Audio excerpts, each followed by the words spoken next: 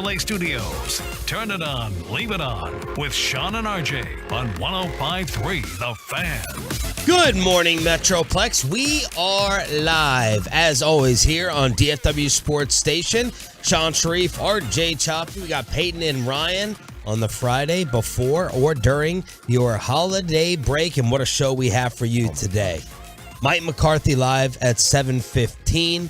Sonny Dykes getting ready for the Michigan Wolverines. The TCU head coach will join us at 8:40 because of a scheduling conflict or because he hates Mike Bassick so much in favor of Derek Holland. Jerry Jones will join us for a second time this week. JJ at 9:20. So hey, guys, Mike. Good to be on with you guys. So Mike McCarthy, Sonny Dykes, and Jerry Jones today. Yeah, I wonder what name we're going to be called today. You wonder that one. That's a big show, though. Holy cow. I mean, you want to talk about whales, Sean. Those are big whales. Oh, those you're swimming.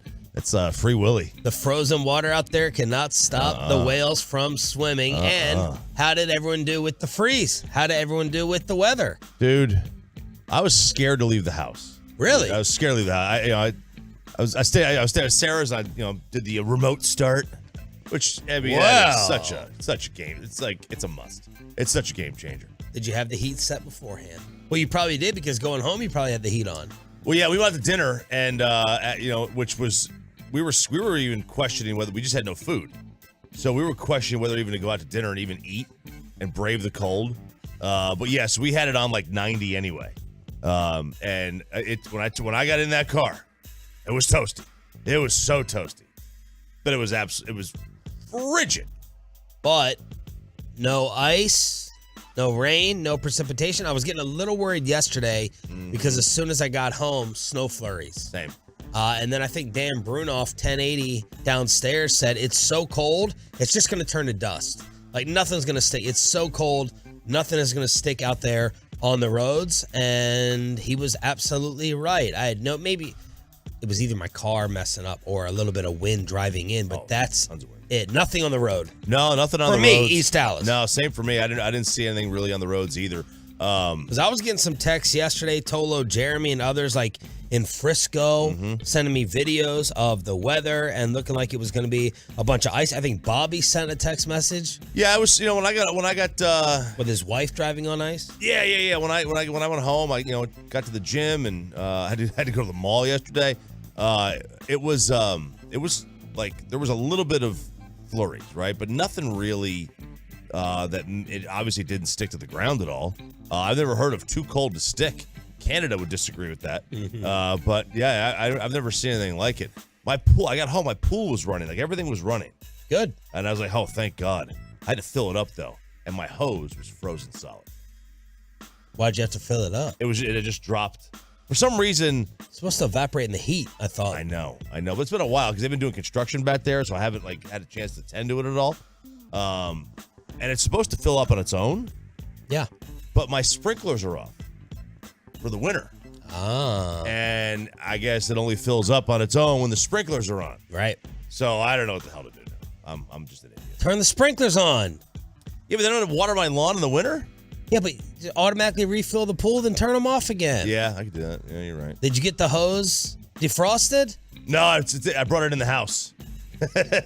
I brought the hose to the house to defrost it. Oh, to defrost it? Peyton, you were a little bit worried when we were leaving here. You're like, oh, crap, where's the weather? Where's the precipitation? What was it like going home and then back this morning from Rockwall? So this morning I did run into what I thought was a puddle. I realized, okay, there's no way it's water. It's ice, and I had to swerve out of the way. Just a big puddle in the middle of the road or frozen ice. So I had to get out of the way of that. But other than that, it was fine. I was worried about the bridge, though, from Rockwall. And driving home? It was fine, driving home.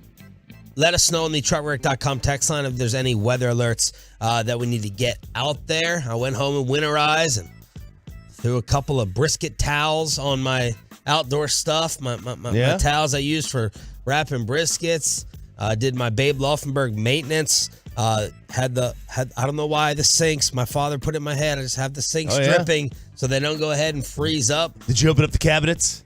I did not open up the cabinets. There you go. You got to open up the cabinets, right? Is that a myth? I don't know if I believe in that one. Like if if your power house goes out, it's not a myth. If the power's on, it should be okay. Yeah, like I cranked the heat up to like 76, 77 for the 2-year-old. It doesn't feel like that though. Okay. Doesn't feel like that. Would y'all keep the heat on? What'd the butler set it to? No, it was like 73, 74. It wasn't Okay. that hot. But I did sleep with the fan on still. Did we still sleep with our Absolutely. fans on? Okay. Absolutely. I thought it was a little weird. I was sitting there in my bed and I was like, should the fan be on? I was like, of course it should be. Of course. Got to. Yeah. You didn't turn the heat up any higher in your home. No, I think it was at 66.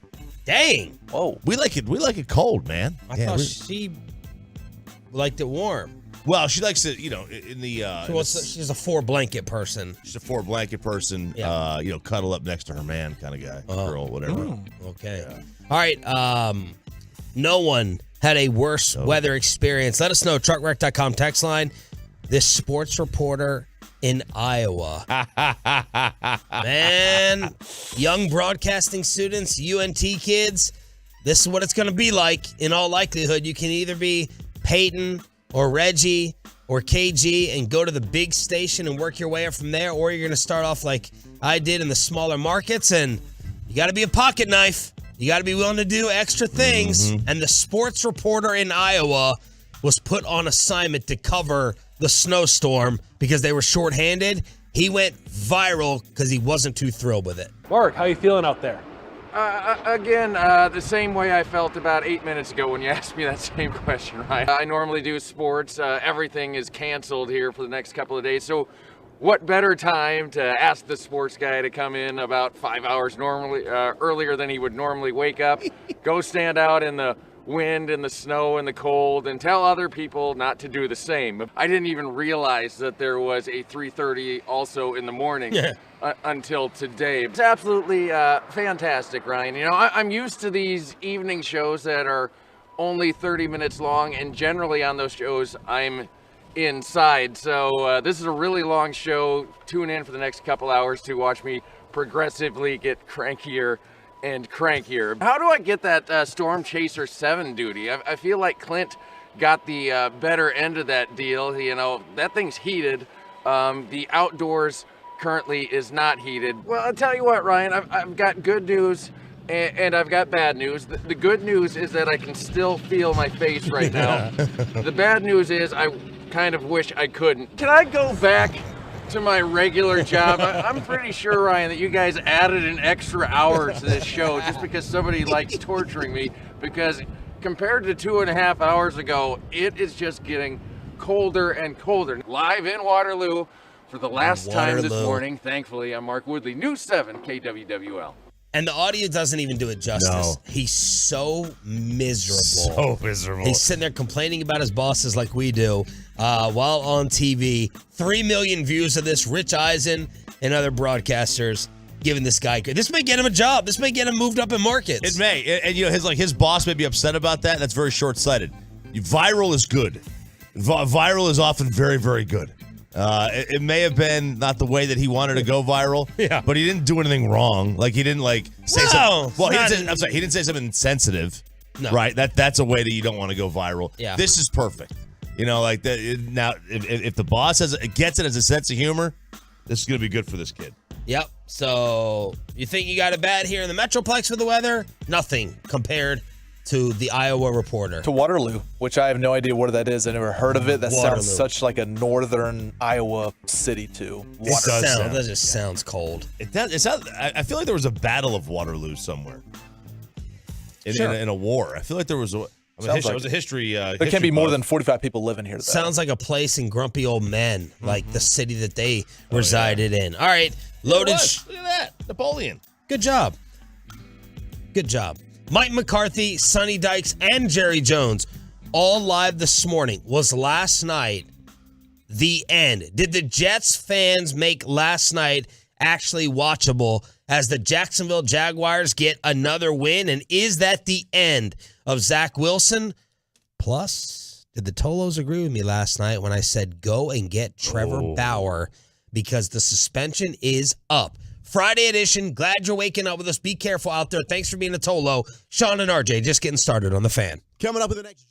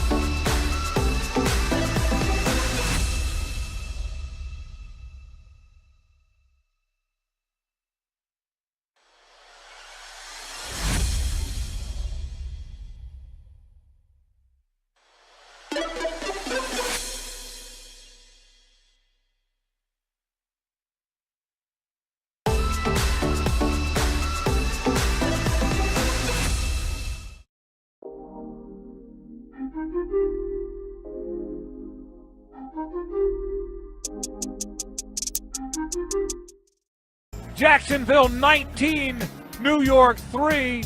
How good is that? Jags radio with the call.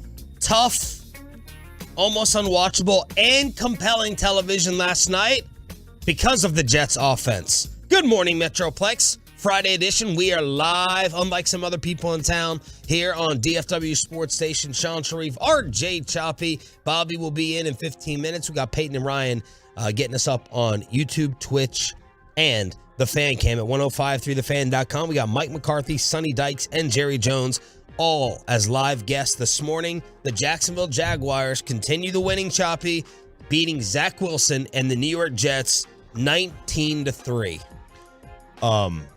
What's the story? Is there any other story? Is it even a hesitation in your mind? No, it's Zach Wilson. It's gonna be tough, even more with him because it's New York, and they're just not gonna. They're not gonna let him back. They're not gonna let him back. They're not gonna give him any more time. He was a project to begin with. This is sometimes what happens when you draft. You look for traits, you look for upside. Sometimes you outthink the room. And Justin Fields was the second best quarterback in college football the entire year. Everybody knew it. And the Jets outthought themselves. And look, I get it. You know, you're looking for upside. That throw he made in the workout. Oh, he made a one-footed throw. He was off 1 foot. That throw was Patrick special. Mahomes. Special traits. Tony Romo. Yeah. Called him Dan Marino. Yeah. Man, don't let Tony evaluate any more Jets quarterbacks. That's for damn sure. Tony evaluating quarterbacks and Peyton Manning evaluating coaches. Okay, don't allow either one of them. Whatever they do, whatever they suggest, just do the exact opposite, and you should be fine. Look, is Zach Wilson's career over? No, I mean I don't like to judge guys after second year. Yeah, after not even 2 years in. If I was another team, I'd be sitting back rubbing my hands. This is opportunity. Get him for a fifth, sixth. Fourth, whatever. Yep. Absolutely, man. That's buying low. But look, I mean, this is they're gonna forever regret Justin Fields. If they had Justin Fields this year with that team, that's a good roster. If they had Justin Fields this year, what is this team doing? Well, we still don't know if Justin Fields can throw. We know he can definitely run. How long is that going to last? I don't know. He saved one of my fantasy teams, so I appreciate him. Right? He kind of went off from that Cowboy game on. I mean, he was putting up stupid numbers, but a lot of that was on the ground. To steal Bobby's line, I think he's a running back, not a quarterback yet, but that was the draft eval. It was the draft eval, but here's the thing, and this is the thing that you have with quarterbacks like that, like him or Hurts or Lamar, anybody that can run, is that the floor is so high for them. Like, they're going to come in and they're going to have a baseline that's going to be better than just a drop back passer because they don't have to learn the same type of game as quickly. They can grow into it. So when Justin Fields' body breaks down, maybe by that point, he's improved everything. So your floor is better. I look right now. If they had Justin Fields, they're better than 7 and 8. No doubt, absolutely. And this is a heck of a coaching job by Robert Saleh. Look, I got to give Mike Bassick credit. If it was not for the ribs of Mike White, Bassick would have made me look dumb in our Zach Wilson bet. During Peace-a-thon, he said, I don't think Zach Wilson, and the news broke, Zach Wilson's getting benched. And Bassick said, I don't think we ever see Zach Wilson again. And I was like, what? I was like, they have to find out, dude. Are you crazy? That is an overreaction. If Mike White's ribs were not banged up, Zach Wilson would never have been back out on the field like this. But last night he finished, but I still won the bet. Last night it was a 5.2 QBR. Is that good? 5.2. He got benched for something called Chris Streveler. I love Saleh. We didn't bench him. We just want to get a running quarterback in there. Al Michaels was going viral for calling another crappy game. He said, I think I'm hearing the Jets fans chant Namath, O'Brien, Flacco, and Pennington. I mean, he was just having a ball. He said the Jets have, at one point in the game, he said the Jets have all their timeouts for whatever that's worth. Here's Zach Wilson, frustrated while watching from the sidelines. Yeah, it is, and that's why I got to look myself in the mirror. I got to go back and I got to watch this tape and you got to be hard. You got to be hard on yourself and just say, why are we not moving the ball? And that starts with me. What am I doing that I got to help this team be in a better position to move the ball? Whatever it is, it's got to figure it out. This is also a case study in cities. So Oh, you mean taking the kid from Utah, the entitled kid from Utah to New York City? Well, I don't know about that. That may be another aspect of it, but they neutered him because of that locker room issue. When he didn't take accountability, I mean, and I actually thought he said something worse. I was like, is this it? Is this it? When they said y'all scored 0 or 3 points, do you think you did your job? And he's like, yeah. That pissed off that locker room. Saleh had to discipline him. They deactivated him, didn't even make him the backup. They're like, you're going to be in street clothes. We'll let you on the sideline. But that's the downside to this. In that city, last night, he was getting booed for throwaways, dump-offs, everything. And that city is not going to let him return. Fine, be done with your number 2 overall pick after 2 years. It's there are some places that you want to go. Like you could look at Daniel Jones. I don't believe in Daniel Jones. I'd be happy if the Giants extended Daniel Jones, but this year Daniel Jones had a little bit of a resurgence. You could make a case to try to keep him around a little bit longer. Daniel Jones has been around longer than Zach Wilson. If we made that decision, Giants fans had their way before this year started, Daniel Jones would not have even had the season that he did with the Giants in the playoffs. In your own city, you have an example. Yeah. And look, I don't know what they're going to wind up doing with him. I have an idea. I think they're going to just never play him again. That city is not for everybody. If you can figure out a way to play great there and make it, I mean, it's probably amazing. But if you're just average or worse, in this case, you are terrible, you're going to get run out. You're going to get run out of town, and they're going to do it much faster than anywhere else. And that's a shame. Like, you should not be judged as an NFL quarterback over less than 2 seasons. I'm sorry. You just shouldn't. As for Jacksonville, man, I know we're supposed to be extra bitter towards them because they just beat us. By the way, Doug Peterson told the Amazon crew that the Cowboy win was the 3rd biggest of his career. The Super Bowl win, Philly NFC Championship game, beating the Cowboys, that was the 3rd biggest win. Look what happens when you just get an adult in there, just like a respectable adult. I thought that's what Ron Rivera was going to do for Washington, but they swap out Urban for Doug Peterson, and I'm happy for Trevor Lawrence. I am. You talk about the way to act, conduct yourself. He never has any negative headlines. He never whines. He didn't throw anyone under the bus like Zach Wilson did. You don't hear any diva stuff from him, and Trevor Lawrence is now taking that step. 5-2 in his last 7 games. 14 touchdowns, 1 interception, and 2 rushing TDs. Trevor Lawrence is coming on. He is. And like 8 weeks ago, 9 weeks ago, we were like, oh man. Yep. We are not talking about what a bust this dude is. Right. And he has figured things out. Credit to him. Like it started to click for him. It doesn't click for everybody in year 2. But it certainly clicked for him, and they are red hot. They've got a great chance to make the postseason. Are they the favorites to win the South? Well, they're a game back of Tennessee, or half game back now, because Tennessee's 7-7, and they play each other. And Jacksonville comes off the mini bye to play them, right? I heard some people talking this morning that Jacksonville was like the Vegas favorite to win the South. Yeah, I think they are right now. Well, because they have the Texans and then the Titans, so they just have to win out. And yeah, the Titans and are without Ryan Tannehill. Now the Titans will, and they're without Ryan Tannehill, and the Titans will have that mini bye coming up after their game with us. Tennessee 7-7, Jacksonville 7-8. I think Jacksonville's going to win that division, man. I hope so. I hope so. Like I heard someone this morning say, "Man, can we just get Jacksonville in over Tennessee, and can we get the Lions in over Tampa Bay to make the playoffs more fun?" It'd be much more fun, or over Washington. You know, the Lions in over Washington. I'd much rather see that. I mean, I want to see Tom in the playoffs. I mean, I would like to see that too. Even though they don't deserve it. They don't deserve it. You know, the Lions deserve it more. But I mean, you'd have, 2 good offenses. The Lions got a really good offense, and you get to see Trevor Lawrence in the playoffs. Would you want to play? Would you want to play Trevor Lawrence in Jacksonville right now? They're going to wind up playing probably the Chargers. If you're the Chargers, you want to go to Jacksonville? Not right now. Not me. In Miami, you want to go to Jacksonville? Couldn't be me, man.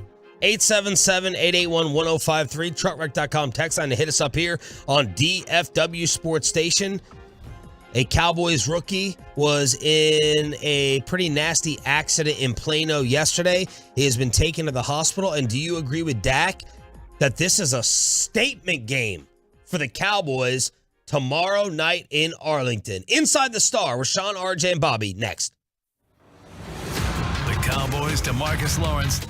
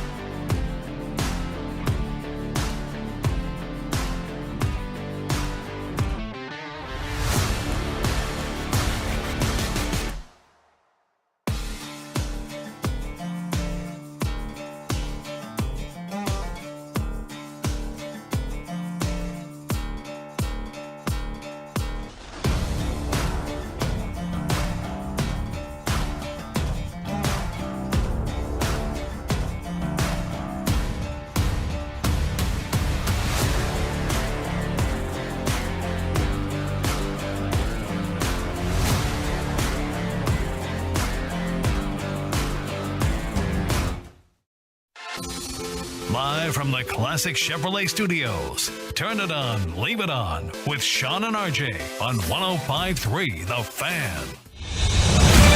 From news and notes to the coaches and players for America's team, let us go inside the stars on 105.3 The Fan. Loaded show for you this Friday to get you into your holiday break.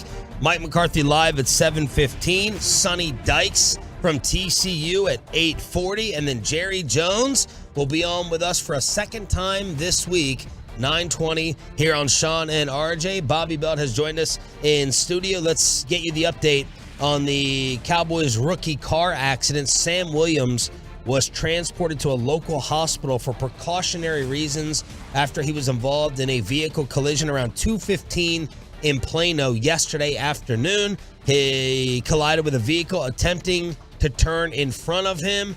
Looked like a little Corvette action for Sam Williams based upon some of the pictures and videos. Looked that way. Those things, those.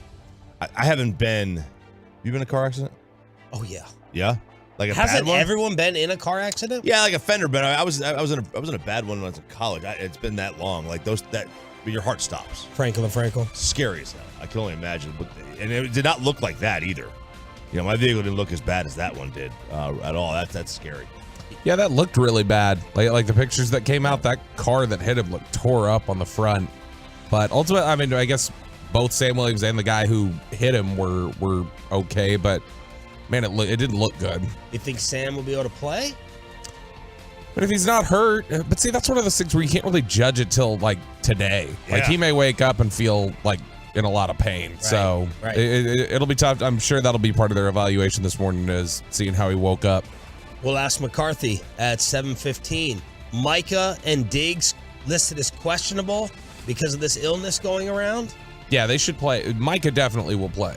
Diggs, I believe, will play. That one's just, when it pops up on the, 2 days out on the injury report with an illness, that's just, you have no idea how the illness is going to go the next 2 days. So it's tougher to predict. But Micah is trending upward, and they fully expect he's going. All right, Choppy, last week you disagreed with someone who suggested that the Cowboys needed to beat Jacksonville to remain, or for their contender status. And to be honest, that made me think a lot. I didn't instantly disagree with it because I was like, am I thinking less of the Cowboys after that Jacksonville game? I'm thinking less of the Cowboys after their last 4 games, which I've been harping on for the last 2 weeks. But you disagree with that suggestion. What do you think about Dak calling Philadelphia a statement game? I don't get this one either. Because what statement are they making? That they can beat a backup quarterback? Philadelphia is not a top 10 team with Gardner Minshew. They're not a top 15 team with Gardner Minshew. Where do you put Philly's roster? I think their roster's pretty good. I also don't think it matters. You don't think it matters? I think the quarterback matters. I think if you put a top 5 quarterback on any team in the, just not top 5, but put Patrick Mahomes on any team in the NFL, they're the Super Bowl favorites tomorrow. Is it possible he's thinking more from his perspective, though? Like their side of the ball? Like Philly's not missing any big defensive players. So for him, it's like, this is still a big challenge for us. So this is about making a statement for us. I think if Minshew and the Eagles, I'm not totally dismissing the Eagles because of Gardner Minshew.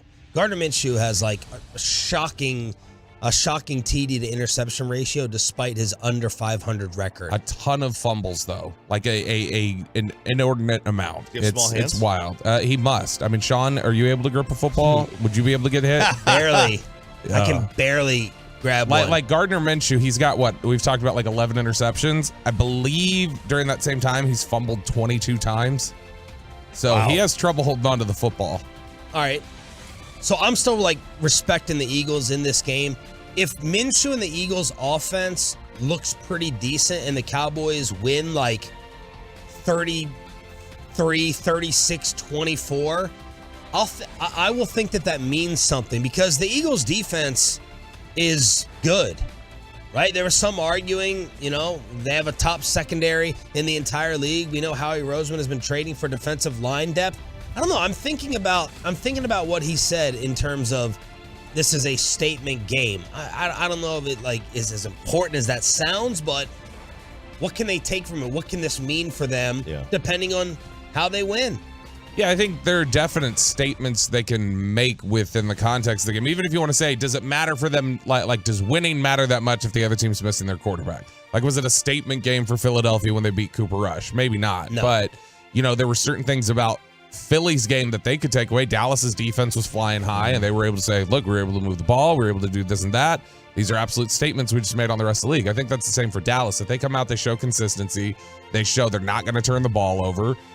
For the defense, that they're able to show what they can do against that running game, even absent Jalen Hurts, that they can stop Miles Sanders, that they can get pressure against a good offensive line. I think there's several statements that they can make, even if you maybe expect them to win. You have to ask yourself, and for you, the answer is probably going to be 0-0. But I think you got to ask yourself, what could the Cowboys win by, or how could the Cowboys win to make you think differently if they were to match up a third time? What would stick in your brain for a playoff rematch where you're like, they beat them by 27, or they shut them out, or they scored 3 points, or A.J. Brown was limited, or, you know what I mean? Like, you'd have to, what could they do, and how could they win, or how could they play in order for that to influence the way you would pick the third game? That's a good question. I don't know if it would influence how I pick the third game, but I mean, you could definitely, like, look, if they play a clean game, right? They don't make any mistakes. Offensively, they control everything. Philadelphia's got no answer, and it's not because they're worn out, right? It's not because Philly's defense is on the field so much because their offense can't move the ball. Yes. There are situations, even in blowouts, where the game really comes down to 3 or 4 plays even then. Sure. You got a 3rd and 3 that you don't pick up. The other team gets the ball, they score. Then you get the ball again. You get 3rd and 3 again. You don't pick it up. You know what I mean? Like that with Jalen Hurts, you may pick those first downs up, keep the clock moving, keep the game going, keep possession, and all of a sudden that 30-point game is now set, right? You know what I mean? Like, it still comes down to a handful of plays. So absent of it being one of those things where it's like, close game, and then fourth quarter you wear them out. Yeah, I mean, if they play a clean game, I think you could take something from that, because you're right. At the end of the day, like, what I do like what Dak said is that it does seem like that they are focused solely on themselves and what they do right and what they do wrong. And if they correct their own mistakes, they don't have to worry about anybody else. I do like that approach that they're taking. It seems like he's taking it. Yeah, I mean, if Dak goes out there and throws for 350 yards and 4 touchdowns and no picks, that's going to matter if they match up against them again and Jalen Hurts is playing, because people go, we saw what they did against the secondary. If the offensive line, now with Tyron Smith at right tackle, shows that they're able to slow down that pass rush that the Eagles have, there's never been an NFL team have 4 players reach double-digit sacks. The Eagles have Josh Sweat, who's a half sack away from 10, Brandon Graham, who's 1.5 sacks away from 10. If they get to it, the Eagles have 4 guys with 10 sacks. Wow. And so they would be it's a historic type of pass rush here. So if the Cowboys can show we can stop this pass rush and stand back there in the pocket and deliver the ball down the field with success without turning it over, that would matter in a rematch here in a month. Did you say ahistoric or inhistoric, and why did you choose one or the other? I don't remember which one I said. What do you think? What did you think I said? I thought you said ahistoric, which I appreciate because I hate N historic. Yeah, same. Yeah, I generally only say N if the next word begins with a vowel. So we'll ask Mike McCarthy about all this. N application, N ender, like that kind of thing. We'll ask McCarthy at 7:15. Blogging the Boys put up an article. I didn't even think about this guy. Well, we were surprised that Turpin and maybe Tank and Pollard made the Pro Bowl. Snubs? Brett Maher? Who made it over Maher in the NFC? I think Jason Myers, Seattle. Okay, was he like? I have no idea. Sounds like stats, but sounds like an engineer or something. I think they just put names in a hat and picked one.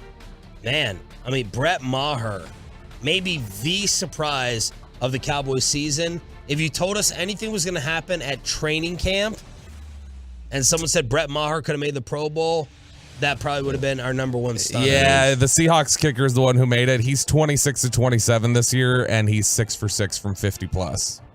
That's hard to keep out. Yeah, Okay. that is. Maher, 23 of 26. He's been automatic. Automatic. Every time he lines up, you're like, that's good. I don't care if it's from 50 or beyond. It's like, that's good. That's going through. Oh, the fear, even when he was good, the fear over the last 2 years with Zerline would step up there to kick every time. That's been gone. And he changed the opinion, I feel like, really fast. Like, I feel like we were 2 weeks in the season, we can trust this. Like, we all had a feel for, like, okay, he's got this. He's not rattled. Yeah, that's what you want. You want an 85% kicker. 85 to 87% kicker, and he's right at 88. He's doing exactly what you 88 need. club. Huh? 88 club. That's right. Hut. All right. Stop it. I was thinking Dez, and then he took me right to Drew Pearson. All right, the Commanders, as we stay inside the NFC East, they have another potential scandal brewing. Dude, just contract this organization. Seriously.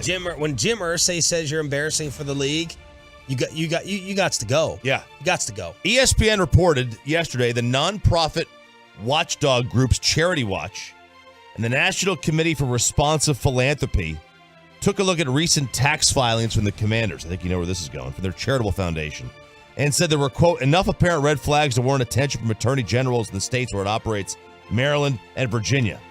As much as 75% of the charity funding comes from donations by Commander fans and the public. Just summarize it. To summarize, they don't know where half the money's going. They're being accused of running like a fraudulent charity. Yeah. Like, this is like, you see this in the NIL world, but they do it for, they don't accept donations. Okay. It's like a booster will make up a dummy charity that a recruit will just tweet about, and then they'll funnel money to them as part of their NIL deal. But this is a real charity. Yeah, and that's one of the big findings out of there was that they didn't disclose that a company that it lists on its government filings regularly, it's one that Dan Snyder owns. Yeah. And so it's like, okay, we'll take from the charity and just put it right back in Dan Snyder's pocket.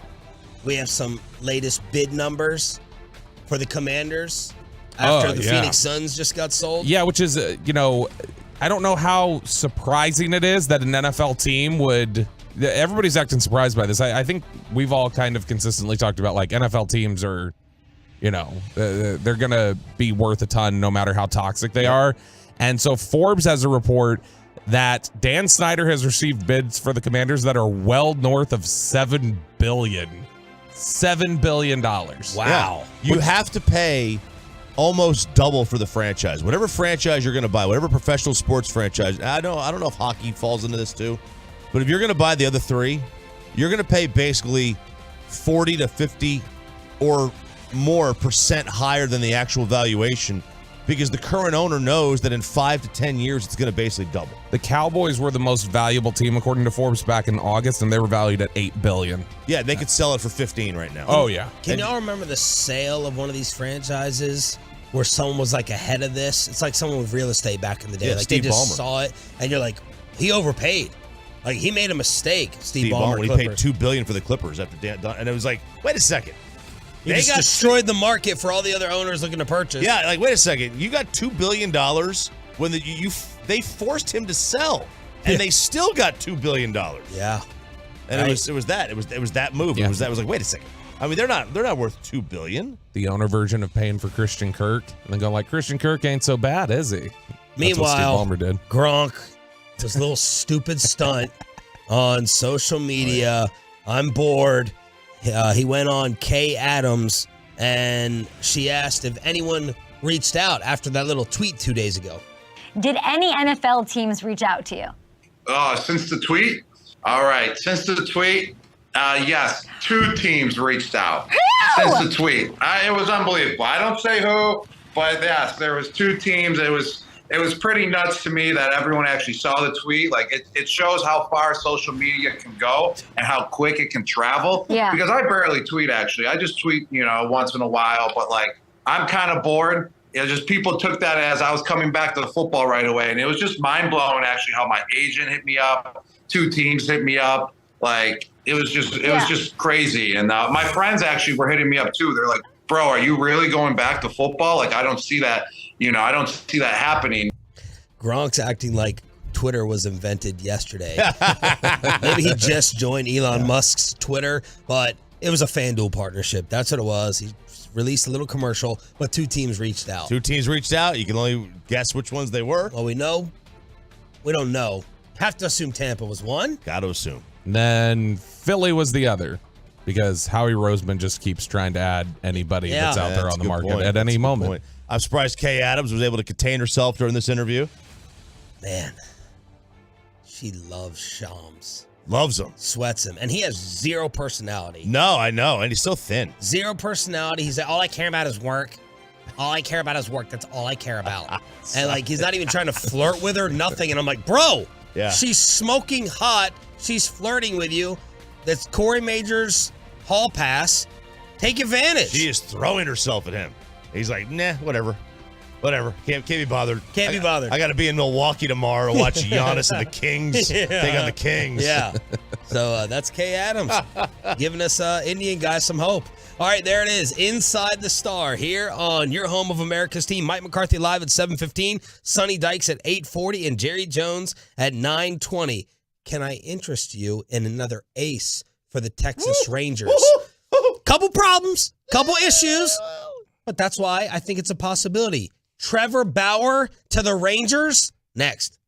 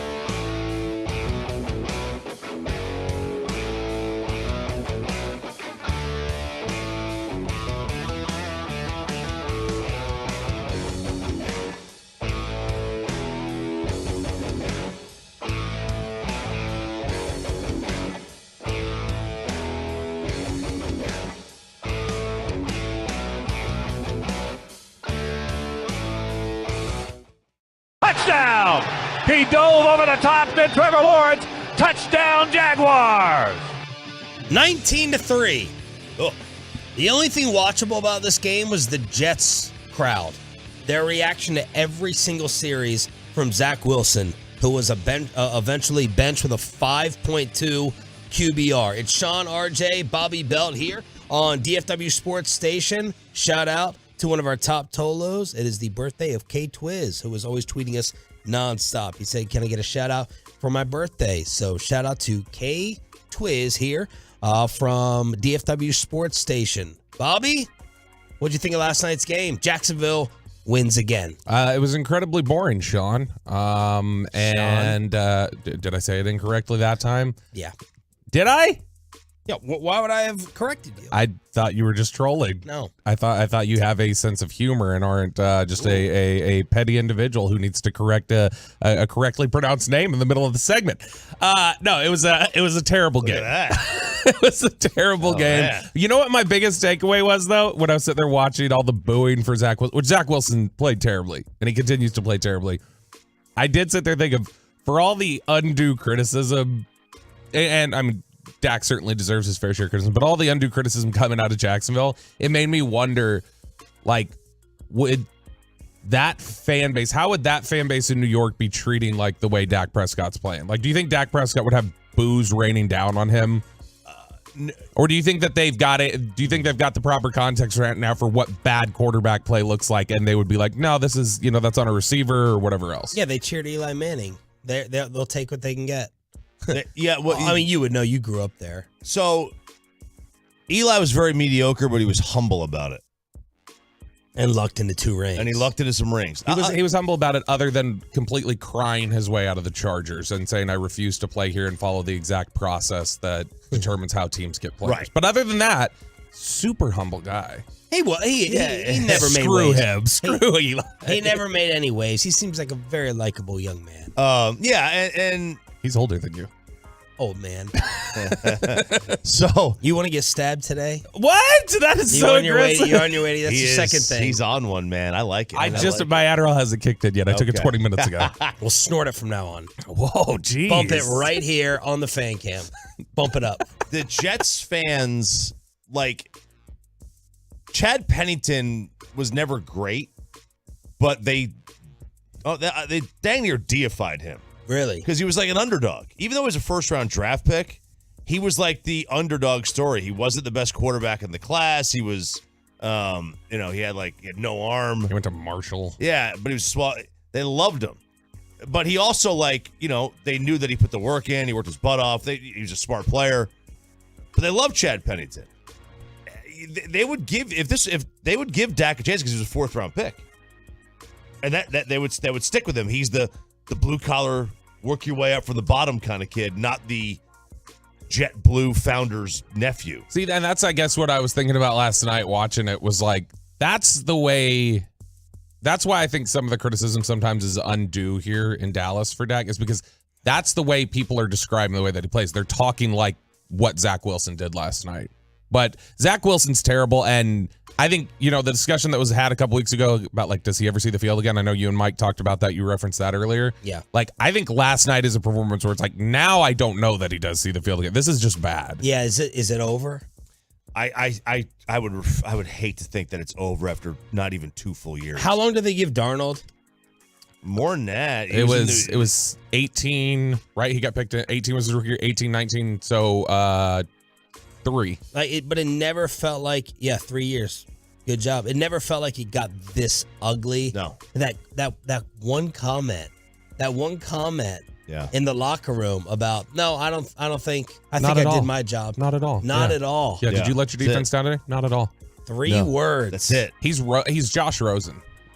That's what it is. Which Rosen had the same issues. Rosen was considered incredibly arrogant, incredibly cocky. Brat. Yeah. Yeah, but was Josh Rosen sleeping with moms? His mom's friends? I mean, do you agree with me? If I'm another team, I'm rubbing my hands together. I'm that GIF sitting behind the tree waiting for Spice Zach Wilson, Adams. 5th, 6th round pick. Go ahead, I'll trade for the 3rd-year tools.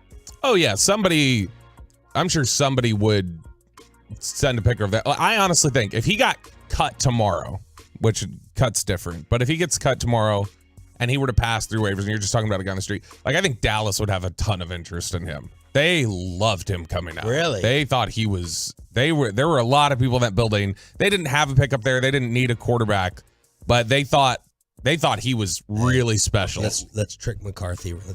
RJ, you figure out a way to ask this about maturation. How long? How long do you give a quarterback? How long you give a quarterback is you all have done your 6-year studies. You know, we were watching Zach Wilson last night. He raved about Baker. I was thinking about that driving in. I was like, Mike McCarthy, what are we going to ask him? I was like, man, he really raved about Baker Mayfield the other day. I wonder if he would do the same thing over Zach Wilson. Well, and how did he was there during the oversight of the transition into Aaron Rodgers, which Rodgers sat for a couple of years. Like, does he think that there's an unrealistic expectation for guys like Zach Wilson who are just thrust right into it? Because his only experience, because he came to Dallas and had Dak, really his only experience with this was like as a head coach, was bringing a quarterback along and then letting him find his way. There you go. Perfect. For Mike McCarthy at 7:15. This is kind of scary. Through 22 career starts, I was wondering why this guy's name was trending. Oh, yeah. Zach Wilson, win-loss record, 8-14. Jamarcus Russell, 7-15. Passer rating, Wilson, 70.9. Jamarcus, 70.8. Passing touchdowns, Wilson, 15. Jamarcus, 16. Yards per attempt, Zach, 6.44. Jamarcus, 6.34. That's identical. Yeah, it is. It's identical. That's pretty sickening. And when you watch him, he looks that bad. They should pull the fake tape. They should try to prank him with the practice film. Send him home. Be like, what'd you see from the defense? And Jamarcus apparently came back and just lied when it was a blank tape. Oh, well, they know that now. They will, teams will, it's like with your kids in school. They will spy on how much time did you spend on your iPad? Yeah. They watch the screen time and check that stuff. There have been players here in Dallas who have gotten caught for that in the last 5 years or so. Oh, really? Yeah. So it happens with teams where they catch guys who it's like, oh, look, you haven't logged into your iPad in 4 weeks to watch film. What's that about? All right. Let's now move on to a tweet that I sent out last night. Got some people riled up. Trevor Bauer is being reinstated today. He's being reinstated today. And I was like, go get him, Rangers. Now, Bob Nightingale, who gets mocked by other national writers for always being wrong, suggested the Dodgers, they're going to let him go. He's under one more year of team control for the Dodgers. $22.5 million guaranteed. All right, he's getting $22.5 million this year, but his suspension got cut down, time served, all that stuff. He is going to be reinstated today. You would think he's going to move on from the Dodgers. And I was like, go and get him, Rangers. 31 years old, Cy Young winner, Cy Young stuff, dinged up and dented out there on the market. Feels like that is a Ranger-type acquisition, right? Because besides Jacob deGrom, you're usually not getting the top studs available. This is the top studs available. Well, he's got warts. Yeah. He's got major warts. There's going to be a lot of teams who just, I think, stay away. I think have him on their no draft board to make an NFL. But would this feel wrong? I don't know if I should ask Choppy first. Choppy is the right shoulder. Wait, which one's the devil? Me and inner me. Kermit and inner Kermit. Oh, well, yeah. You do. Peyton and Bobby. I think the devil is typically on the left. The angel's on the right shoulder. Okay. Choppy's on one side. Bobby may be on the other, or Peyton on the other. Bobby's kind of sick. But you would be all in? Yeah, I mean, they went to nothing came out of this. Like, they went to court, right? He served a really long. He last pitched June 20th, 2021. Something did come out of it. Yeah. I think you would say maybe an unfair punishment came out of it. I do think an unfair punishment came out of it. Now, seemed excessive. I can only go based on what the courts determine. That's all I'm going to go by. And I have a major problem with, the league going outside that. The court said he didn't do anything wrong, or at least they couldn't prove that he did anything wrong.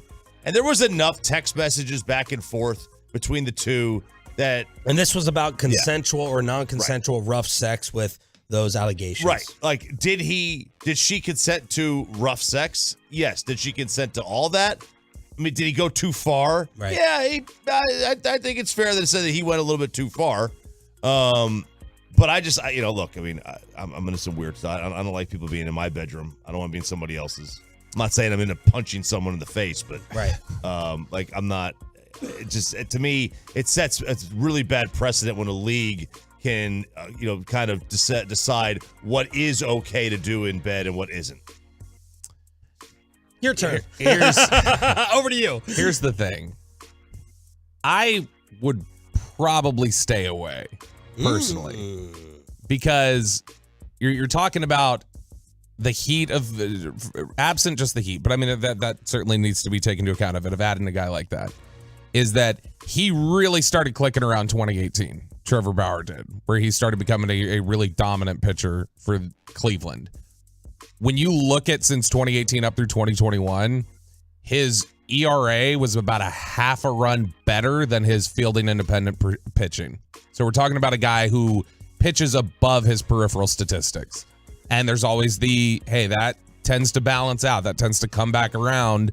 And so you're coming at this, you're staying away because of an no, ability no, thing? Because of his FIP? No. I'm saying that we're not just I'm saying if you want to just take this out of it. So take the question out of it but what did the legal system say about him? Say, okay, let's take that out of it. Let's just talk about him as a pitcher. This is the reality of him as a pitcher. Then when you take into account, all right, now let's bring back in the heat of it and the optics of bringing that guy in. Is it worth it for a guy that looks like his elite pitching statistics almost were kind of pitching above his head? And that's going to come down to earth eventually anyway. I don't think that's a combination I want to play with. I am a little surprised looking at the ERA numbers that it's not better. I'm a little bit surprised. Since 2012, 606, 529, 418, 455, 426, 419. Then a 221 in Cleveland. That was, why was that interrupted? 2018.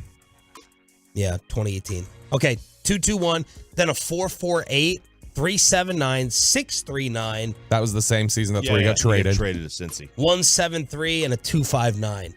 So the career ERA is a 3.79. I don't know why I was thinking he would have some more sub-4 ERA seasons. Well, he did become a better pitcher, obviously, as he got older. Something at age clicked. 27, something clicked. Yeah, so something clicked. He figured things out. I mean, he's become a really, really good pitcher. I mean, but his whip. I mean, to be a starting pitcher and your whip to be under 0.8. But if all things were equal and Trevor Bauer cost the same as Carlos Rodon, who would you prefer? Rodon. If Trevor Bauer cost the same. All things were equal, like no controversy. They were both available. Who would you? Oh, I would take Trevor Bauer. I would too. Yeah, I would take Trevor Bauer.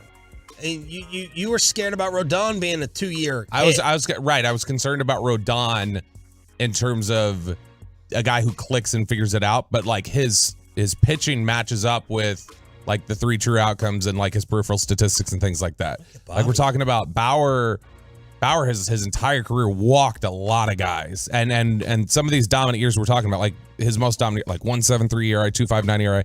Pitched 11 games in 2020, won the Cy Young in a COVID-shortened year, and then 2021 pitched 17 games. So there's a lot to consider there just as a pitcher, and if he can be the type of guy you think he can before you even take into account all the optics of it. There's also a lot of similarities in their careers. Like both of them kind of figured it out at 27, 28.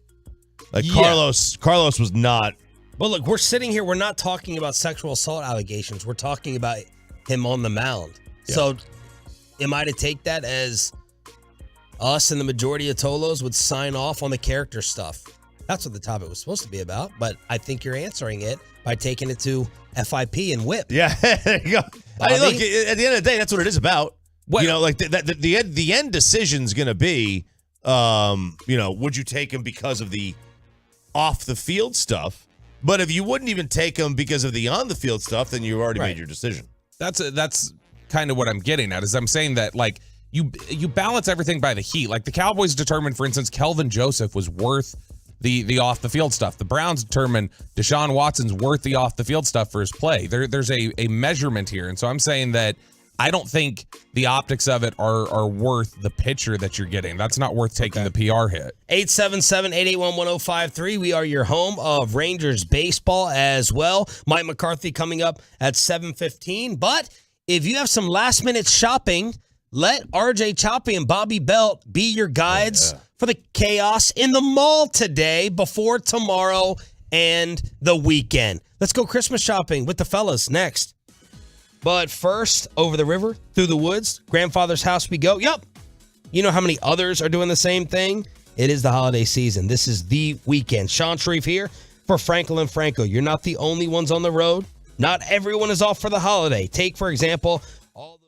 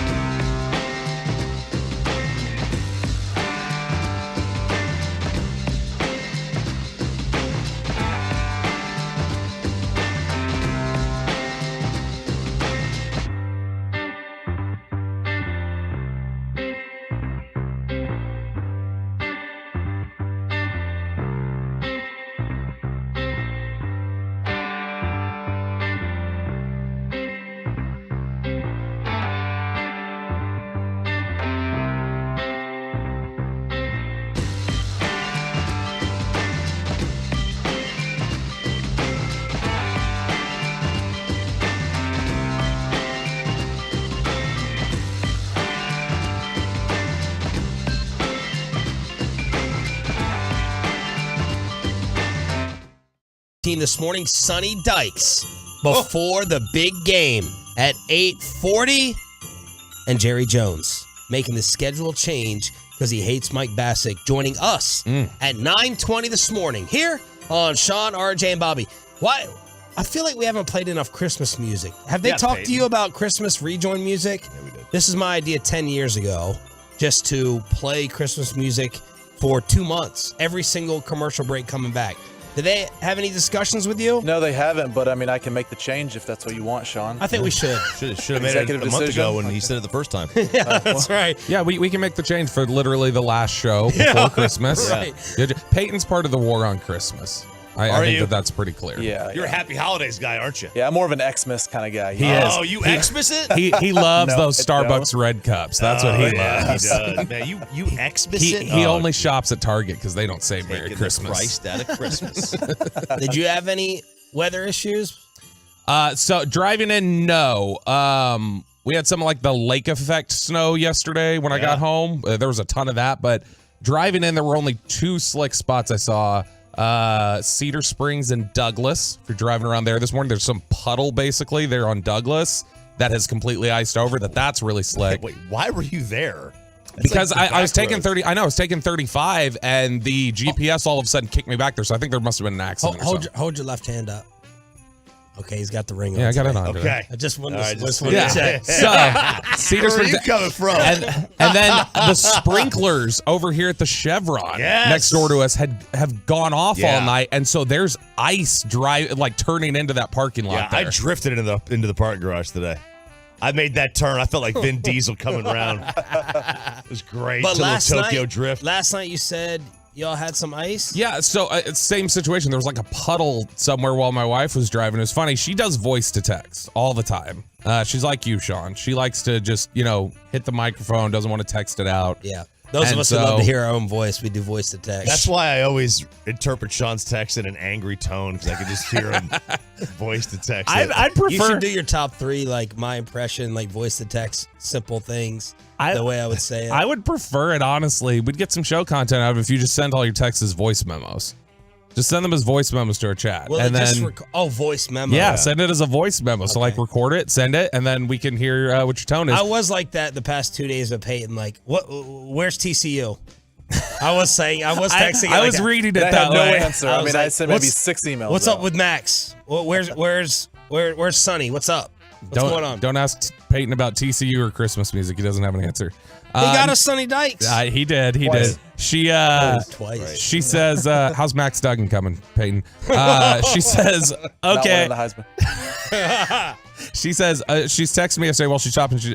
I said, "Hey, we'll do some more stuff tomorrow." Blah blah blah. She goes, "Okay, I'm running to Kroger real quick to find tortilla chips. OS." And then the message ends. I'm like, "What is that?" And then she says, "I ran over an ice puddle. I was on voice to text." And so she's like texting me and then goes, "Oh, S," and tries to like swerve and ends up just sending it. And so Real safe. Did it bleep it out though? Like the text message bleeped it out? bleeps it. Yeah, like if you say it into there, sometimes it'll bleep it. Oh, really? Yeah. So it's 12 degrees right now. Balmy. Today's high is 25. What's it feel like? The wind is 13 miles per hour. And then tomorrow, 35. Sunday, 46. And then next week, 52 and 62 and 69, 67. Nice. So Nice. 70 degrees next Thursday and Friday. Heck yeah. Oh my gosh, After I love that. 12 today. So what is it? Is it like, does Delkus just step outside and go like, this feels like -5? I'm gonna go ahead and say that. Like, how do they? I don't understand how they measure Let's that. start talking about the NBC5 guy.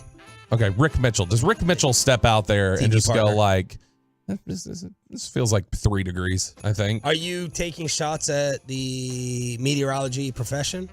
No, I don't think it's understand. I don't understand the look. It's like QBR. Like I trust it. I just don't understand how the formula is made. Yeah, like heat index and wind chill.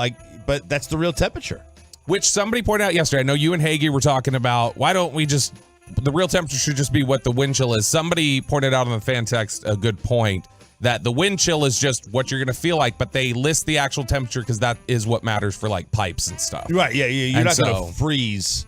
Your pipes won't freeze with a below 0 or below 32 wind chill, but they'll feel like you are. But I'm not seeing any grid nightmare issues on the fan text. Not a ton of stuff, so that's good. Yeah. I think we're going to make it through it. I think they fixed it. You think so? Yeah. Okay. You want to get into that a little more? Who do you think fixed it, Peyton? Yeah. All right, for those who are procrastinators like these two, tell them what they're in for at the last second holiday shopping, Ralph. If you're going to go to the mall, I suggest going there when it opens up. Yeah. Right when it opens. Walk the mall like the senior citizens do. Yep. I went yesterday after the show. Which one? Grapevine Mills, which was on the way home. I knew exactly where I was going. I knew what store I was going to go into. Knew exactly. I didn't know exactly what I was going to get. I wanted to look and make a decision based on a couple of things in the same department. They have your kind of kinky stores there at the mall? No. What's her ring size? I don't know what her ring size is. Oh, okay. I don't know what her ring size is, but I know who to ask to get it. Oh! Yeah, I know who to ask to get it. Eventually. It'll happen. Eventually. But Such a good sugar daddy. Could you ask Walchuk? Walchuk? 6 Degrees of Zach Walchuk would know. Oh, no. I don't think so. Right. So, I go in there, 6 minutes, in and out. All right, so you just went in a department store. I guess you could call it. You parked right outside of like Macy's or something. You knew you went in, you got it, you went out. Yeah, you did not enter the fray. It was a summer-winter store, if you know what I mean. If you know Grapevine Mills Mall, very summer, very winter. And I went in, and I got right back out. Got what I needed and left. You got Sarah's gift at the Bass Pro Shop.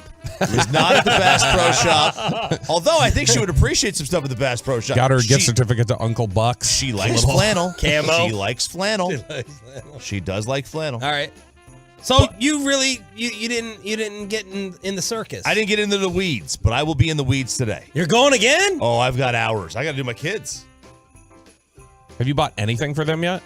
Other than the stuff that wasn't delivered?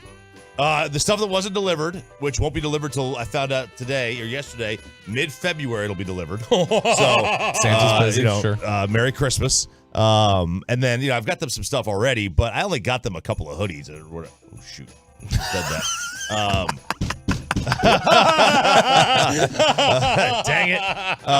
So I got more to get. I don't know what I'm gonna get though. I think I gotta get. Did they give you a list? Yeah, but their list is like, I want an Apple Watch. I want an iPad. I'm like, guys, I need a TV. Can I get a projector? Can I get a projector for my room? No, pal, you're not getting a TV. So was the parking lot like chaotic? You could tell yeah, people are lining up. When I left, in 6 minutes, it had probably doubled in size. It was insanity. Did you see any tornado damage?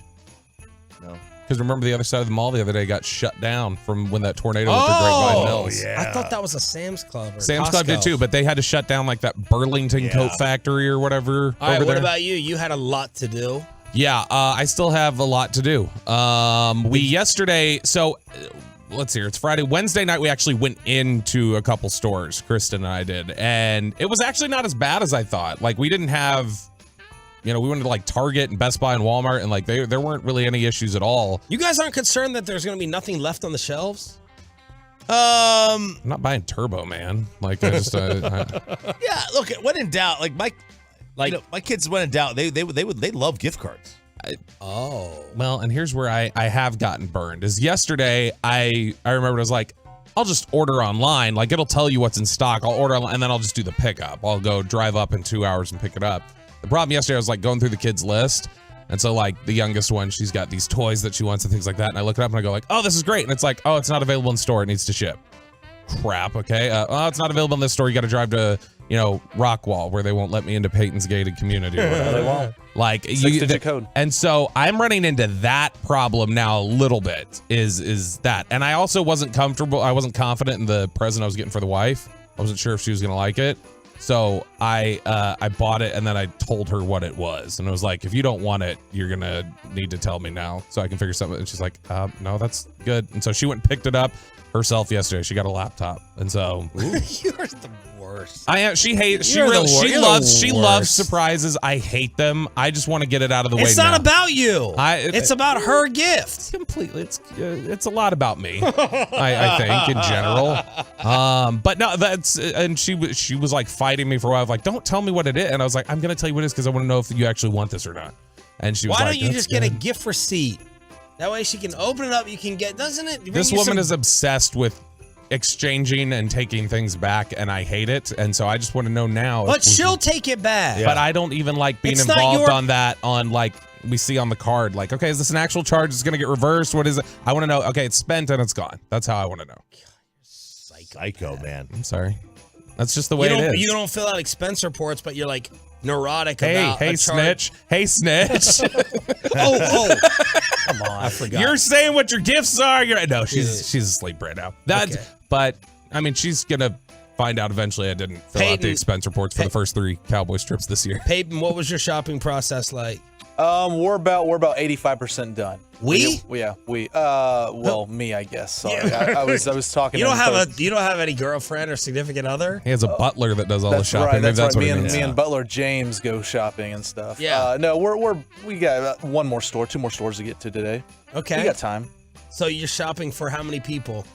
Not the parents? Yeah, just the parents. The brothers, we believe it's just a wash, gifts and stuff. So we just agree, hey, let's just, Good. all focus on the parents and stuff. Excellent. And let's just not worry about each other. Y'all don't pitch in together and get something. You buy stuff individually. No, we will pitch in. Oh, Yeah, yes. we'll pitch in. Some individual if you want to go out of your way and stuff if you find something. But yeah, we'll pitch in. All Make right. it easy. Let's get to You're done. You got everything. I got the wife. I don't have to do anything. But for her, you got her stuff. Oh yeah. So her birthday is the 21st, so I just ordered 2 or 3 things at once. And now her Christmas gifts have not arrived. She has no Christmas. She got one thing that might be a piece of paper. But her other stuff hasn't arrived like your kids. It's not here. I ain't sweating it. I went way above for the birthday. Nothing for the kid? Whatever she got him. He just said I don't she did it, I Peyton. don't want he doesn't need that stuff. Or the dog? The dog's paralyzed. Thanks for bringing that up. Yeah, if you got a new pair of legs under the Any pair of tree, legs? you got a new pair of legs, Amazon, I'll take that. You a-hole. Mike McCarthy at headlines. Next. Let's get you over to the greatness of Diamonds Direct. Speaking of...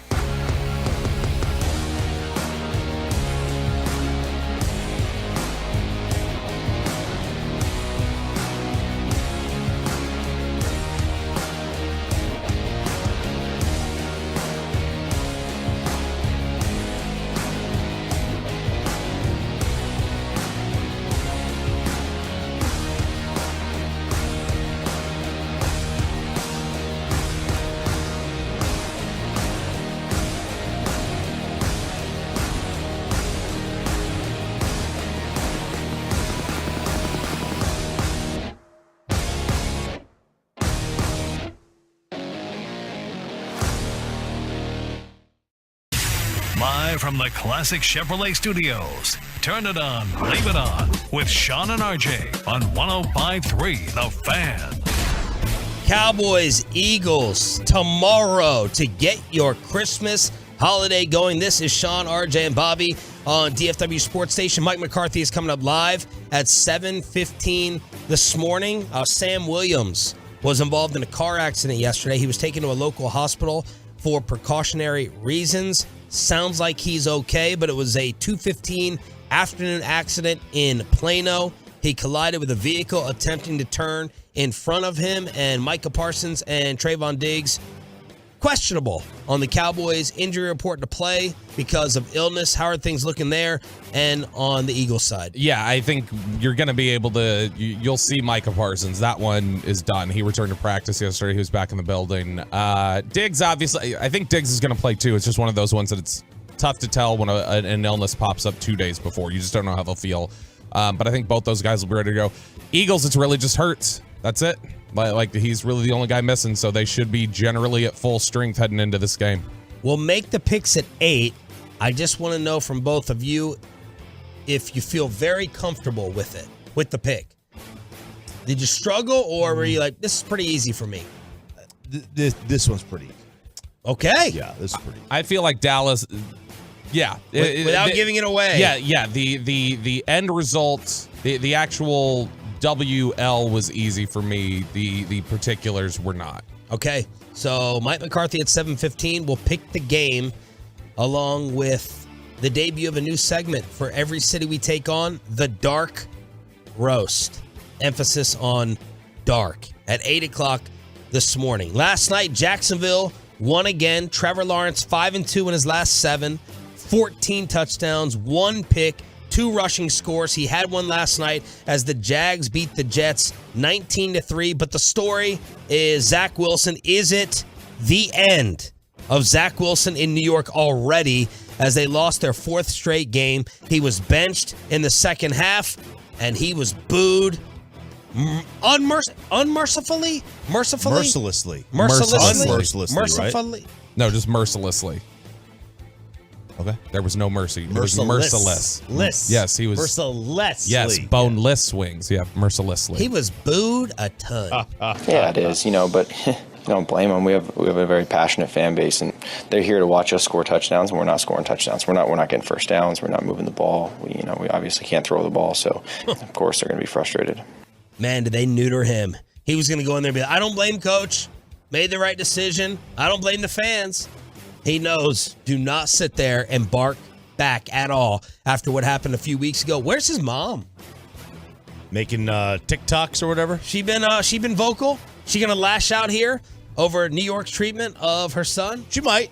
And look, it's not fair, but it's also the position that it comes with. I mean, you're going to get criticized, especially in that city. They will go at you.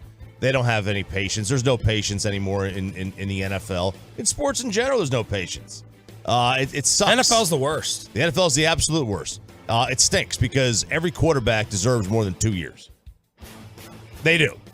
Yeah. I mean, they deserve closer to 6 years than 2 years, in my opinion. So, this is not fair for him. He's I don't know. I have no idea if he's a good quarterback. I won't even make a judgment on him. Well, you came in this morning before the show, and you're like, he looks like trash. Oh, he was terrible last night. Good gosh, he's been awful this year. It's hard to find any redeeming qualities. He can make some of those. He's shown oh man, that's kind of a brilliant pass. He's got arm talent, but he does nothing routine. And I think that's the big problem. If you just make the routine plays, you can buy yourself a little bit of time. But he makes the great throws and the horrible throws, and then none of the in between throws. Man, there's way too many games tomorrow. There's 5, isn't there? Dude, I'm looking at this. I didn't realize. Is this right? Because Christmas is the day with just 3, I think.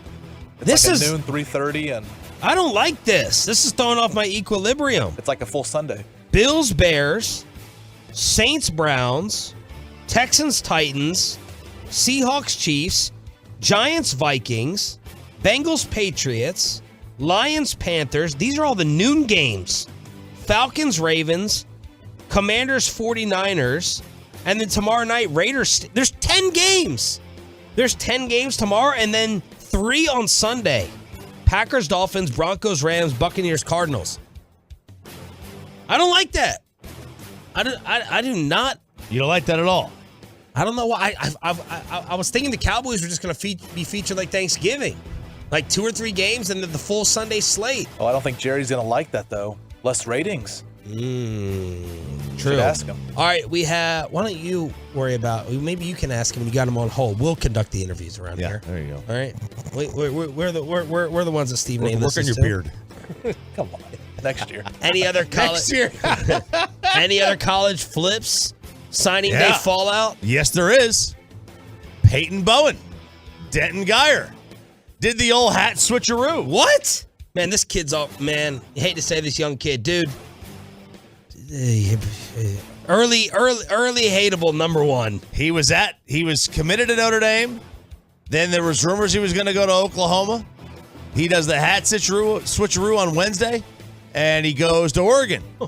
Well, on Thursday, he says, I've changed my mind. Wow. I'm going to Oklahoma. Oklahoma, not Oregon. Not Oregon, not Notre Dame. Wow. Oklahoma. And this is a huge get. And I wonder what this does to Oklahoma's class ranking and how it moves it up. But that's a huge get for Oklahoma. He is like a number 14 player in ESPN top 300. He's a 5-star kid out of Denton Geyer. Tremendous player. But holy cow. I didn't know that you could sign with somebody and then leave the next day. Come on, man. Come on, bro. Come on. Matt Rule at Nebraska said he's not looking for players that only care about NIL. I think the core fundamental things, at the end of the day, obviously the transfer portal's there. Young people the guys can go somewhere else if they're not excited to be there. Obviously there is NIL. There's opportunities to capitalize on who you are. But what I found is that whether it's the NFL, college, high school, players want to go somewhere where they're being coached, where they're cared about, where they have a chance to do things at a high level. And so for me, coming back from the NFL, relationships are the most important. If someone only wants to come play for us and play for me because, what we can, or someone else can help them with NIL, that's not really what I'm looking for. I'm looking for someone that wants to come here and be part of the family, that wants to come here and fight, scratch and claw for us to win a championship, someone that wants to become an NFL player, not just an NFL player, a great NFL player. And if they're all about those things, if they're about football, it's going to be right for us. And I certainly understand that we're in a new day and age, and we're trying our best to be elite at that because the players deserve it. But I do believe that fit is still the number one thing to make guys have success. So there's a lot of coaches out there that are like, when they are recruiting a kid, if the first thing the kid asks about is NIL, they kind of back off on him. They don't want that player, which, I mean, that's human nature, man. It's human nature to do that. And I get Sonny it. Dykes about this at 8:40. Yeah, I get it. Like, one of the first questions you're going to ask, your company, if they want to promote you, what's the salary? What's the salary? Like, forget about promote. You get hired. We're getting hired. You want to know what the salary is? I'm not going to waste my time applying for a job that I don't like the salary. Let's get down to business. But like, if you're, are they going to promote you and pay you just a couple of $1,000s more, but it's going to be more responsibility and more work? Well, then I'm going to stay in my current position. Mavs Rockets tonight at 7, and the Stars will host Montreal at the AAC at 7 p.m. as well. Mike McCarthy. Let's see if he tries to shame us for thinking this weather is cold. Mike McCarthy previews Filthy next on The Fan. But first, you don't need to feel shame if you lost a lot of money or you're worried about that retirement.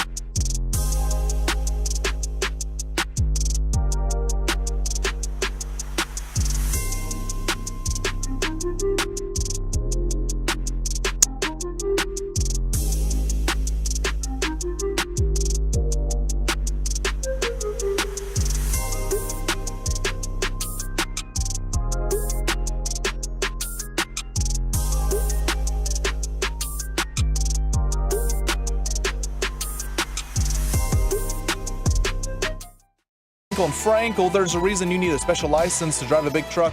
So companies that hire drivers and put them in a big truck should be held accountable for what happens when one hurts you. Frankly, you need Frankel and Frankel. Visit truckwreck.com or call them 214-333-3333. Let's bring in the head coach of the Dallas Cowboys, Mike McCarthy, brought to you by Black Rifle Coffee Company, the official coffee of the Dallas Cowboys. Good morning, Coach. Happy holidays. Happy holidays. Good morning, Sean, RJ. Have you been playing basketball outside in this weather already? Are you chuckling at the rest of us here in DFW with these temperatures? No, did a little Christmas shopping last night with my girls, and I'll tell you, I don't miss this weather, that's for sure. It's frigid out there. My goodness. Okay, do you hate shopping, as I would imagine you do? Oh, yeah, I mean, I've never been a shopper, period, and then, but when you have children, you got to make sure they buy gifts for their mother, and it's all part of parenting responsibility. So I was a good parent last night. Nice. That was some procrastination, though. It was. That was waiting late in the game to get the gifts, Coach. Well, I usually don't go until the 23rd, so I was actually a day early. We were supposed to go last week, but Gabrielle was under the weather, so we pushed it off to this week. Can you walk around without getting stopped? Can you walk around freely anywhere?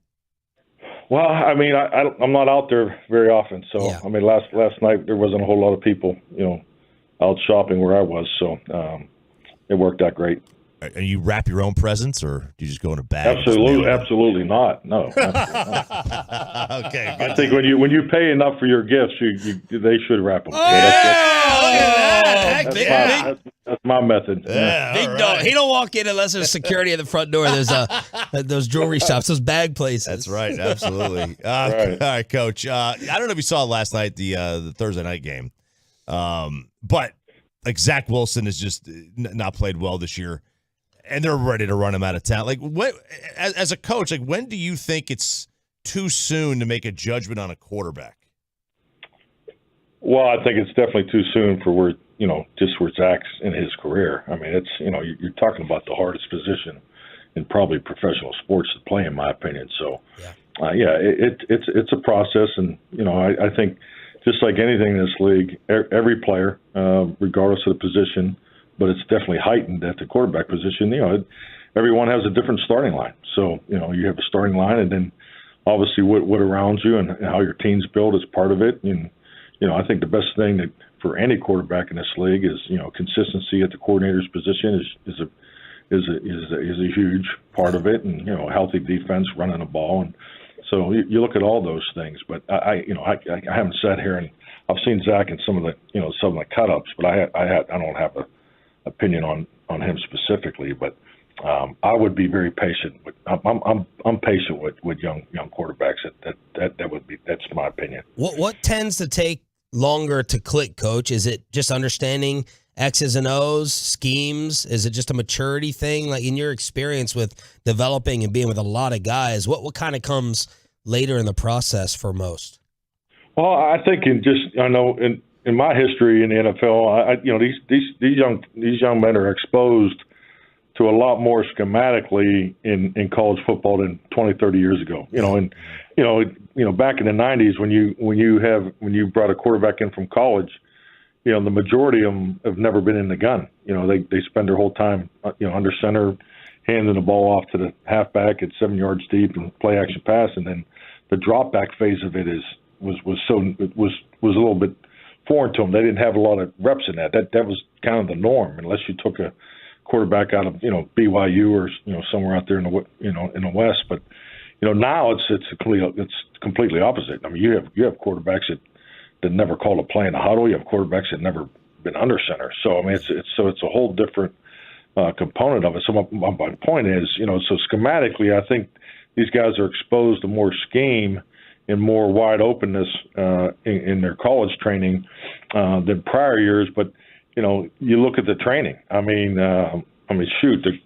The training that you have with your team in a structured environment is probably down 30-40% compared to 10, 15 years ago since the new CBA and so forth. So those things add up. That's real. So that's why when I see quarterbacks and receivers getting together in Miami and just doing all those other workouts, that you have to have that. I mean, that because you have to fill in the void of the time that you're able to work together. And the reality of it is, when you are able to work together, and it's in a very controlled, non-competitive environment, which because of other reasons, from the league. But I think all those things are a little bit part of it. So I think you have to look at that stuff, and they obviously drafted him there for a reason. And I just think you got to be patient.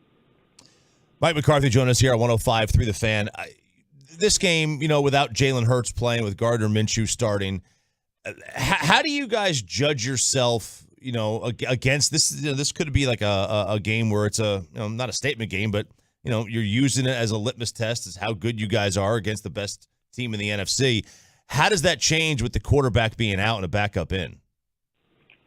Well, I mean, it's so different than when we went up earlier in the year. I mean, at the end of the day, it's still the Dallas Cowboys and the Philadelphia Eagles. I mean, that's the way you got to always look at it. That's the way we approached it in the first game. So, it's a different time of year. There's different things at stake now. So they obviously feel really good. They're extremely confident football team right now. So that's all part of the challenge. I don't think it's any different because who the quarterback is, especially in December. So, at the end of the day, we're focused on ourselves.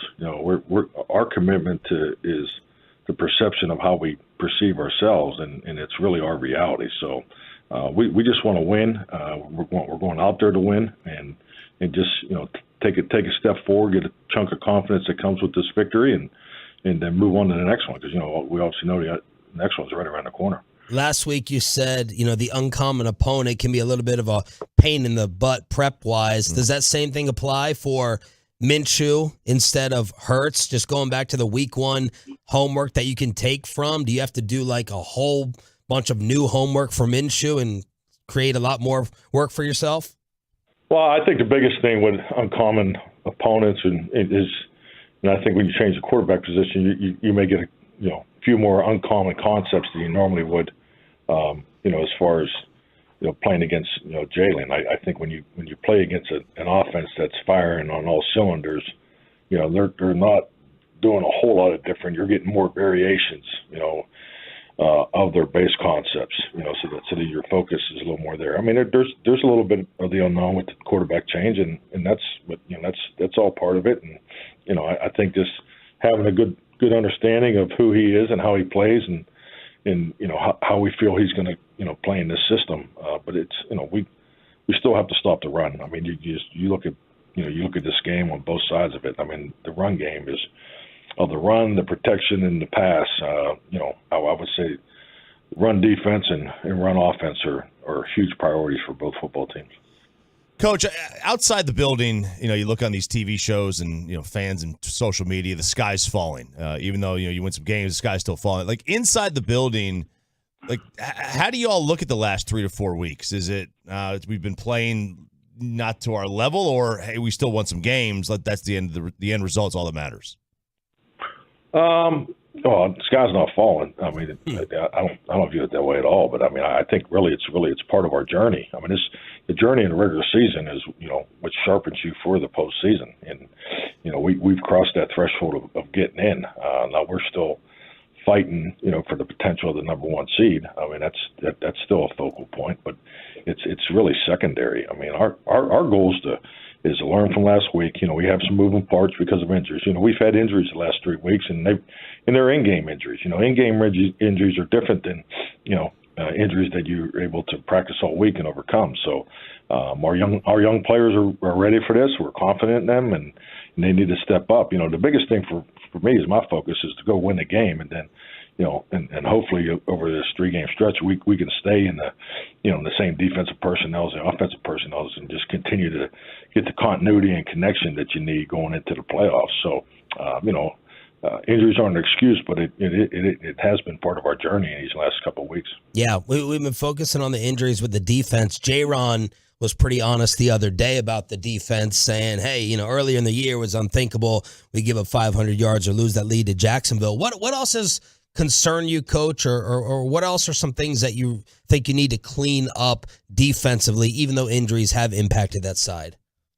Well, I just think just staying in tune with what's right in front of you, and that's all you need to do. We have a responsibility to always go back and give opinions on evaluations outside the building, but that's just part of your job description, your external job description. Internally, we're just dialed into our fundamentals, our techniques, and how we're going to beat this football team, and that's really all that matters. And it's that simple. And because when you don't make it that simple, you're wasting energy, emotional, mental, and physical on things that don't have nothing to do with winning. And that's just really, that's the message, and that's how we operate.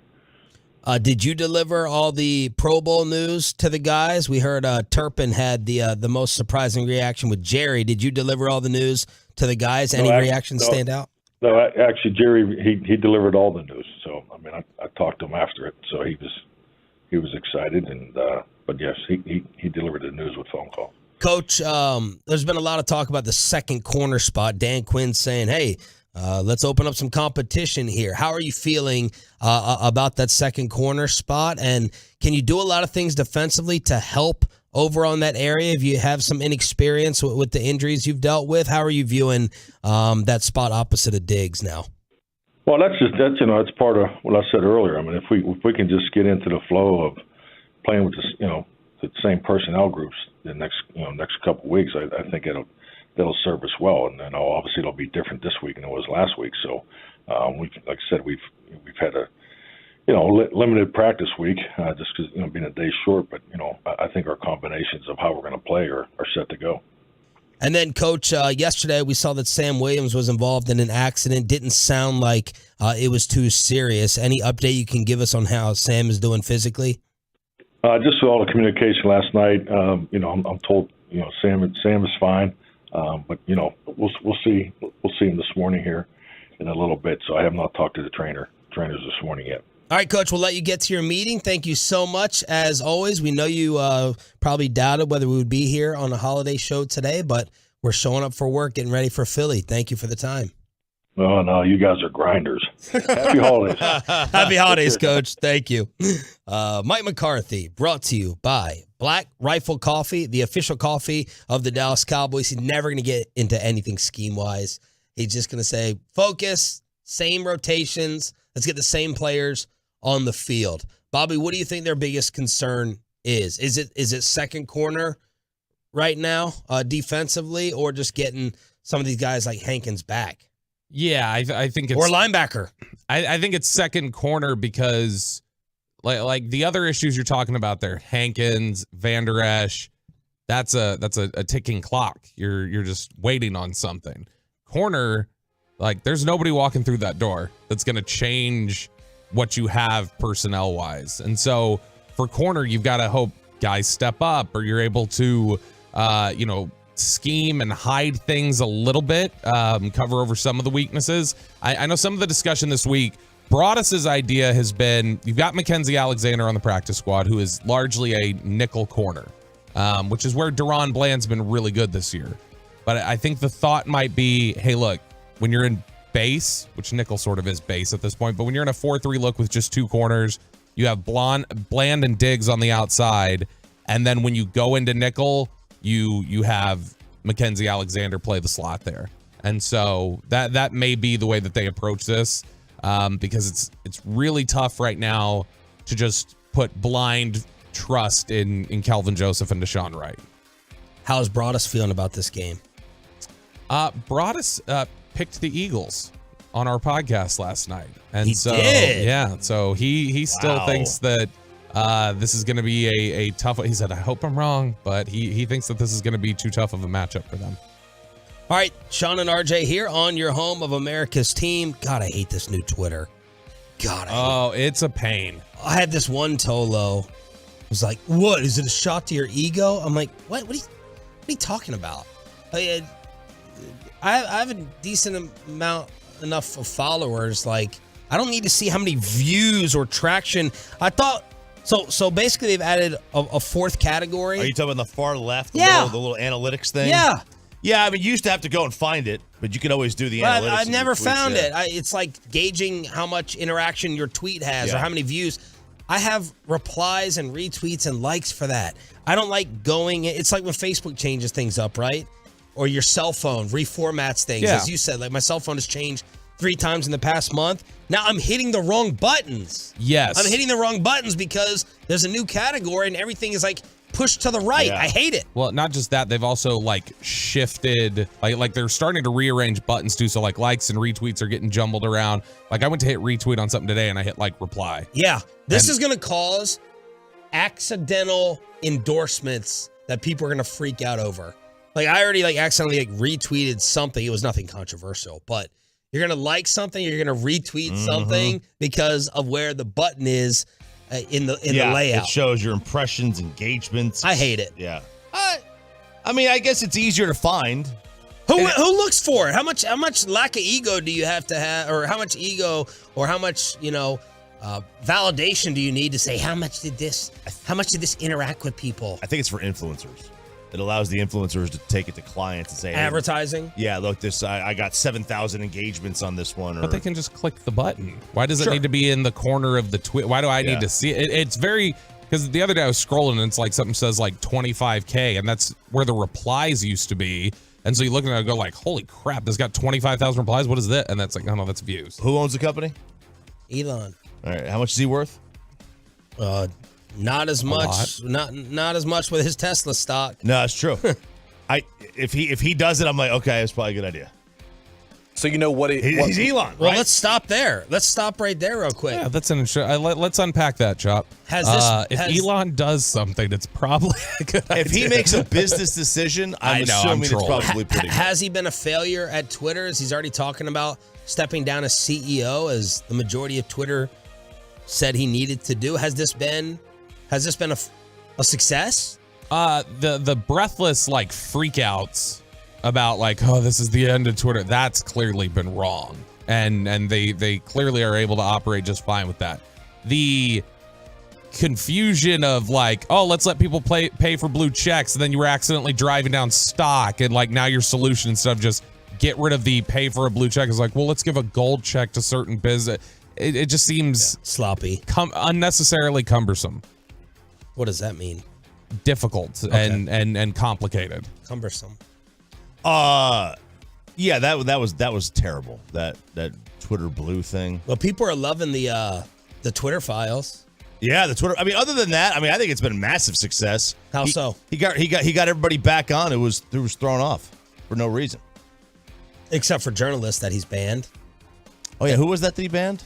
Like one CNN poll. Yeah, but then he had another poll where he's like, I'll abide by the poll. Should I reinstate them? And they voted yes, and so he reinstated them. Yeah. There you go. Ultimate democracy. And I think you should have been. People should be banned.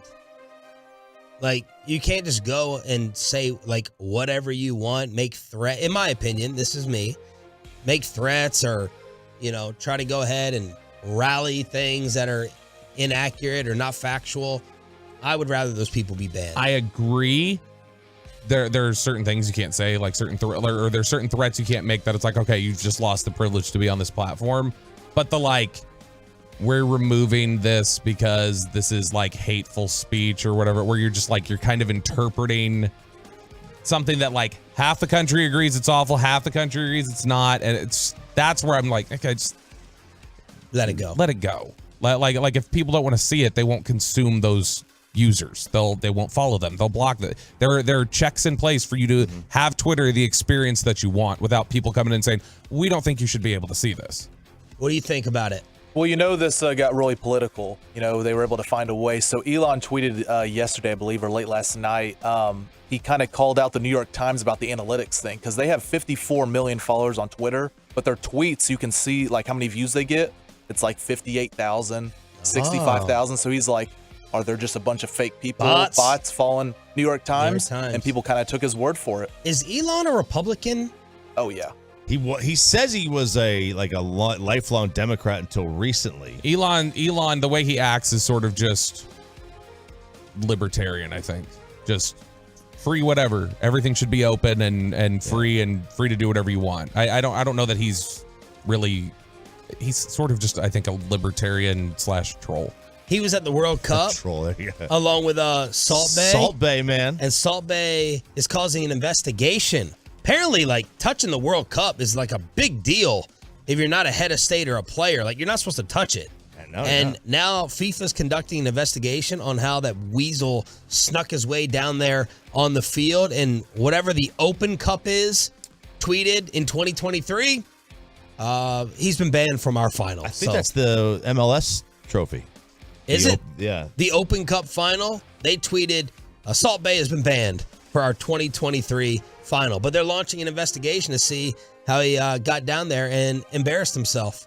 Which I love it. Once again, another great contribution to the world by the game of football is that we're canceling this annoying dude who should have never been famous. All right, let me ask this. Because I always disagree with RJ about this. Was this good publicity for Salt Bae? I always say that phrase, there's no such thing as bad publicity, is stupid. Of course there's such thing as bad publicity. Trevor Bauer, that wasn't good publicity for him. Right. Was this good or bad publicity for Salt Bae? Great publicity. I hadn't thought of his name in forever. And what's the first thing I think of when I think of Salt Bae? I think of that restaurant that I've never been to. Is it going to make me go to the restaurant? No, but maybe think about it. Okay. And that's all an advertiser wants. But will more people say, I'll never go and support that douchebag? See, that's the thing, is that I don't know that it's like, oh, this was a bridge too far, I will never support him. It's great for his name recognition. It depends on what your end game is. It's great for your name recognition. Is it great for your likability? No. Right. Like, people see him and go like, this guy's a douche. Right. And so that has, in the past, it was just, oh, look, he's this funny meme where he sprinkles salt on, and there was nothing to dislike about him. And then the more prominent he's gotten, the more it's been a beatdown. So good or bad publicity? RJ says good. Good if you're just talking about your name recognition. For his ego. Yeah, for his ego, it's good. For his actual end game, if he wants to sell steaks or whatever the hell he does, probably bad. Sorry, at the end of the day, he's going to sell steaks based on the quality of them, right? Like, if it's good and not overpriced, which it is overpriced. Yeah. That's what he's going to sell. Boy, from. you should hear Broadus talk about Salt Bae Steak Place. Broadus went? Yeah. Broadus is like, he tees off. He's like, awful, not good, wasn't good. So one of the top 2 most overpriced meals I've ever had in DFW. Top 2. But the food there was better than the other place with 3 letters. That's the worst. That's the worst cost experience of all time. But Salt Bae's number 2. But the steak was good. Very good. It's just crazy priced. I'm sitting here trying to think of what has 3 letters that you don't want to say on the air. Well, I just don't want to. I hear 3 letters, I think CVS. I'm like, he didn't spend a bunch of money at CVS. I think of the TLC song. All right. Hey, props to Robert Kraft. That was cool. That was cool yesterday. So this Patriot fan, this poor kid, is in the stands in Vegas, and it's his first NFL game. Mm-hmm. And you got the walk-off win right at the very end. And this freaking Karen, this annoying woman, jumps in this poor kid's face, screaming and yelling and like talking trash to him. And to this kid's credit, he doesn't move. He doesn't look to her left. He doesn't say, get out of my face. He just sits there classy and composed while this fat toad is sitting. This really nasty woman. Seriously, she is a nasty, vulgar toad is sitting there screaming and yelling as if her son is Chandler Jones. And she's sitting there, and then her husband or boyfriend comes and wraps her up and tries to move her away from the fan. Robert Kraft got a hold of this video, called up this young man, invited him to Foxborough, come on the field with me, sit next to me, and come to the Patriots game. It's awesome. Great. This is tremendous. And, you know, they got the Bengals. We're on to Cincinnati. Should be a good game. Yeah. You know, it's a good opponent. That is an awesome gesture by Kraft. Jerry Edmond. He's on Twitter. Everyone's giving him his props. Classy, composed. Props to you, man. Jerry Edmond, as Robert Kraft is getting them there for the Bengals game. Yeah, which obviously nobody would expect him to like just go over there and like backhander or anything. That wouldn't be appropriate. But like just the composure not to. I would be standing there. I would be talking trash right back and probably saying all sorts of nasty things and really just trying to hurt her feelings. Yeah. Zero in on whatever insecurity I could spot within the first 10 seconds of meeting her. But no, this is very cool of Robert Kraft. And, that sucks, man. Like your first NFL game, you get out there, you're trying to just, You went to a classic, though. Oh, it was a good one. Yeah, you did get to see some history. You got an all-time ending. No doubt about it. All right, let's see if you can make some money off this NFL week. All the games tomorrow and not Sunday. I'm very, very disappointed by that. You can bet on them either way with RJ Choppy and The Degenerate. Got 5 selections for you. Chicago +8 at home against Buffalo. Whoa! Chicago and the points. And the points. Why? Fields is really good. It's going to be a nasty weather game with the absolute snow bomb explode. What do they call it? The Buffalo's not used to that weather. No, they The definitely ice balls. What? The ice balls? Is that what? Colin Cowherd thinks it'll probably be 80 and sunny. Yeah, right. No, the Just weather's going to be nasty bad, weather. which is going to keep the score close because it's going to be very, very windy, very, very cold. Justin Fields can move. The Bears +8. Cincinnati -3 on the road at New England. Cincy to cover. On the road, yeah. Dang. -3. Poor Jerry Edmond. He goes to back-to-back losses. I know. That sucks. Patriots are unwatchable. Yeah, they are. Old McCorkle. What? Old McCorkle Jones. What's that? It's Mac's name. McCorkle? His name is Michael McCorkle Jones. That's what Mac is short for. McCorkle? McCorkle. I never knew that. Wow. He looks like a McCorkle. He does. I just always called him the Cookie Monster, and here he is. Mac and cheese, snack and cheese. Yep, absolutely. Vegas +2.5 at Pittsburgh. How is Pittsburgh favored by 2.5? I don't know. What's going on with Kenny Pickett? Well, he's been beat up, for one. But yeah, I don't know how they're a 2.5 point. Didn't you send me a Kenny favorite. Pickett story? I did send you a Kenny Pickett story. I'm looking right now. I was trying to set you up for it. I got to look at. No, I've got to look at. See. Yeah. I'm looking at injuries. Is there somebody he's sitting out? He self-reported concussions. Right, last week at the game, he self-reported concussion symptoms. And I just wonder, like, at what point is some fan? How many fans out there are going to complain that he wasn't tough enough? That he self-reported. You don't self-report that. Bradshaw, Big Terry Ben. Bradshaw would have done that. Terry Bradshaw played with concussion. He played with 7 at the same time. This is very interesting because there was a Cowboys player about 6 years ago who suffered a concussion that did not report it. That was discovered, and he didn't end up playing with it. But I remember talking to the agent. The agent was trying to say I think that's admirable that he was going to play through. And I was like, I don't, but okay. Yeah, I mean, take care of your health, man. You're meant, as Marshawn would say, take care of your mentals. Take care of your chickens and your mentals. Pittsburgh's unwatchable too. Yeah, they are. So I like Vegas +2.5. Detroit -2.5 at Carolina. It's actually could be a pretty decent game. 2.5. That seems low. It does. Carolina's been pesky. They've been pesky. I think that's the thing, and it's a road game. I don't know what the weather is going to be in Charlotte, but it's an outdoor game. Detroit is not the best road team this year. They have struggled offensively on the road when they get out of that dome, but 2.5, I still like it. And then Dallas -4.5 against Philadelphia. Whoa. Wow. Cowboys with the points. With the points. It's 4.5. Down to 4.5 now. All right. At RJ Choppy, he will tweet it out. Those roads are looking empty. Oh yeah, it's a holiday. Yeah. By the way, why is that not a Christmas song? What? The Madonna song "Holiday"? Holiday. Let's talk about holidays. I think we need to make it a Christmas song. Why does the holiday have to be Christmas that she's referring to? It doesn't. It does. It's very ambiguous. Very ambiguous. I'm curious though One of the most here. ambiguous songs ever. When was it released? 85. No. I was curious if it was released around December or something. No. It was Well, that doesn't matter. It was a spring song. Die Hard was released in the summer. It's a Christmas movie. Are you playing all Christmas music at home right now whenever you can? I'm playing quite a bit of it. What's your top 3-5 Spotify Christmas songs? When I go Christmas music, I do like Does anyone not have Mariah in the top 5? me. Of course, you got to be different. No, I like religious Christmas songs. I don't like poppy Christmas songs. So give me a little Frank Sinatra. Hark the Herald Angel Sings. Oh yeah, Frank Sinatra, the perfect Sinatra's Christmas albums. Good stuff. Haven't we reached a point of oversaturation with Mariah? All right, turn this up. Let's see if this could qualify. That's is this just the instrumental, Peyton, or is this the one with the lyrics? Oh no. Because I don't hear the Did you already holiday. Did you recognize that fast? I That right, it was just yeah, because there's instrumentals? no backing vocals. Good job, Peyton.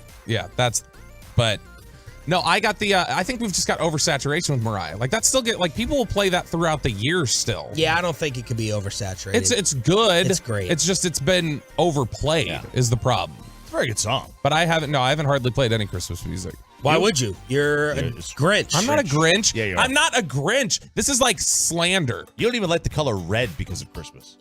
I love the color red. You didn't let it play long enough. There's like a minute long of just music, Bobby. You missed your Idiot. window. No, let's hear it. One day out of life, it would be so nice. Everybody said the word. Could this qualify? No. We're gonna have a celebration. Celebration holidays. I guess. Yeah, but Cool in the Gang celebration. All across is- the world, everyone across the world. But it's if we took a holiday, it means like vacation. Is she from England? That's what they call. Do you I have mean, she married Guy Ritchie. Do you have a Christmas tree in your apartment? Yes. Okay. Why wouldn't I? Because you think I'm a Grinch? Yeah. Yeah. Okay. There's nothing Grinch like. I like Christmas. If we weren't on radio, I would expose you. And when we have the next listener gathering, y'all just ask me about Pat. What do we call him? Bobby Beverly. Bobby Beverly. Ask me about Bobby Beverly, and I'll prove it. Look, I'm not going to do it right now. Look, here's I can't do it right now. Here's how I'll say this, Sean. We all here in the studio again. I'll throwing a big fat U in my name every time. Okay, so here's the thing, Sean. No, No, Sean. I know. Now I'm going to lead into Sean. Oh, Sean. Here's the deal. We all know here, and all the listeners at home. I think everybody knows Nicholas. He's a popular guy, right? Yeah. My kids haven't met him. They don't know Nicholas is all. Okay. That's the best way to say it. And their ages are what? 9, 6, and 17. Okay. So y'all tell me on the text line if that's what I'm saying. If you got all the code. They know of Nicholas, they just don't know him. Yeah. And they're okay with that. I don't know if they're okay with it. They They've are. been given a choice. Yeah, they haven't really been given a choice. You made a conscious effort to make sure they never met.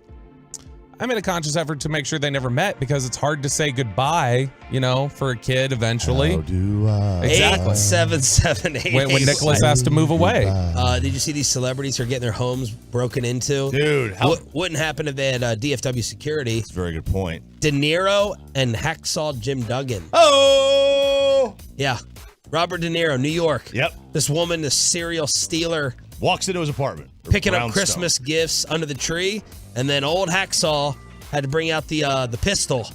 I think it was a fair bet that Hacksaw Jim Duggan was going to be armed. Okay, fair chance that he was going to be armed in that home. Yeah, De Niro apparently came rushing down the steps. The intruder, the woman didn't interact with him, so that's good. But yeah, she was just going around New York, jacking people's gifts, stealing. Sarah's apartment complex, their package room got robbed 2 days before Christmas. Yeah, not yesterday, so it was Wednesday. They stole hundreds of packages out of there. No cameras? There's a camera, but the guy, it was 3:30 in the morning. The guy was covered up. He had apparently how do you get the bags out? Like big Santa bags? Yeah, I guess he had a big giant sack. He made a couple trips in and out. What he had done was, I guess he had jimmied the lock to put tape over the lock or something. So you could get in, because you got to have a code to get in. Wow. Man, terrible. All those packages, that was everybody's Christmas presents that they had ordered to get delivered right before Christmas, and now they're all gone. Wow. And she still won't move. She'll move. I thought she wouldn't move from the area. When her lease is up. Oh, okay. When her lease is all up. right. When's the last time you slept in your house for 3 straight nights?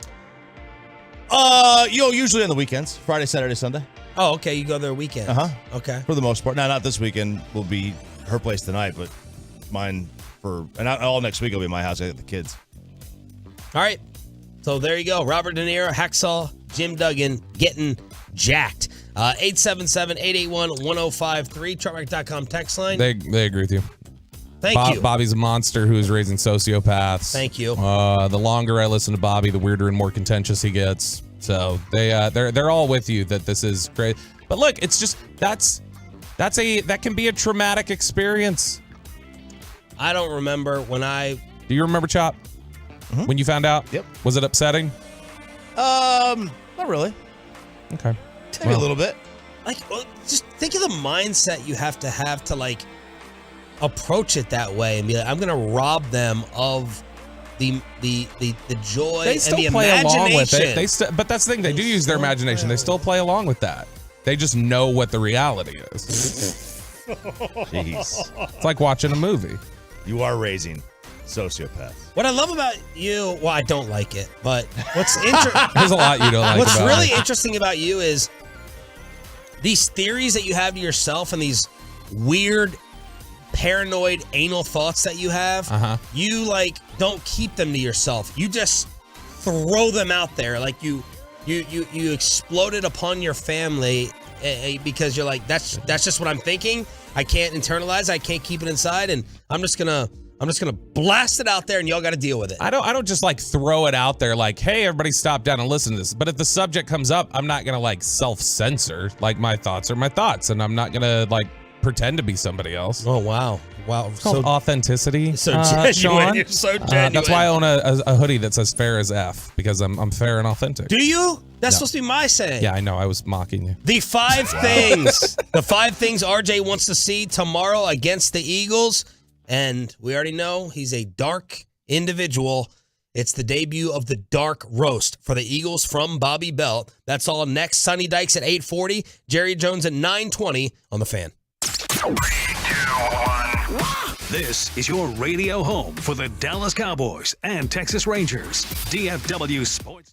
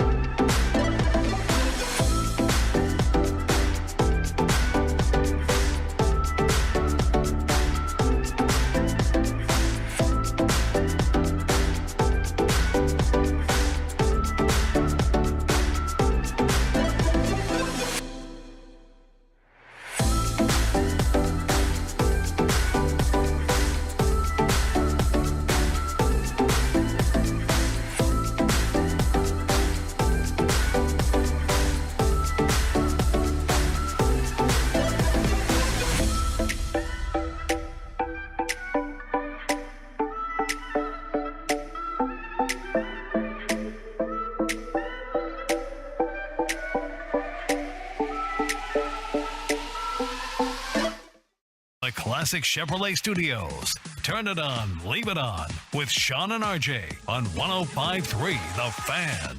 8 o'clock hour. We have already had Mike McCarthy, Sonny Dykes, the next head coach of my godson, at 8:40. Oh. I didn't even want to talk about Michigan. That's how we got him on. Are you gonna angle for that? Yeah. Are you gonna angle during the interview like, hey, just want to read off some statistics to you, some of the stuff that's been said in the trades? Yeah. You know? I don't want my godson to go to Vanderbilt. No, you never want him to go to get an amazing education. No, it's about the pros. Yeah. It's about being a 1%. I think he can make the pros from Vandy. Well, I told my boy Jake, whose son it is, I said, and correct me if I'm wrong, all you got to do is have a game against the big dog in the SEC. Yeah. You go up against a first-round corner and you're at Vanderbilt and you dice him up or have 3 for 130, right? If you have a game, how's that change, Bobby? You do the draft show and all the scouting homework. You're at a lower school and you go up. He posterizes Sauce Gardner, and Vanderbilt is 2-10 on the year for draft stock. Yeah, I think that How much has that changed? The line for a long time about guys who play at smaller schools or worse programs has been people in front offices will say they need to walk on water. Like, I can't just see you being good. I need to see you crush people. Like, you know how the BCS and stuff used to matter about how much you beat somebody. They need to see you being dominant when you play those teams. When you're at Vandy and you're at a school that's struggling, but you're still playing good competition and you're, putting up big numbers, I still think making a big play on a Sauce, watching those matchups, they do care about the individualized matchups of like, how did you show up against this guy? How did this tackle do against this edge rusher? How did, this, it's a little different when you're a quarterback and you're kind of going up against entire defense, but one-on-one matchups definitely matter for tape. Because these quarterbacks don't have to dominate big-time competition, right? If you Trey Lance, Malik Willis getting drafted, some of these other guys, it's you can still go top 5. Zach Wilson. Yeah, now, and I mean, part of that's also been helped by a guy like, Josh Allen, who didn't dominate, but had all the tools. Trey Lance especially was a tools pick. Now, I had somebody, I made the same reference, like, hey, what do you do about a guy from North Dakota State? And I had an NFL scout tell me last spring, they're like, we got to stop pretending like North Dakota State is a small school. Like, they're not. They've put 3 quarterbacks in the NFL. Their last 3 quarterbacks have landed on NFL teams. They're dominant at their level. They are considered a legitimate program to everybody in the NFL.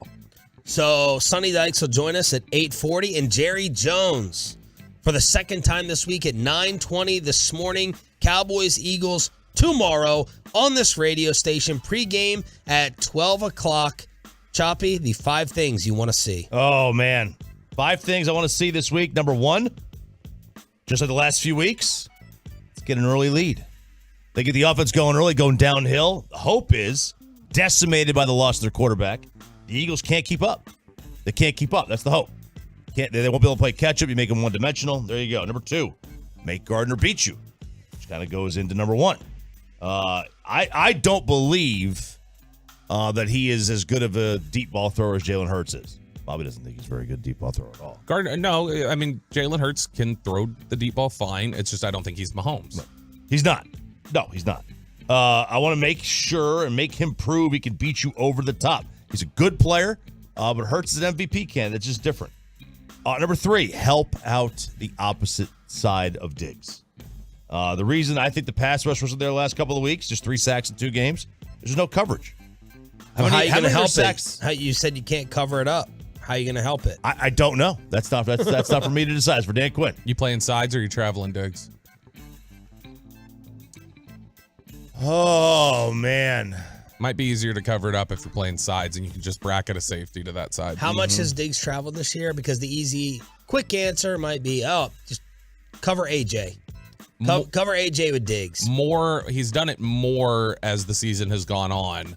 But it's interesting. Brian, actually, we were talking about this yesterday. Brian said he would travel Diggs, but he'd travel him on Devontae Smith.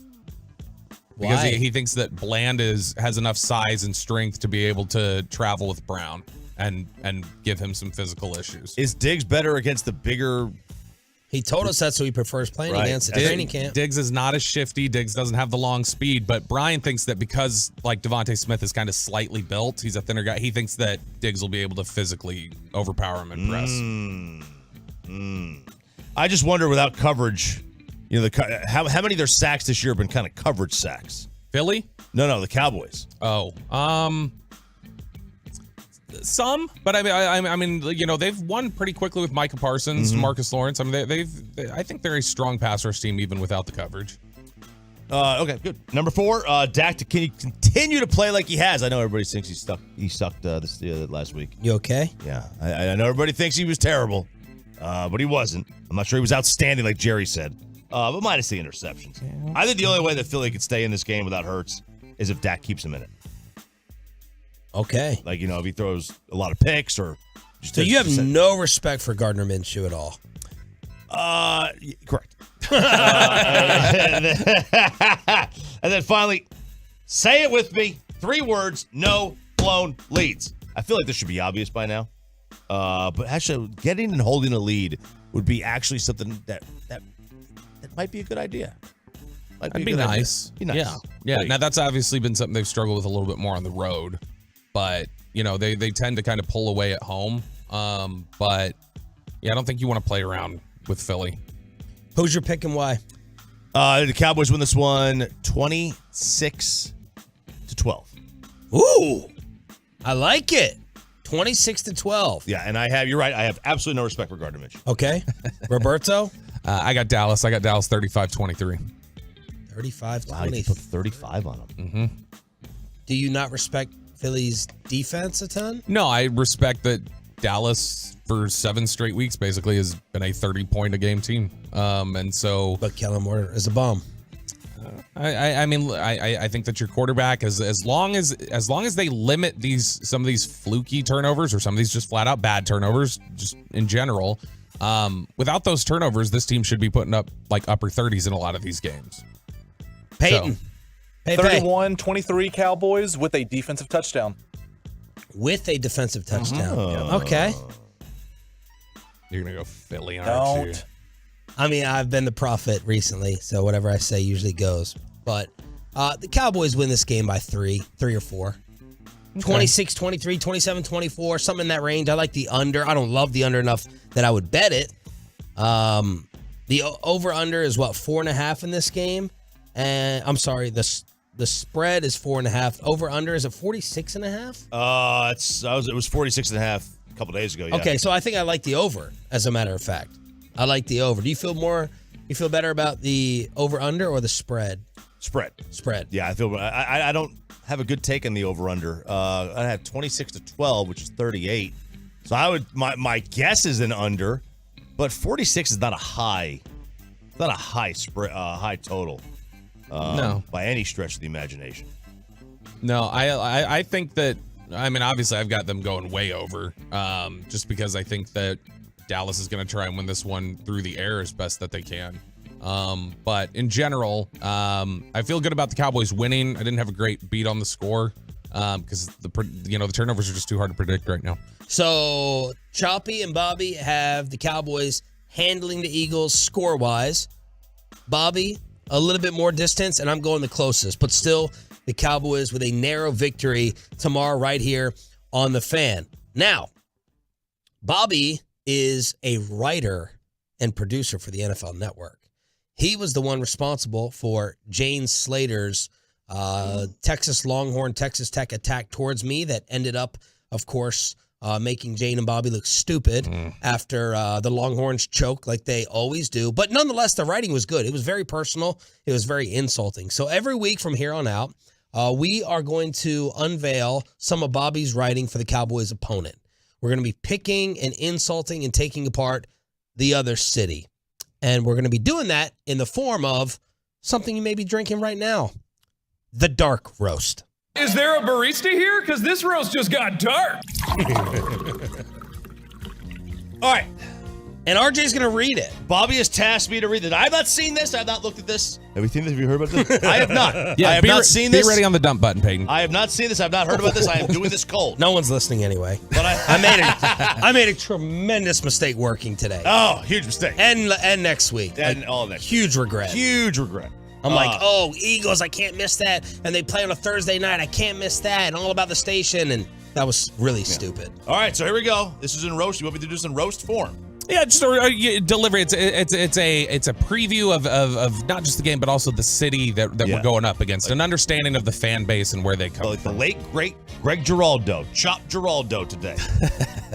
Oh, Philadelphia, city of brotherly love. Yeah. Which if you know anything about Philadelphia, you know that the nickname fits the city about as well as Bobby's wedding ring fits him. All right.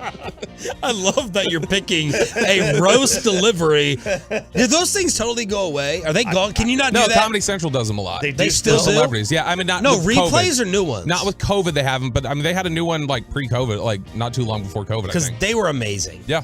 All right, this is good. Guys, this is my roast, please. Oh, sorry. Sorry, Hey, you know, Philadelphia's weird place. You know, the city's heroes, pretend boxer, who's gotten so many concussions, and even the Miami Dolphins feel uncomfortable letting him back in the ring. That's so John.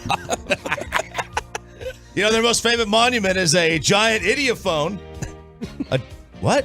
A giant damaged idiophone. What is an idiophone? It's like a bell. Looks like you should have pre-read it. Oh. You know, the most famous monument's a giant damaged idiophone that they give to band kids who have no rhythm. Oh. Yeah, I'm mostly just showing, of course, Philadelphia, highly influential city in America. We all know this. Here's some fun facts I bet you didn't know about Philadelphia. Sean, did you know the television program Law & Order, they don't even use scripts. They just give the cast a copy of the Philadelphia Inquirer and say, you gotta wing it. It's delivery. All right, so is that means there's a lot of crime that just go for the papers? A lot of crime. All right. Another fun fact here, guys. You know, the show CSI set in Vegas. It was originally going to be set in Philadelphia.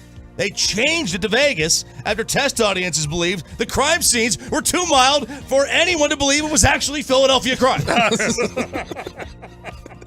I'm just seeing This RJ Don Rickles, Rich Little, like RJ on stage right now at the Addison Improv with like a spinning bow tie. Whoa! Our current federal hate crime laws were inspired by a congressional aide who happened to see the Philadelphia police blotter and thought, we should probably do something about this one.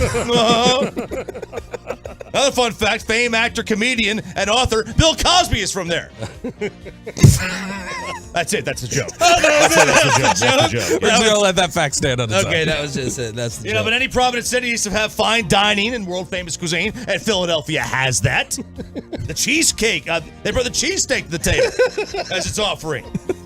This ingenious delicacy carefully sculpts complex ingredients of bread, meat, cheese, and onions into something you can literally eat anywhere else in the country and not even be able to tell a difference. It sounds sarcastic, but I don't intend it to be, Sean. It absolutely has to be a complex dish in order to have over 80 different places giving their own twist on the same 4 ingredients. Wow, he's really going at the cheesesteak for meat, cheese, onions, and bread. So I'm guessing. complex. But we don't just have cheesesteaks. They don't just have cheesesteaks there. Meek Mill, shining star on the hip-hop resume, and his legacy, it can't be understated. If it weren't for Meek, Drake would not have a single hip-hop beef victory in his career.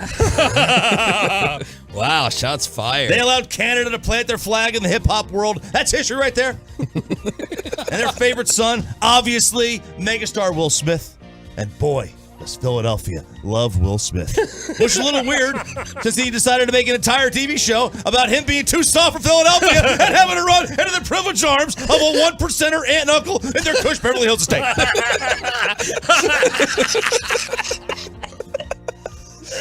But that's enough about the city. Let's talk about this football team. The 13-1 Philadelphia Eagles. They're really good. They're really good. You know, they're the exact type of team I could see losing 3 straight NFC Championship games before ultimately losing the Super Bowl in the 4th year. They're that good. Yeah. And, you know, this game's going to take place on December 24th, which I believe is Christmas Eve. It is. But it's at AT&T Stadium, which means Santa Claus will be able to attend the game. And Eagles fans, of course, famous for booing Santa Claus, pelting him with snowballs. Really bizarre thing coming from Philadelphia crowd. It's like this racist ass city doesn't even realize he's an overweight white guy, just like all of them. Cowboys and Eagles. Week 25 on Saturday. There we go. I'm done. I love this music too. It's Philadelphia freedom. I know Philadelphia. There's many things that segment could have been, but I was not anticipating RJ's delivery, owning it. Well done, Ralph. Thank you. Well done. Good job, Bob. Chop. All right, you. you're gonna be that from now on. I guess you just pick a different comedian to deliver it in terms of that was excellent. I found it very amusing. I found it very good. Good job, Chop. All right, there it is. The dark roast for every Cowboys opponent from here on out, with the writing from NFL Network producer Roberto Bobby Belt. All right, we got Sonny Dykes coming up at 8:40. Heard that? Was that the end of Zach Wilson, Mike McCarthy's new favorite quarterback? And is Trey Young about to scare all Mavs fans who are afraid of losing Luka? That's next, right here on 105.3 The Fan. But first.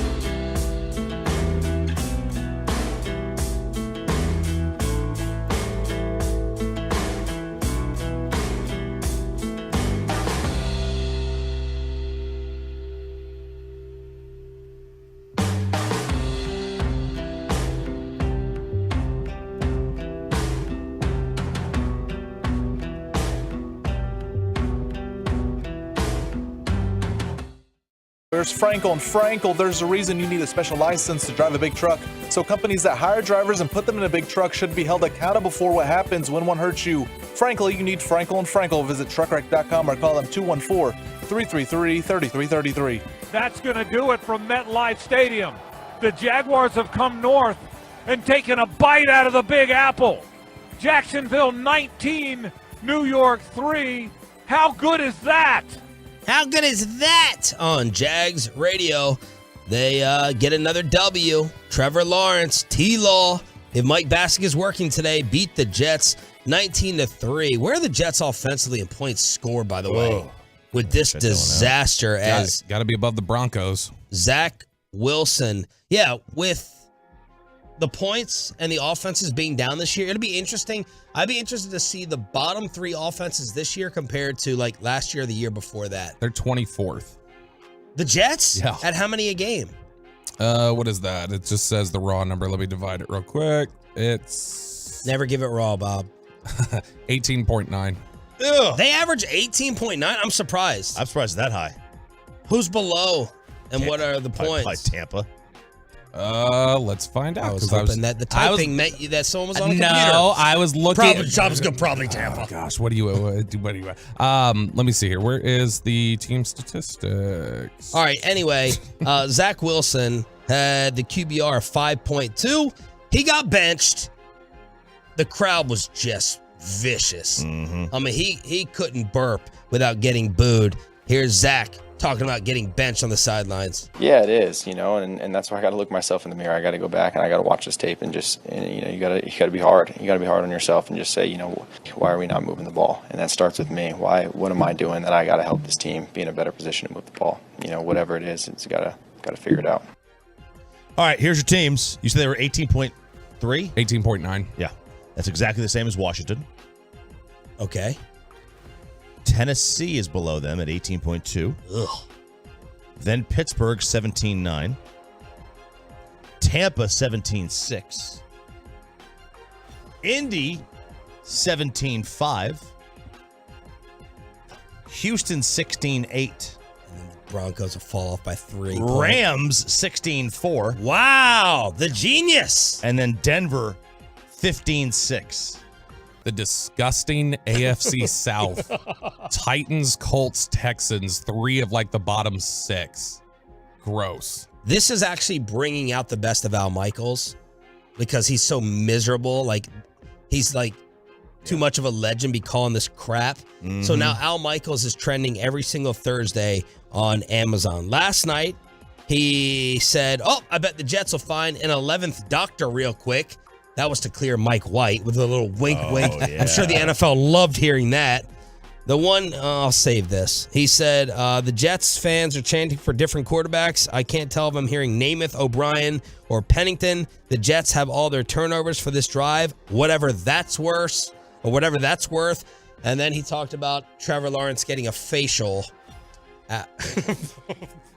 Sorry? Ryan, slow-mo that reaction on the fan cam from Roberto. Yeah. Trevor Lawrence had like the pebbles of the field kick up in his face. Oh. And Al was like, just go in for a little facial at halftime. Yeah, there you go. Al Michaels was trending all night long versus this garbage football. Man, those are like so some places will use shredded up sneakers like tennis shoes, and all others use those shredded up tires. They shred your like car tires or whatever. And it was pouring last night too. Yeah, it was a mess. Mess of a night. Last night make anyone feel better about Jacksonville beating us, or worse? Yeah, worse. I mean, no, not worse. I mean, the Jets have a good defense.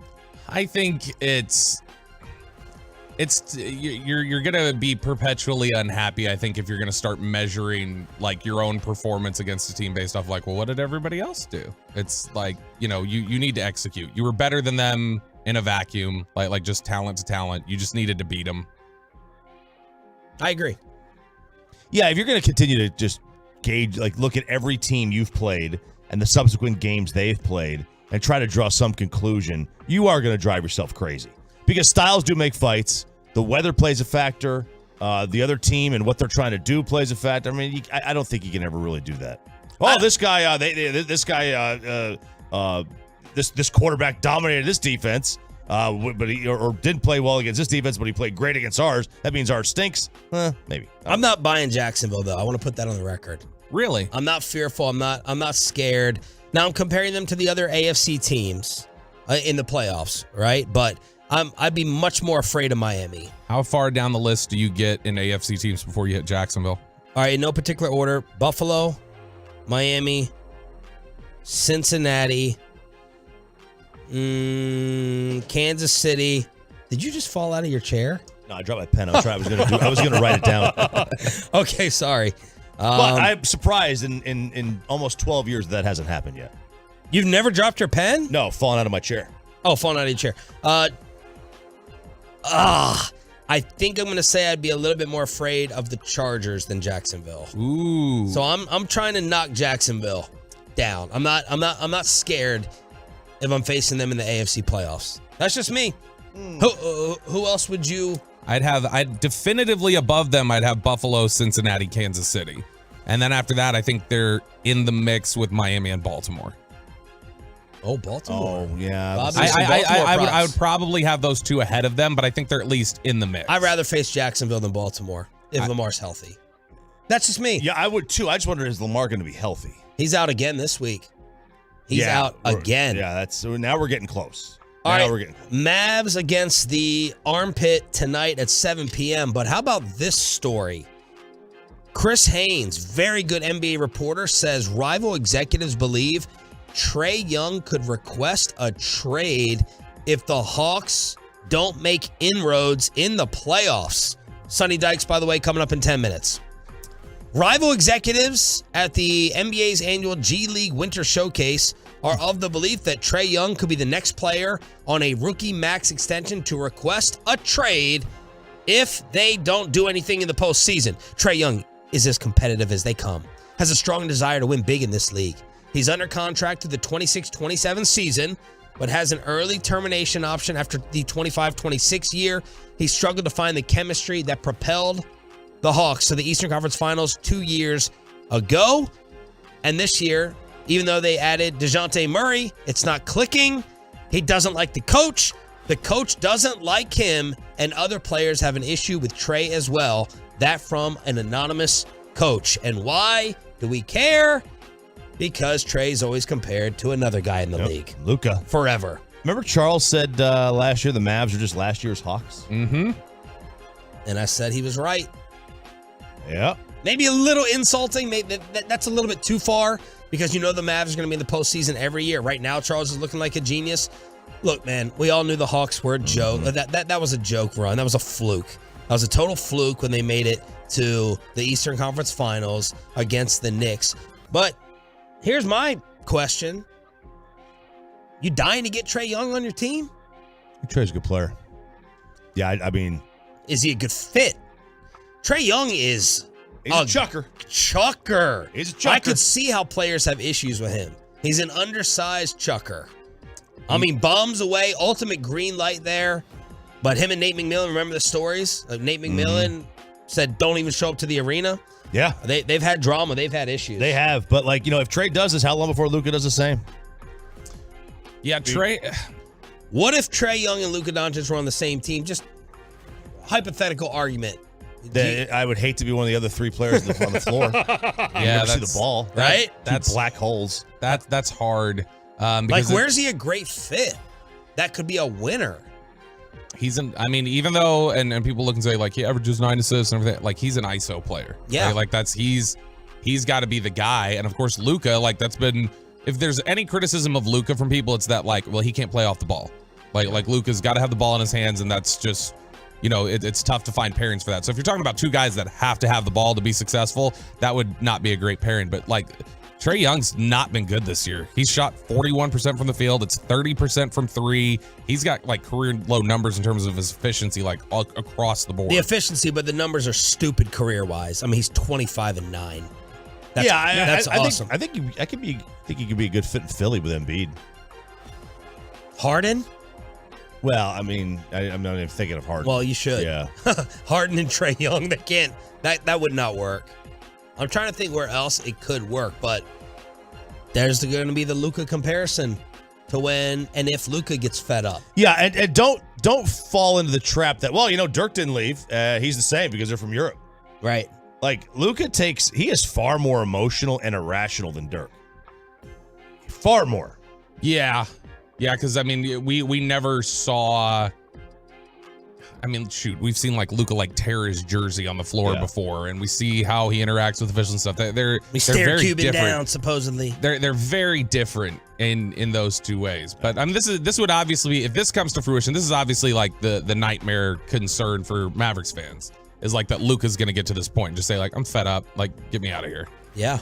So this is Trae Young. Apparently, his team's telling Chris Haynes, Yahoo, start the rumors up. I'd like to ask Bassett where he could possibly fit. 877-881-1053, truckwreck.com text line. And Trevor Bauer reinstated today. What did the Tolos say when we suggested the Rangers should go and pick him up despite all the accusations? For the most part, they were on board. Mm-hmm. Maybe a few saying he's supposed to be one of the worst teammates there is. Yeah. Which, he might be. But for the most part, they were like... He's one of these guys we turned on, too. We loved how vocal and outspoken he was. But they didn't shut up. He didn't shut up. But I will say this, in regards to his charges and all that, he has conducted himself like an innocent person would. He releases YouTube videos and he tweets things out and he's like, I'm innocent. These so-called victims were consenting. And if I was totally innocent, that's how I would act. That's all I'm saying. Yeah. I don't know. He has text messages that, show that she wanted and they were into this. They had discussed this. Now, did they discuss the level that they were to go to?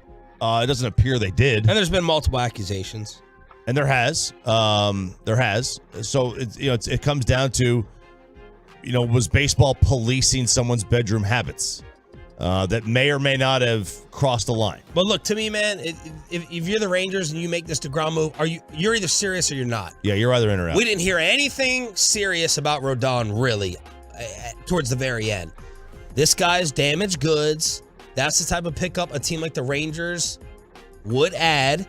I'm assuming the rest of baseball would back off. The Dodgers got to get rid of him first, but this is the type of damaged goods. This is a Cy Young talent who is 31 years old. Yeah, they have to get rid of him first. It's not going to take 14 days. They have 14 days to do it. It ain't going to take that long. How much differently are you feeling about the Rangers if it's Bauer and DeGrom?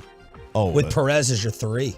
Immensely different because that slots Perez to closer to what he actually is, which is really a 4 or 5, not necessarily even a 3, although last year he pitched like one.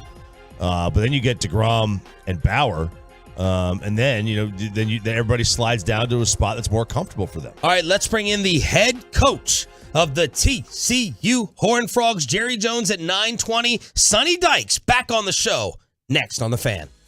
But first, did you hear about that security issue?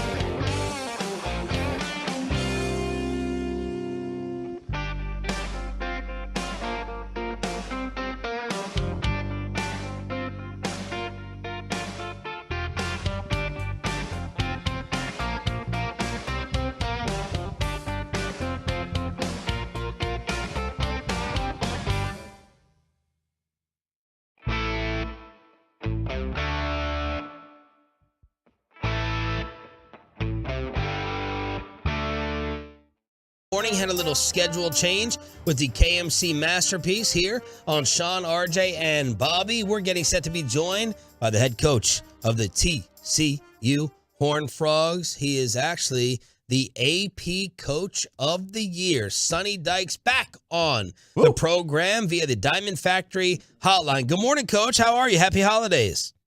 Yeah, good morning. Thanks for having me. Appreciate it. How crazy have things been? Media attention, recruiting, signing day, bowl prep. Do you have any time to do anything in your personal life these days? You don't get to do a whole lot of that from about the middle of July until about the second week in January. If you have a good season in college football, it's just kind of the way it is.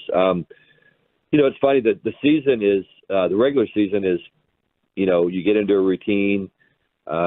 It's really not that bad. All of a sudden you finish, we went to the Big 12 championship game. So we had an extra week of preparation and work. And then all of a sudden, as soon as that was done, it was on to recruiting. So it does get a little bit hectic. Thankfully, we signed our recruiting class on Wednesday.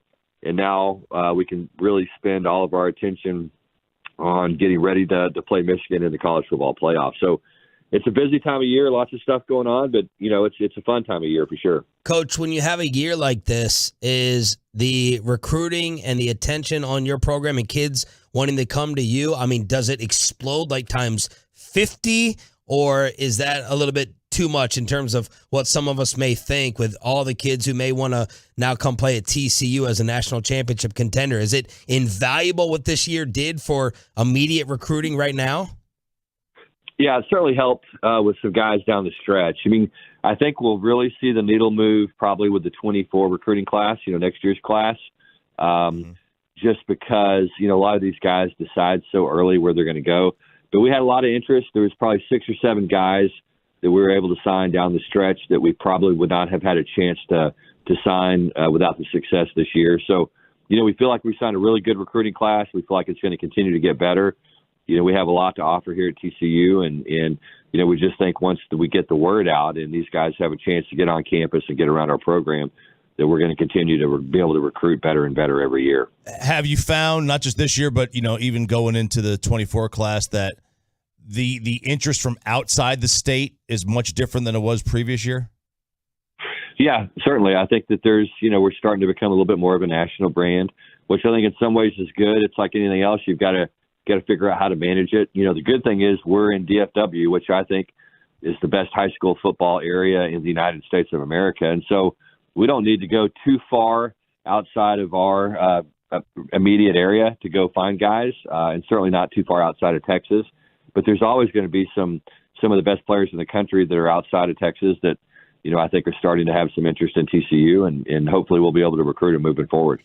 Coach, I always wondered this when it comes to recruiting, and now with the NIL, do you kind of I don't want to say judge a player, but when, depending on how early in the process they ask for NIL money or what your NIL situation is that a turnoff about the player, that they're just in it for some cash? Yeah, look, I think it's very similar in a weird sort of way to hiring somebody. If you think about it, if you have an open position in your business, whatever it is, and a candidate comes in and the first thing they ask is, okay, look, how much am I going to get paid? then I think that's cause for alarm. Whether you're trying to recruit an 18-year-old football player to come to your university, or whether you're trying to fill a position on your coaching staff or support staff, and so. It's like everything else. You have to evaluate people and evaluate what motivates people and evaluate whether or not you think it's a good fit for you and your program. And certainly somebody that's interested in maximizing their opportunities as far as their income goes is not a bad thing. But I think that, there needs to be a whole lot more that goes into that decision, in my opinion.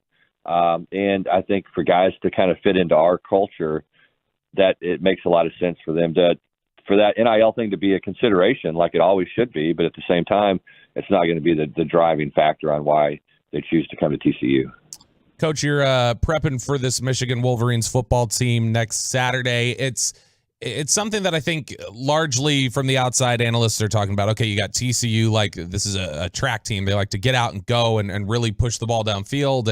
and have an explosive offense. And then, you've got Michigan over here that's classic Big Ten football team and likes to run the ball and play hard-nosed defense.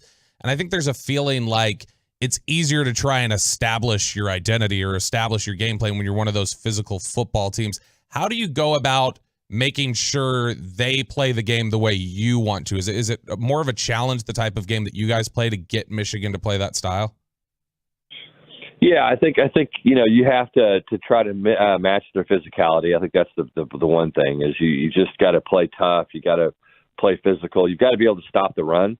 Michigan is one of the few teams really in college football that will run the ball kind of no matter what. I mean, they're gonna continue to pound you a little bit. They've got a really good quarterback, and they've got some nice receivers and some tight ends that can catch the ball. But their preference really is to line up and just try to knock you off the ball and methodically move the ball down the field. And they will continue to do that if you don't stop them. So to me, that's going to be really important. We've got to be able to stop the run. I think that's going to be critical for us. We've got to do a good job in short yardage situations, getting off the field defensively, and then keeping drives alive on offense for ourselves. And that's going to be very, very important. So, I think that one thing that we have to do is rely on our strengths, which is speed and ability to get the ball down the field, like you said earlier. And so we're going to have to take shots, and we're going to have to make plays, contested plays, one-on-one type situations. And our guys have done that this year, and we're going to have to do it on Saturday. Sonny Dykes, TCU coach, joins us here at 105 through the Fan. Against Ohio State, they really went over the top nicely in the passing game. Did you notice that in the other games on tape, that they had that ability, or did that kind of stand out? Yeah, that was a little bit out of their character. I think Ohio State really, tried to sell out, stop the run, and Michigan did a nice job of hitting them on some big plays. Hit a couple of big post routes, made some contested catches, and created a ton of big plays against those guys. And I think that they caught them probably a little off guard. I mean, Michigan has done that at times this year, but they did a lot of it in the Ohio State game, and you can tell that Ohio State was a little caught off guard by that. Is that one of those things where if you only see it maybe like once or twice, that it's you got to prove it to me that you can do it again, or does that really kind of sit in the back of your mind that they can actually do it? Yeah. I think it's like the game of football is really kind of about give and take, and it's like goes back to what I said earlier about we really have to stop the run. Well, how do you stop the run? You commit more people to the run, and when you do that, obviously you leave yourself open to giving up some long passes, and so. Our guys are going to have to really compete on the outside. There's going to be times where, our corners are going to be covering receivers and without any kind of help. And, our guys are going to have to, make those plays and be in good position to be able to make them and compete hard for the ball when it's in the air. And so, I think Michigan probably has a pretty good idea of what we're going to do. I think they have a pretty good idea of what most people are going to do. And I think that's why it's so important to be able to establish a run game. And they've been able to do that throughout the course of the year, and that enables them to be able to take some big shots down the field and create some explosive plays. Coach, Max Duggan's obviously had a tremendous season. He's been huge for you guys. Announced recently that he will be heading to the NFL after this season, but that he was committed to staying here and playing this game and playing with his teammates. Just I guess talk about that decision from Max and the type of leadership that he's provided for you guys and how much the offense in general follows him. Yeah, Max had a great year. I mean, he really has. He's gotten so much better through the course of the season. I think he gets better every single week. He's certainly a different player this year than he was a year ago. Much more comfortable in what we're doing offensively. I think he really has a lot of trust and faith in his supporting cast. He knows he doesn't have to do it himself. He can spread the ball around, whether it's handing it to Kendre Miller or whether it's throwing it to Quentin Johnson or a bunch of these other guys that can make plays for us. And so it's, I think he's done a really, really good job of getting settled in and going out and operating our offense. The thing that Max does well, too, he's got an element where he can run the football. Mm-hmm. He's a physical runner. He's faster than people think he is. He's pretty elusive. And so when your quarterback can run as well, then that gives a defense a whole different set of problems. And so I think that's been a big part of our success this year has been his play. He's done a great job taking care of the ball. He hadn't turned it over much. And he's given us a chance to win every Saturday. And I think that's what your quarterback is supposed to do. He's supposed to to trust the scheme, trust the players, limit the number of mistakes and turnovers that he makes. And if he does that, then typically you're going to have a chance. And he's played really, really good, smart football for us this year. He's going to have to do the same thing against Michigan. Look, they're a team that's really physical up front. You know, their D tackles are really good players. They're both powerful guys, and they got long guys on the back end. And it's a challenging defense, and they do a good job of not giving up big plays. And so Max is going to have to do what he's done all year. He's going to have to stay within himself, spread the ball around to a bunch of different guys that can make plays. And I think we all have a lot of confidence that he'll be able to do that. And you talk about, stopping Michigan's running game and how important that's going to be for you guys. Is it any different preparing specifically for Donovan Edwards with Blake Corum out, or is it one of those things where it's like Michigan's going to play their run style the way that they play it, and the guy that's back there specifically isn't going to be that much of a game plan difference? Yeah, both backs are really good players, and so they didn't change much with those guys. I mean, they're both powerful guys that can make you miss and finish runs well, and they can grind the ball down the field, and so their style didn't really change much when one of them got injured, and so they just kind of keep doing what Michigan does. The one thing that's different about these guys is they'll throw a lot of different personnel groups at you. They'll play with 3 tight ends, some play with 6 or 7 offensive linemen at times. So they do some pretty unique things that a lot of other people in college football don't do. And so as a result of that, they're pretty difficult to prepare for. And they do a nice job of creating extra gaps that you have to defend from a run perspective. And so, defensively, you got to be able to do a lot of different things. And I'm sure with the amount of time that they've had to prepare for us, they'll have a couple of new wrinkles as well. And so we're going to have to be able to adjust and adapt and do a good job of figuring out how they're trying to attack us. Coach, many people brought up your name and thought of you after the Mike Leach news. I think you tweeted, besides your father, he had the biggest football influence on you. What can you say about your time and memories when it comes to Coach Leach? Yeah, Mike, I think everybody knows this, but he was really a kind of one-of-a-kind personality, very unique, just a different person. I think Mike was, he was great to work for. I mean, he empowered people. He gave you a ton of responsibility. Didn't matter how young you were. I think that's a big part of the reason why so many coaches that were on his staff, particularly that Texas Tech staff, have gone on and become successful coaches, is because Mike did a great job of mentoring us and like I said, giving us responsibility and listening, and really taught us to think differently maybe than the other people in college football did. Very unique personality, really fun guy to be around. Could be maddening at times, just because Mike was going to do it his way, and sometimes it drove you crazy. But it's part of what made him so awesome to work for. I mean, it's funny, when we got together at his service this week, we were all telling Mike Leach stories, and every single person there had one and had several, and guys like me that were with him, I was with him, I think 8 or 9 years. And there's hundreds of stories that you could tell, and sometimes you tell the stories and people are like, there's no way that happened. It actually did. And so, there was never a boring day when you worked for Mike Leach, and it's hard to really it's hard to measure really what he meant to college football and really football in general. His philosophy and Hal Mumme's philosophy, I think, changed the game. I mean, I really do. And I think a lot of what we're seeing now on Sunday in the NFL has trickled up to the NFL, and certainly, it had a huge impact on college football and high school football and just football in general. Well said, Coach. We can't thank you enough for your time, the answers, the honesty, and we cannot wait to root you all on against Michigan. Thank you so much, and good luck, Coach. Thank you. Okay, appreciate you guys having me. Look forward to talking to you all again soon. Yes, sir. After we'll preview the national title with you. Thank you. There he is, Sonny Dykes on the Diamond Factory Hotline. Nick Eatman, and then Jerry Jones with a Friday appearance. Final hour of the week with Sean and RJ next.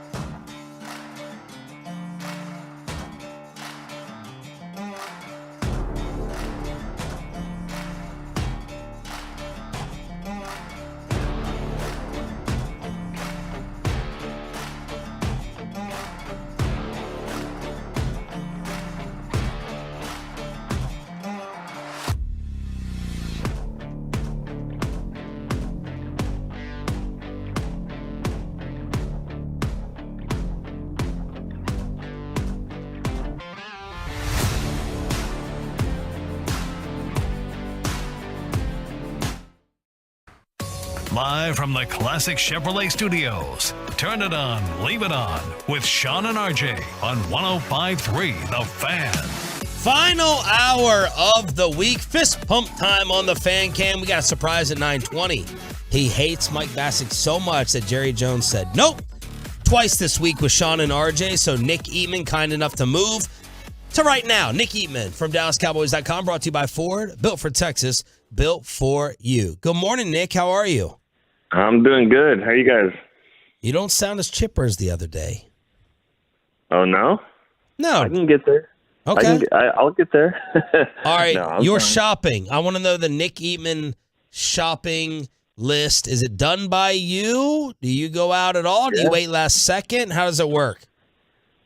Oh, I am done, but you know, that's why it's probably dangerous for me to just go anywhere else, because then I'll keep adding to it and adding, and then, you know, like it gets over the top, and then it's like, oh well, they need one more. Well, then if they need one more, then they need one more, and you know, that's just the kind of the way it is. But no, I mean, I'm probably more online shopper than anything, but you know, I'll go to the store. I mean, I live at that red supermarket store. Will anything arrive late? No, I don't think so. Not this year. Good. What are you hearing about Micah and Diggs with the illness, and then Sam Williams with the car accident yesterday in Plano? That one was scary. You know, I heard about that relatively soon after it happened. You know, I mean, obviously Twitter goes nuts on it. We had actually heard that the wreck. I haven't seen photos. I don't know if you guys have, but it looks a lot scarier than apparently that it was. Yeah. I don't think he had to go to the hospital. It was more precautionary. He didn't really want to go, but he did. I was told the Cowboys trainers, at least one of them, visited him there. So they were, you know, they checked him out, and they will reevaluate him this morning. But it does appear like everything will be fine for him to play in the game. But, you know, if you've ever been in even a fender bender, you know, it's like the next morning you wake up and you're like, man, what happened? Yeah. So I do wonder about that for him. He's still got 24 hours, if more than that, 30 hours before kickoff. Nick, how is this thing going to play out at corner number 2? Yeah, and that's what I was going to say about Diggs. I mean, that one's kind of scary, because if you look at these illnesses, you know, they don't practice for 2 or 3 days. So for him to pop up on Thursday's injury report, Trayvon Diggs, that's not a good sign. I still feel like he'll play. I haven't been told one way or another. I just, knowing him as much as I think I do, I still feel like he would play in this game. Hopefully he can, you know, play at 100%.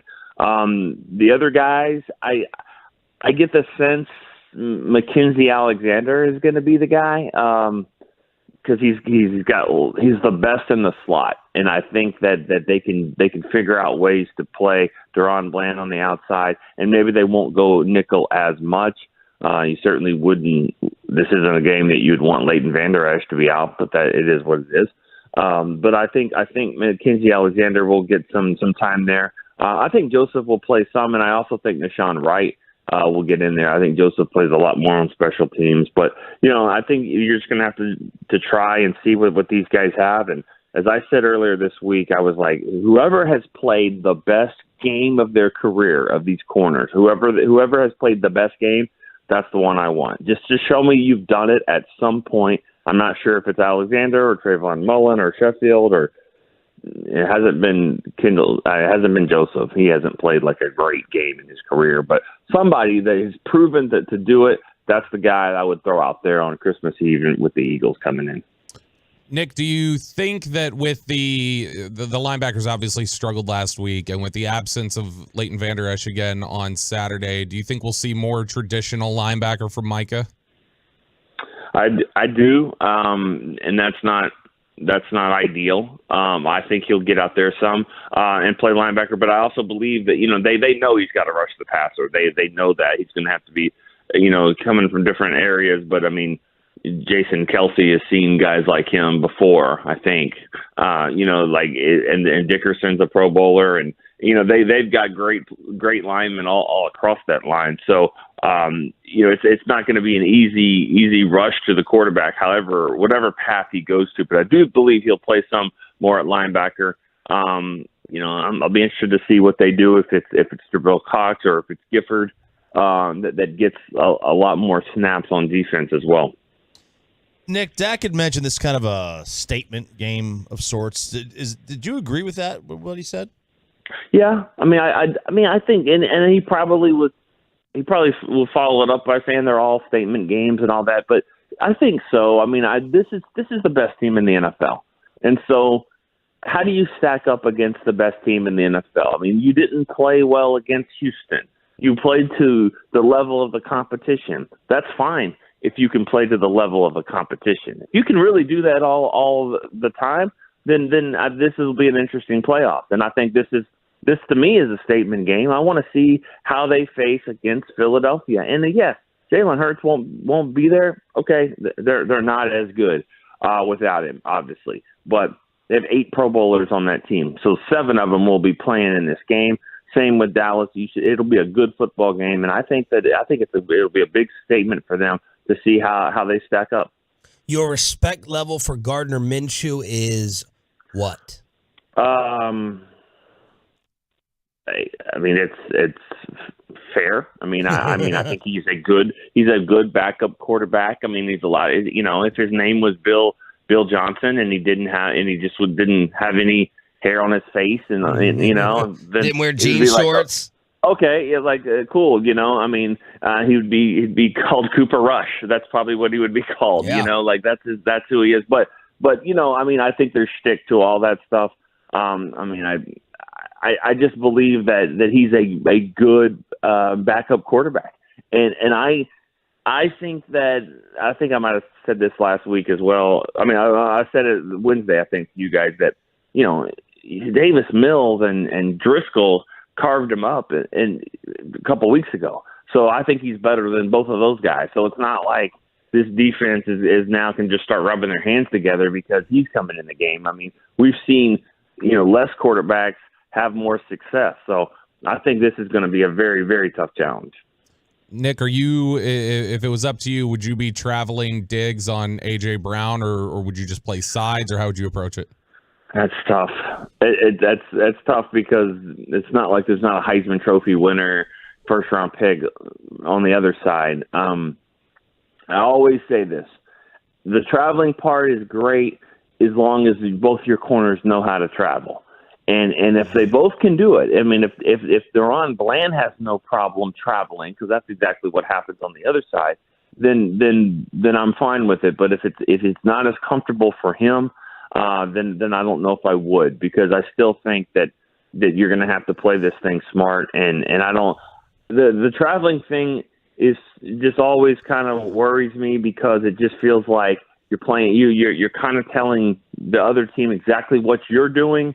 And I do believe that it can set up some other things for Bland in coverage or whoever the other corner is, and you got Dallas Goedert over the middle. I don't know. I think you pick your spots. 3rd and 8, cool. Go get A.J. Brown. But I don't know if you just do it every time. Who are you picking and why? I'm picking the Eagles. I think the Eagles are a better football team right now, and I know that Jalen Hurts' injury changes somewhat, but I do believe this. The Cowboys rallied around Cooper Rush. Their defense, I don't think it's a coincidence, their defense played their best football in that stretch while he was there. Yes, they had all their cornerbacks. That helped too. But I also believe that good football teams that are capable, will rally around the situation, especially when there's hats that are on the sideline that have, Eagles could win the division and bust them out right there on the sideline. I think this is a huge game for them. I think that their really good team will rally. I think the Cowboys have so many problems on defense right now that even Minshew and this offense, I think will exploit them. I think it'll be a fun, high scoring game, but right now I think the Eagles are just playing better. I'm going to pick them 28-26. Nick Eatman, DallasCowboys.com. Happy holidays. Thank you for the time switch, and have a Merry Christmas, brother. We'll talk to you next week. All right. Thanks. Appreciate it.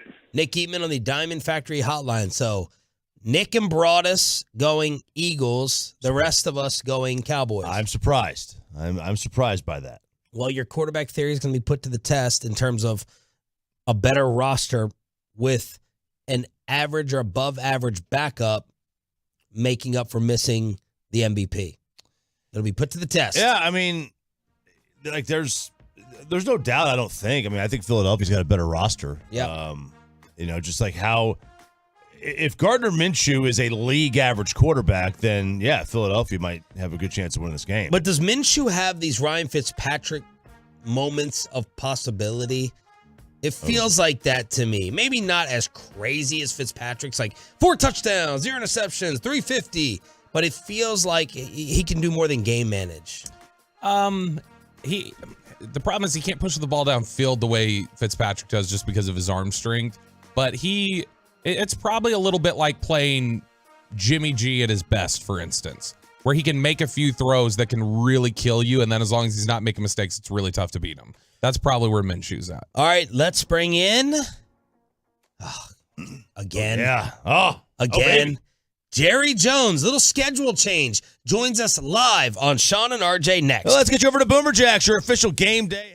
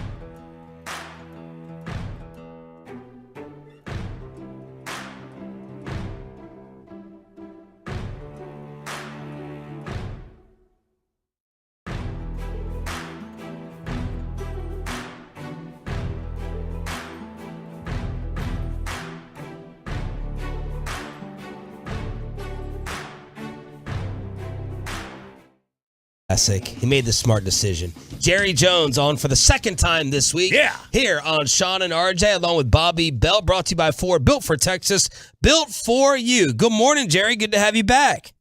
Sean, RJ, Bobby, good to be on with you guys, and Merry Christmas to you guys.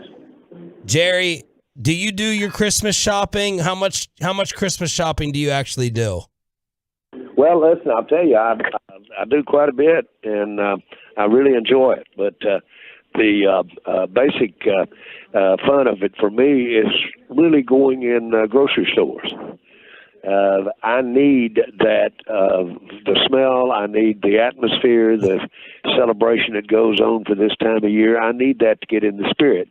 I grew up above a supermarket type store, and I just can't get there unless I have that experience.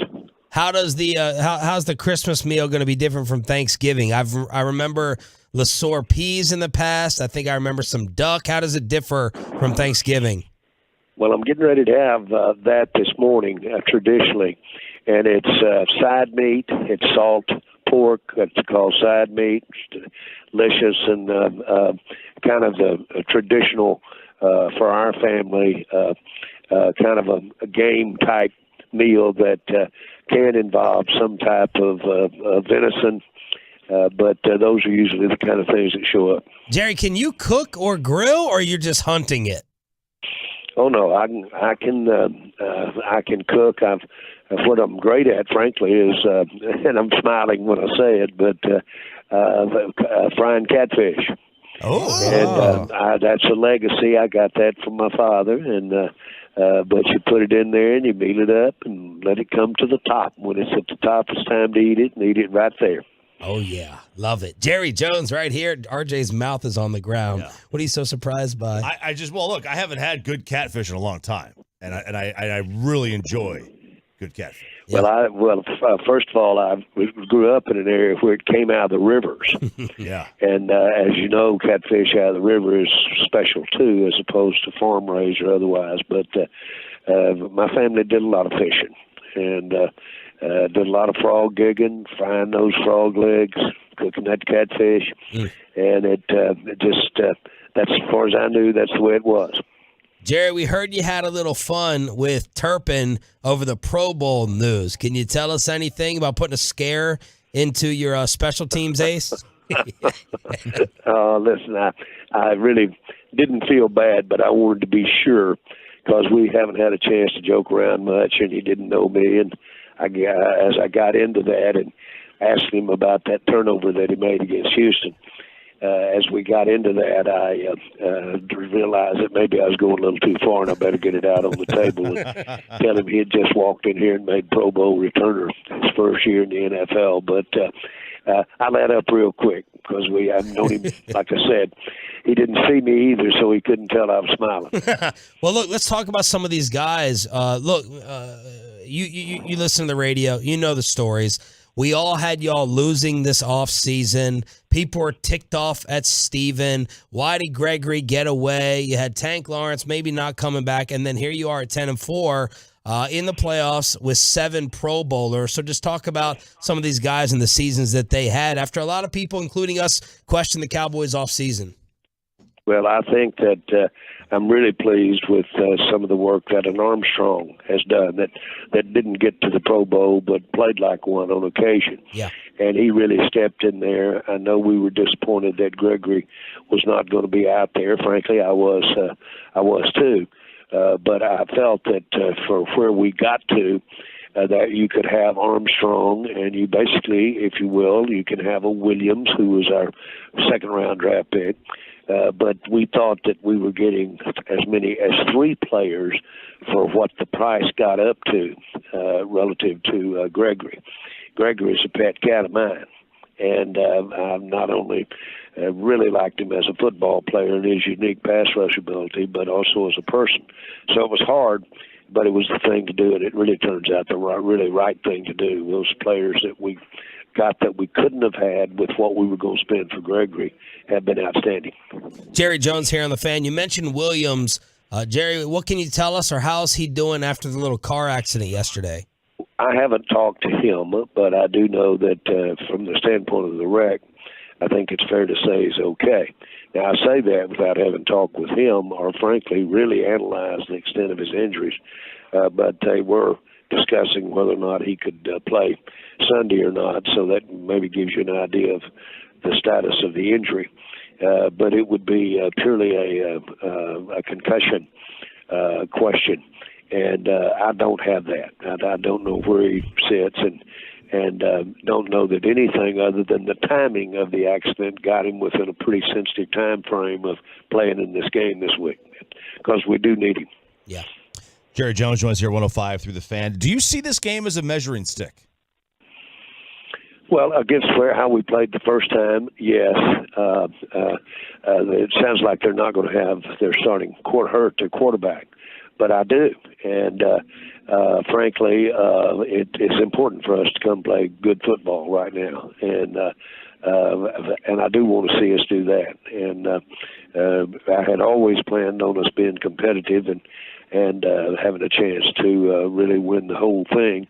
And it's still there. So I want us to, if I have my druthers, so to speak, I want us to play as though we had to win it for a playoff game to get in the playoffs. Jerry, Jaron Kearse was talking to the media this week and had some sobering statements about how the defense has played. He was, talking about how they haven't lived up to their standard and said specifically that teams turning on the tape right now, watching the film they've put out recently, specifically against Jacksonville, they're going to have teams licking their chops ready to play them on defense. Do you like hearing that kind of accountability, and are you comfortable with the preparation this week, how they're responding to what was a rough game last week in Jacksonville? I sure am pleased with that kind of introspect, if you will, of where we are. Everything you do in pro football goes on tape. On tape. Your practice goes on tape. Your games go on tape. And it's freely and it's distributed throughout the league. And not necessarily all the practices, but it makes my point. You are accountable whether you recognize it or not. And if you show vulnerability in areas, that's going to get exploited. That's as sure as the sun coming up. And so this is a part of the game that you better be ready. If you have a spot that you're trying to cover up or a weak spot, then the opposition's going to get to it. And they do have the football players to take advantage of it. All of them do. And so that's why on any given Sunday out here, you can end up on the wrong side. Jerry, we heard Dan Quinn earlier this week talk about that they were going to kind of open things up and have a competition at that other corner spot in addition to Trayvon Diggs and Deron Bland. How do you anticipate that playing out on Saturday, that third corner spot? Well, I will let it play out, and that's what he meant, and we'll see where it goes from there. But frankly, I think these players realize that it's certainly maybe not over a week of practice, but in general, you're up against playing out competition all the time, especially young players. And so I don't think it surprised anybody. I think it could be very effective in terms of describing it that way, articulating it that way, because it could remind you as a player that you got better give it everything you've got each play at practice. What you put in there at practice, what goes in, is all that can come out in a game. And that's really, as far as the entire year, all that you put in, that's all that's in there to come out. So if you have not put in all the right stuff or put in a lot of good stuff, it's not there available for you against Philadelphia. And so these guys are always encouraged to really bear down, really take that classwork seriously, really bear down. And the ones that are the best prepared usually play the best. Jerry, early in the week, we heard that Leighton Vander Esch was obviously going to miss this game. Do you anticipate that'll extend past this weekend? And do you think that in response to that, you guys will play Micah maybe more traditionally at linebacker this weekend?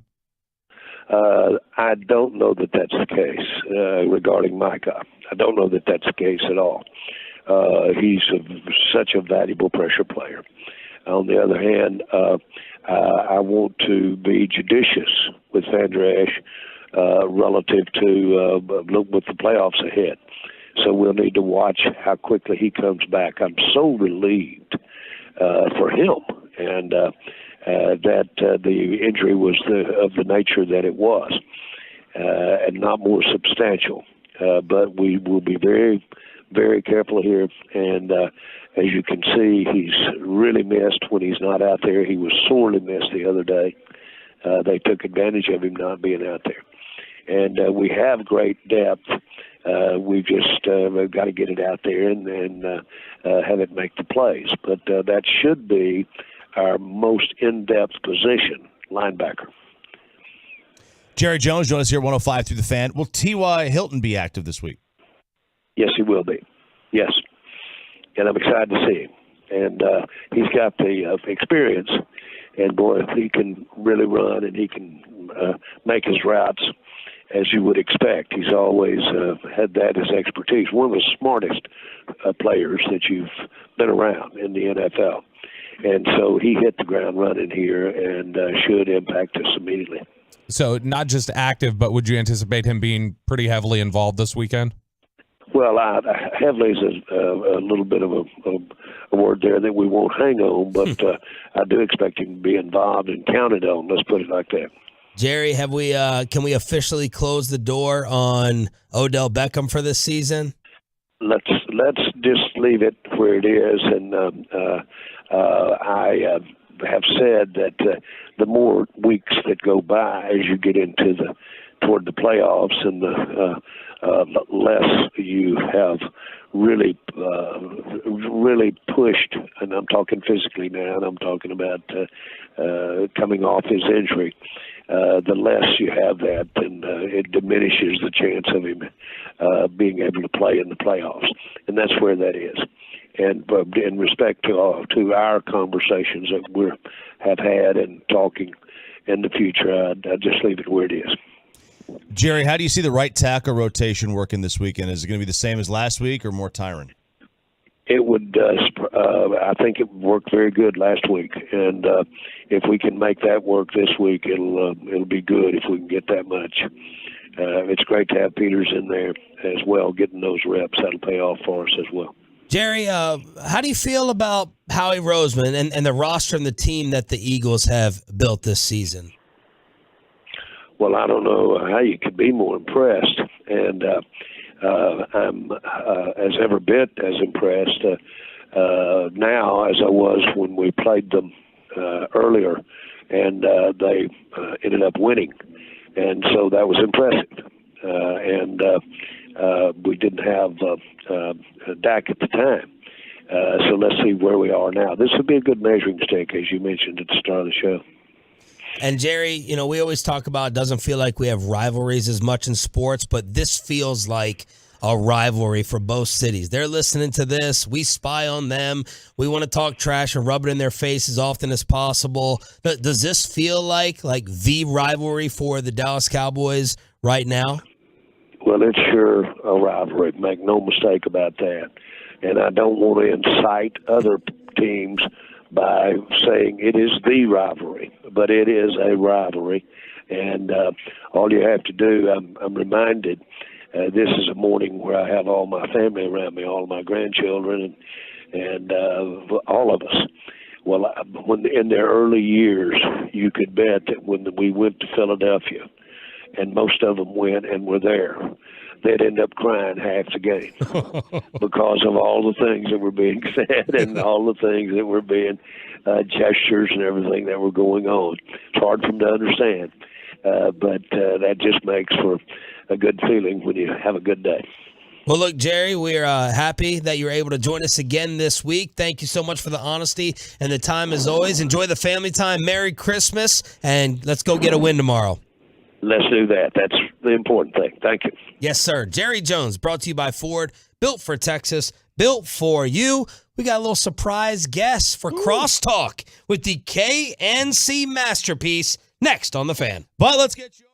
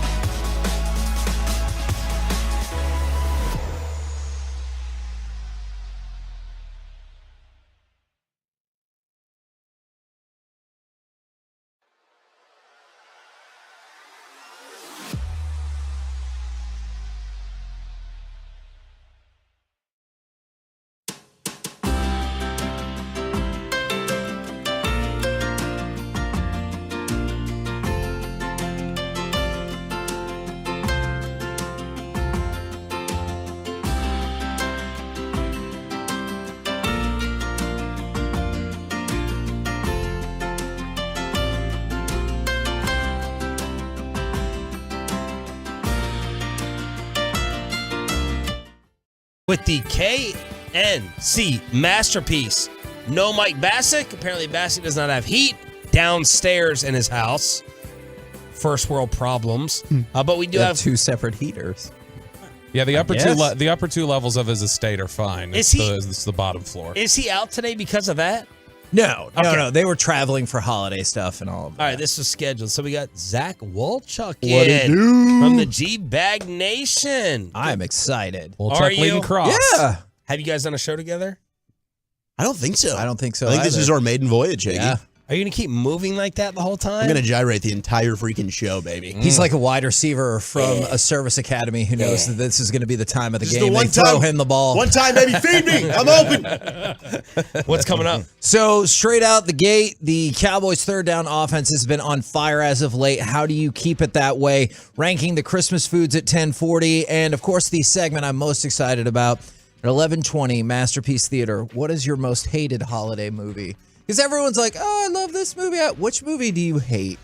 This at the holidays. So let me tell you. Oh, I like it. Oh man. Okay, too. What could be on the list? A Christmas Story. That movie is Really? trash. Okay, And I We're don't. done. I We're don't done. need. We're done. I don't need a list. Yes, this is going to be to Zach. tell me that that movie is on there. It's going to be in person. You're going to get your first RJ Kevin fight in person. So ready for this. You should be ready because that's one of the worst takes I've ever heard in my life. How do you not like little Ralphie? How do you not like that? How do you not like the Bumpus' dogs coming in there? How do you not like all that? How do you not like Just shoot your eye out. That's How do you the not like? statue. How do you not What? like the people at the Oh. Chinese food restaurant? Like, is that your next thing? But also, I love. It did make me laugh. I know. It's a little I love when they off-putting, put but- Christmas Story on 24 hours a day. So you know if at any point in the day you need to take a nap, bam! You just fire it up to TBS. It's like, hey, can we pretend like something happens? If you've seen that movie not as a kid, you think it's stupid and boring. You like it because you probably saw it when it was a kid, when there was 4 channels, right? Nothing else to do. And you're like, wow, this Yeah. passes for Sorry. entertainment. He's aging you, Did and you he's just- older did than you you. just We're the cable same shame age. me? Did you cable shame me? Is that what you did? A little I don't bit. think you should do that. Let me ask you this one. Are you? Because we're gonna fight now if you say no. Is Okay. Die Hard a Christmas movie? Yes, Okay, of course. thank you. It's set at a Christmas party. Thank you. Thank you. It's 100% a Christmas movie. Absolutely. Absolutely it is. It was very. It had a ton of foresight. It mirrors the conversation he has in the car, where he says, "Don't you have some Christmas music?" And he says, "This is Christmas music." Same thing with the movie.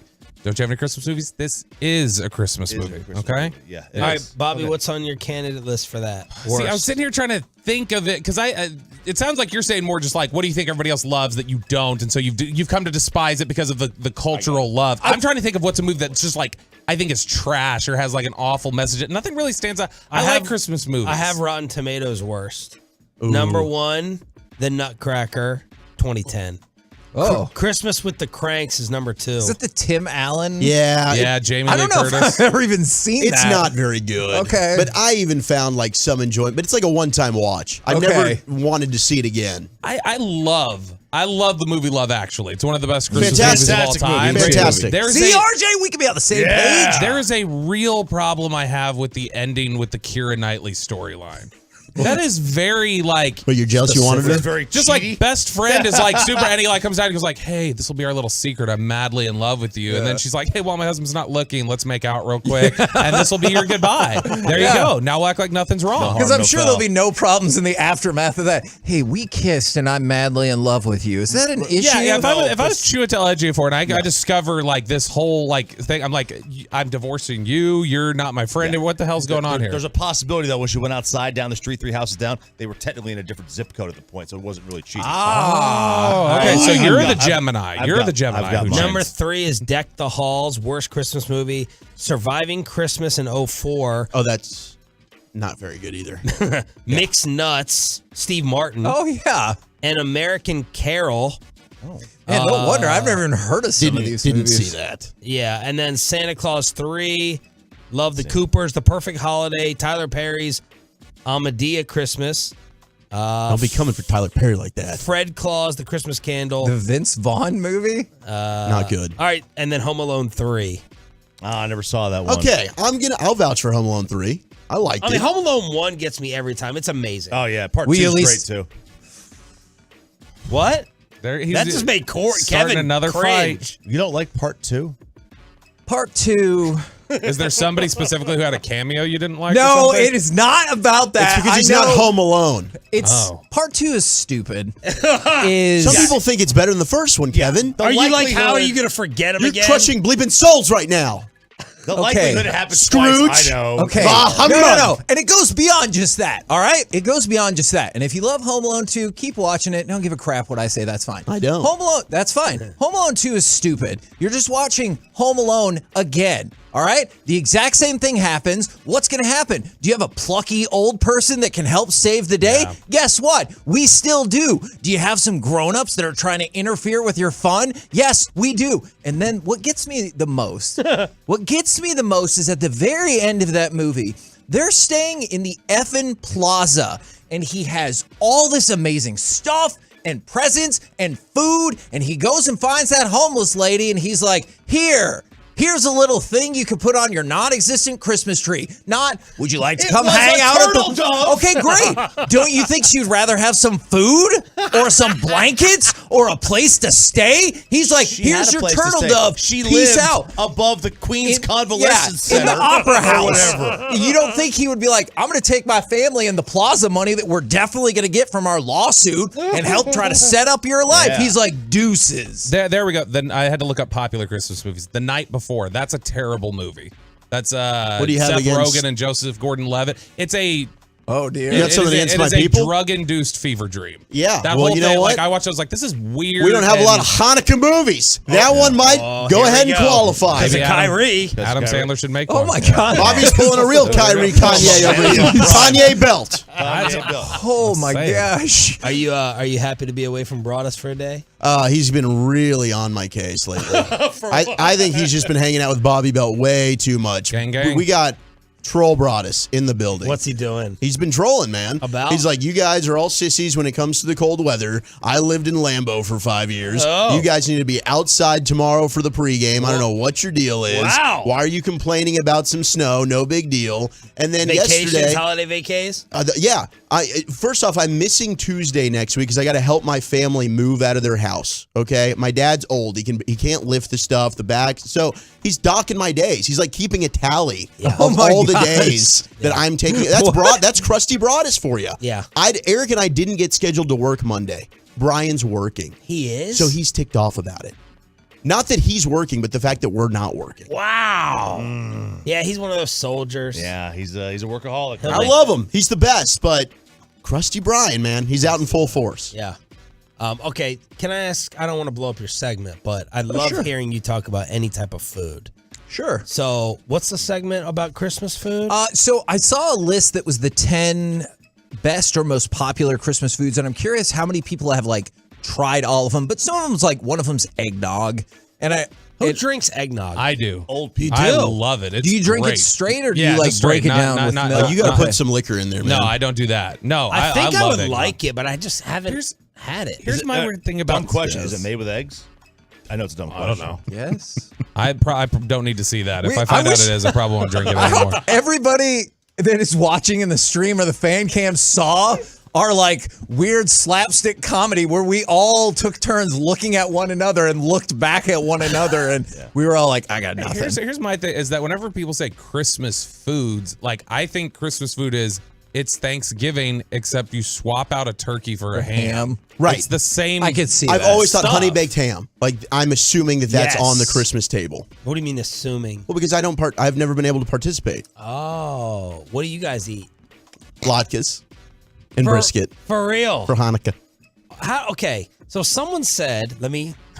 You Why better are you, preface why are you this. looking at me like this? let me I don't. I'm very open. I don't care. By the way, No, I'm not concerned for you. I'm concerned for him. by the way, eggnog, egg yolks, and whipped egg whites. Oh, I hope it ruins it for you. It tastes good. I'm All right. pickier than Hagee though, so I don't know. So I heard someone say on a food channel that the two types of people the only two people that can make brisket are Texans and Jewish people. Uh huh.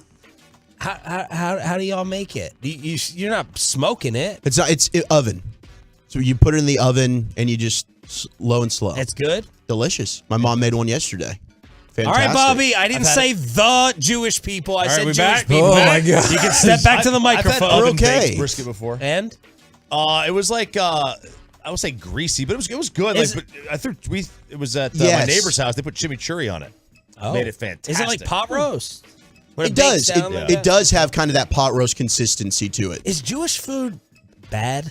Some are. Some is. Yes. That's not offensive. I didn't Yeah. say anything. You're making these faces to No. Kevin. People No, but say that Jewish food 100%. sucks. We should ask Amari Stoudemire. this. 100%. Some of it is not for everybody. Oh my gosh. But the deli meats, like I'll tell you what, a New York, like a Jewish deli, Yeah. it's the best.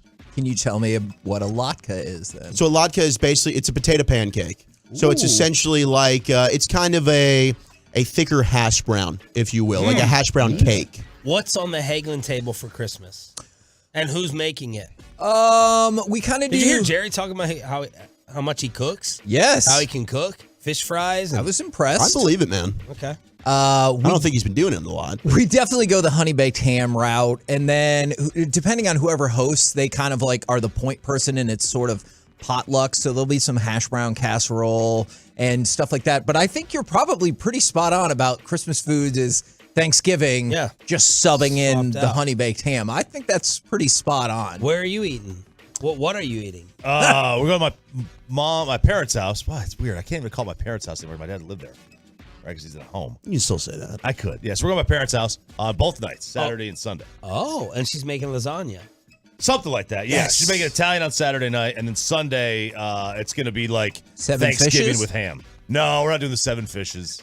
She doesn't do that. Yeah, they have their She's own thing fake too. Italian. I love that. The lasagna is a big one, I think. A lot of people do lasagna. And tamales. Yes. Tamales Yeah. sound delicious. They're You not a fan? I'm with they're you. overrated. I Yeah. agree. Too much I agree. masa bread. But we're having them, so hopefully my in-laws aren't. But they're Merry buying Christmas. them. They're buying them. All right, so tomorrow you're going to be inside. Yeah, we'll be inside for pregame and for the postgame Miller Lite Club. All the way. Just man up and be outside. Broadus can't be outside because he he gets weird around the fans and the listeners, and he doesn't want to interact too much and say hello. See, I'll fight back for Well, him. it's weird because when it was hot back earlier in the season, he used to bitch about it because we didn't have a 10 and his scalp would burn. And then it was like, I'm not used to all these, photos and y'all. Man, this feels like a Festivus crosstalk. We're just airing all the grievances. At any more pre-games or posts, and you take up, what does he dislike taking the photos? He gets in a good mood. I think Eric and Okay. I try and get him in a If good you mood. show me photo evidence from here on out, oh wait, is this their last home game? This is the last home game. Next year we'll do it. Merry Christmas. Happy holidays to everybody. It's the KNC Masterpiece next on 105.3 The Fan. Love you, Brian.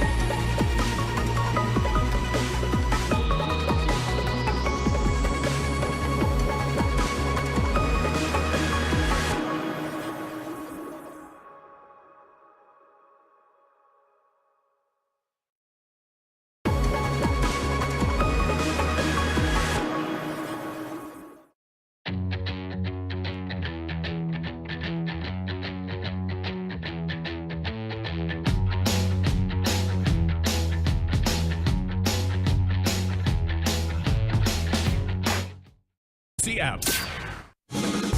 Live from the Classic Chevrolet Studios, it's the KNC Masterpiece on 105.3 The Fan.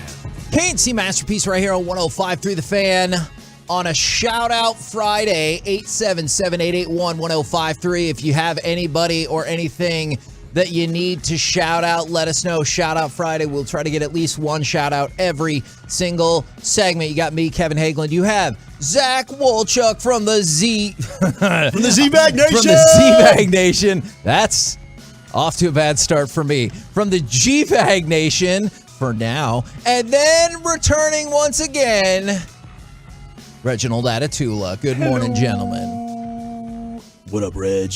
What's happening, fellas? I feel like you're like now you used to be one of the main characters. Oh yeah, I'm a recurring cast. Yeah, exactly. It's like when a character goes from being a main on the show, but they get another show. Yes. And so like they become a recurring character. They'll, kind of show up every once in a while, but you're like, where did that character go? So you've had success out in the world. You've branched your wings. Does that count as a spinoff? Yeah. No, yeah, absolutely. Okay. The Get Right is a spinoff of the KNC Masterpiece is what we're going to go with right now, I think.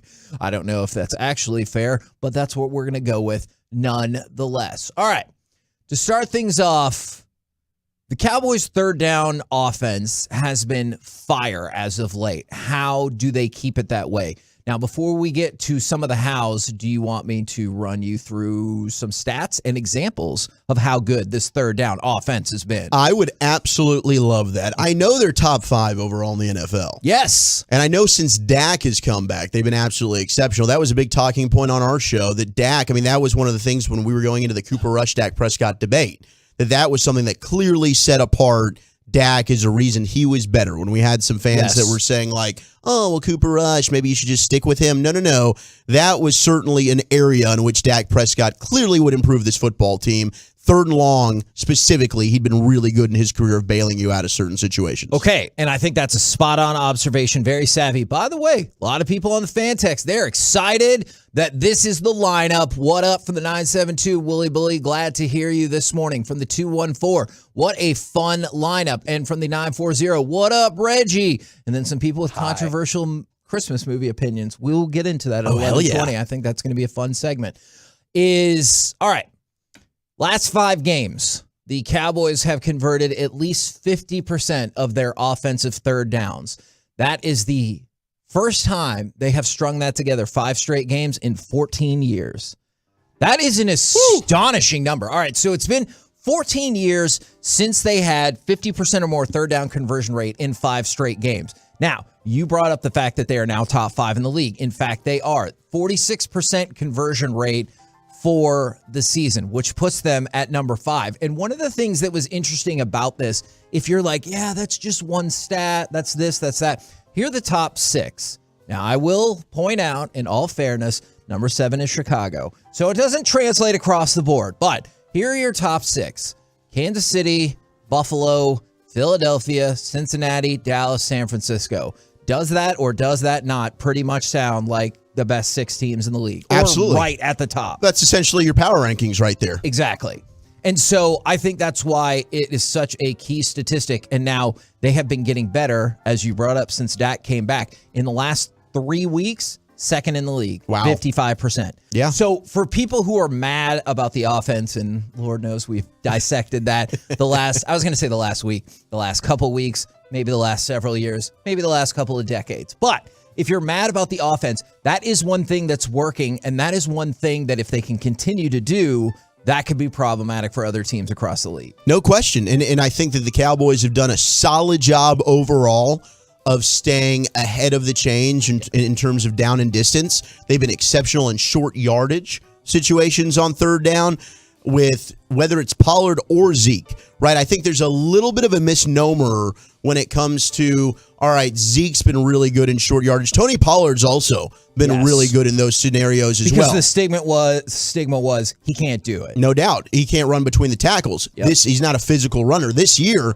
Tony Pollard's definitely put that to bed. Yes. He's he's becoming a 3-down back because he's also improving in pass protection as well. Now, is he going to get blown up at times? But it's not a lack of being unwilling. You watch watch the All-22, Tony Pollard's sacrificing his body and going ahead and taking some for the team here in pass pro. So he's definitely improving in that area, but I think that's big. But as we mentioned, when it comes to 3rd and 8 or more, Dak and being able to extend some plays, but also when it comes to CeeDee Lamb stepping up and the tight ends as well. The 3 tight ends, I think, are also helping in this area, whether it's Ferguson, Hendershot, Schultz. Schultz has always been big on 3rd down. I think these are all areas as to why the Cowboys have been very effective on 3rd down conversions. Who is it could be positional, like you were just talking about the tight end, it could be CeeDee Lamb, whatever direction you want to go. Who is your focus, or what is the focus to keep it that way? Is it as simplistic as, simplistic does not have to mean bad. I know some people are like, oh, that's rude. I don't mean it in a bad way. Of you stay ahead of the change. That's the key to your 3rd down success. Like, what do you focus in on to keep it for Philly and then hopefully Philly I think that always is, because I think you're now going to have a better offensive line. And that's something I've been talking about all week with Brian. And I think it was very evident when you watched Tyron Smith against Jacksonville and you went back and broke it down. This offensive line is going to be better with Tyron Smith back. Sure. It's not a knock against Terrence Steele. I think Terrence Steele has been very easy to pick on, but he was having an outstanding season along with Zach Martin, specifically in the running game. So I don't want to take that away. But as you talk about 3rd and long, pass protection-wise, Tyron Smith is an upgrade there. But yes, when you have 2 Hall of Famers now playing next to each other with Zach Martin and Tyron Smith, that also is going to be a huge asset for you on that right side. So if you are able to stay ahead of the chains, 3rd and short, you think, okay, we can go ahead and power off that right side, and they're going to get you an extreme push. And Tyler Biadasz is kind of an unspoken thing. He's really been playing well. I agree. And every single week, I think you're seeing little things where he is taking his game and he's getting better and better. Do you feel like people were just hoping he would get to average? Like that was the goal going into the season? And I think he could make a really strong case average, dare I say, slightly above average. I think he is playing above average. Now, he's not at a Pro Bowl level like we had with Travis Frederick, and that's the difficulty, right? Because he also came out of Wisconsin. So you had the immediate Travis Frederick comparisons, and he took over for Travis Frederick. So it's not to say that he is that. He's not yet, but I think he is playing above average center. Keep in mind, last year was really only his first full year starting, and I think you're starting to see now things are more comfortable for him. He's starting to really get a feel of calling checks to the line of scrimmage. He's not getting bullied at the point of attack by bigger defensive tackles, which were a weakness for him. And this is going to be a big game because he would struggle against guys like Hargrave and Fletcher Cox. I think he did a better job in that first matchup. There's going to be a big one tomorrow night to see how he handles those 2 guys inside. Now, you brought up the potential of the 2 Hall of Famers playing right next to each other. Even Tyron Smith was talking about that. He's like, it's fun playing next to my guy, Zach. Anything that could be like you. Yeah. Anything that will help the team win, I can perform way better than I did on Sunday. And I think that's encouraging because he said him and Zach are still working on getting on the same page, technique, being more comfortable. Sure. But 6.1 yards per offensive play when he was in at right tackle. And he's like, oh, yeah, no, I can definitely play better. Not, I think I could play better. He goes, for sure, I could definitely play better. And that's an enticing prospect. It is. Because, I mean, listening to Zach Martin with Brad Sham and Haley Sutton talk about this, he was interested in how quickly could just some of his little, sets and techniques translate from the left side to the right side. And he was saying, look, like they've played on the same offensive line, but they've never executed, down blocks, to your point, together. Yeah. Right? And so he just noticed some of the little techniques on film already starting to translate. And so that's just in one game. I mean, look, he was starting to do this all in just a week. Now you're talking about another week getting to practice this, another full game now. Jason Peters struggled in that game against Jacksonville. Yeah. You just set it and forget it. No more swapping, no more rotating. Tyron Smith is your guy. I think you just set this thing left to right with Tyler Smith, McGovern, Biadasz, Martin, and Tyron, and that's your offensive line. And from the 5-4-0, because I disagree with this, but you don't get the conversion when we really have to have it, see the last 3rd down attempt. Okay, so my counterpoint to that would be, first of all, sure, that did happen. Like, I'm not arguing against that. But my argument would be the drive before that, the touchdown drive, they were 4 for 4 on third down. Yes, they were. And so, like, I get it. You didn't get that. But even when you factor that in, you're 4 for 5. And I have issues with first and second down, again, as we've discussed throughout the week, that got you into that third down and kind of went against a lot of the philosophy for the year. Yeah, that's an issue that I have with the play caller a little bit. Sure. And I think Michael Lombardi, who we had on earlier in the week, had a hilarious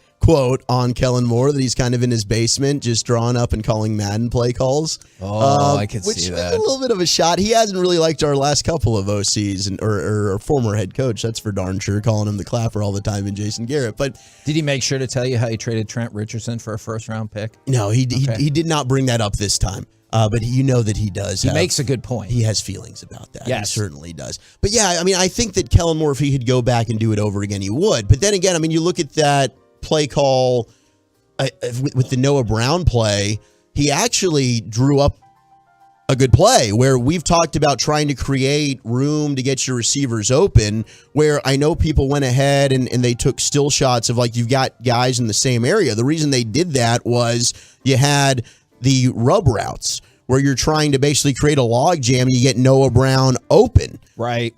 With that drag in the crossing pattern, and he was. And Dak made a really good off-balance platform throw that hits Noah Brown. Now, unfortunately, we know what happened. Noah Brown wasn't able to complete the play, and he had a great game otherwise. But these things happen. Noah Brown has said that he needs to finish it. But overall, that was a good moment for Kellen Moore. The rest of it, we can certainly question, but he needs to be better in some of these instances. Now, we were talking about this list, and I'm not trying to like infuriate people just as the show starts, but since we're talking about third down, I've only seen one text about this so far. I'm a little surprised. The Christmas present list for teams across the NFL. Geez. Look, let's set the tone. All right, let's and do let this. people know the energy that we're coming at the show with today. All right, Which is crotch first energy, Hagee. hell yeah. Okay, so CBS Sports Christmas present list, is that right? Yeah, it's CBS Okay. Sports. If you want to go after this guy, by the way, it's Garrett Podle or Podle. Yeah, he used to be the producer the for our show, Pottle. Oh, yeah, that's right. Yeah. Isn't he with the Stars now? Yeah. I thought he played center for the Spurs. So you're bringing that same kind of energy today, aren't you? Oh, yeah. I like it. That's That's my what guy. I'm talking about. Did you see this? What was it? Is it a sweater or what is that? It's a We're in the sweatshirt, but it does say no cookies for Santa, and of course it has the image of the Cookie beloved Monster? Cookie Monster. Dude, it's Yeah. freaking awesome. I should have worn my ugly sweater today. I've missed 2 opportunities to do that this Do you week. think the Cookie Monster ever went to rehab? No. Hell no. No. Why would you? Look, man, if you Here's have the an problem. addiction that is It's a like good addiction. societally accepted, you can go with it. Man, you know what? That's funny because there's a Jim Gaffigan joke that I always thought was hilarious. Is like, if you eat a whole pizza, people are like, wow, you're really hungry. If you eat a whole cake, people are like, you got a problem. And so Why do we always like go after the cake? Like a fat kid loves cake. Why is it always anti-cake? it was a piece of cake. It was a pizza cake? Piece of cake. Oh, He was trying piece to of make a cake. joke that didn't land. Whatever. It didn't land with Hagee. Somebody out there giggled, but it was a bad joke. Don't laugh at that. That's all I'm shooting for today. Don't hey, laugh at that. You know what? It was a bad joke. You know what we could have done? Make fun is of me. taken 2 weeks off after we worked for like 3 months because working in radio Are you is airing hard. grievances? Is this Yeah, the Festivus? it Are we is doing this? Festivus. Go ahead and air your grievances. Truckwreck.com text line 877-881-1053. Saying, it's hard to show up for work when you've been doing it for 2 or 3 months. I get it. Don't tell that to Brian. That is a great point. All right. Shopping list. Mm-hmm. Let's just focus on the Cowboys for now. We can get the rest of the shopping list right now. Yeah. I mean, later. What's the shopping list for the Cowboys? What's the present? Amari Cooper. Amari Cooper. And it writes, I'm sure Jerry Jones wishes he could have a do-over on flipping the 4-time Pro Bowl wide receiver to the Browns for a late-round pick. Their passing game's overly reliant on CeeDee Lamb, and when opposing defenses sell out to take him away, guess what? The offense struggles. The Cowboys witnessed this firsthand in their collapse in Jacksonville last week. Right. Do you disagree? No. I don't disagree. I think so many of their personnel moves have actually worked out really great, but time and again, that's one that you come back to and you're like, huh, What if we wouldn't have done that? And I know for a lot of people, what really bums them out is like the compensation you got for that. And at the time, because I remember we were doing a fan event, I was like, I like the compensation because you let everyone in the league ahead of time know that you were going to cut him, and at least you got something for him. That's the part of it that I had an issue with, is if you were going to trade him, just be like, oh my God, we can't get rid of Amari Cooper. He's the best. And then you're like, what if I gave you a second round pick? And you're like, well, I guess. But instead they're like, hey, we're gonna cut him. So if you want him, come get him, which is not good strategy. Horrible decision in the moment. I think we all knew that. And the way that they went about handling it, where the entire NFL knew it months in advance, was even worse. They let their emotions get the best of them. They can say what they want about it. Sure. But that's the truth. Sure. That's the truth. Sure. And now they've flirted with Odell Beckham Jr. That's not happening. And they signed T.Y. Hilton, who hopefully is going to play. Is it not happening? It's not happening. Did you not hear Jerry? He's like, I don't want to shut that door all the way. Maybe next year. No, it's not happening. I'm with you. We're the KNC Masterpiece right here on 105 through the Fan. Coming up next, will the Mavs become a part of your Christmas traditions? We'll do it next right here on the Fan. Friday morning, audio gold. Hey, RJ, that's a no-brainer where he went. So. Cowboys head coach Mike McCarthy with Sean and RJ. Friday mornings at 7:15, right here on the Fan and the Odyssey app. Eric was way behind on his taxes. I owed a lot of money to the IRS, almost $15,000. I tried to make payments. The IRS wasn't satisfied with Eric's efforts, so they came after him full force. They're coming to put a lien and a hold on all my income, my home, my car. I was just overwhelmed at what to do. Then Eric called Optima Tax Relief. When Optima Tax got involved, the calls would stop, the threats would stop. It was easy like 1, 2, 3. Optima Tax Relief is A+ rated by the Better Business Bureau, and their team of expert tax professionals took care of Eric's problem. I owe $15,000, and now my debt is clean. I don't owe anything. Take Eric.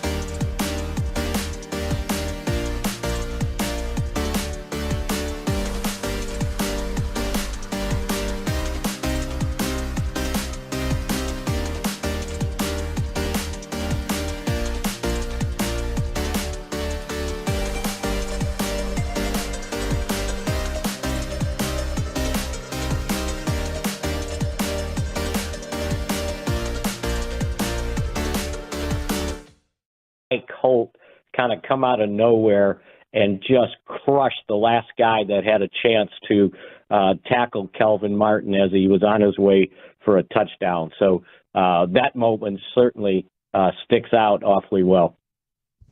Mickey, I think getting the run game going was probably going to be my pick for the Cowboys against the Eagles is the most important thing. But we were talking with Michael Lombardi on the G-Bag Nation the other day, and he said, if you can pass protect, you can beat the Eagles secondary, and he thinks that might be the path to success for the Cowboys. As you've prepped for the Eagles, well, what do you think might be the best game plan for the Cowboys? Is it getting the run game going, or do you think we can throw on them? I think if you can get the run game going, you definitely will be able to throw on them. And if you're going to throw on them, you have to protect Dak Prescott. I thought the protection has broken down a few too many times these last couple games where he's had to roll out of the pocket and at times, try to invent something down the field. So if the pass protection's good, I just think this offense has to carry this team at this point. And they did last week, right? 34 points. Sure. Running and throwing the football. And I think that's their best bet.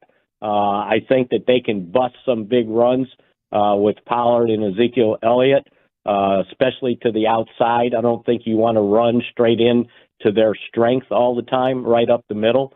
But again, with the defense having to compensate for several injuries that they've incurred here over the last couple of weeks, I think the offense has to go, has to score points.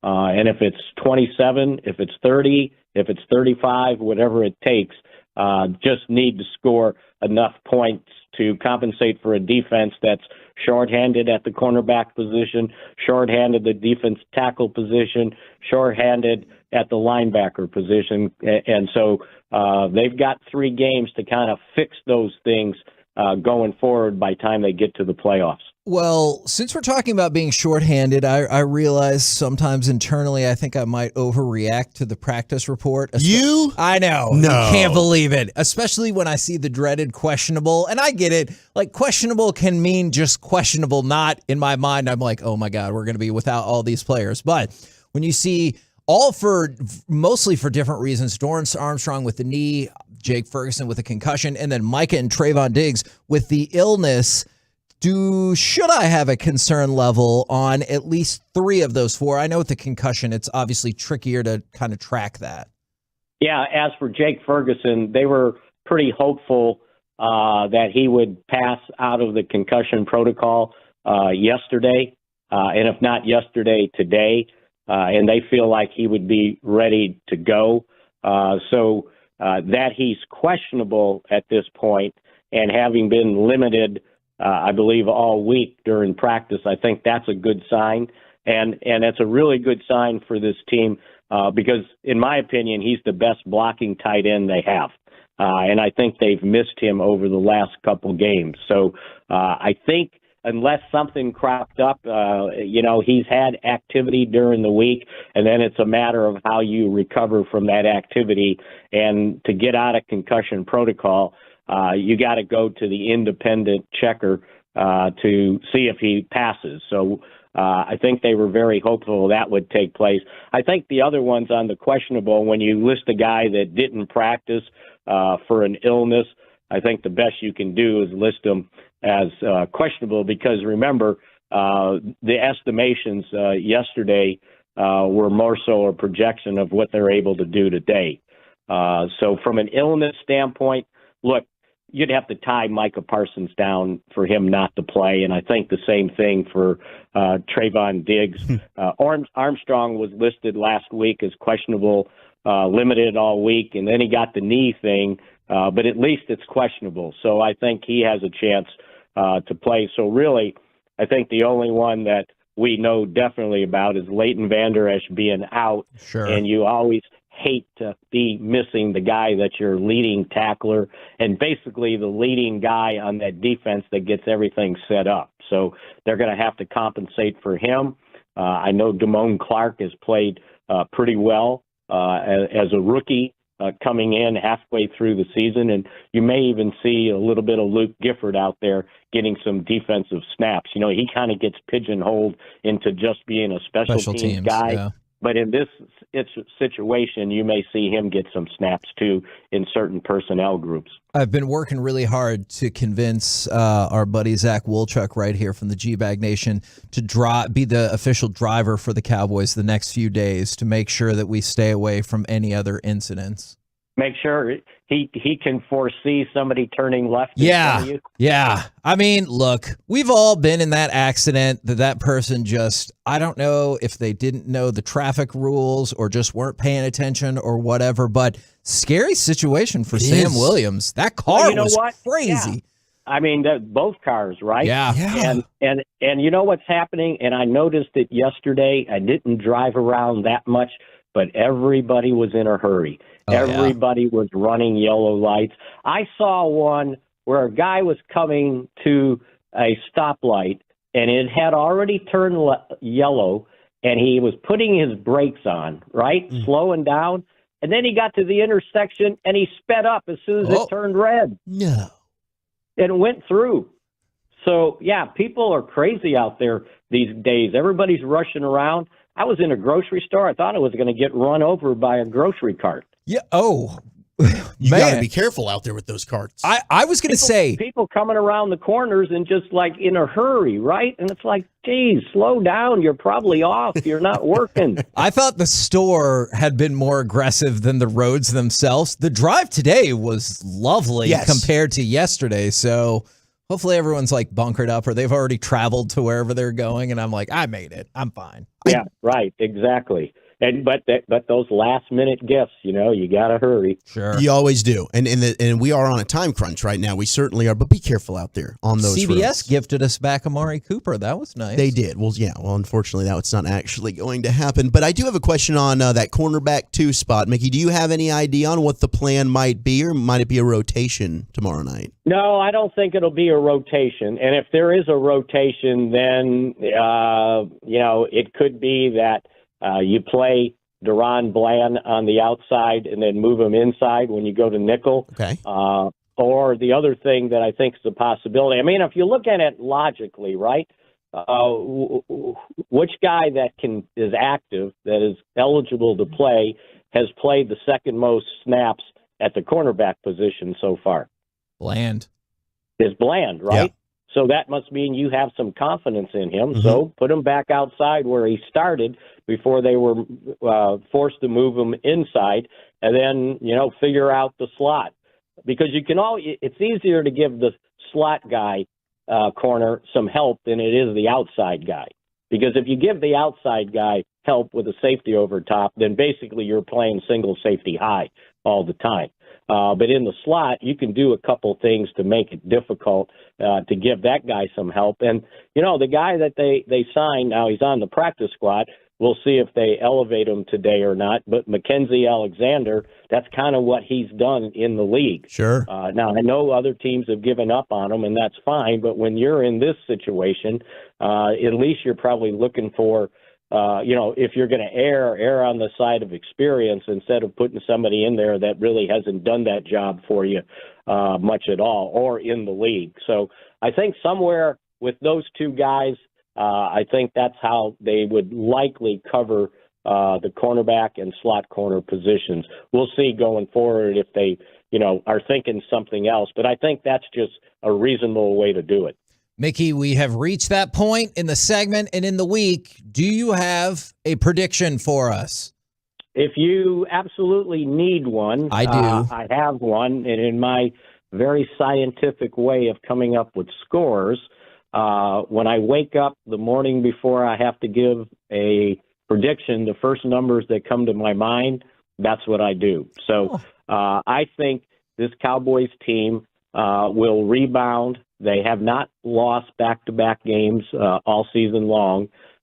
Something like winning 27-16, knowing that Gardner Minshew is going to be playing his first snaps of significance this year, and he really hasn't played very many at all. So I think we talked about what the key on offense was. The key on defense is make sure that he does not get comfortable in the pocket, because it'll take him some time to kind of see things and get in rhythm. You got to make sure that he's uncomfortable, and the best way to do that also is to force him to throw the ball, which means stopping the run. Appreciate it very, very much, good sir. We'll catch up with you again next week. Talk to you on Monday, and have a good Christmas. Merry Christmas to Mickey Spagnola from DallasCowboys.com. By the way, this is an overdue shout-out from the 817. We merged the shout-outs and the grievances. My grievance with Kevin is that he hates the USPS. I've been trying to get, no, that is not right, is shout out to, thanks a lot, Zach. You know what? You fit in just great with this show. Is shout out to all of the USPS folks, your mail person, your delivery drivers. And he pointed out, or she pointed out, most mail people are out very late this time of year, and it doesn't matter that it's cold. So thank you Thank you very much to all of our mail carriers for making sure that card and everything else gets delivered in a timely fashion. We appreciate y'all. We're the KNC Masterpiece right here on 105.3 The Fan. Keep sending in those grievances or shout-outs. Coming up next, ranking the best Christmas foods. And have you tried all of these? We'll do it next right here on The Fan. Coming up with the next G-Bag Nation, it's a football Friday. We got Stephen Jones at 3 o'clock.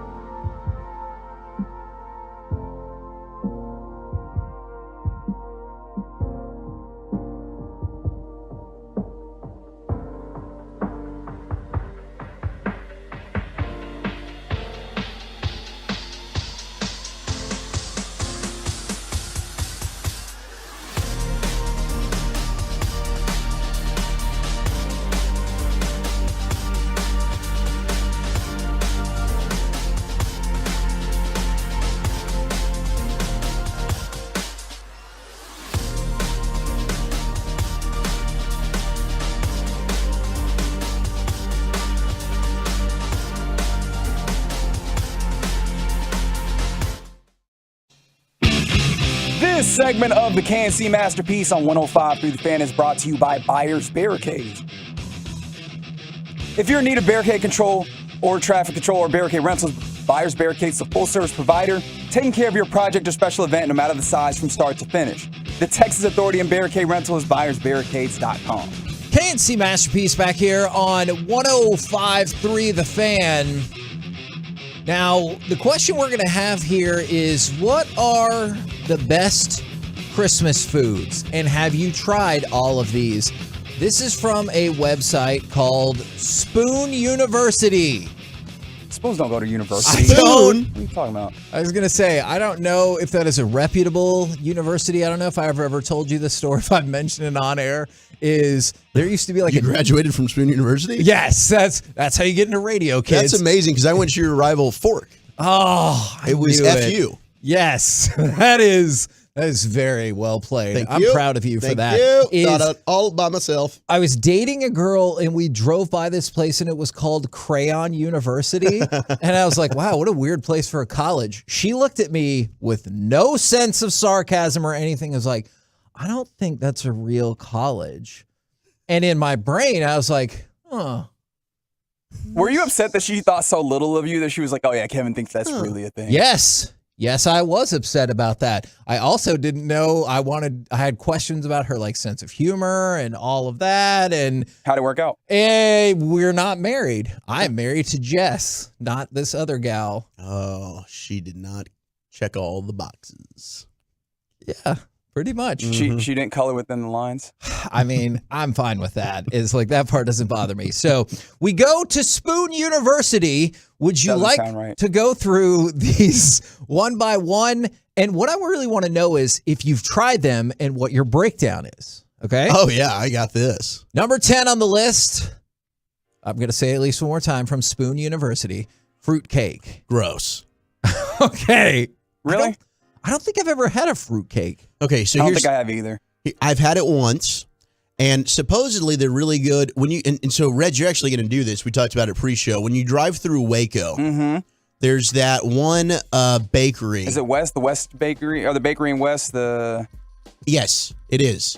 It's like the something with a C. Yeah, you know what I'm talking about. Check Stop. It's not the Check Stop. It's not the Check Stop. They're going to make they were making a movie about it, and Sandra Bullock was going to star in it. 877-881-1053. It's not the same. It's not like it's not Corner Bakery. It's something else. Somebody will text in and know. They are known for making these fruitcakes, and I tried one of theirs, and it was okay. It was passable. But anytime I've seen a fruitcake, I'm like, why the hell are people eating this? Sure. That's a great. I haven't tried it. My son the other day said he wants to. Collins Street Bakery? Collins Street, that's it. Bam. Shout out 254. Thank you very much. Waco Collins Street area Bakery. texting in. Excellent work right there. Thank you. My son said he wants to try a fruitcake and then maybe make a fruitcake. Doesn't it take like weeks?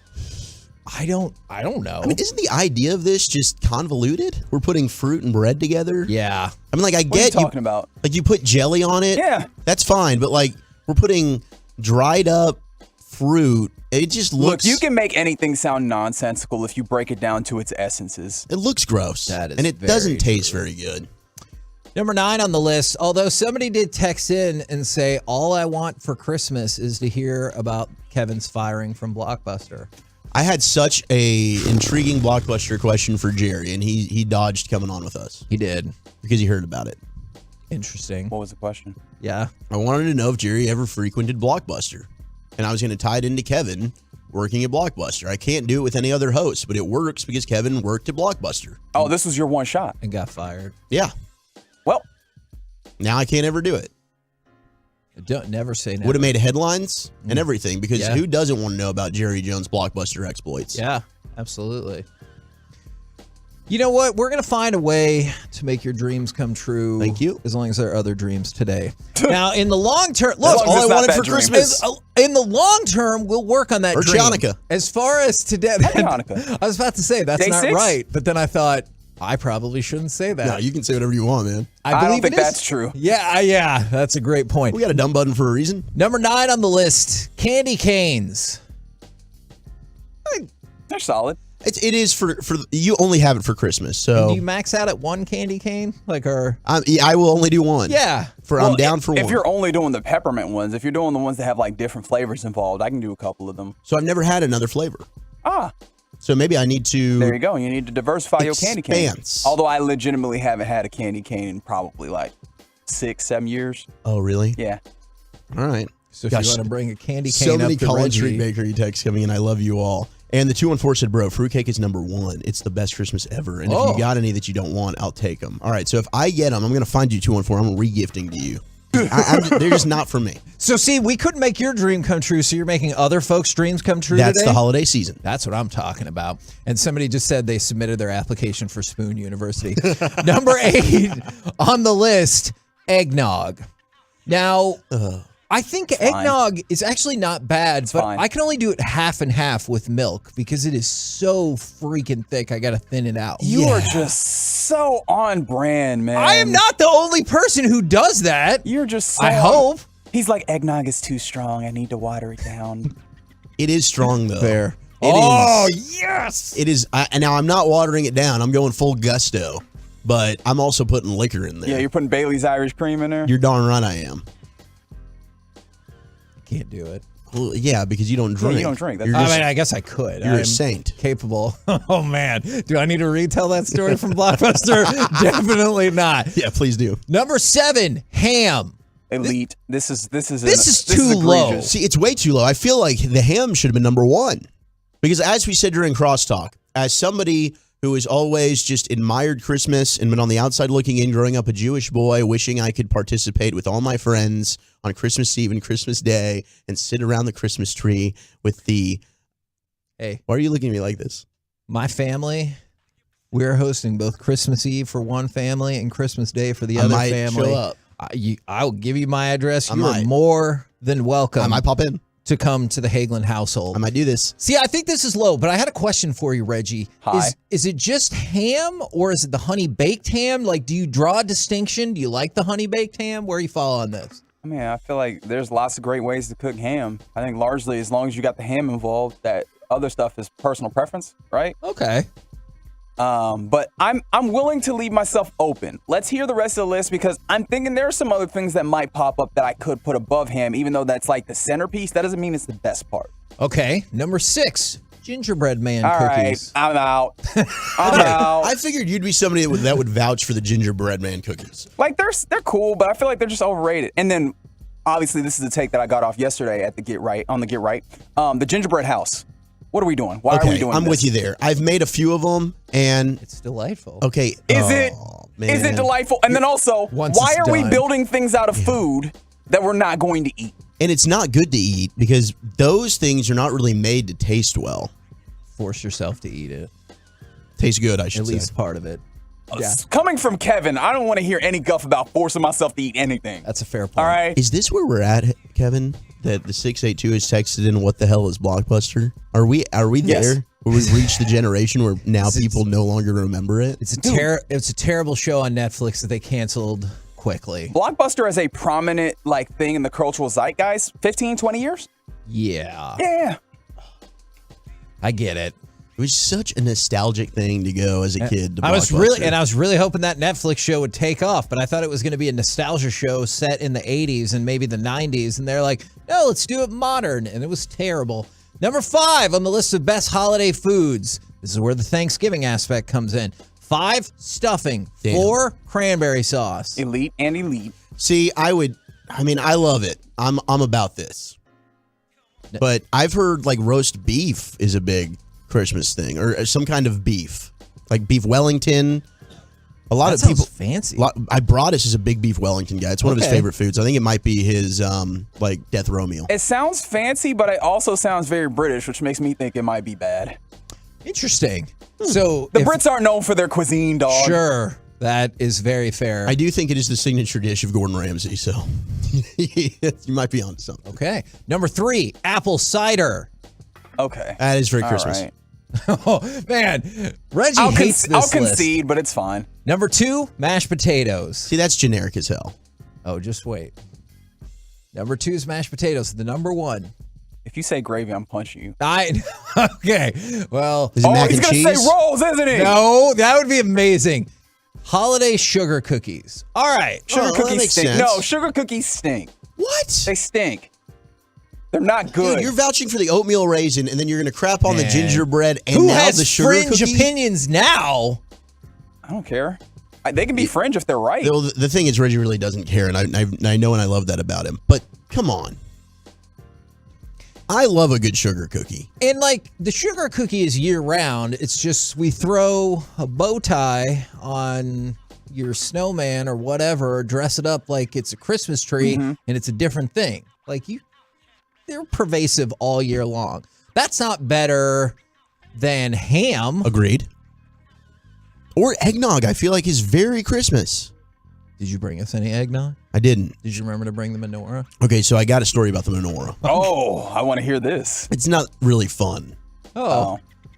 Well, I guess like when you really dig into the story of the menorah in general, it's not really here for fun. It's just this is fantastic. But miracle stuff. We got to move in the process. We're in the process of moving houses. So the menorah has been packed up.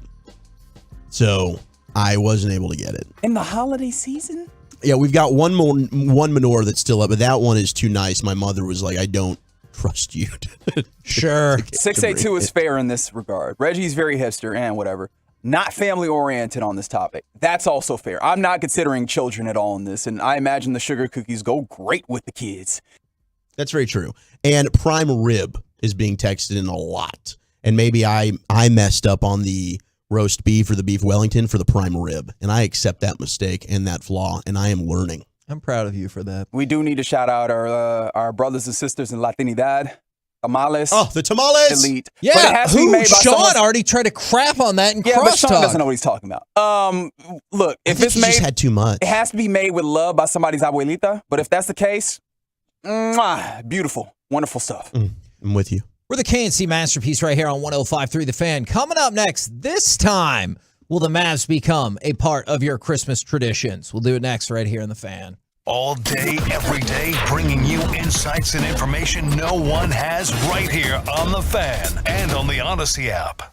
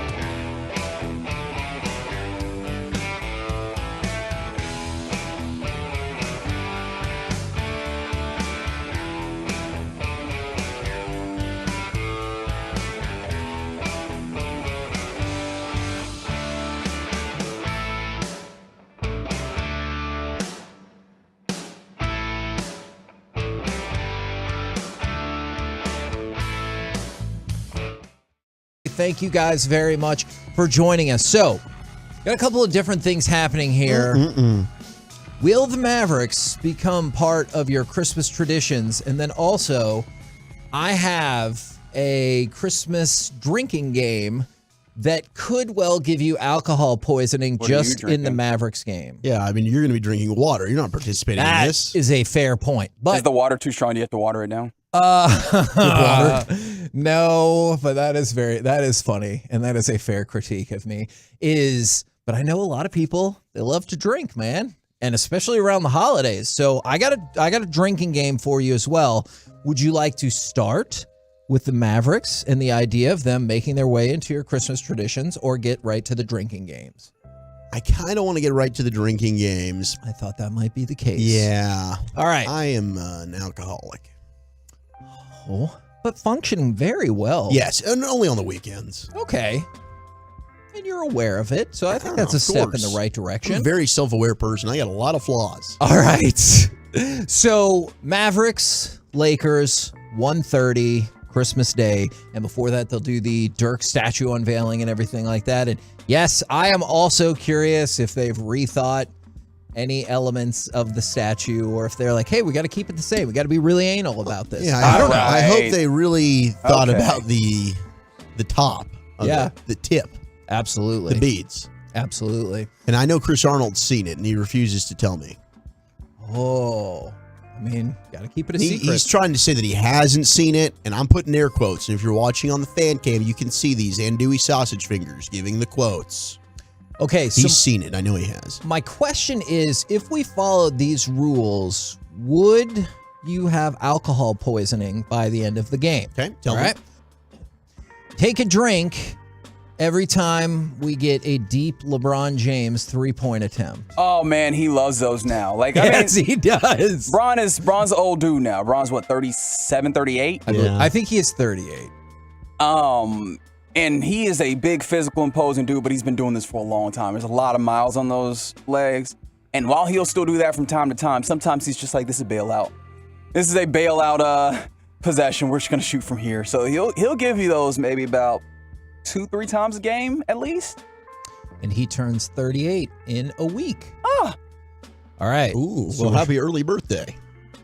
Drink whenever the announcers talk about the Lakers trying to get to the playoffs. Oh, okay. That alone, I'm telling you. You are bleeped. We're going to be in trouble here. Yeah.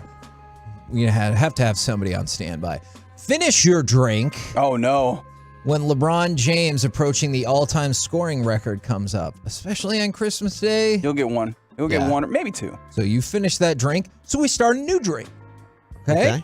So we're still hopefully okay, probably. Right. I don't think so. I think you're obliterated right now. Now, my thought about this next one is it depends on how you interpret the word ridiculous. Drink whenever Luka makes a ridiculous play. Now, is that just ridiculously awesome, or ridiculous when it looks like somebody's pinky finger might have touched him and he acts like he got shot? You know what I'm talking about. The flops? The Euro? Yeah. Yeah. Well, I think that's not a ridiculous play. Okay. I think it's mainly like, that's good. You know, his half-court shots or the amazing jaw-dropping passes, his tantalizing drives to the basket. Okay. You know, so we're going to have at least 6 of those. All right. So we're tipping it back some. Now, this is where you're going to get in trouble. Drink whenever Luka gets a trip to the free throw line. Ooh, okay. Well, you're going to have, what, a minimum of 8 to 10? I think that is probably, he's averaging 10.1 per game. So I think you're probably I mean, we're looking at least 25 drinks already. Oh my gosh. And then finish your drink if, and this is tougher, Luka gets a 40-point triple-double. Now, clearly we've seen him do that, but that is a difficult. It's difficult. I don't know that we're going to get that one. Are you going to be sober? No. Are you going to be alive by the end of this? I'll be alive. Okay. Yeah. I got Polish and Russian in me. Okay. I'm good to go. Oh, wow. But you will get to the end of the game, and so where the actual end of the game won't bother you, however which way it goes. And I probably won't remember the outcome. Sure. And I'll probably go to sleep afterwards. I don't think I'll make it to the night. I'll have to get a little nap Is your in. family getting together that night? I don't know what we're doing. What? What happened? I have no idea. Is that an off-air conversation? Yeah. All right. So my question to go along with all of this. All this drinking, they're probably going to tell me to get the hell out. Oh, no. And I know the Mavericks have a game tonight, and we're just kind of like skipping past that, but for a different reason so the Rockets tonight, but then the Lakers game on Christmas Day. Do you feel like the Mavericks will be in this game for the next how many years? And I know the thought is, well, it depends on who's staying and who's not. But also, sure, because if Maxi Kleber moves on, that is not really the person I had in mind. But I appreciate you Reggie participating. Bullock. Christian Wood. I mean, if they don't re-sign him, we could be looking at probably not a trip back to this game. We might not be in this game next year. I meant more specifically Luka, but do you think it will make its way into the Metroplex planning stages, holiday planning stages for people at all? Or to a certain extent? I think so. What do they say about Dallas? Dallas loves an event. It's true. They do. And when it comes down to it, having one of the 5 best players in the league puts you in a place where you're probably going to be decently good. And when you're decently good with a big star, you're liable to host these games. Like, this is the first time that in Luka's career that he will have a home Christmas game. And that's because of the way that the Mavs played last season. If they show you any type of, similar like that, you'll have Christmas Day games at the AAC. And if Dallas loves an event, they'll show up to it. I am a little doubtful on this. And it's only because I don't know that you're always going to get this at home. Yeah. And if it's not at home, that's what I think. Like every single year, you're getting Cowboys at home on Thanksgiving. So you plan for that. Yeah. I don't know that this will be consistently at the American Airlines Center every year. To Reggie's point, he had a great year last year. So they rewarded the Mavericks with this game being at home. I don't know if the Mavericks are going to have that type of year this year. It's not trending in that direction. Okay, then my follow-up question to that for y'all is, will we get to a point where it's at least, like, let's say you're just watching it on TV, it's at least on in your house. That's not to say, because I feel like Thanksgiving is a different deal. And I'm just telling you, and everyone can include their own story, is like, was born and raised here in the Metroplex. And Thanksgiving functions around the Cowboys game. Like, we'll get there at 2:00 so you can eat by the time it kicks off, and then dessert at halftime and everything. It functions around that. I'm not saying it has to be that because, was it last year or the year before? It was the late game. Now it's 1:30 and it's here. So I get it could slide up and down the 5-game slate. But do you think we'll get to a point where it's at least on in everybody's house, or they're aware of it? Maybe. But even then, you seem hesitant. It's the lack of consistency here. Yeah. Because you might not have the consistent slot every time. And I just don't know, because there's a difference here. You have so many games. You got 82 of these things. Yeah. This is why I was pitching the idea, and I know that they only did it because of the shortened season, but I liked when the NBA kind of started their season on Christmas Day. Me too. I thought that maybe that's what we should do here. I thought that you can have it as like where it's the opening of the season. There's a big deal about it. You kind of own the day. I don't think you can do that. I enjoyed it. You will still own Christmas. That's been a tradition. But you got 3 NFL games tomorrow. I think the NFL might trump. Them NFL games stink. The NBA. Don't look at the schedule. Them games stink. I think when we see those ratings, you're going to see that those ratings are going to kick the NBA's ass. You've got 3 teams out of those 6 that are playing in the NFL I get it. that are already eliminated from the playoffs. I get it. Well, yeah, I mean, those certain people are not fans of basketball, and that's fine. But I think basketball will maintain its Christmas. Also, this was a very particular situation where Christmas fell on a Sunday. Yeah. Right. If it's not on a Sunday, and the NFL's not going out of their way to do that. However, you slide that start date to Christmas. When are you finishing the season? Well, you would have a shortened season. And they're not giving the money back. That money's not getting given back. But you would, and otherwise it would be August? I think you finish it, August or September. August would be realistic. Yeah, August would be the hope, yeah. And which I think would be good. I mean, you go ahead and you finish it basically preseason of the NFL season. And that way you don't have that dead period in sports that you kind of have in the lack of July.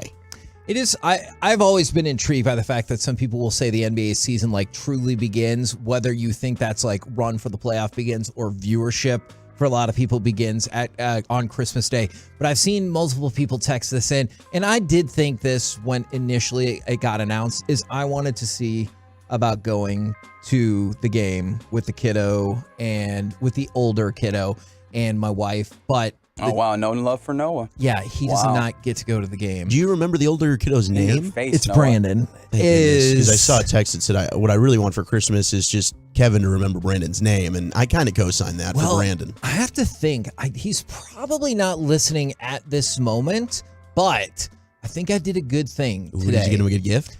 Okay. So every December 23rd, and we've done this for... Feats of strength, right? Not the feats of strength. Okay. He would definitely beat me now because he's in like a weight conditioning program. For the last 7 or 8 years, he came up with this tradition that we would make something for each other on December 23rd. I probably won't surprise people listening, am not the best arts and crafts person in the world. He is tremendous at it.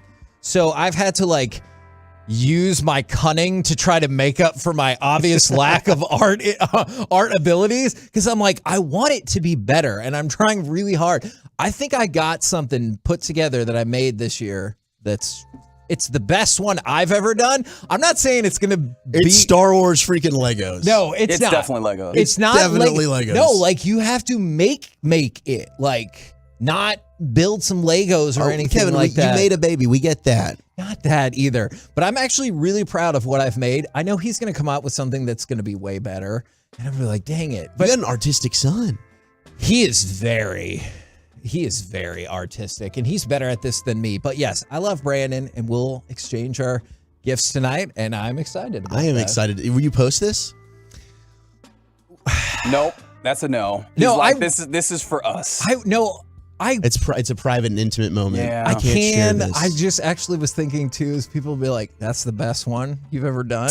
Oh, you don't want to get made fun of? Yeah, I realized, I still remember when I was in high school we did, was the Odyssey with the Harpies, and you have to do a poster, and I tried to draw the Harpies, and I think my teacher incorrectly thought I didn't put the requisite amount of work into it. I was like, I just can't draw and pour in the artistic scope. I'm with you. I'm a stick figure guy. I tried really hard. Yeah, I can't do it. I don't blame you. Yes. And so the point of that was going to be that a lot of people said they're not going to the game because the tickets are crazily expensive. And I did already see somebody text in that they're a season ticket holder and they sold their tickets to help in part finance Christmas, which I don't think is a bad idea whatsoever. No. It's LeBron. It's a big. I get that, but I do think it's going to be an amazing day because you have it. I think starting at 11 o'clock. It's the Dirk statue, as you mentioned earlier. So you're going to want to get there early. The ceremony is going to be outside. Well, is the weather still going to be freezing cold? It's still going to be on Sunday. Yeah, it's not going to be as won't be in the 10s like it is today this morning and last night, but I think it's still going to be 30. Either way, it's going to be an amazing atmosphere. I think at the AAC. I'd love to be there. Is it the price that's prohibiting that? It's the price. Okay. Yeah, it's the price. Yeah. And the fact that I do need to be with the family that day because tomorrow I'll be working the Cowboy game. That's a great point. We're the KNC Masterpiece right here on 105.3 The Fan. Coming up next, the most anticipated, potentially sure to be the most controversial segment of the day. Masterpiece Theater. What is your most hated holiday movie? 877-881-1053. We'll do it next on The Fan. 35 minutes of commercial.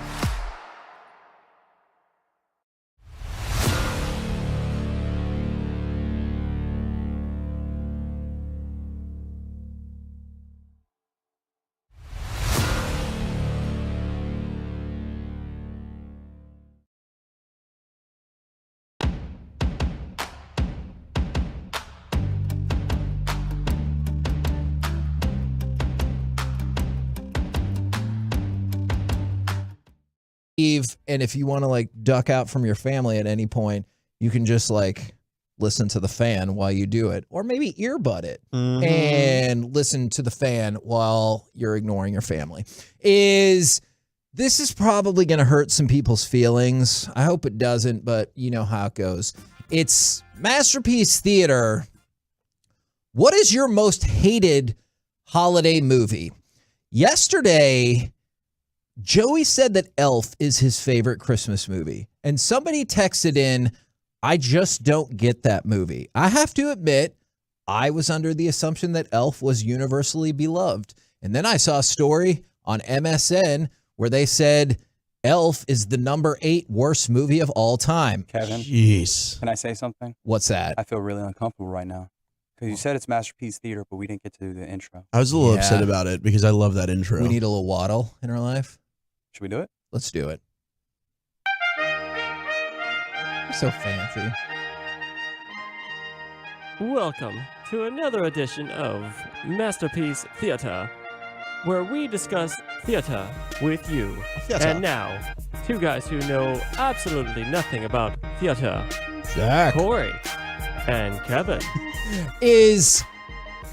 So this article really trashed it, and it said, I absolutely can't stand Elf. Incredibly, a character could be written in a way to infuriate me on a molecular level. I don't understand why it wasn't higher than 8 on the list then.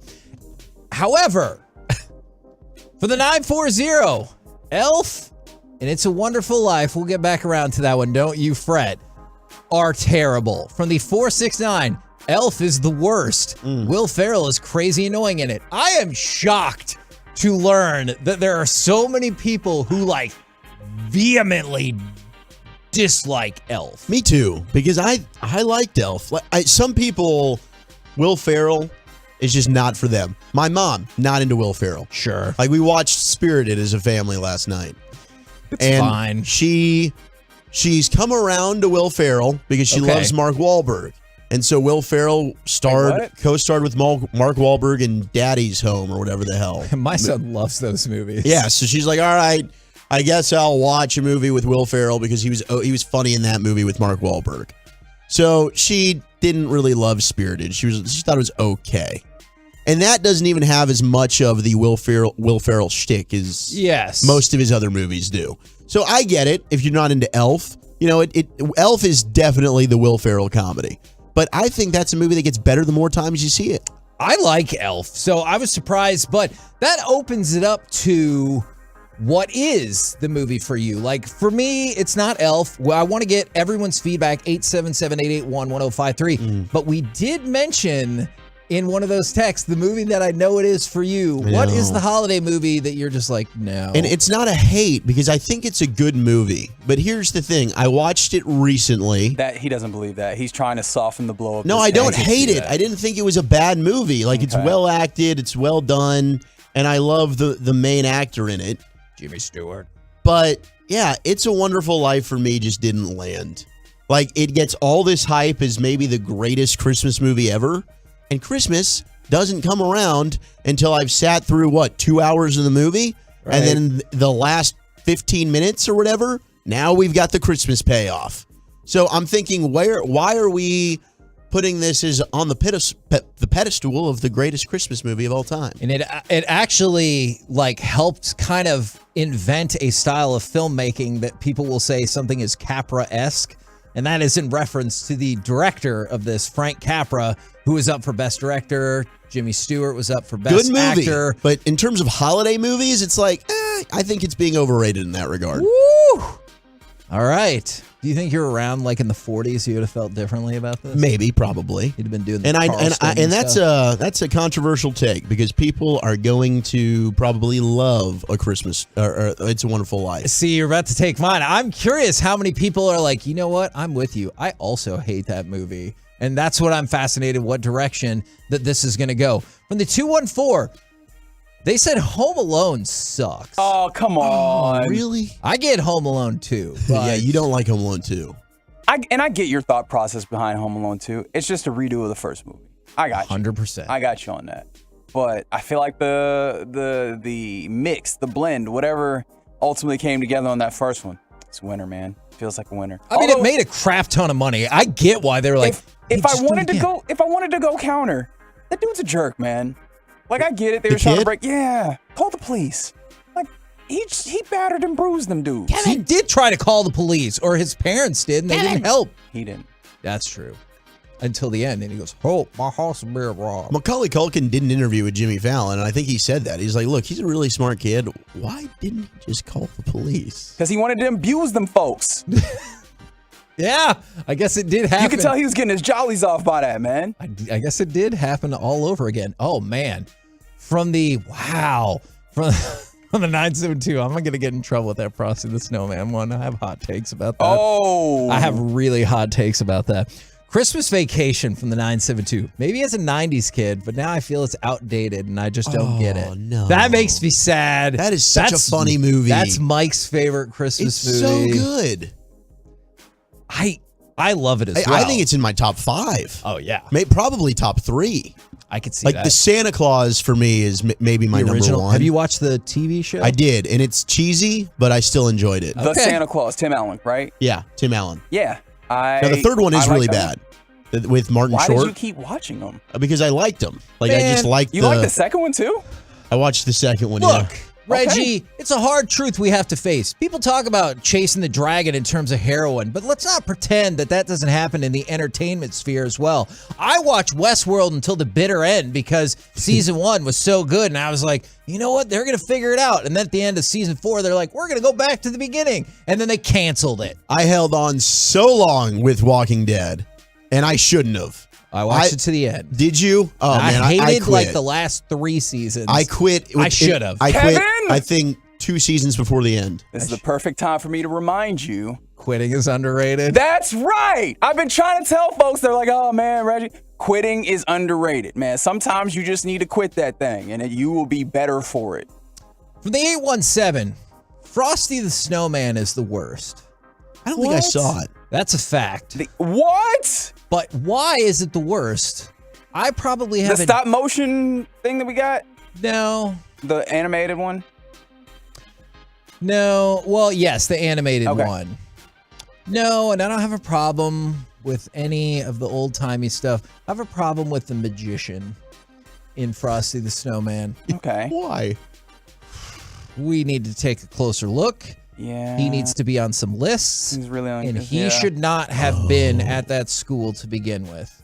Go Okay. back He's one of those. Go back and take a watch of that thing. Fair How enough. somebody let that slide through the cracks, I'll never know.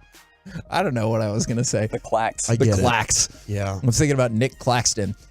All right, I've seen a couple people text in, but then I also had somebody send me a DM, said they like me usually, but this take is the worst. It's A Christmas Story. A Christmas Story sucks. Look, if you want to say, well, don't forget it's racist, you're right about that. I don't want to take that It away from is? anybody. Yeah. Okay. Have you seen? No. Well, you shouldn't. But also, they're like, hey, check out this wacky Chinese restaurant that we're going to go to where we're definitely not being appropriate. You're actually right. Yeah, that's really bad. So I don't want to take that away from anybody who's like, dang it. don't forget it's racist. Yeah. You're right about that. It's also terrible for other reasons. That's one of them. I don't know, to that be lamp certain. turns me on. Is that right? All right. With the leg and if it's fishnets, you're in. I'm definitely down. This strikes me when somebody texted in and they're like, if you're a 90s kid, I get Christmas Vacation. That's what A Christmas Story is for me. I never saw it. I don't know why I never saw it. So I watched it 4 or 5 years ago. I thought it was so freaking boring. And I get it. If you saw it when you were 8 or 10 years old and it has that nostalgic place in your heart, I definitely understand. When I watched it as an adult for the first time, I was like, this movie sucks. You know why it sucks? Because nothing happens.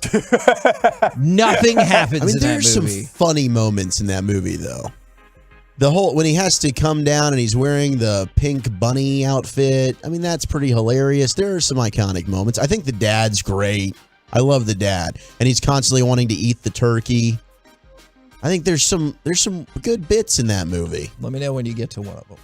Okay. Those were the bits. I'm sorry. I don't know. They stood out to me. It's like I enjoyed these moments. So I hate A Christmas Story. I think it's terrible. I think it's very overrated. I agree with you. It's not on my list of the best Christmas movies. I don't get why it gets played for 24 hours, and that's the movie that they chose. There's better Christmas movies out there. Man, it is.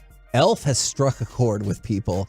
From the 214, Divisive. Elf sucks. From the 469, I want to send every copy of Elf on a rocket to the sun.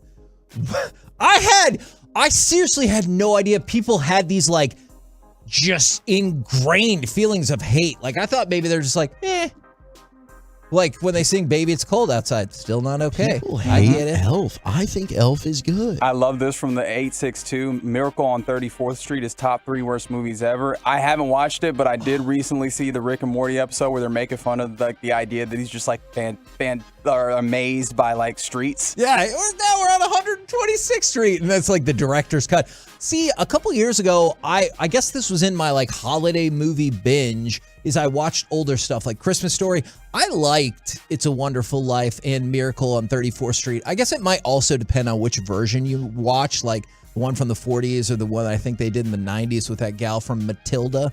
I guess it might depend on that as well, but I liked them. But I understand your critique about It's a Wonderful Life. It takes a minute to get where we're going. The whole freaking movie, man. The whole movie. I get it. I absolutely No, do. it's good and it's well acted. Like that dude is amazing at what he does. But still, again, it is. Now there's some bad movies that I'll kind of vouch for that are getting texted in. Like I'll acknowledge they're bad, but I still found enjoyment in them. Like Jingle All the Way, I thought was funny. Elite I liked film. I am a sucker for Sinbad. I like Sinbad. You should be, because he's great. Yeah. I like that movie. Yeah. What's the one where he like pretends to be a dentist and he move into somebody's house or something? It might be House Guest and hilarity ensues and he puts his hands in the Novocaine. I don't think I've seen this. It's a fun movie. I'm not saying it's a good movie. It's a fun movie. The other one I talked about you. It's on Disney Plus. I think it was Jonathan Taylor Thomas when he was little, and it's I'll Be Home for Christmas. And that's probably going to be on the list of some of the worst movies ever made. And it's not a good movie. But I grew up with it, so it's nostalgic for me. So I enjoyed it. Okay, see, I started thinking of, is he in one with like Chevy Chase where he wants to be a stepdad or something and they go to summer camp? So clearly not this movie, but that's what I was thinking of at first. I think you're right, he is. But this is a different one. Movie. All right, I wanted to throw out the one for my wife, by the way. Okay. My Hi, wife Jess. is a lovely person. My wife. The nicest person in the world. She hates The Nightmare Before Christmas. Ooh, that's gonna Hates the people it. that like that See, movie. there's controversy too. Is that a Halloween movie or is it a Christmas movie? You know, that is a great point. I think most of it focuses on Christmas. I agree. Maybe you just watch it at Thanksgiving and call it a day. But she hates it because she was like, I can't stand Jack Skellington. He's the most selfish piece of crap. And that he is, really but he comes around at the end. That really bothers her during the movie. She hates that movie. Saw it one time. She's like, never The people again. that like that movie love that movie. Yeah, they're I don't think obsessed. there's any in between. They started Hot Topic off of it pretty much. Or it kept it in What? business for like a decade. Oh. If you ever went to a Hot Topic, there was all kinds of Nightmare Hot Before Topic Christmas really stuff is there. just like the Tim Burton outlet store. 100%. I agree with that. And Bad Santa's good. That's why we're not bringing it up. Now, the sequel stunk. It was not good. Yes, I agree with you there. But no, these are just the worst ones. And from the 254, A Christmas Story sucks. They made us watch it in like 6th grade, and I've hated it ever since. Like in school? Yeah. Look, because you know there's a level of give up from teachers or whoever. But you're supposed to play a movie that's fun. Like it's like, hey, we're giving you a day off. Here's a terrible movie. That's awful. Well, I bet they loved it. Ugh. That's the problem. And then from the 301, I figured this would come up. I am so disappointed in Kevin right now, but there's also a decent amount from the 214. You're right, Kevin. Christmas Story is garbage. And You are getting support for this. And I did not get a lot of hate for the It's a Wonderful Life. Yeah, I thought people were really going to come for me on this. I was very timid about even admitting it. I think you lucked out because it's so old. It's very old. That like the black and white thing, I think maybe people are just, I'm not watching it.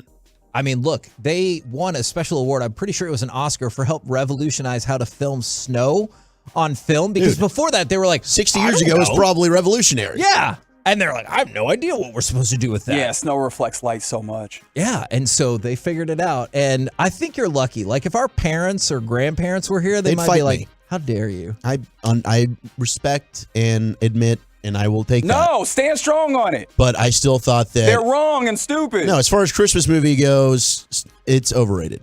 Yeah. And that's, like I said before, that's why they run it for 24 hours. So holidays are tough. If at any time you need to catch a nap, just pop on TBS and whoop, you'll be out in like 2 minutes.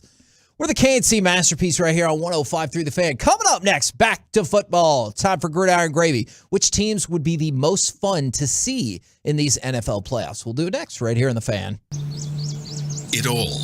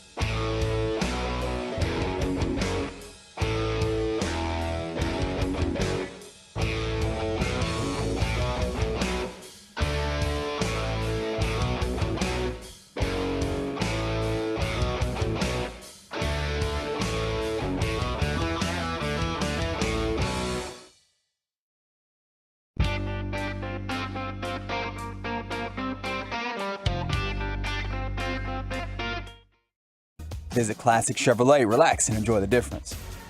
KNC Masterpiece back here on 105.3 The Fan. Thank you very much for joining us today on our ride. Whoa. Remember that? All right. Well, I mean, you're playing the song right now. Right now, what say we go around the entire NFL and dip into some gridiron gravy? And we start biscuits. There you go. That was lovely. Can you go ahead and fire off cut number 1 from Thursday Night Football last night? ETN, the running back. Quarterback sneak dive toward the end zone. Touchdown! He dove over the top. Then Trevor Lawrence. Touchdown, Jaguars! And if you like touchdowns, congratulations. That was the touchdown in the game. But also, congratulations to Diamond Factory Dallas for bringing us Gridiron Gravy. Always appreciate y'all for that. Now, Robert Saleh has already come out and said we're not going to quit on Zach Wilson. My question. Stop it. Are they and should they go ahead and quit on Zach Wilson, whose QBR is 28th in the league, who came back, had an opportunity to do a couple things, and he still sucks? Yeah. He did take more accountability for sucking this time, though. Oh, did he? So that's nice. He took more accountability. Yeah. You know what? Hell yeah. That's a good step in the right direction. We're learning, Milf Hunter. That's the best I could do. We're doing well. Now it's time to move on. You got benched for a practice squad quarterback. Man, that was amazing. It is time to move on. And I get it. Sometimes you have slow developing quarterbacks. But you got to pull the trigger. Maybe a fresh start is what is needed for both parties. And Zach Wilson can go the Josh Rosen route, even though he's now been picked up by the Vikings. And he's on their practice squad.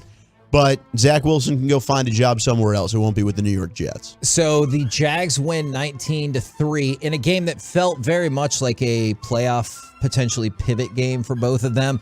So now Jacksonville controls their own destiny, unless you want to argue that destiny cannot be controlled, in terms of making the playoffs, where the Jets are looking like they're in a lot of trouble. That touchdown, 16 plays, 96-yard touchdown drive. That was the Jags' longest touchdown drive in 4 years. That's incredible. So good on them for that. They're playing great. Trevor Lawrence is balling out right now. He man. really I know is. that's Baskey's guy. It is. But T-Law has arrived. Have you seen all, like last night during the game, he was just posting Trevor Lawrence cards on Twitter? He's got such a man crush. It's really cute. It is. It was funny. Now, not funny. Somebody bet $360,000 on the Jets to win last night. Why? What? Why would you do that? Yeah. Why, Reggie? Why? I don't know. But, you know. What an idiot. They lost, so they have. Wait, the no Jets more lost? money. Yeah. Sorry to break that news Shocker. to you. I think we should eat the rich, because if you're going to put $360,000 on the Jets, you clearly don't have anything better to do with it. Man, that is a really good point. At one point, we did have a producer who just wanted to bet on things, and they didn't even know like how the sport operated, but they were like, I'm just going to go ahead and bet. I think the Jets are a good bet. All right. So we've talked a lot about Brock Purdy, and that even came up before the show started. Did you see? He's a savage. The betting lines for who will be the 49ers Week 1 quarterback next year? If Brock Purdy should be your bet. Why would that be your bet? Because he's the best quarterback they have. Wow, Trey Lance slander. Oh my goodness. Trey Lance wasn't playing well. Plus 275. Shout out to Kyle Shanahan for that dumb pick. Jimmy Garoppolo. Plus 250. Brock Purdy. I'd take that bet. Minus 125. Trey Lance? Trey Lance is still your favorite to be the starting quarterback for the 49ers when the season kicks off. It does make sense. They gave up a lot to go get him, but I would be using Trey Lance as a trade chip. I think how you going to do that coming off an injury? Like, you have to showcase him, even if you wanted to go that way. Fair. Showcase him in the preseason, and hopefully he balls out for you. But I think ain't nobody trade nobody based off of the preseason. You'd be surprised. I think that Brock Purdy is their guy. That dude's playing well. It seems like George Kittle has nothing but good things to say about him. I think that locker room really loves him. I think he fits that system perfectly. He's doing everything that Kyle Shanahan wants from the position. I think Brock Purdy's the answer there. I really do. Chuck the reactionary. To go along with that, how many times In the last 5 years, has Trey Lance played more than 5 games? Excuse me, more than 6 games. Once. One time. His sophomore year in college. And so by the time next season starts, we'll be 4 years removed from his last full season of football. A valid concern. I think one thing to remember in this, should they go with Brock Purdy, Trey Lance nonsense conversation that we found ourselves in, is nonsense. We have to. Yes, I slid that in there. We have to consider the way that the Niners had tried to move off of Jimmy Garoppolo, because obviously they came back to him because they needed to. Yeah. What that told me was they did not want a high floor guy. They want a high ceiling guy. Brock Purdy strikes me as a high floor guy, not a high ceiling guy. Fair. Trey Lance, even though you have all these injury issues, he still operates in that place where he is a high ceiling guy. And that's why I firmly believe that's where they go. I would love for this to get blasted across the card community, because one of Brock Purdy's rookie cards has been #1 on the charts of gaining in value for a solid week. People are all the way in and buying in, certain collectors on Brock Purdy. I'm about Brock Purdy, man. I can tell. I think he's good. I think he's the real deal. Broadus sold me, and watching him play, I think he's got it. I mean, I brought up Fact or Fiction yesterday. Would Brock Purdy making and winning the Super Bowl be the most amazing NFL story ever? There's never been look, I don't think that system is that easy to run. Which is what people say all the time. Yes, people act like Kyle Shanahan runs this, oh my God, you can plug and play any quarterback. It's a quarterback-friendly system. I gave you the numbers. He was 9-28 with quarterbacks not named Jimmy Garoppolo in that as the head coach of the Niners. It's not that easy. What Brock Purdy's doing deserves some praise. And the thing about Trey Lance that I'm not disputing the high ceiling. It's just I've seen some people are like, well, why would you change all your future plans based on Brock Purdy's 2 games? For me, it's not even that. Is Trey Lance. He got a chance to play. He's the guy. He got hurt. Got another chance to play. He's the guy. He got hurt. I just have concerns about... And they're fair concerns. And Trey Lance still might be good, but yeah, I get the injury risk. Now, I was reading an article from Yahoo, teams that would be fun to see in the playoffs this year. Are there any, not necessarily that you're like, they're going to take it all down, but for whatever reason that you're like, I would like to see that team in the Miami. playoffs. I think that makes a lot of sense. The Dolphins are fun to watch. I think that makes a ton of sense. What about the Chargers? Because Mike will tell you, I have been a stern critic of Justin Herbert just because people anointed him as the next big thing. And I was like, win a game that matters first, and I'll listen to that. Yeah. I would love to see these sink or swim moments in the playoffs, or even a game that you have to win to make the playoffs. I'm with you there. I got in a disagreement before the season about Burrow versus Herbert with Bobby Belt. Now, I think Burrow's better. And I think he now conceded at that point. No, I don't think so. Bobby's stubborn. He is not going to concede it. But I think that it's pretty evident who's better between the two. I think it's Burrow. But Herbert's really talented, and Herbert is good. But you're right. I mean, he kind of needs to do some substantial winning. Now, maybe the head coach there could be a problem. I could definitely see that. What about the Lions? That was the other team I thought about, because they do sometimes not care about defense, sometimes, and they love to score a lot of points, and it's the freaking Lions. So you just assume they would lose, but I feel like I would want to see that. And they've been on a freaking They're on a roll. tear, man. They are. The Lions would be a fun story. What about, okay, we talked about this the other day. Last game of the season, if the Packers win out, what if it's the Packers and the Lions, they play week 18? And that's the game to get That would be amazing. Final spot in the NFC playoffs. I am 100% in on that. Did you see the gifts that Isaiah McKenzie got No. for his fellow receivers? I did not. He got them custom gaming cabinets. So, if you're not familiar with that term, so your arcade games. And so he has them all customized, even got one for the wide receiver coach. It's got their numbers on it. It's decked out in all the Bills colors and everything like that. It looks freaking awesome. And I think that would be an amazing, it's got their names on the top, their numbers on the bottom, decked out in Bills colors. I thought it looked phenomenal. Now, have you seen the early bidding for the Commanders? Now, we talked about the first round of bidding. How much? Well north, however you define that, of $7 billion. What? Look, it is a desirable franchise despite their attempts to run it into the ground. Do we have names linked to it, or do we just know $7 billion? It's got to be Bezos. Got to be attached to this, right? I have heard that for a really, really long time. Okay, Kevin, you're a South Park guy, right? Yes. Do you think the South Park episode every time Jeff Bezos gets brought up? I think it's amazing. Donghead? Oh, yeah. Yeah. For sure. And then are we allowed to say that? I don't know. They have had. I tried to tread lightly, Christmas. but I just let it out. Yeah, and the trademark episode Do where what you want, Cartman picks up the old trademark to the Washington, what they used to be called, is amazing. And he's like, they can't use it anymore. I'll pick up the trademark. And it's amazing. I do like that show quite a bit. But yeah, more than $7 billion. And if Jeff Bezos is the guy and just decides he wants it, well, good luck with that. Keep bidding it up. And he's like, that's fine. What number do you want to throw out? I've been trying to tell Brian we need to get his Prince friend to purchase Washington so we can do an inside tank job. Oh. Because he hates Washington. He's like, he's a Cowboys fan, obviously. Doesn't have any interest in purchasing the Commanders. Well, yeah, then just keep it in its current ownership state. They're doing just fine fair with that. enough. We're the KNC Masterpiece right here on 105.3 The Fan. Coming up next, Cowboys win because Cowboys lose because. Plus, let's hear more of your shout-outs or grievances. 877-881-1053. We'll do it next right here on The Fan. Coming up on The Fan, get ready to enlist.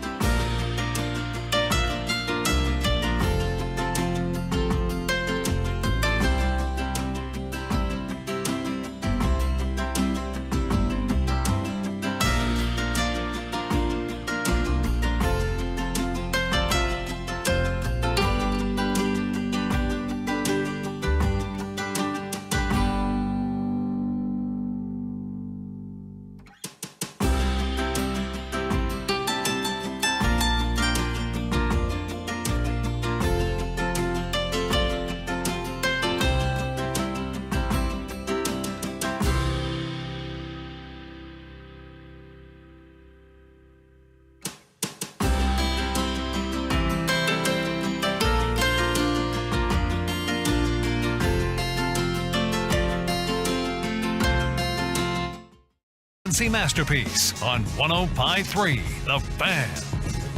K&C Masterpiece right here on 105.3 The Fan. A lot going on. 877-881-1053. Cowboys win because, Cowboys lose because, but also celebrating Festivus and a shout-out Friday. So all the things are converging. If you have shout-outs or grievances that you would like to share, you can also text those in, 877-881-1053. But we're going to start with Cowboys win because, Cowboys lose because.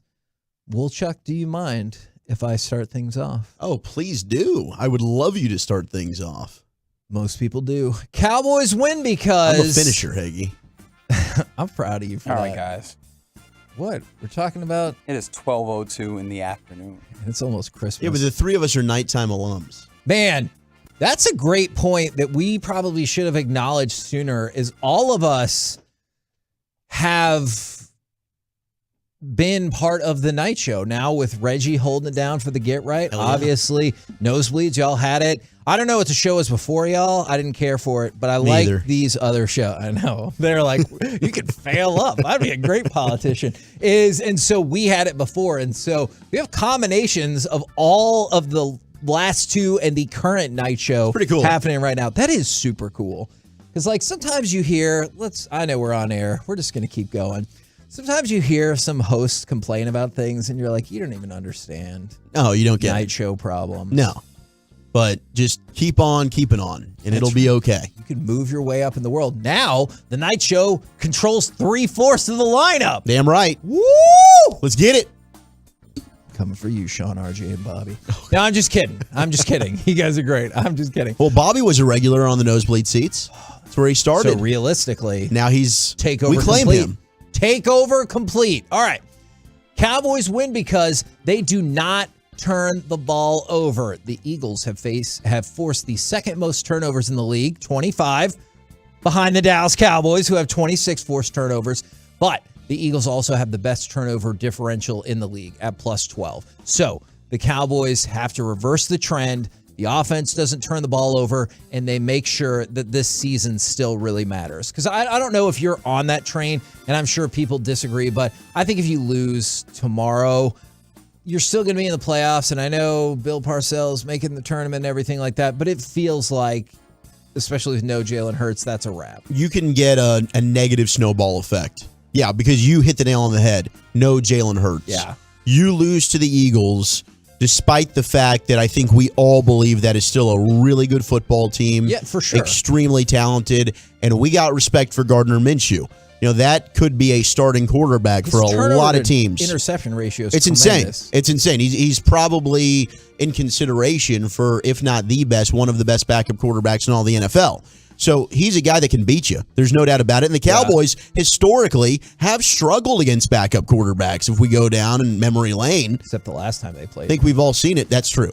And let's get a repeat of that. But for me, Cowboys win because they find that pass rush that's been lacking the last few games. Let's get after Gardner Minshew a little bit. Now, they actually did get some pressures on Trevor Lawrence. They were credited with 28 quarterback pressures. What an astonishing disconnect between pressures and sacks. Because sacks are a quarterback stat, and Trevor Lawrence does not get sacked off. They couldn't finish. I agree. That was the problem. Sometimes it's a quarterback stat, but I understand what you're saying. So if you can finish and you contain Gardner Minshew, who is not quite as elusive as a Trevor Lawrence, in my opinion. Sure. Definitely not as elusive as a Jalen Hurts. He is mobile. He can move around, but he doesn't have the mobility of those two guys. If you can keep up the quarterback pressures, guys like Sam Williams, and hopefully he's okay after that car accident yesterday. I know Tank's been banged up and battling. Micah Parsons. Look, they've got a tough task with this offensive line. We saw Lane Johnson and the success that he had against Micah, and then when he gets hurt, I think it's Neil Driscoll, the backup. Micah was able to really have his way with that backup tackle. That made a huge difference on that Sunday night game. It really flipped in the Cowboys' favor and the momentum shifted. But the Cowboys need to find a way to get after Gardner Minshew and make him uncomfortable. Now, do you want to mix in grievances along the way or just stay simply Hell, focused? mix in the grievances, baby. This is a Tolo Friday. From the 214 grievance, I'm a professional who works in the field and am paid hourly. The office staff is salaried, and they get to go home early with pay. Oh. I get that. Like sometimes we get I get that everyone in the cluster gets it, but we're like, hey, we get an email. We're closing the office early today.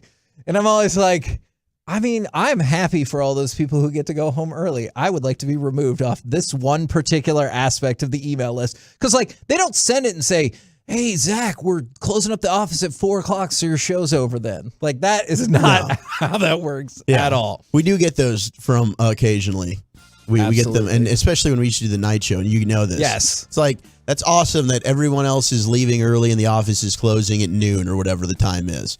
Doesn't affect anybody else in the radio station. I kind of embrace it, though. Like, that just means there's fewer people in the office that you might have to make small talk with. Okay, I definitely get that. But as long as we're doing night show grievances, maybe that should have been the segment, is I understand why. Because as Reggie said, there's not as many people here. That's when the maintenance gets done. And so there's so many times where you're getting emails like, hey, I just want to give you a heads up. They're turning the water off tonight. And you're like, oh, that's awesome. We don't need water. Or, hey, they had to do a power reboot or whatever, so the elevators aren't in service. That happens at night. Yes. Like, that is not something that you run into anywhere near as frequently in other day Get parts. ready to climb 11 flights of stairs. Yes, absolutely. Soda. Say it with me now. State of the art. All right, so unfortunately, Cowboys lose because, and I'm actually going to pivot off of your win because this is Gardner Minshew out for revenge. He was the quarterback when the Eagles got smoked by the Cowboys 51-26 last year.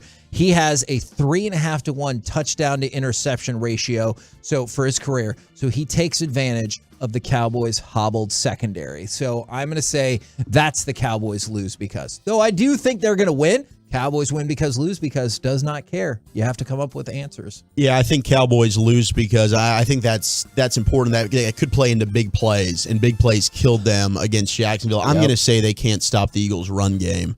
And Miles Sanders also has over 1,000 yards rushing this year. And without Leighton Vander Esch, the Cowboys and Hankins run, and Hankins certainly. We'll see if Anthony Rush gets activated and is playing. Who they signed off the Eagles practice squad 2 weeks ago is that big 340-pound interior defensive tackle. But it's really been, the Damone Clark struggled, and we'll see if Nick Sirianni takes a page out of the playbook of that pre-snap motion that seems to cause a little bit of hesitation for guys like Damone Clark and Anthony Barr. And we'll see if we get a little bit more Jabril Cox or Luke Gifford here. But in place of Leighton Vander Esch, you saw, especially in the second level, which guys like Jason Kelsey are really good at getting to. That's why it's going to be really important for Osa Digizua, Neville Gallimore, these interior defensive tackles. They've got to make life tough on Jason Kelsey, not allow him to get to the second level and get on the Cowboys linebackers, because if they get that run game going, I don't think the Cowboys are going to be able to win this football game. That feels very plausible, so I'm a little sad, not because that wasn't great analysis, because it was, but because I'm thinking in my mind, like you can see. Oh, crap. Yeah, we could see that happening. Like, especially in fights, like in fights, we'll talk about your path to victory or whatever. When you lay out that path to victory for the Eagles, I'm like, sure, I can 100% see that. Is Cowboys lose because from the 6.82, Minshew will throw less interceptions than Dak. And this kind of goes along with it from the 5.12. Cowboys lose because I've loved Dak since he came into the league, but he is not the guy.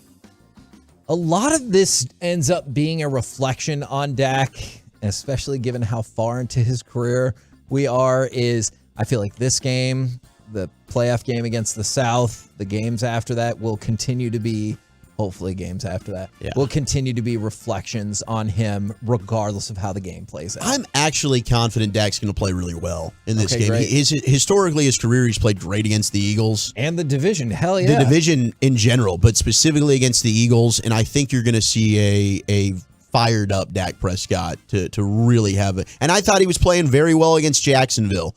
That first interception he had, and I get it, his arm was getting hit, but I didn't think there was anything. He double clutched. Brian talked about it. That's what led to the hit. Right. And so, that was one where that's on him regardless. The second one, certainly not on him, but he's got to clean. I like the aggressiveness. I'm not going to knock him for that. You can't be hypocritical. If you were somebody that was, ripping on Dak for being too conservative and the checkdowns and the dink and Dak offense, and now he's finally pushing the ball down the field and trying to create big plays. Naturally, you're going to see a little bit more of an uptick in turnovers from that. So don't if you were somebody that was doing that, don't be the hypocrite now that is sliding Dak for having more turnovers. All right, since you said that, another grievance, and this is something that Reggie talks about a lot, is people moving the bar.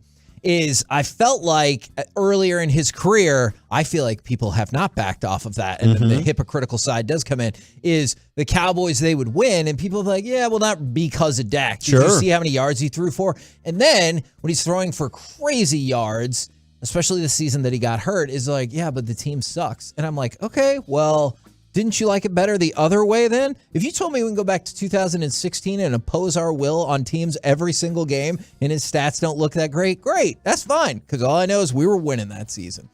Is another grievance. This one's tough. From the 214, grievance.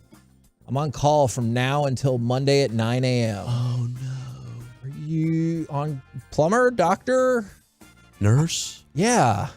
I'm curious I wonder how many professions are like consistently on call. I bet there's way more than I think of. Because like the first one that jumped to mind was a doctor. And I was like, I bet there's a lot. Like you need emergency services for all kinds of things, even though it's a holiday. It's like roadside assistance. Yeah, electricity company people. I'm sure there's actually quite a few of them. And then from the 903, as long as we're helping out and answering all the questions, should I start Minshew in fantasy football? It depends on how you feel about the concept of actively rooting against the team that you like. If it's daily fantasy and you're playing some DraftKings, he's really cheap. Yep. I will admit that I have him in a lineup. What the hell? He's just really cheap. Forgiveness Friday. It hasn't even happened yet. He's really cheap. From the 940, Cowboys lose because Philly runs for 250 yards with LVE and Hankins out. And I have a great deal of concern about that. 250 yards? Yeah. Considering that your quarterback's not going to be adding in this week on that? Ooh. That's a lot.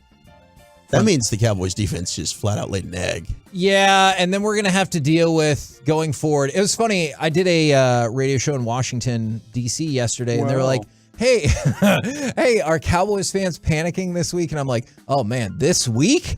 Like, go back to the Welcome Texans to the game. Dallas Cowboys. Go back to the Colts game where they're like, yeah, the fourth quarter, but what about the quarters before that? I feel like people have been panicking for a while. This is really sad. From the 214, that person followed up. They're on call for hospice. Oh. And so just honestly, those hospice workers are incredible. I've had to be there twice in the last 8 months for both my grandparents. Yep. Shout out to them. They are fantastic human beings. I was going to say it seems like a terrible job, but I don't mean in terms of like that's what you do for a living. I'm sure it is an exceedingly difficult job. It just feels like on your emotions, it would be a terrible job to have. I could not do that. There's not happy outcomes there. And from the 972, IT never sleeps. From the 214, social workers are on call. From the 214, water utilities are on call all the time. Water and power, those utilities, I could 100% see how you would be on call constantly. Especially during this time of year with this type of weather, there's got to be pipes bursting all over. Kidding about that. Ooh, and apartment maintenance. That is a good one too, because hey, I know it's Saturday, or hey, I know it's Christmas Eve, and you want to watch the Cowboys game or listen to it right here on the Fan, but this still happened, and I need someone to fix it. So I see how all of that comes in. You know what's really interesting to me is usually we get more Cowboys win because than lose because. This time it feels like 2.5 to 1 negative ratio. So what happens after you lose to Jacksonville? Yeah, I will say, I still think they're going to win this game. Do you think they're going to win this game? Yeah, I'm picking Cowboys by 3. Okay.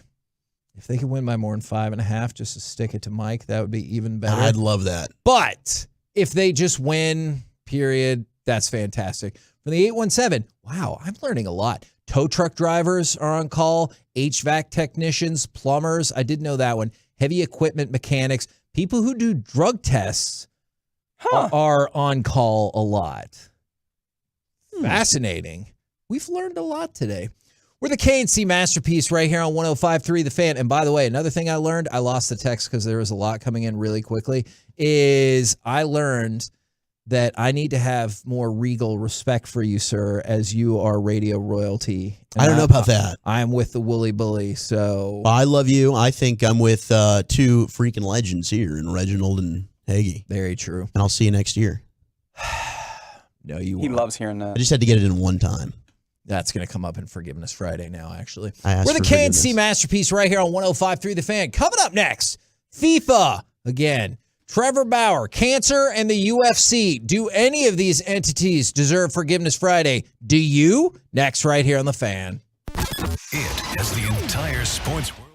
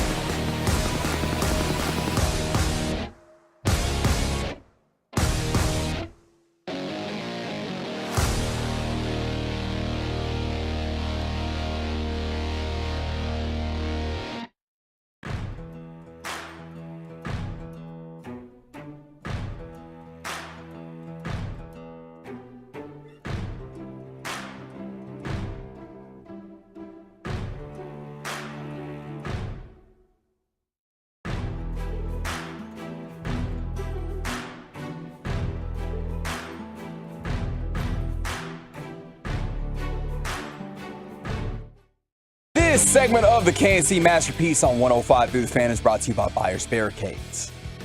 KNC Masterpiece back here on 105.3 The Fan. It's just about time for Forgiveness Friday, but I got a couple other quick things for you. The Rams have ruled out Aaron Donald for Sunday's game against Denver, and Sean McVay finally said what we've all probably thought for a minute is unlikely Aaron Donald will play again this season. And then if you want another note going into Cowboys-Eagles, which you can hear tomorrow right here on 105.3 The Fan, Cowboys are 7-1 at home this season. With a win tomorrow, that would be the most wins ever in a season at AT&T Stadium. The venue's been open for 13 years. Obviously, I get you're playing an extra home game, so you can take whatever you will from that. And the only other times that they won 8 home games in the regular season, 1980 and 1981. Both of those teams went to the NFC Championship game. Mm-hmm. And they also both won at least 12 games. Yeah. So I get it. The extra home game probably takes the shine off of that, but yeah! I think it's pretty incredible. Let's party. So let's shout out to the Cowboys. Win tomorrow, and you're in the NFC Championship. Is that what Hell we yeah. In the NFC Championship, you lock up the 5 seed and you beat the Bird Turds. F Philly, baby. And then you win over the South in the first round of the playoffs. There's an upset, and so Reggie and everyone else gets to find out that Brock Purdy is a fraud in the second round. And then you go back to Philly for the NFC Championship game. And don't worry what happened in 1980. NFC Championship. Yeah, I was thinking that too. Don't worry about it. We're not going to bring up Don't worry about it. the catch or whatever That was the next year. That was in 81. All right, now it's time for Forgiveness Friday. You might need forgiveness for that. 877-881-1053. Does somebody need to ask you for forgiveness? Do you need to ask for forgiveness for wondering if the Rangers will take a look at Trevor Bauer? Is it weird that I'd kind of be interested? No. Because I think you could get him relatively cheap. I would assume. I would hope. And for all the people that are, because I did see some folks are like, well, he's still under contract with the Dodgers. I feel like the Dodgers made it very clear that he was never going to play for them again. So as soon as the arbitration ruling came out last night, that he was essentially getting credit for time served as well. And so he is now eligible to play again starting in the 2023 season. So he's eligible to play the next time the Rangers play. And I was just curious how many people are like, well, he paid his time, did his thing, and he should be good to go. How many people are like, there's no criminal convictions? Like, it feels very Deshaun Watson-esque. I know, like, the specifics of it are different, but I see a lot of the messages are the same in terms of, well, there's no criminal conviction, or they dropped the charges, or this or that. Like, I see that same kind of message. And so I'm curious if Rangers fans would want him. One of the weird things about Trevor Bauer is, like, if you can go with me here, and I know this is wild, like, just let's step aside from all of these things, right? The things that are immediately in front of you with the Trevor Bauer. But even before that, Trevor Bauer was like a, kind of enigmatic personality when it came to being in clubhouses and He's stuff. a jerk. Okay, there we go. Glad you said it. All right, so Oh, yeah, for sure. like, do you want that in this clubhouse? Especially when you've had kind of concerns about, like, the glue of the clubhouse at times? It's a fair question. I do. Oh, Brian Broaddus is in the building, baby. I do. No days off. I know. Days off. No days off. No days off. Day by day. Love you more. I do think with Bruce Bochy, I feel a little bit better of this. Okay. Because you have a manager that's a veteran guy, and I hear what you're saying. Because you don't have that veteran guy in the clubhouse specifically. Did you think like Beltray would have shut it down? Yeah, because like Seager's not that guy. No. Marcus Semien, I do think is a great teammate, but I don't know that he's overall that loud leader that's going to grab somebody and say like, dude, yeah, I don't know about DeGrom. I don't know enough if he's necessarily one of those guys. Oftentimes with your pitchers, it'd be great to have Mike to bounce this off him. I don't know that that's your answer either. And maybe it needs to be a position player, an everyday player that is that. So I do think that's a good point. But Trevor Bauer being a pitcher, maybe it's just different.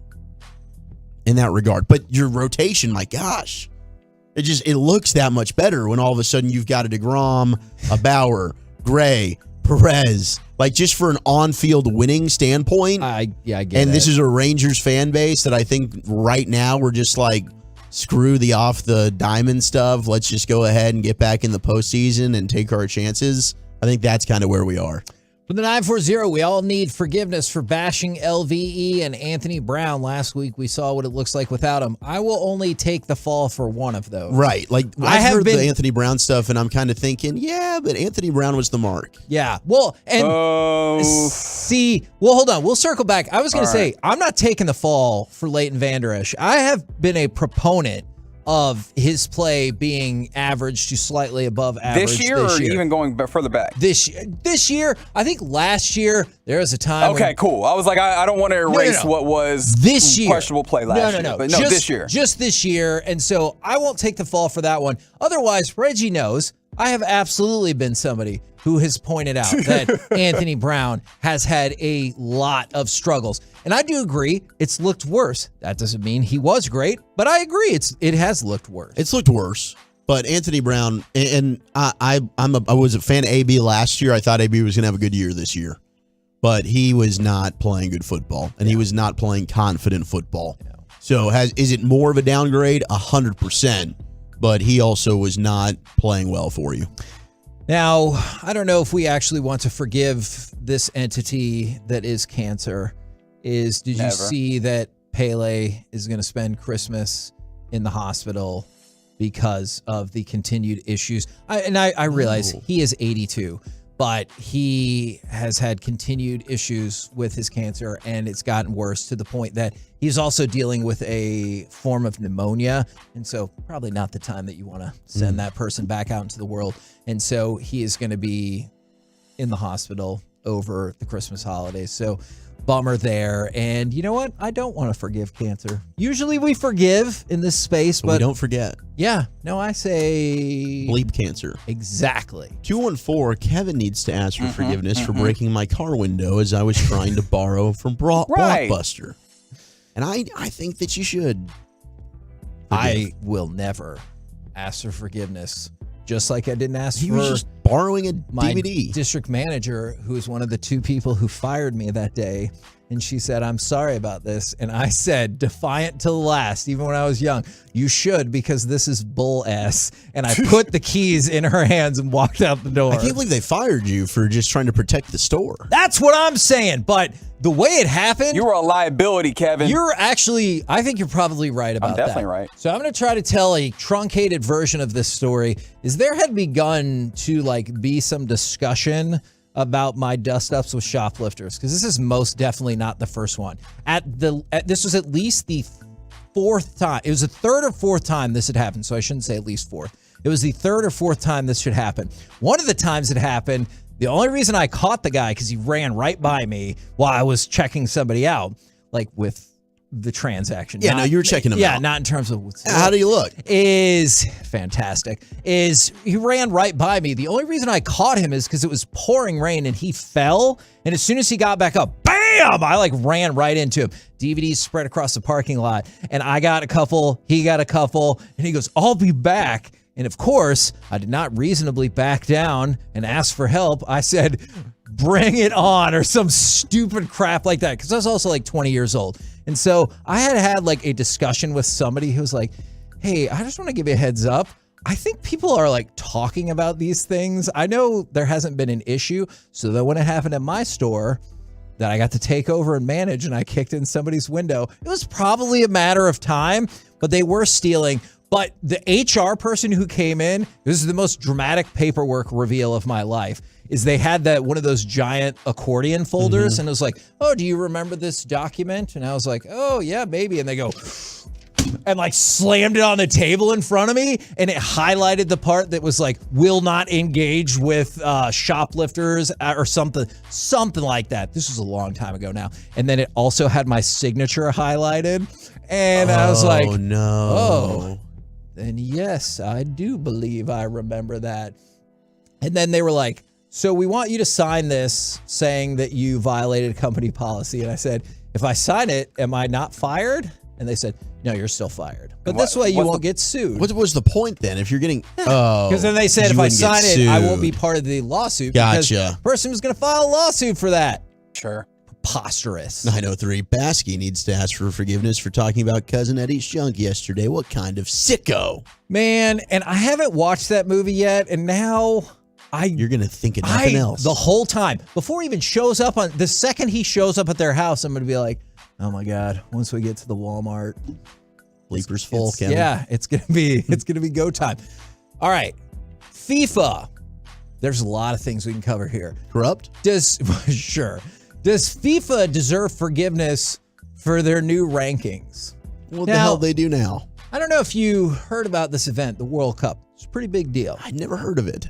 It's pretty big. You should check it out. Is it coming to the US of A? No, yes, in 2026. It was a pretty big deal. By the way, in France, in Mes Opinions, they have started a petition that has more than... What did you say, Mes Opinions? Mes Opinions. It's like, isn't that what it used to be called? Mesopotamia? We're pretty close. Oh, yeah, absolutely. That sounds swing right. and a miss. Second time today. Reggie? They have more than 200,000 people that have signed a petition to replay the World Cup final. We don't have any particular... Why? They don't have a particular grievance. They're like, no. Run it back. They just didn't want Messi to win. Yeah. They're like, I didn't like it. We didn't play well in the first half. So the new FIFA rankings are out. Coming in at number 1, of course, Argentina. Except, of course, that is not who is number 1. It's France. It's Brazil. What? That is number 1, not Argentina. Look. Why even play the tournament? Yeah, Argentina and France both went up 1 spot. Brazil, unchanged. I mean, we just saw the tournament that all of this matters for. And they're like, no. And then they go, hey, look, if in the next international competition, Argentina wins their next match and Brazil loses their next match, then Argentina will be number 1. And you're like, but I just saw that they are number 1. United States up 3 spots to 13. So congratulations to us for that. Yes. We're the 13th best team in the world. Hell yeah, We're going baby. to the World Cup final in 4 years. Oh, that would be amazing. But the thing I know that you are interested in, does the UFC deserve forgiveness for increasing the prices of their pay-per-view yet again to $5 more, now $80. A year ago, remember they raised it from 70 to 75. Now they're raising it from 75 to 80, even though the quality of their events has definitely gotten worse. Yes. We need to ask for forgiveness for the UFC. This is ridiculous. They're charging over $15 a fight. The average fight has what? Average card has 5 fights main on it. cards. 5 main fights on the card. So, I mean, come on. And the sport right now is struggling a little bit. Yes. You don't have your headliners. You don't have a lot of names that people are just like, that's a fighter I'm absolutely tuning into. And a lot of these cards have not been very good. And because we were talking about this off air, if they made the announcement, they're like, also, we're cutting like half of our fight night cards, then I would be like, okay, so maybe we can add some more depth back to these pay-per-view cards. And like, when you have a co-main fallout, it shouldn't be the end of the world. And they're like, I don't know what we're going to do with this card because the card was kind of junky to begin with. And so, yeah, for the second time, I do not grant the UFC forgiveness. No, bleep you, UFC. Now, is there a place that people could go to watch these UFC events where they wouldn't have to pay $80? At least they have the option, sure, but they don't have to pay $80? I know Baby Dolls is an option. Oh! Yeah, I do know that. Baby Dolls does not charge a cover to watch the UFC fights there. You're kidding me. No. Also, Twin Peaks. Oh. I did not know the Twin Peaks did not charge Yes, a just a cover shout out either. to Gavin Dawson and another sponsor here on 105 Through the Fan. That is fantastic stuff right there. Now, gentlemen, I have to call on you guys. Is there anything you need forgiveness for or need to ask people for forgiveness for? No, I'm fantastic. Pretty perfect person. Mm-hmm. So I do no wrong. You guys have... I would like to ask for forgiveness if I've upset anybody, which I tend to do a lot. Sure. Also, just for, busting your nuts and saying I'll see you next year. I don't think you said that. I don't think you said that right at all.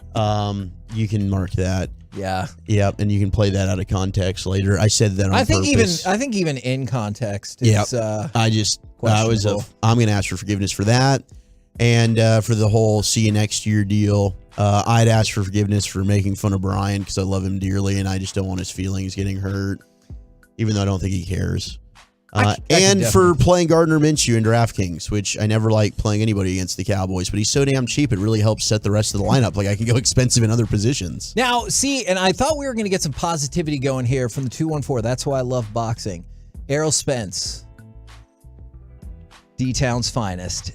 Boxing is even worse because at least UFC puts on the fights people want to see. Thank you, Kevin. Thank you. Thank you.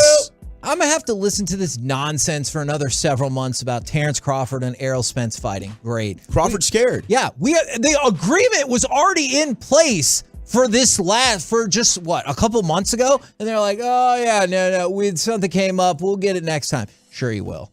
We've been waiting to see this fight for 3.5 years? And I realized there were some complications that came along with the car accident and everything like that. But the one thing that I like about the UFC as opposed to boxing a lot more is they will put on the fights that matter and the fights that people want to see. Now, I don't love that they've changed their basic business model, and they're like, also, you have to pay for ESPN Plus to have the privilege to purchase a pay-per-view. But boxing, I mean, it's a great racket, though, because we all waited 5 years after the expiration date for Floyd Mayweather to fight Manny Pacquiao, and they jacked up the price. I bought it.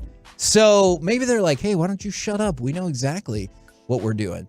Did you also see that, and y'all might have talked about this on the show yesterday, that the reporters apologized to Giovanni Bernard for their ambush tactics. And you know what I think is interesting if you take a step back for that is she definitely thought that she was going to be the conquering hero of that situation when they were like, hey, well, we haven't talked to you because you've been hurt all year. You need to talk to us right here and right now. She thought she was going to be the conquering hero of that situation, and it did not work out that way for her whatsoever.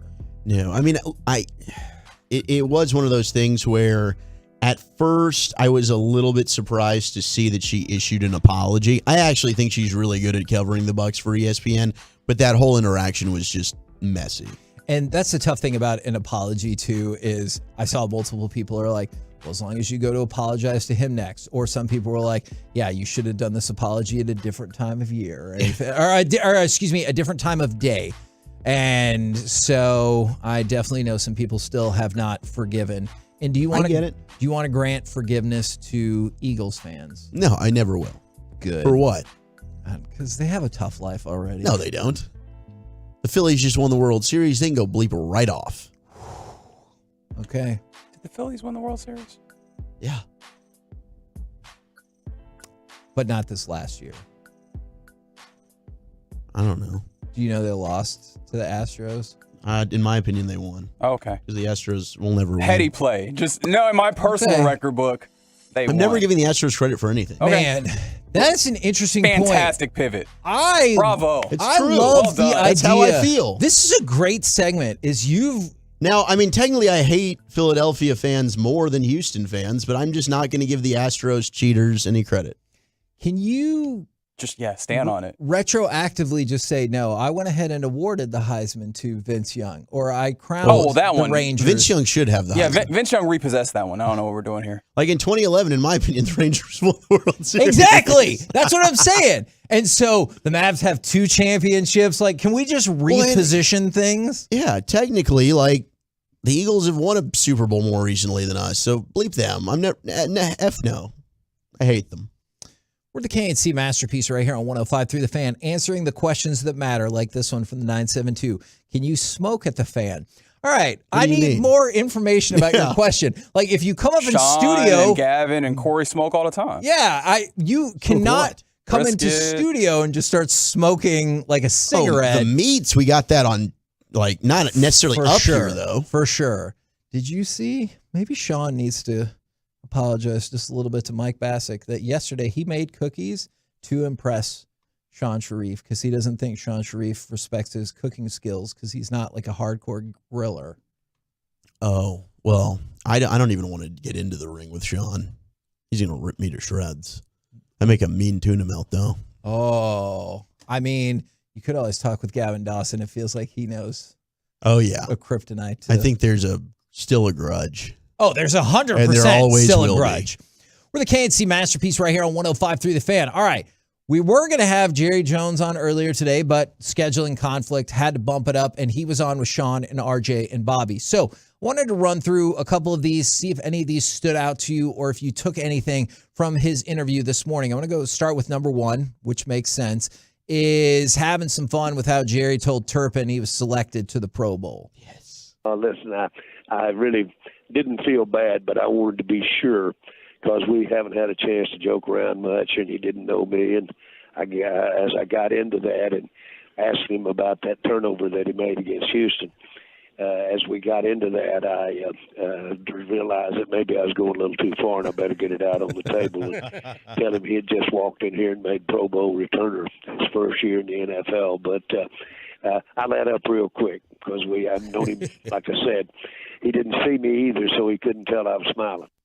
Because straight away, I remember Cavante Turpin was like, yeah, I thought I might be getting cut after that fumble. So I can see how I did, like Jerry said, he had to get it right out on the table.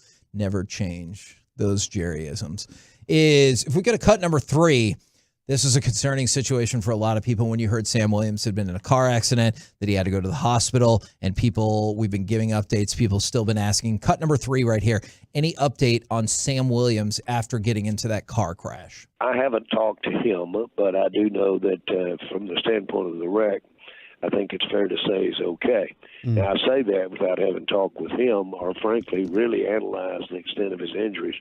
But they were discussing whether or not he could play Sunday or not, so that maybe gives you an idea of the status of the injury.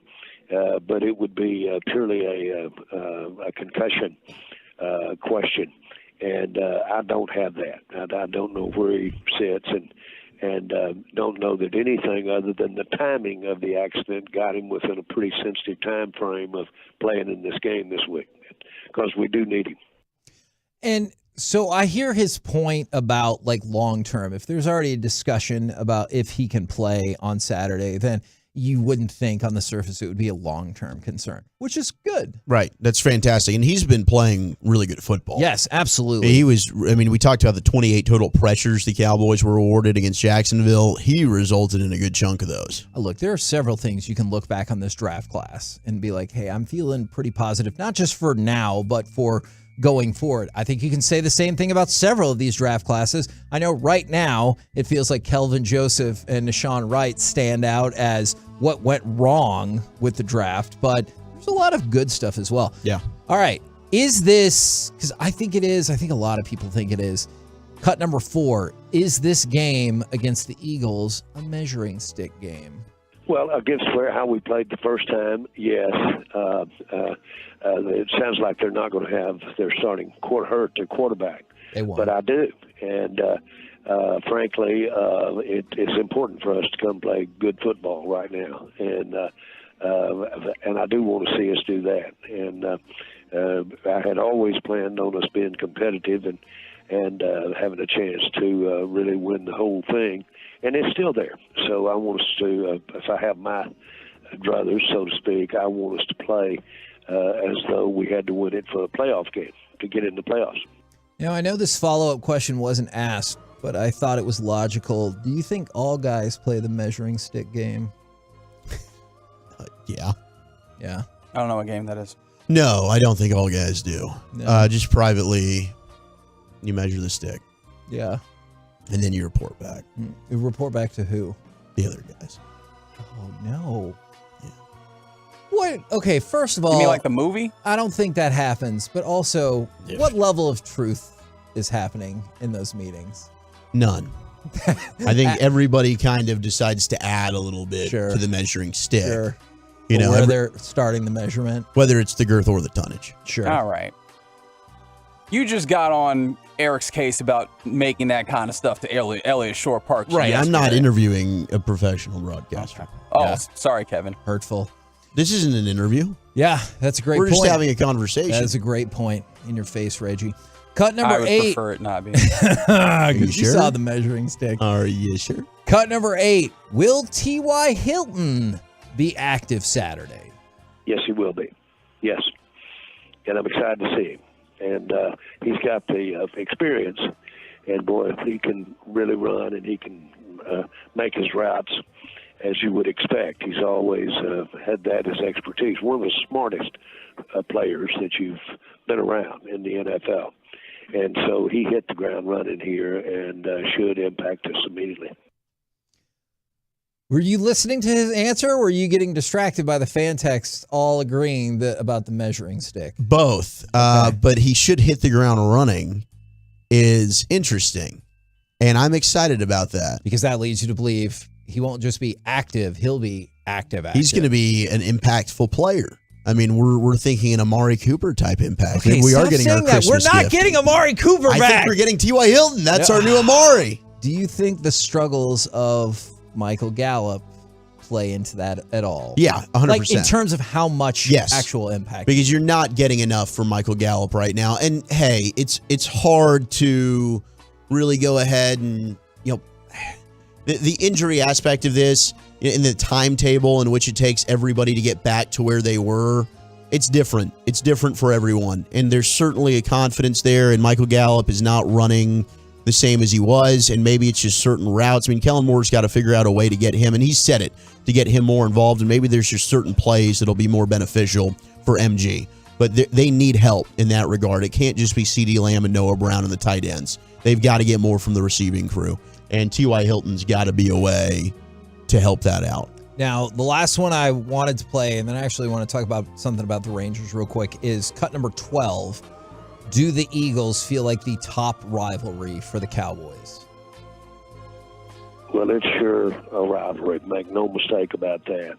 And I don't want to incite other teams by saying it is the rivalry, but it is a rivalry. And all you have to do, I'm reminded, this is a morning where I have all my family around me, all my grandchildren, and all of us.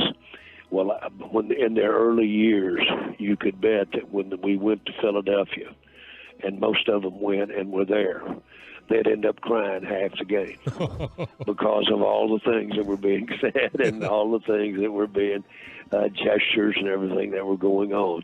It's hard for them to understand, but that just makes for a good feeling when you have a good day. All those gestures. All the gestures. Your number one gestures, I feel like. Oh, hey, we're ups. number one. Yeah.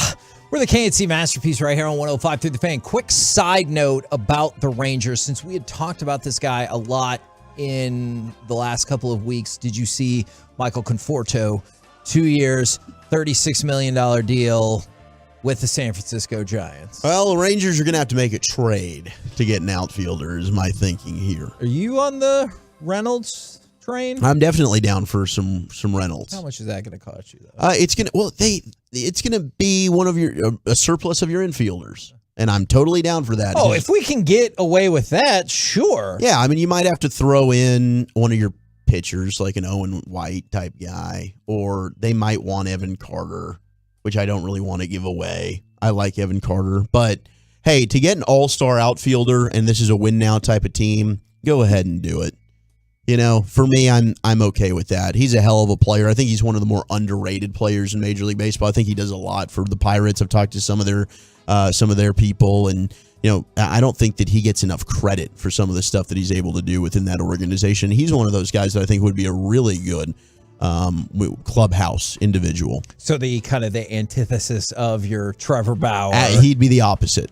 Absolutely. Okay. And he'd add some power in. He's a solid defenseman. Are you bummed about Michael Conforto? I have to admit, not at that price. He got way more money than I thought he would.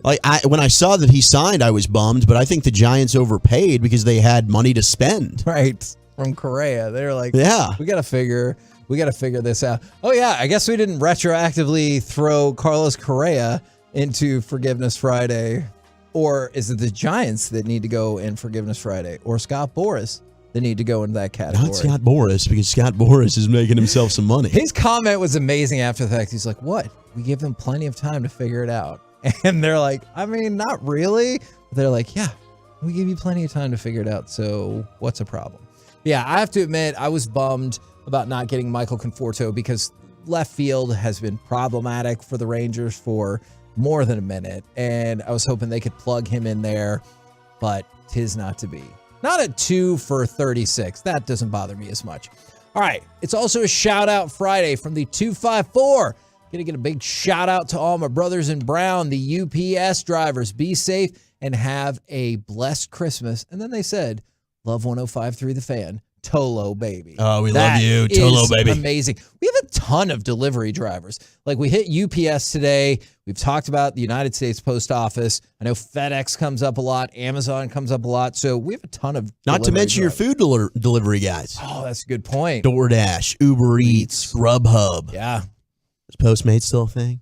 I don't know. Maybe. The pizza delivery peeps? Yeah.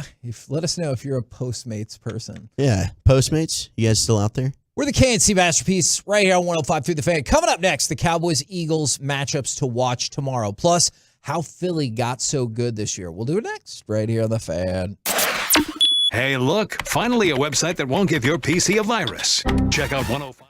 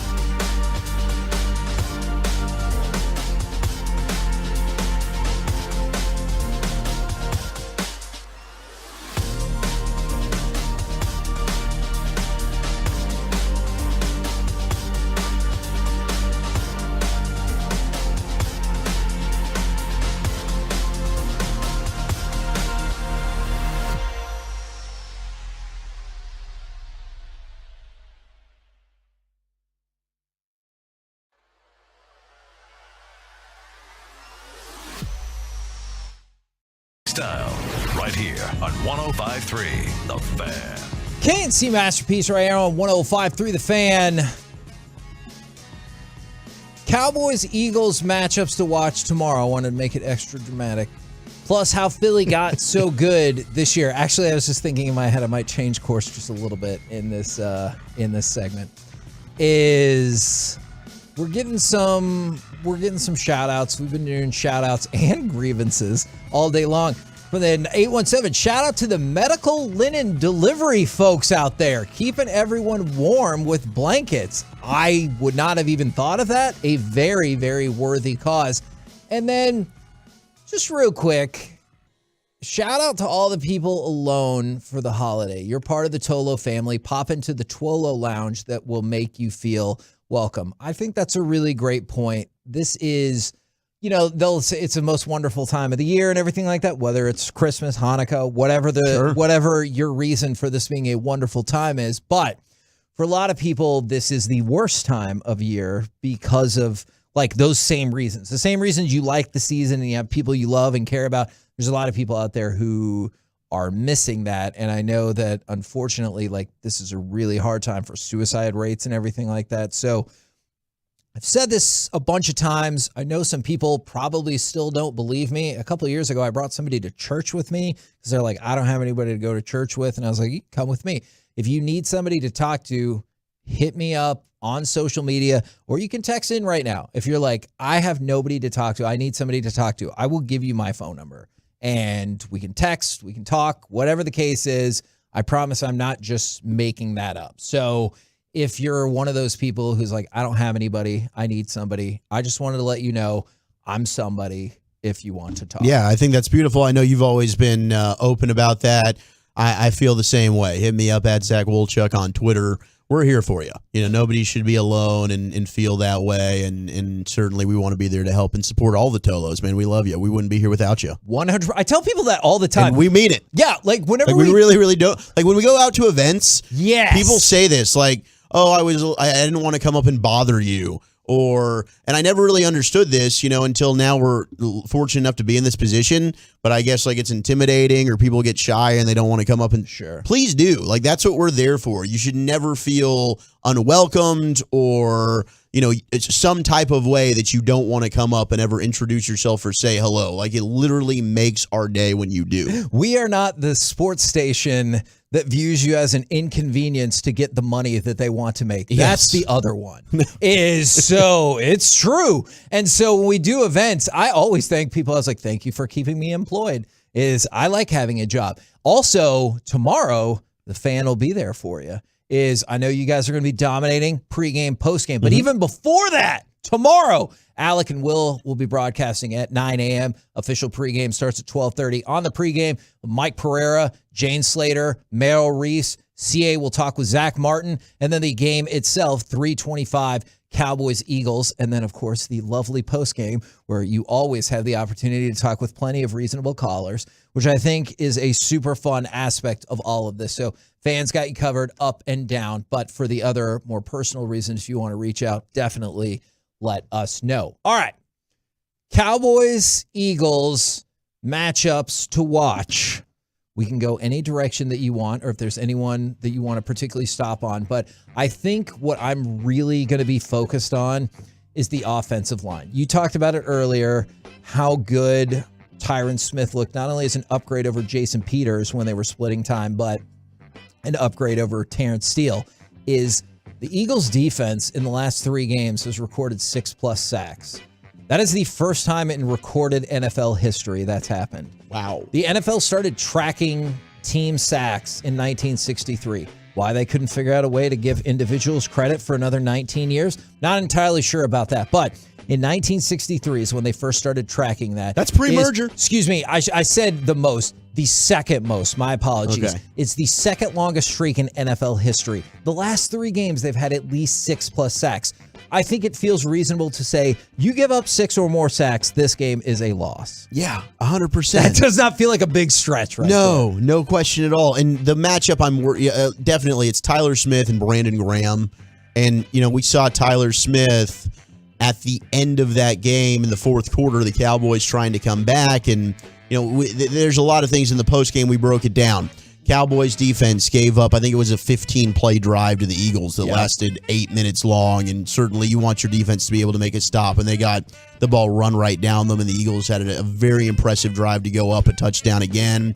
But you did have Tyler Smith that gave up the play. They got the pressure on Cooper Rush, ends up getting hit, ball flutters in the air, and it's intercepted, and that essentially seals the deal. So I feel really good about where the Cowboys' offensive line's at. I brought that up earlier in the show. We talked to Brian about this on G-Bag. Tyron Smith, I think, is going to be an upgrade over on that right side. And it's no disrespect to Terrence Steele. I think he was playing really, really good football. But I think he's an improvement in pass protection specifically. Tyler, I think, has struggled at times over recent weeks. Maybe it's that rookie fatigue. He's played a longer season than he ever has in his life. But that is a matchup where Tyler Smith has to be able to hold his own on that left side against a player in Brandon Graham who has been really good throughout his career and is a Pro Bowl alternate. Now, on the flip side, which, by the way, that is a weird side note about the Pro Bowl alternates. I get why it happens, but especially you're going to end up making the Pro Bowl. Yeah, people are like, I'm out, I'm good. But even now that we've switched to the Pro Bowl games, I guess I still find it to be somewhat of an oddity that they're like, I got to tag out a dodgeball or whatever. And Sorry, not going to go play that flag football tournament. Which I do get when Brandon Graham swoops in. Well, okay, what about we reverse the roles in the trenches then? Okay. Because, look, I do want to point out, I certainly understand the argument. You win in the trenches, you're going to win the football game. I get that. How do you feel about the Cowboys defensive line against the Eagles offensive line, especially given if you have an entirely healthy Lane Johnson who hasn't given up a sack in 17,000 years? I think it's 26 games. But it's still incredible. You got to move Micah Parsons around because we saw Lane Johnson had his way with Micah in that first matchup. There's no need to waste Micah lined up against Lane Johnson. There's just, DeMarcus Lawrence. We talk to him. We talk with him usually Thursday at about 4:45-ish. This coming week, it'll be Tuesday with the different schedule. We talked to them on Wednesday this week on G-Bag. But, DeMarcus Lawrence knows Lane Johnson very well. That's the guy. That'll be a battle, between those two. But you got to move Micah Parsons around to try and find a matchup that'll be good for him. And it might be one of those interior guards. Real quick then, is that your number one matchup, taking a step back? Yes. That's your number one matchup of the game, like player versus player? Man, yeah, I think that's going to be fun. That's going to be fun. I mean, you're talking about elite versus elite right there. What do you count as a win? Sorry to jump in there. Which do I think is the most favorable matchup? No. Yeah, what do you count as a win for DeMarcus Lawrence?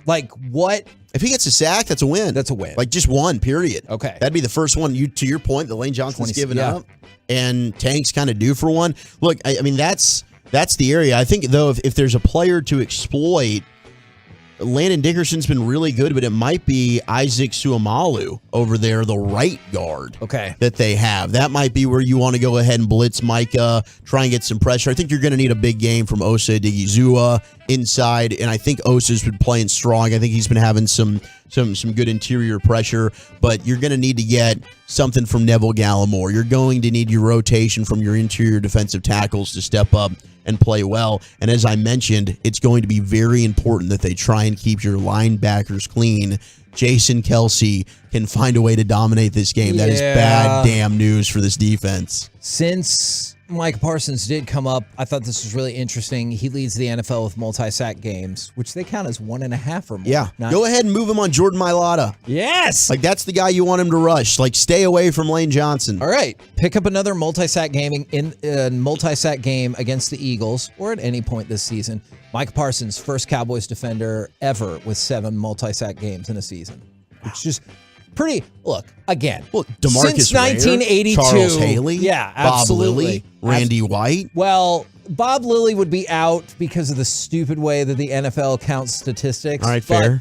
I understand. I think that would the be list of terribly incredible impressive. Cowboys defenders, Ed Too Tall Jones. I mean, that is incredible. I think we have to bring this up. The Cowboys secondary against Gardner Minshew. And that pause was my pause of concern about how that works out. Because I know everyone keeps saying, Gardner Minshew's a scrub. I think there's a misperception about what kind of player he is. I'm not saying he's great. He's not bad at all. It's not bad. No, he's a pretty good backup quarterback to have. No doubt. And I think that he's very capable of beating you. So your biggest concern is clearly what is the level of play you get opposite Trayvon Diggs. And I think they're going to put Bland out there? I think with Mickey talking about this earlier, it might be what we've kind of discussed on our station, where you got Diggs, you put Bland on the outside, and they seem to like Mackenzie Alexander as a slot player. And so maybe that's the guy that you have kick in there and plays the slot for you. And I like the skill set of Deron Bland and him playing against Devontae Smith. I think Bland did a good job on Christian Kirk last week, and he is a similar type of player to Devontae Smith. Right. In terms of quick speed, he's going to run a lot of crossing routes. They like to throw the ball deep down the field to him. Devontae Smith's a big play threat for them. And I kind of like that matchup with Deron Bland. Now, A.J. Brown is not a matchup that I'm super excited about just because he's been so good this year. A couple of different things about that. Pro Football Focus has A.J. Brown's passer rating when targeted at 124.1. So the quarterback, Jalen Hurts, when he throws to him, 124.1. That's the best in the league. Wow. Which kind of led me down this rabbit hole of how the Eagles got to be so good. Is CBS Sports put out their top 5 off-season moves. The Eagles are 2, 3, and 4 on that list. Like, number 1, Tyreek Hill. Sure, I get it. Right. Going to the Dolphins. That makes a lot of sense. Number 2, Eagles trading for A.J. Brown. Yeah, he's been awesome. Number 3, Eagles signing James Bradbury. He's been really good. Number 4, Eagles signing Hassan Reddick, who's also been very good.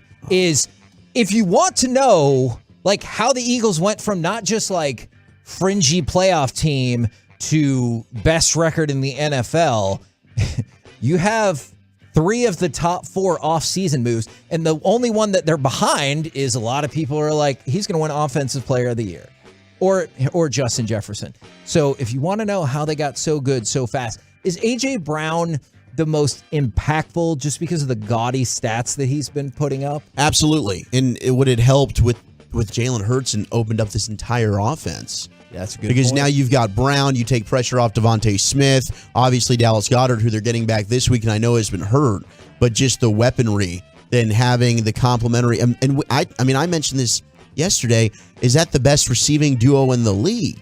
It's up there with Hill and Waddle. I think it is up and there. Higgins and Chase. Yeah. I mean, it's in the conversation. I would put them ahead of Higgins and Chase just because I think your weakest link is a pretty decent amount better. Not to disparage T. Higgins or anything like that, but Not gonna argue. I think your weakest link is a pretty good amount better. I'd probably still say Dolphins, but if you told me you had the Eagles second, I think that is 100% fair. And then James Bradbury has been really good. And then obviously we were just talking about Hassan Reddick has been good as well. And that's the frustrating thing about this is, like, which level are you choosing to attack? And that's why we had to pick out some individual players as opposed to which you can't attack, like this unit or this unit or this unit. Just trying to pick specific players. And of course, Forge 69, love Harvey Martin. Not trying to leave him out when we were just talking about some of the Cowboys pass rushers. We were just spitting out names. And again, we started to shift away from that because remember, the NFL has jobbed out Harvey Martin because they're like, oh, we didn't start counting individual stats until 1982. Ridiculous. And the people at Pro Football Reference, I believe it was, they were like, hey, we did the entire research project. Here's the number. And we're like, we can't trust that. And I'm like, you can't take the numbers and, like, go look at it? You don't have some PAs or interns or whatever? Disrespect. Also, it boggles the mind that they started counting team sacks in 1963. You're telling me nobody in that smoky office was like, now hear me out, fellas.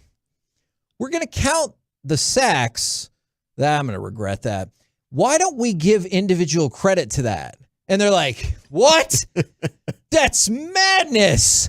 Next, you're going to say, and like nobody in that room's like, we give individual yardage to Jim Brown. We can't count individual sacks? We didn't just give the team yardage. And they're like, we count too many things. It's ridiculous. And man, I would love to bring one of those people into modern times and explain DVOA to them and then watch and see if their head explodes with all the statistics. We're the K&C Masterpiece right here on 105.3 The Fan. Coming up next, Besides Cowboys, Eagles, what NFL or college bowl game are you most interested in this weekend? Plus, Masterpiece of the Week. It is the fastest segment in all of radio. And good news for you, it's next right here on The Fan. Commercial-free fellowship.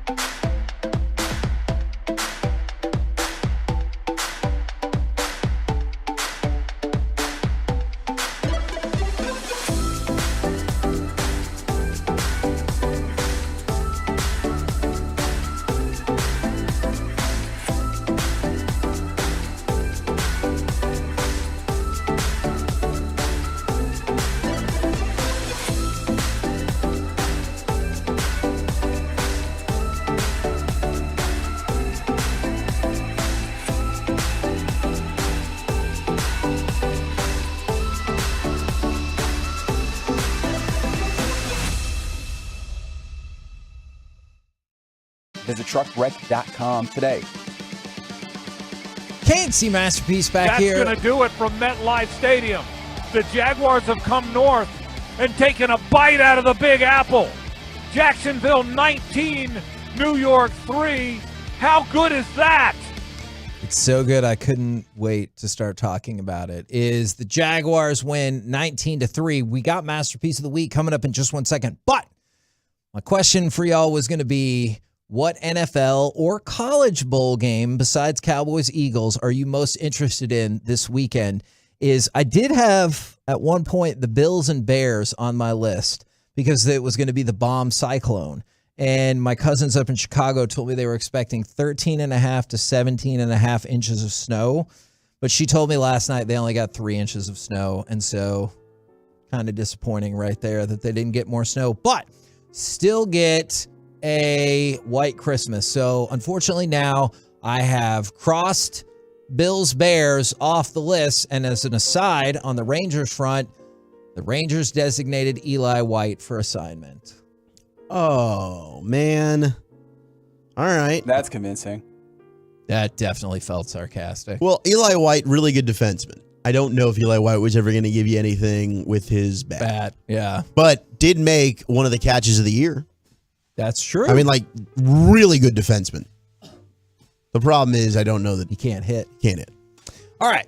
So besides Cowboys, Eagles, what is the NFL or college bowl game you're looking forward to? That's convincing. Is he disappointed with you now? Yeah, I think he is. I'm taking Reggie.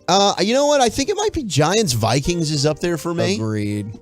That's going to be a really intriguing game. I think the Vikings are going to beat the Giants, and I'm going to have to come up with a survivor pick in G-Bag today. I don't think I've taken the Vikings. I might take the Vikings to beat the Giants. Do you know what teams you have left offhand? Brian's got them. Okay. So I don't think I've taken the Vikings. I'm looking at what else intrigues me on this. We might get an update. We'll see about that. Is Brian sauntering in here right now? I was also going to say Bengals. We're going to have a crosstalk to do this, Brian. You don't have to do this right now. Oh, he's got a list. I thought Bengals Patriots was pretty. Bengals Patriots isn't bad. Well. It's a must win for the Patriots. Absolutely. All right.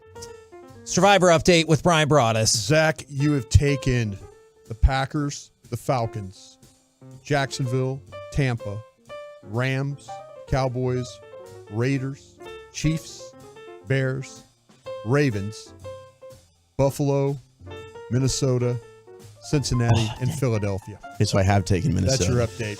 All right, thank you so much. For the programming. All right, I appreciate you, Brian. We'll talk with you here in just a moment. You're a beast. So, Vikings are out. I do want to say for the record, I still think it's an interesting game. It is an interesting game. I think that one, Bengals, Patriots, and dare I say, Packers, Dolphins are that is interesting. The three most interesting games. I'm also kind of intrigued by Commanders 49ers. Oh, because you hoping that the Commanders can get it done? Well, now I might be taking the Niners.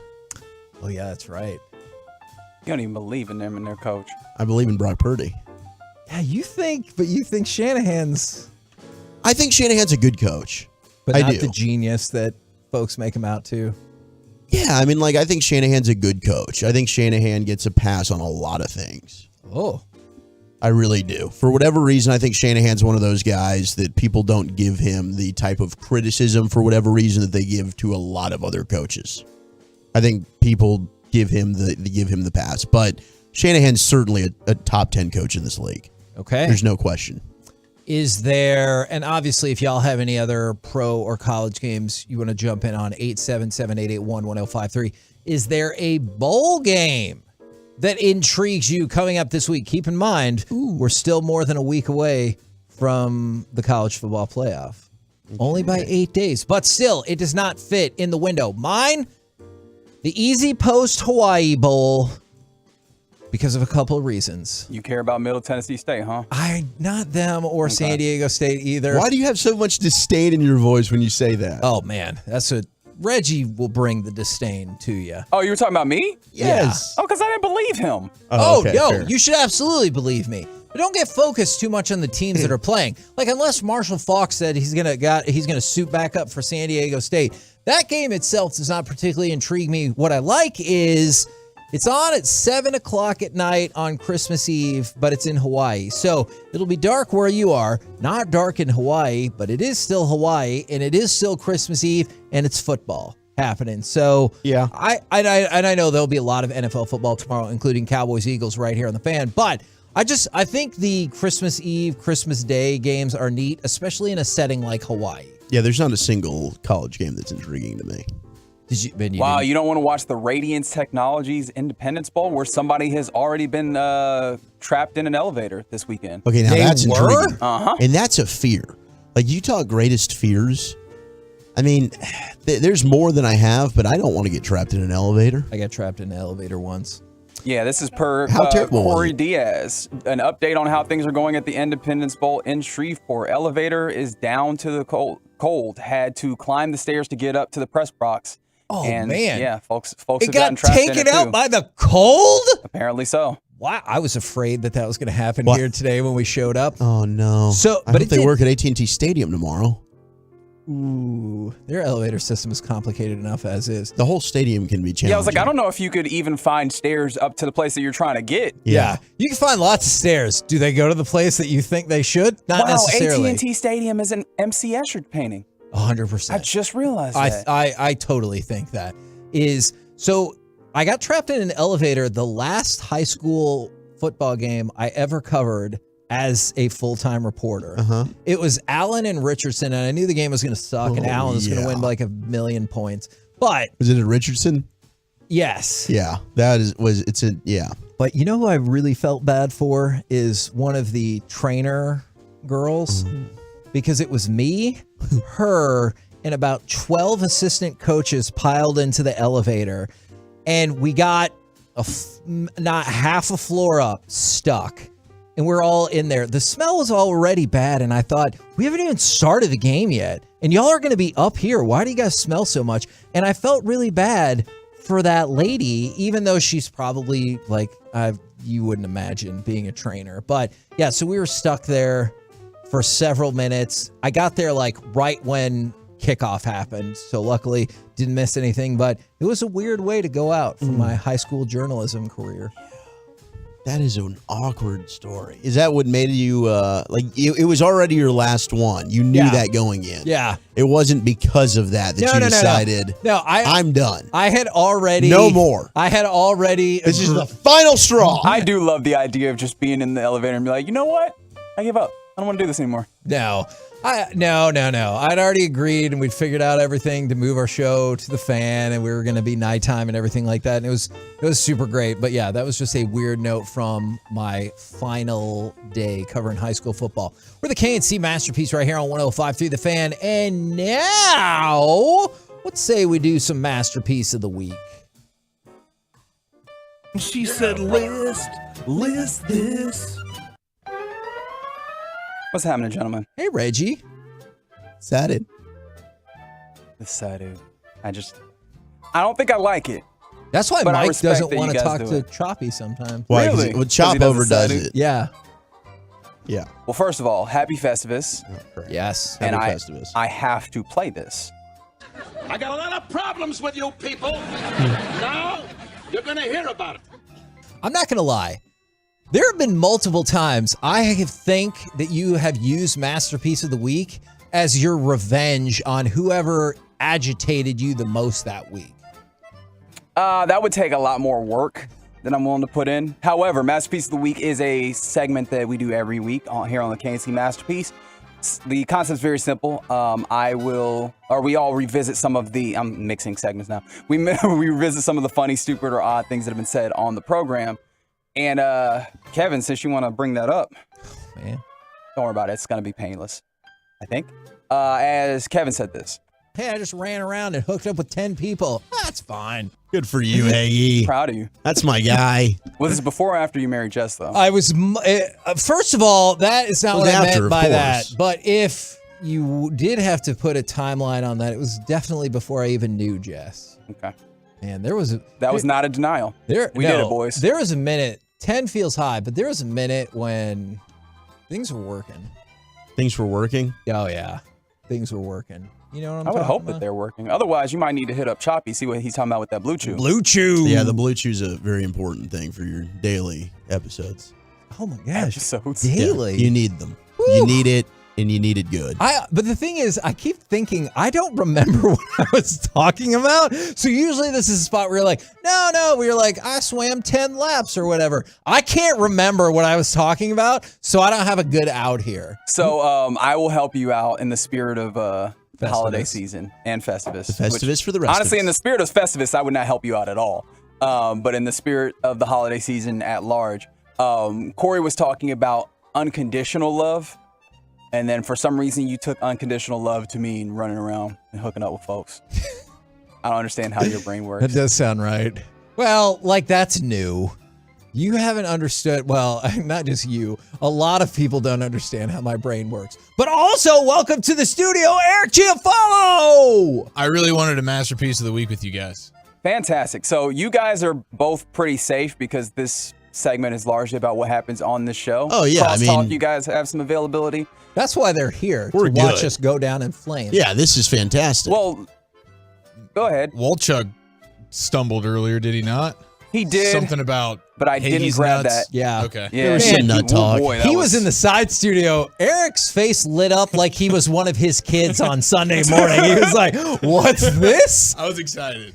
Well, you're not going to get any of that. Kevin, what's my MO when it comes to Masterpiece of the If Week? they're not here, Reggie's going to bury you. It is a Mikesterpiece of the Week, ladies and gentlemen.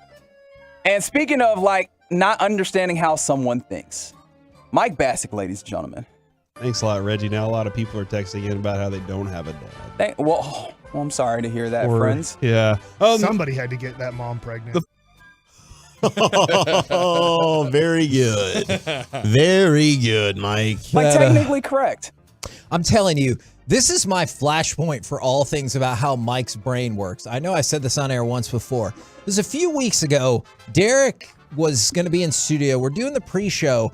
We're having a totally separate conversation, and Mike just jumps in and goes, "Hey, Derek, that's a lot of yellow that you're wearing."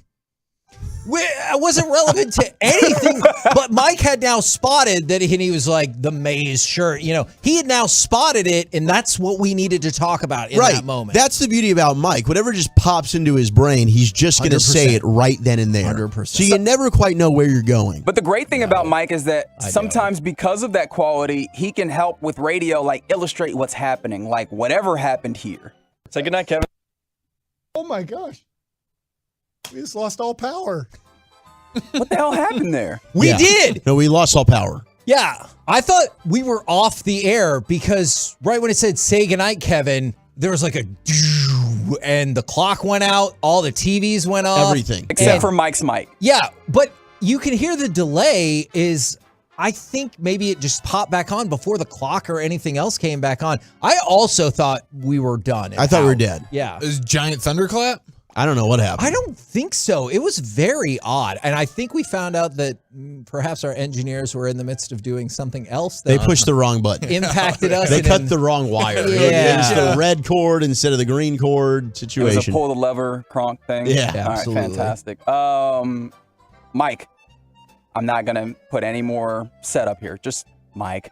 Oh man, Gardner Minshew. No way Philly wins from my buddy Danny. We Man, stick it to me, Danny. Mike.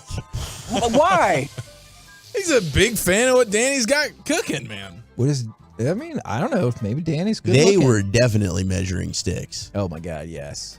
Yeah, Mike's told a story about how someone put their balls on one of his sandwiches as a payback. Oh yeah, So, I remember Little that teabag story. Sando? yeah. Not for me personally, but Oh, whatever, dude. Wolchuk's tried a little bit of everything. So my guess is Wolchuk has tried a teabag Sando before. No, that's something I have not tried, but I got a lot of life left in me. That's a good point. I'm proud of you. Are you for more that. likely to be the person who gets their Sando teabagged or the one who teabags the Sando? I'd rather hand out the sandwich. Yeah, he's a giver. Yeah, he is. Yeah. That's why I married him. Work married him. Fantastic. Mike, getting a little braggadocious here on Mikesterpiece of the Week. I'm not bad at it. Mhm. I know how to do it and do it somewhat correctly. But I will say, on the sides, I don't get it as tight as I'd like. Mark that one for me. Sides. Appreciate that, You Reggie. used to have to use sometimes a little extra tape. What? By any means necessary. Use a little extra tape. All right. With that added extra clue, does anybody in the room understand what Mike was actually talking about? Was it a haircut? Nope. I think I know. What is it? Gift wrapping. There you go. I used too many pieces of tape, and I heard. Who cares? I was watching something there, like if you use more than 3 pieces of tape, you're doing it wrong. They're And I was like, haters. 3? They're wrong. I definitely do I it guarantee wrong. you, I wrap paper gifts better than that person. Oh. There's no way that you can only use 3 pieces of tape and get that thing done the way it needs to be. Have you ever been wrapping a really big present and you ran out of it, and so you took part of the scrap and just like slapped it on the top to fill the gap? No. Like Billy Mays, No, like yeah, plugging the no. hole. Billy Mays here. Me neither. Well, another fantastic Fantastic Me product. either. I've definitely never done that. Don't they have their biggest reveal coming up? You have the same guy, the ShamWow guy? Yeah. Well, R.I.P. Billy Mays. Yeah. Obviously. Well, Pay it's your not the same. respects. It's not the same guy. I was going I'm to say, thinking that'd of be a then. pretty big reveal. By the way, Billy Mays, we discovered a couple months ago that Wolchuk actually looks like a bit of a Billy Mays A little bit. doppelganger. If you Google up Billy Mays right yeah. here, I think Billy Mays shockingly has slightly more body hair. Slightly. But like everything else, it matches. Like if you I were can see wondering, that. We got it going on. yeah, 100%. I could definitely see Yeah. that. I love that the 682 is coming for Eric Chiafalo, who says Sando is the same amount of syllables as sandwich. They're getting on you for unnecessarily shortening words here. Yeah, but is it the syllables or is it just the time lapsing that takes place of actually having to say it? Right? The hell are you talking about? Doesn't Sando come out quicker than sandwich Nope. on a 40? Mm-mm. I mean, we're probably Sandwich splitting Sando. hairs. I don't know. Yeah, it's pretty close. I think a little bit. It's pretty close. I disagree. I think you're really scrounging up. Appreciate you guys having my back. Yep, you're welcome. People Don't don't worry forget. about it. People will forget about all of that when you hear this, which I'm going to go ahead and hypothesize will be our winner. All right, you guys ready to go across the entire NFL and dip into some gridiron gravy? It's T-Law time. Okay, I The was not Jaguars are sure. playing tonight. That was Turn a on your Jaguar TV. sound? Okay. I'm glad that I was as exasperated with it then as I am now. I knew that was going to happen, though, because he kept asking. He's like, what does a Jaguar sound like? Like, he asked that multiple times leading up to that. And then he said, the hell with all of your notes. I say it sounds like, I don't know, a pterodactyl. I didn't really entirely get where that was going. It was definitely like a dying bird of sorts. Yeah. Makes a ton of sense there. I'm sure he was in the commercial breaks just YouTubing Jaguar sounds. Yeah. That was the best he could come You'd up be with amazed there. at the things he looks at on his computer. Like the other day, he was trying to tell me about some hairless baseball player, and he's like, "You don't know that guy? Hold on, I'm gonna show it to you." And I was like, "Well, let's get to break first." And he's like, "Look how hairless that guy is." Like a Charlie Villanueva of baseball? That was kind of the situation. I don't remember the guy's name. But he has eyebrows. Yeah, they were like the faint eyebrows kind of thing, where you could probably take a pencil and get it Gotcha. going Just a draw little him in a bit. little Yeah, bit. little Okay. bit. I mean, that's fine. Back to you, Reggie.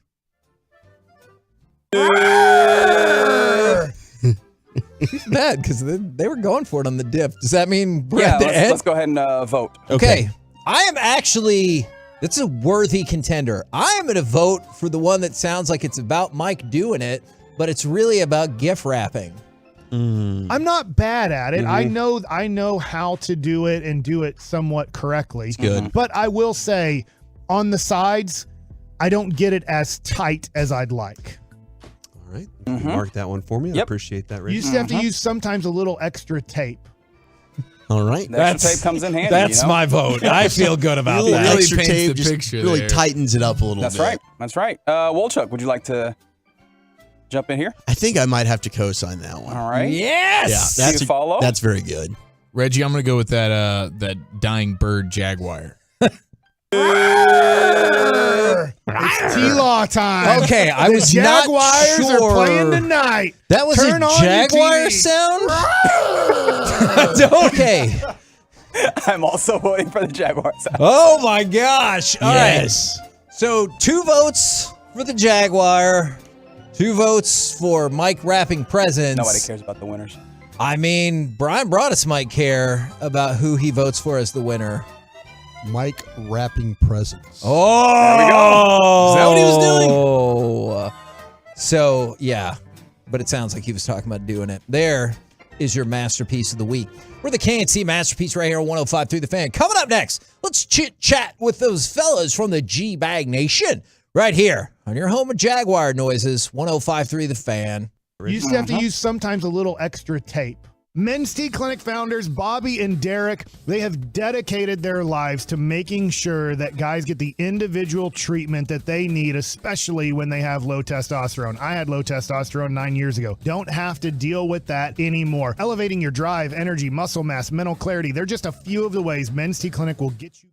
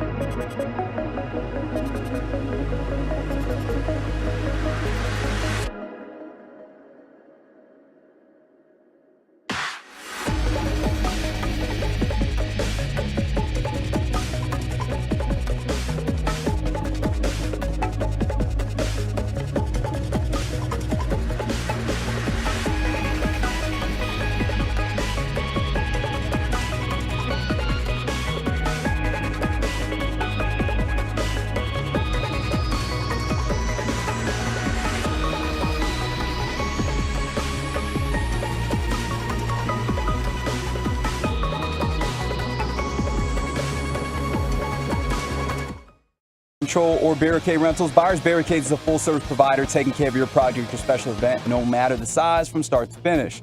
The Texas Authority and Barricade Rental, buyersbarricades.com. KNC Masterpiece back here on 105.3 The Fan. I want to read this real quick on a shout-out Friday, since we were telling people if you don't have anybody that you need to talk to, let us know. We will talk with you from the 817. This is about the station as a whole, too.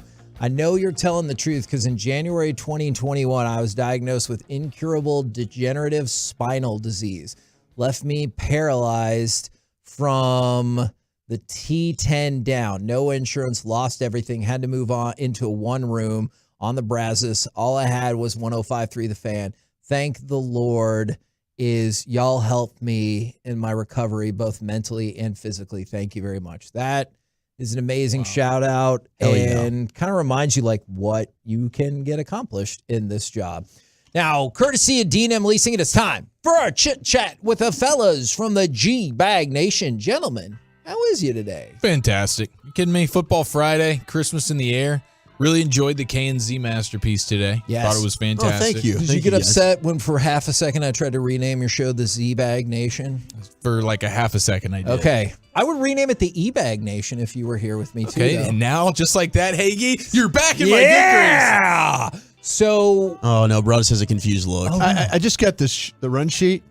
Do we not know how to use the capital letters? Oh no. Bar at all? What did I do? What did I do? No, what did I type wrong? no, Or I don't have everything's lowercase except for Bobby Belt and LA Live. It's a good call.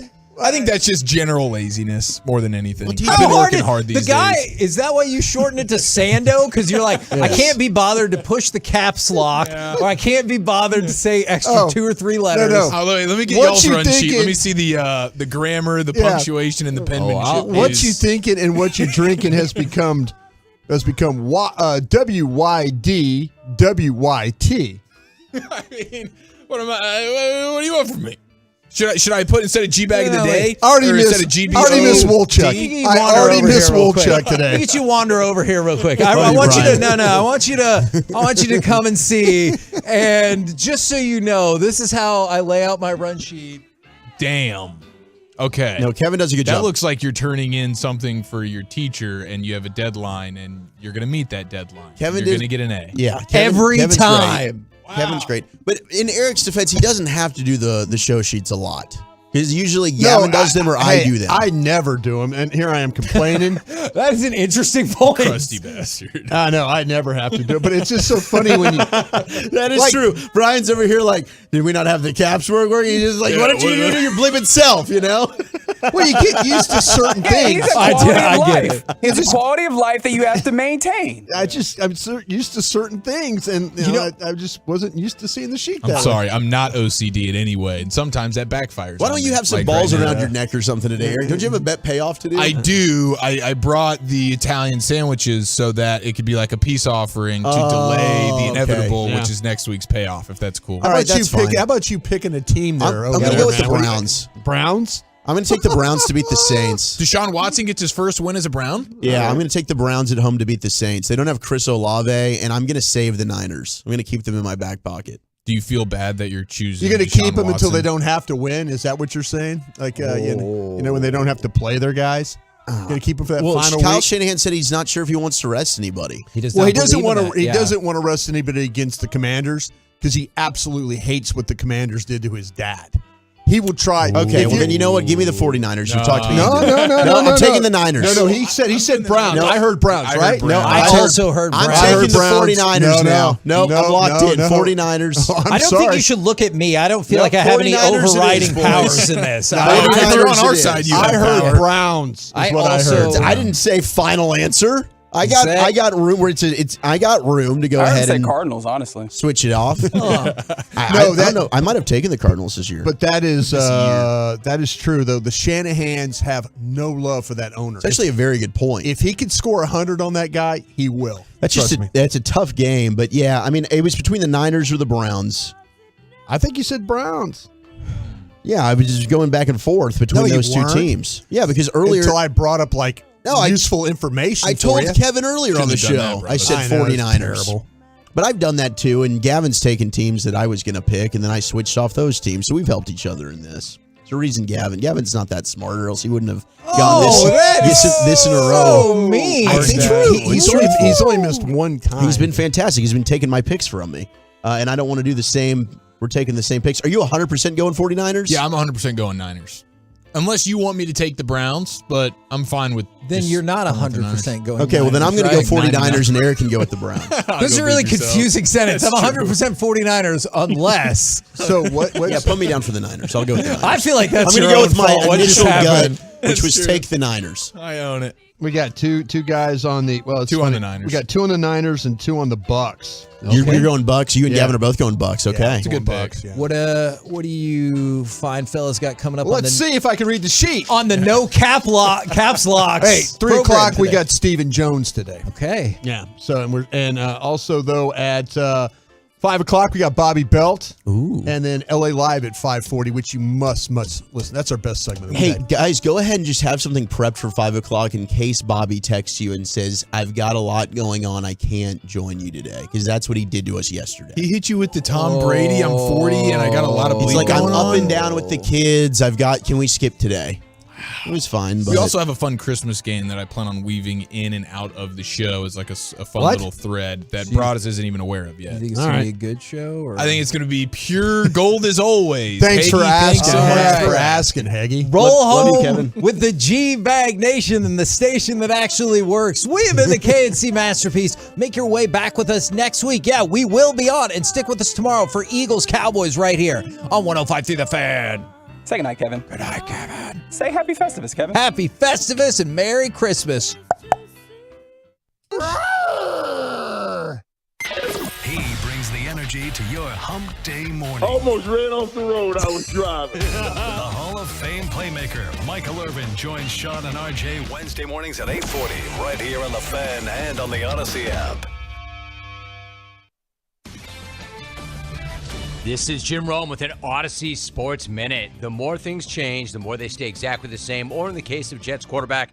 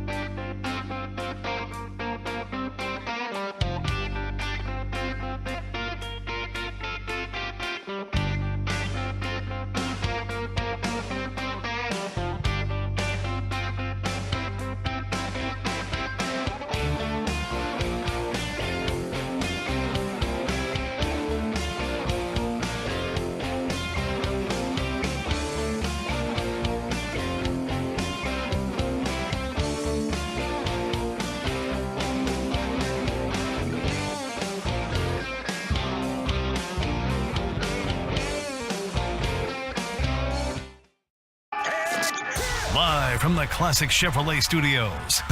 You're rolling with the G-Bag Nation on 105.3 The Fan. Over the next 5 hours, I'd like to play a little sports game with you. And it's got some Christmas involved as well. Brian Broaddus, Lucius Alexander, Tolos from across the world. Play along with us here, and we'll see what ends up. I'd like to play it for 5 hours, but if we find the answer in 2 hours, then so be it. But the sports name that most is synonymous with Christmas. I am going to start the bidding, okay? I'm going all in. There was a Nick Christmas, I believe. We had a Nick Christmas in the sport of... I'm trying to think. I think there was a Nick Christmas that played. I need to look this up. If we have a Nick Christmas, this game may have already come and gone 42 seconds into the program. Nick Christmas? Are you kidding me? You didn't tell me about this game, but I think there was a guy. I could be just, you know me, I'm older, don't think well all the time. That's a good call. All good points, Broaddus. But I think there was a Christmas. I think there was a Nick Christmas that played in the league. I was ready to go all in with Kyle Rudolph, and I thought that was going to be a tough one to punch back on. Kyle Rudolph, that would have been a good one. That's a good one. Thank you. That is a good one. Appreciate that, Lucius. That was a good one.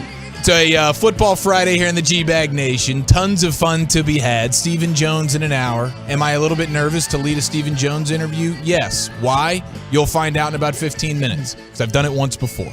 Okay, and we'll replay that godforsaken 3-second sound. And you may also remember the 66-second question I asked him, but that's not even the one I'm considering. But we do look forward to catching up with Stephen Jones on a eve of Christmas Eve Football Friday. We are 25 hours and change from a Christmas Eve Cowboy kickoff at AT&T Stadium, and it is prediction time as well. As we look into this matchup and once and for all, put it all on the line there, Broaddus. I think I know where you're going because, of course, I do listen to the Love of the Star podcast featuring Brian Broaddus, Super Bowl champion, and Bobby Belt, not a Super Bowl champion. That. Of course.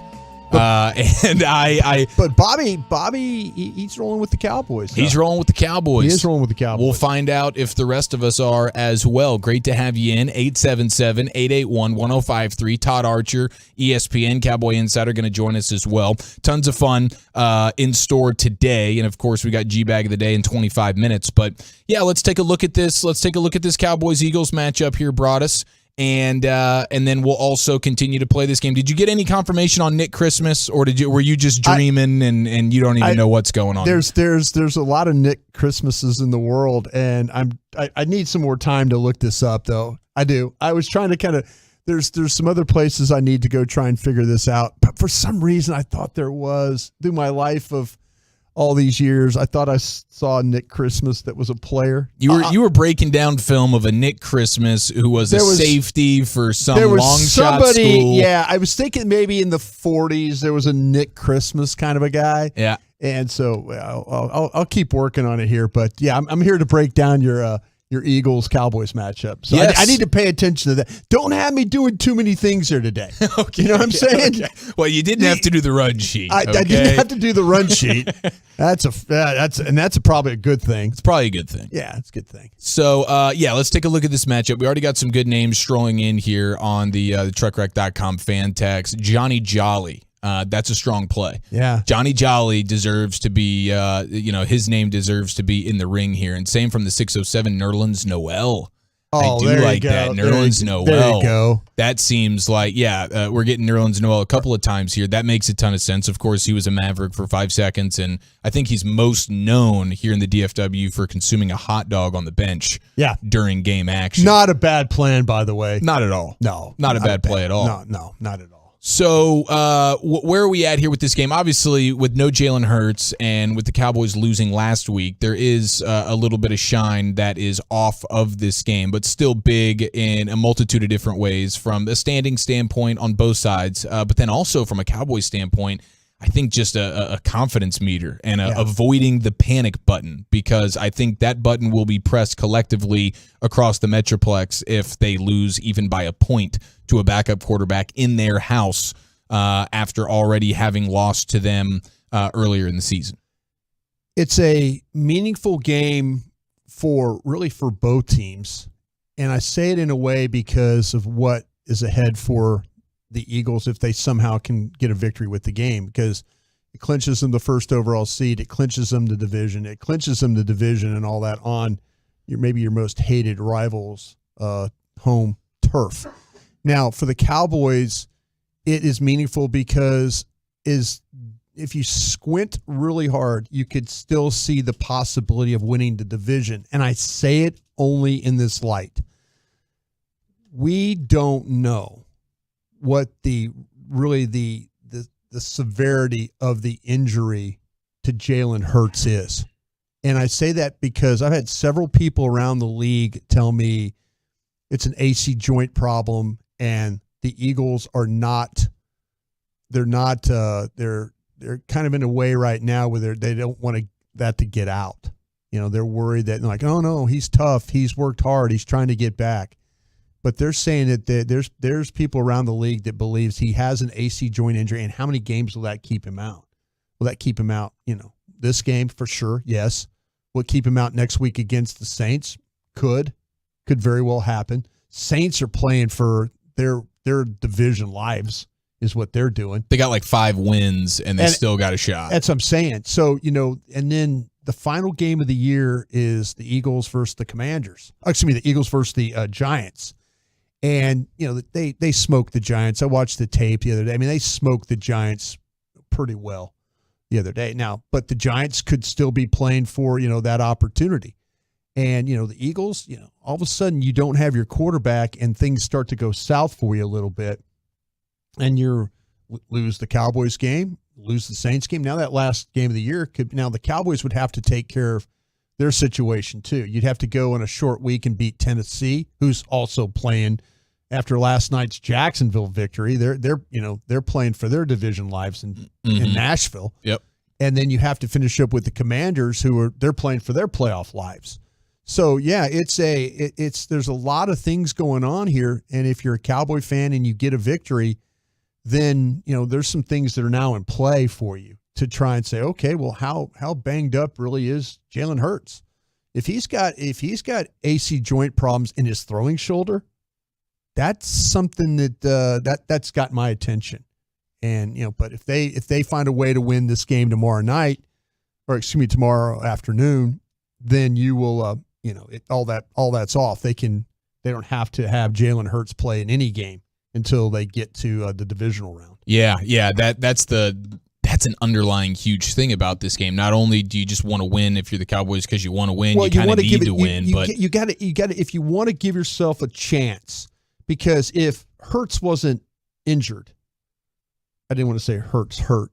With Hurts injured, then you're in a situation now where, okay, maybe we'll see. It's funny. Micah Parsons was talking about, hey, it's about the players. It's not about the quarterback over there. It's about the players. It's about the team. Mm-hmm. We'll see if, in fact, it really is. The quarterback's playing at an MVP level. But with him out of the lineup, could this be a different offense? Could this be a different attack? Yes. There's nothing wrong with, Gardner Minshew. I mean, he is, when you talk about capable hands of playing, I mean, their team's playing with far worse quarterbacks. You saw one last night with the Jets playing. There's team Gardner Minshew would find ways to win the games for the Jets if he could. But that's where you're at right now. So you're still playing for something, even though it's probably a little bit, like I say, you have to squint to see it. But there's still something to play for, especially with this injury to Jalen Hurts. Yeah, there are tangible things to play for, and then the intangible aspect of just not falling apart at the seams from a confidence standpoint, emotionally wondering, okay, what are we if they end up losing back to back? And Mickey Spagnola pointed out with KNC today, they being the Cowboys have not lost back to back games all season, so they usually rise to the occasion after taking that L. And it's going to be, I mean, I'm expecting a pretty high scoring game tomorrow, despite the fact that Jalen Hurts is not playing, because I still have a ton of respect for that Eagle offense, and they're getting a Goddard back, and that's really their only injury question, it seems, offensively. Their offensive line best in the sport. That's intact. They got their backs. They got the receiver. Now they get the tight end back. I think, as you mentioned, Gardner Minshew is more than capable of leading a team to some points and potentially even victory when you're surrounded by 10 other guys like what the Eagles have, which are pretty dang good. But at the same time, I can't see the Cowboys falling in a way that has them losing back-to-back to a backup quarterback in a game where it's not must win, but I think internally these guys know, gosh, this is a huge game. This is a huge game, and it's a bit of a redemption game because you had your backup quarterback and you went into Philadelphia. You took the L, respectable L, but you took the L, and now it's time to return that favor to Philadelphia. So I can understand why somebody would think, Philly's probably still going to win the game despite not having Hurts, but I feel like the Cowboys are just going to find a way to get it done tomorrow, and they ultimately will have the better quarterback on the field, and I think it will be a close game, something in the neighborhood of like 34-30. I think the Eagles are going to be able to score points, mostly because, one, the Eagles got still multi-dimensional offensively, even without Jalen Hurts and his legs, but the Cowboys' defense is still pretty broken up right now, and you're probably going to get a bunch of Giffords on the field. Yeah, it is. And, the thing about it is I personally feel like that Gardner Minshew is better than Davis Mills, better than Jeff Driscoll. Yes. Who those two guys combined made you look really bad with not much skill on the outside. Mm-hmm. The offensive line, the Texans' offensive line did a great job in that game protecting, giving up no sacks. This is going to be difficult for you. I just kind of feel like that Gardner Minshew with this lineup with Brown and Smith on the outside, they're going to get back Dallas Goedert. How much does he really play in this game? I'm sure they'll try and get him going if they can. But the last time he played, I was so worried about the screens, the delays, the things like that. The Cowboys are just, they're really compromised. They're compromised at corner. They're trying to figure out, me personally, I've said this before, I played Deron Bland at corner. I understand that Mackenzie Alexander is going to be active tomorrow. Mackenzie Alexander is a slot corner, a veteran slot corner. Put him inside and let's go. If you're going to say, I'm not interested in anybody else other than Bland getting on that field as a starter, and let me figure out who the nickel is. But they're going to be different on offense, the Eagles. I don't think it's going to be as quarterback run heavy as we've seen from the Eagles this year. And one of the reasons why your quarterback's hurt is because you're not afraid to take it on 2nd and 10 and just have him power run the ball into the teeth of a defense. Mm-hmm. I mean, Philadelphia is going to be a different team in the playoffs now too. With Jalen Hurts, I mean, yeah, he's going to get time to rest and stuff like that, but will that shoulder ever be the same? And do you want to continue to compromise running him inside like that? You want to continue to have him running around and all? This can be a different team. I just feel like, though, that they're not beat up on offense. They got all their skilled guys. On defense, this is one of the best. These guys cover on the back end. They got legitimate pass rushers. They're going to attack your left tackle in this game. You can win with your right tackle against Reddick. Yeah, you can win over there. But even that's a dogfight. That's going to be because Reddick's a beast. I mean, this Eagle pass rush from top to bottom, interior and on the edge is legit. And one of the things they do is they create turnovers. And what's some of the problems you've had here the last several weeks? Mm-hmm. You turn the ball over. And so with all that being said, I think the Cowboys, if the Eagles were just as banged up as you were and dealing with a lot of things, I would say this game could go either way. But I've got Philadelphia winning 31-24 in this game. 31-24. Yeah. Cowboys take a Christmas Eve L, according to Brian Broaddus. Hopefully he is wrong. I like the crotch first confidence of the 918 saying this is the game the Cowboys win easily, get us all sucked back in with a win. Cowboys by 17 or more tomorrow. Hopefully that's the case. Yeah. Hopefully that's the case. But yes, the defense is banged up, and there are plenty of question marks here. And Gardner Minshew is a bit of a one of the more respectable backups in the league. He will throw the ball with accuracy tomorrow. They'll run slants. They'll use the tight end. They'll make a lot of easy throws. With Devonta Smith.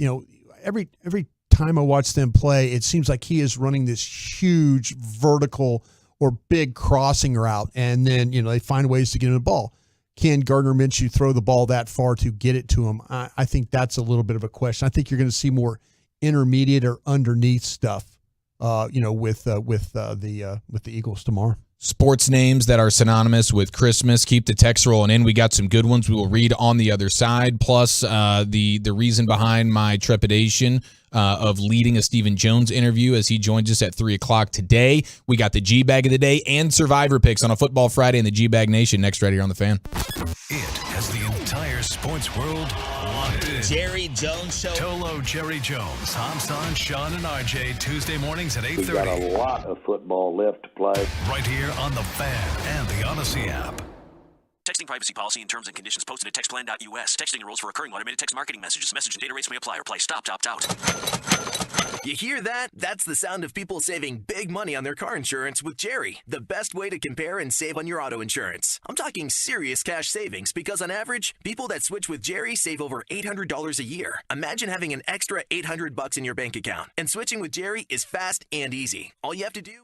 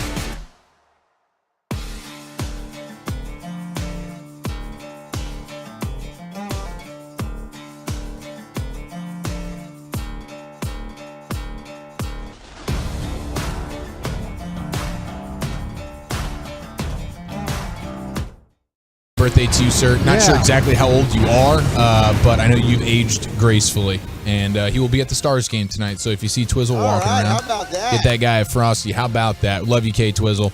Okay, I thought I was going to crush this thing going all in with Kyle Rudolph, but the Tolos once again rise to the occasion. And some of these names that are synonymous with Christmas are just outstanding.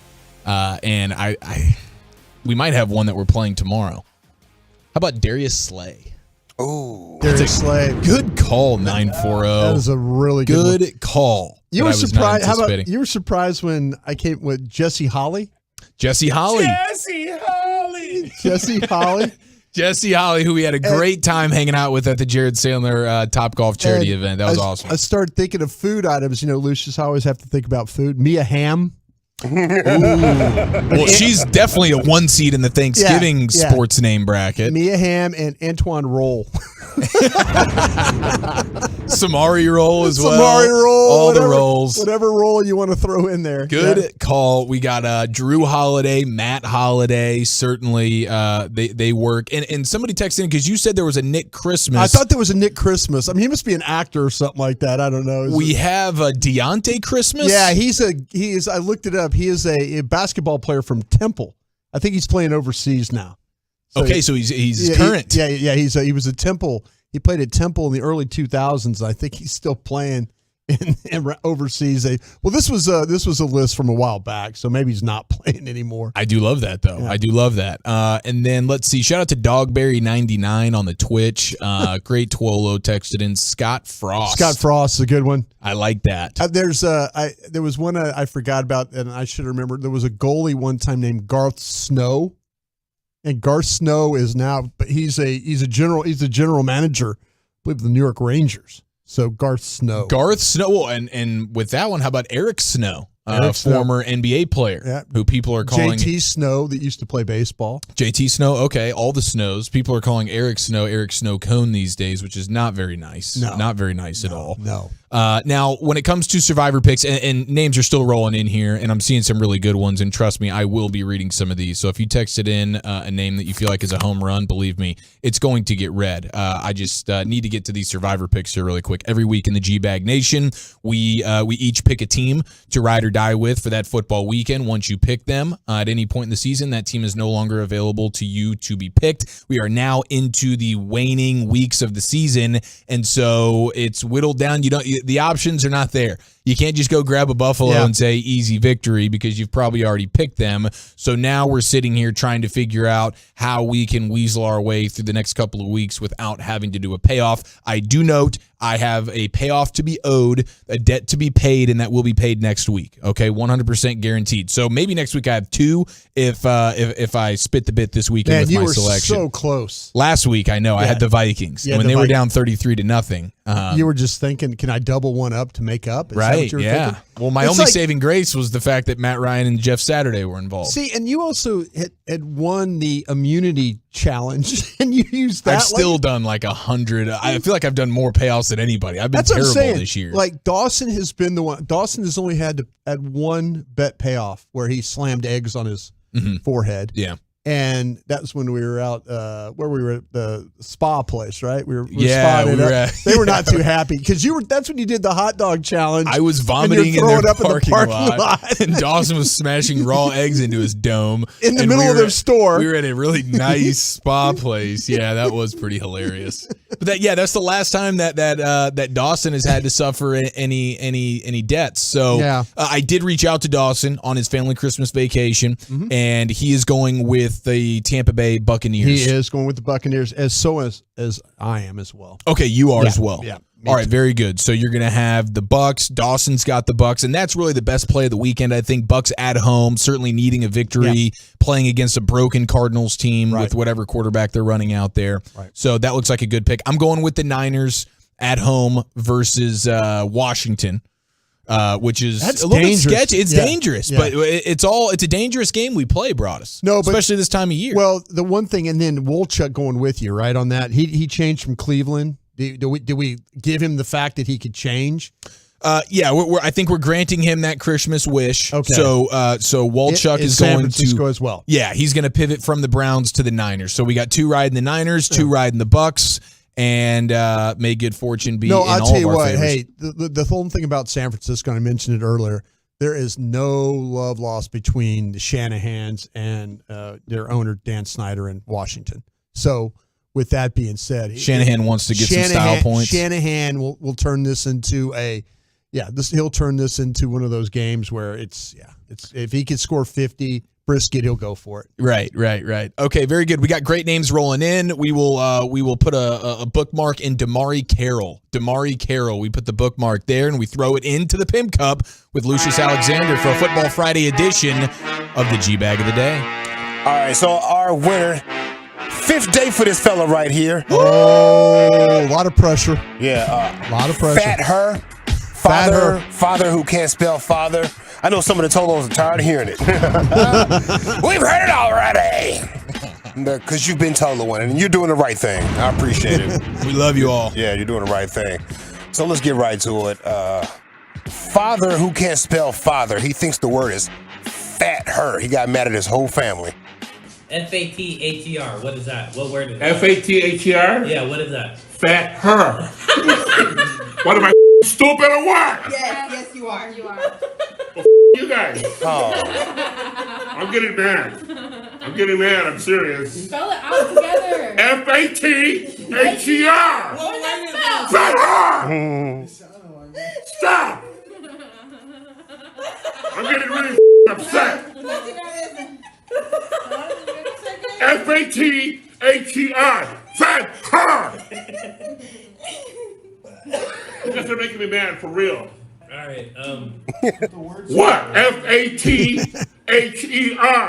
English. What are you? Fat her. Son was trying to jump in here. Yeah. Daughter. What? She's my daughter.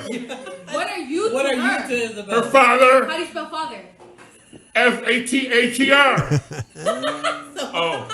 Oh, yeah. Oh, poor guy. I haven't seen the video, but I imagine he's just sitting in his recliner, minding his own business, and then the family comes in with the cell phones and the lights in his face, and they just put the pressure on him immediately for no good reason. It looks like they're sitting at a dining table. What would you call that thing?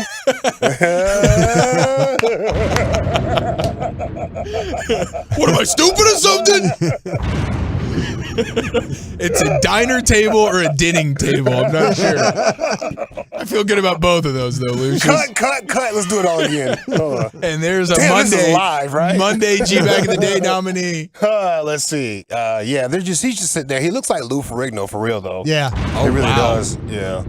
That's where that green? anger probably came. He got big and Shades of green. Rip his clothes off. Yeah. Don't make me angry, man. You wouldn't like me when I'm angry. Okay, let's see. KPRC2, Houston, TV News. These guys are blaming a rapper here in Texas for the cold front. Oh. Let's see here. I'm not a meteorologist, but I have my own theory. And we got our guy from Houston. So here's who I'm blaming. Look at this. That might cause a cold front if I take a deep breath. That's right. My guy Paul Wall said I might cause a cold front if I take a deep breath. So what must have happened is our friend Paul Wall took a deep breath and now it's cold here. He's the people's champ. Man, blame it on him. I feel bad blaming him. That's my guy, but I gotta do it. There's some people watching TV like confused as hell. Yeah. Like, wait, why is it cold out here? Yeah, exactly. How did you hear about the Paul Wall is coming? Gosh, that's good stuff. Apparently a Paul Wall. That's why we're all cold here. I love Paul Wall. Yeah. What it do was Paul Wellington. I'm fly as a pelican. Inside my body got a Versace skeleton. Paul Wall be spitting. Damn. Let's see. And he is a Texans. He's a Texas. 100%. He's from Houston. Acres home is the hood. This sold towards the street. All the speed bumps messing up my 20-inch feet. Okay. Yeah, I know that's a Paul Wall, bro. I just got educated. Yes, you did. I was watching the news like going, oh, he's probably with the cold front, huh? Yeah, Okay. that's the reason why it's cold out Yeah, here. exactly. Him and TV Johnny. Hey, so did your parents ever gave you like a password to like a pass to curse? Right here you can curse, or if you get into a fight you can curse. Or I something did you that. can curse. I did that for Bennett one time, and we were on a fishing boat, and he lost a fish. That thing came out of the water and spit the lure back at him, And I looked at him and I go ahead. Yeah! he did. He dropped it right on him. Yeah. Yeah, we had that. There was a funny line in a movie. I think it was Shanghai Noon, and the funny line involves the S word. And my dad was like, "Go ahead, you can repeat it. Go ahead, man. Hit that thing one time. Enjoy your day." Yeah. His mom gave her kids permission. Listen to this. You guys, I'm going to give you one free pass. What is it? If you get to say one bad word without getting in trouble. Yes. Okay? Who wants to start? Me. Harrison. Me. You can say Okay. that word. Harrison. No. You gotta help him. Harrison, you know what word to say? You know. No talking. I can't. Landon, what's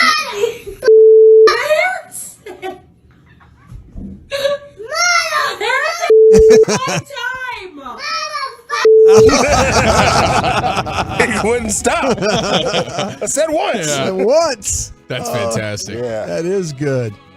Now, this next clip I feel real close to because I take my dog Cleo. She's a little blue pit bull. She's a wiggle butt. She's such a nice little doggy. She won't attack you. If she does, she'll attack you with kisses. She's such a good baby.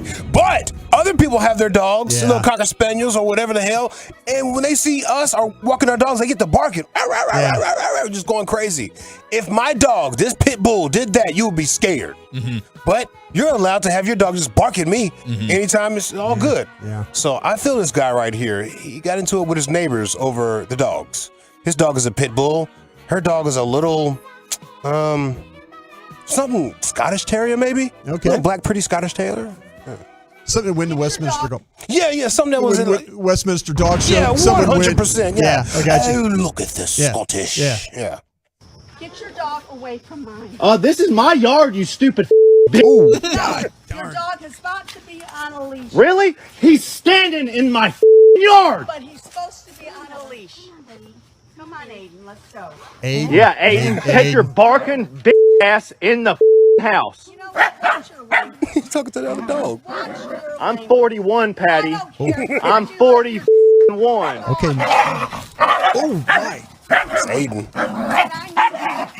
You get your dog away from mine. Shut the up. Your dog is not even on a leash. You're right, because he ain't doing in my yard. Oh, you know what? He has to be on a leash, according to my vet. Her vet. Look how my dog is being, you stupid bitch.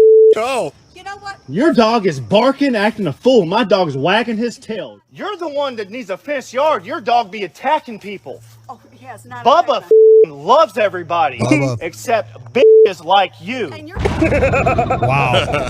That's incredible. That dude was 40 prepared. bleeping one, Patty. I'm 41, Patty. Is this in Stillwater? Is this Mike Gundy standing in front of his yard? I like that idea, Mullet Gundy. Mullet Gundy standing out just yelling at everybody. That's great. Shout out to little Aiden. He was getting at it though. He was trying. He was trying. He was trying. Oh, you shut up, Aiden. That was great, man.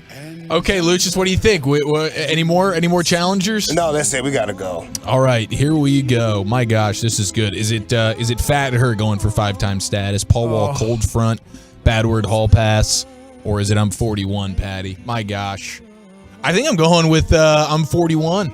I think I'm going with the dog owner. How about that? Get me on the board. Shoot. Don't do this to me, Lucius. Okay. No, I don't have it. Come on. No, you go ahead. No, do it, man. All right, I'm gonna let you decide, Lucius. Hey, Houston and Louisiana's playing right now on television live. I love what I'm doing radio and there's live sports going on. Oh absolutely. my gosh, it feels like a gift from God. Okay, we got dog owner, right? Do we have that? Yeah, that's my vote. Okay, I'm gonna go with the champ, Lucius. I'm gonna let you decide this thing. Pressure's on. Fat Her. Oh, there it is. It is. And 5-time status. You'll never hear it again. That's right. Congratulations. Check back in June when we play it again.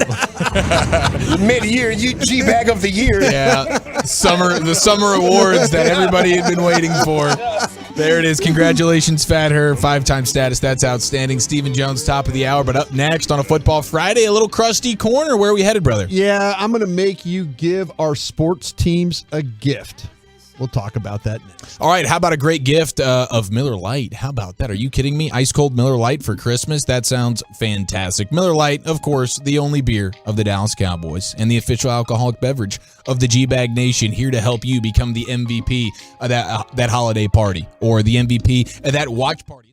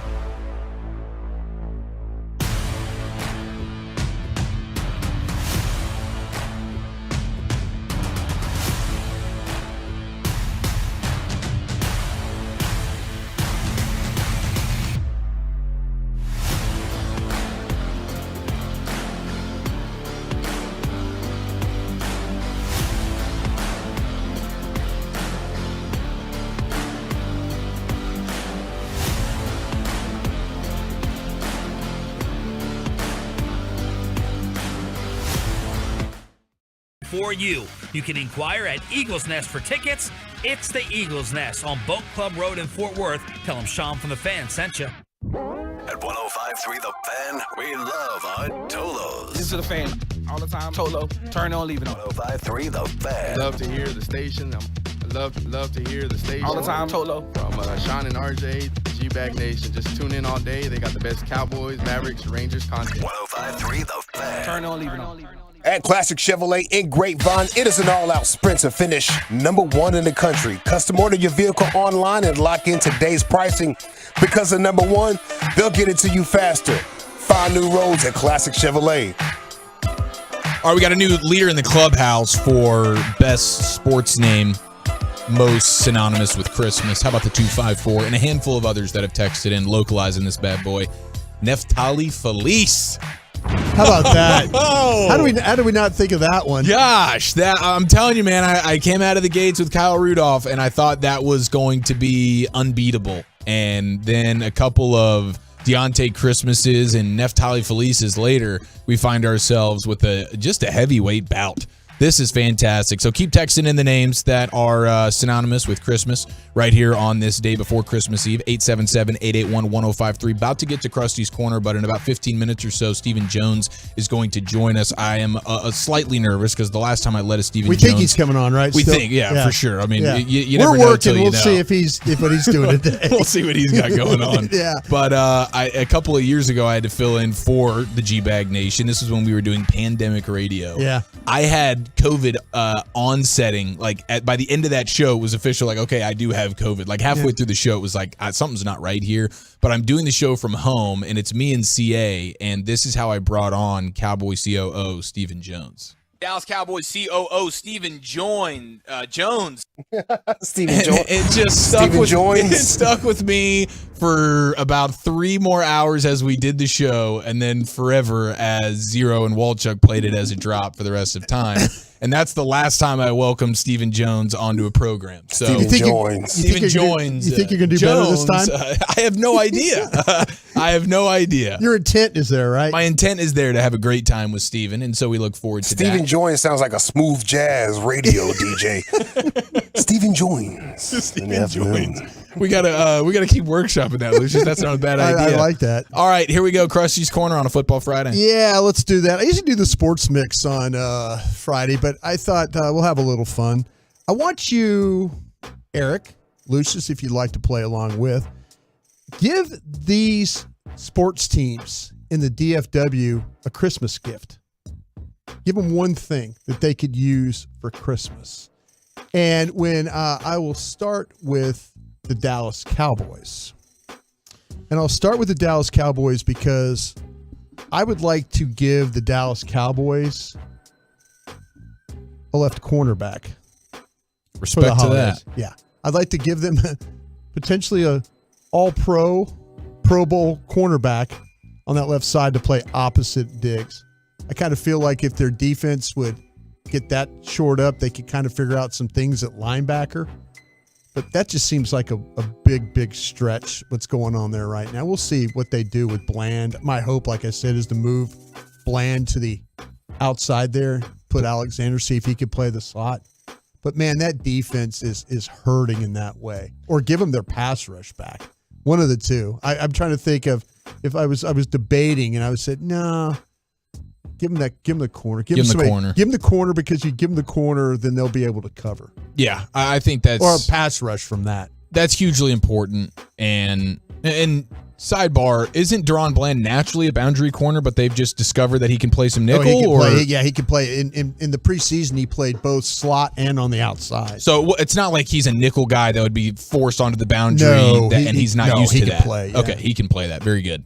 I like that. I think for me, I would go with, and it's hard to come by, even in this day and age, there's not a ton of them floating around, but could you give me just a Jedi Master play caller and play designer offensively? Whoa. Could you give me one? Like our guy down in Miami? Yeah, I mean, the guy in Miami, sure. The guy in San Francisco's doing it pretty decently. Heck, I saw some things from Jacksonville the other day that made me go, who's calling their plays again? Who's designing this thing? That's my man. I know, old Doug. Doug Peterson. Doug's getting it done. I mean, a McVay. Like I know this is far fetched, but this is no, Christmas. No, it's a Christmas. You know what I mean? We're trying to help. We're trying to help here at all. So. Yeah, that's what I would want. I would want one of these guys. I see moments of it with Kellen Moore, and then I see plenty of moments where you're just throwing crap at the wall, man. You're throwing crap at the wall. You're not really helping anybody out here. Sometimes you get Hendershot matched up on a pass rusher, and of course it's a touchdown, and that's beautiful. And then other times it's straight drop back, and I guess we're going to find Noah Brown on the sideline and just throw up a prayer. Lucius, you got a gift? You know, we have the 1-2 punch in the backfield when it comes to the running backs. Right. I would like the 1-2 punch to come in the wide receiver situation as well. Oh, good one. Another number one in a sense. There you go. Where the defense is so confused trying to scheme up on how we're going to stop this Cowboy offense. Because when we focus on the backfield, they're going to kill us on the wide receivers. Man, I love it. That is a good one. Maybe like a Mari Cooper or something. Ridiculous. Yeah, Mari Cooper. Shut up, bro. Jeez. Yeah, I'm with you there, man. That would be lovely. Since we covered the Texas Rangers on our station, we'll do them next. You got anything for the Texas Rangers? Beautiful. Okay, this is what I want to do. I would like for them to one of these prospects for Christmas. Ooh, I would like one of these prospects to be a bona fide to be. badass. I'd like a guy like Evan Carter.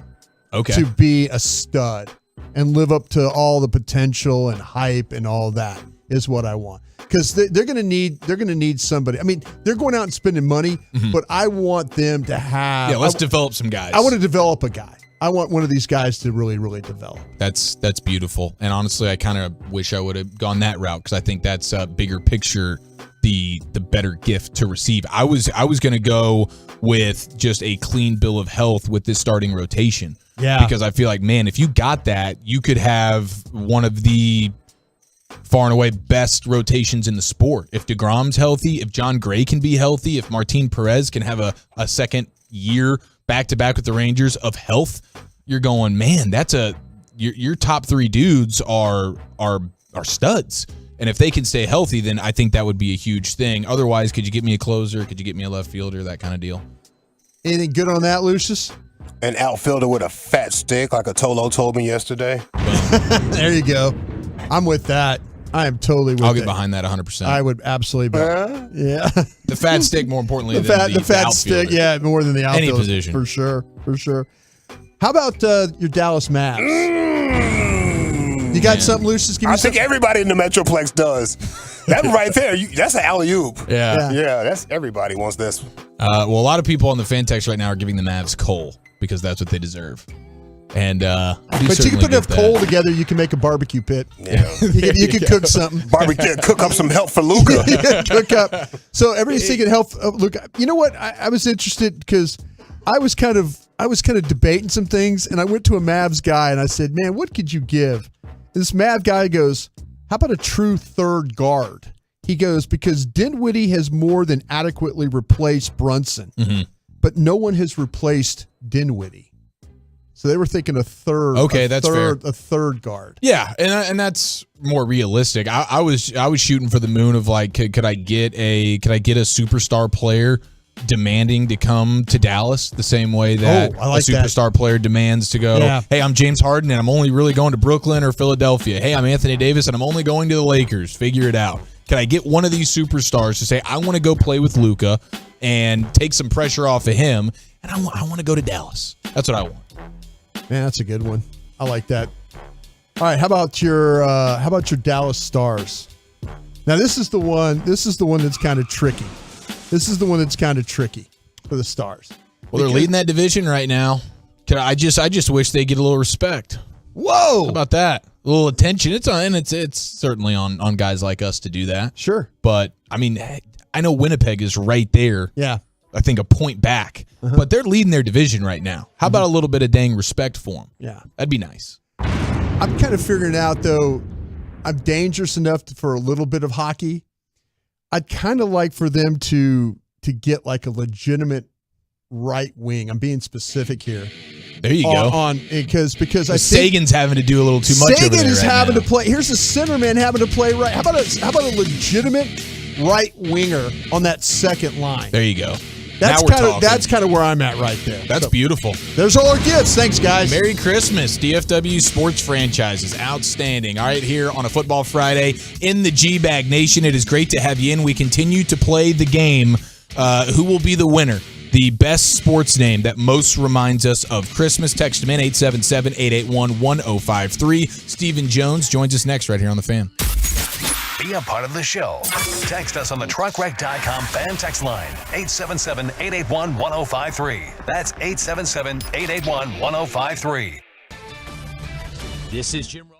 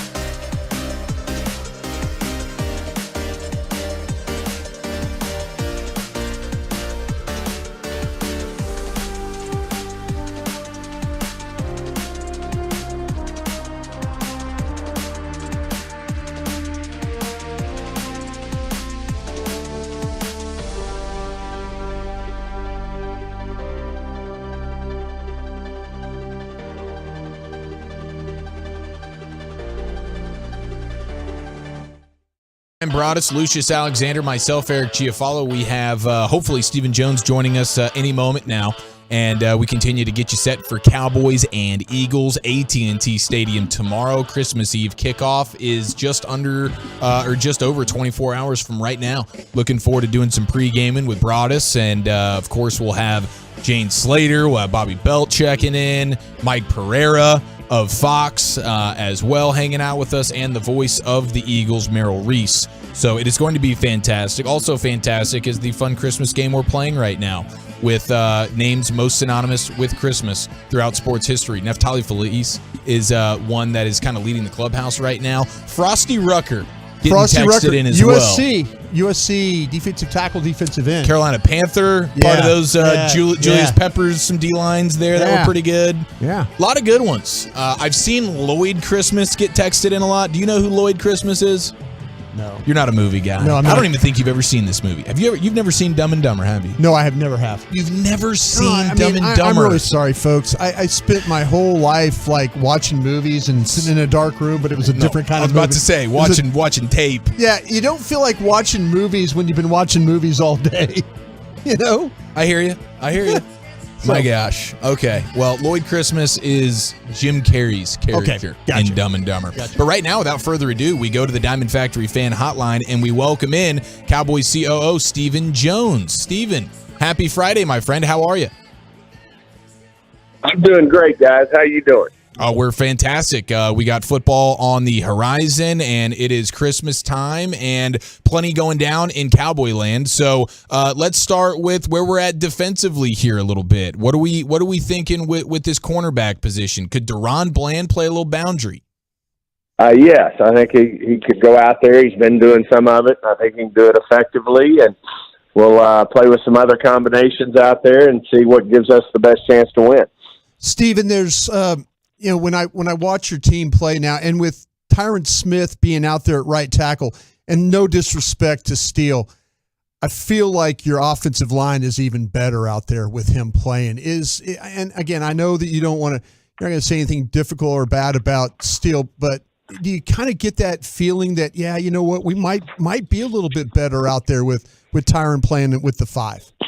Well, like you said, Steele's done such a great job all year for us, done everything and more we could have hoped for, but at the same time, we're talking about a Hall of Fame tackle here in Tyron Smith, and it's at a position that he was well-versed in. He played, I think, all 4 years or 3 years in college, playing right tackle, started here at right tackle his first year, and so it's not like it's something foreign to him. And to have a guy, stepping in there, with that kind of pedigree is a big, big deal for us. And, I think like anything, when a player comes off a long injury like Tyron has this year, no different than it took Zach a little while to drill down or gallop, to get in a rhythm.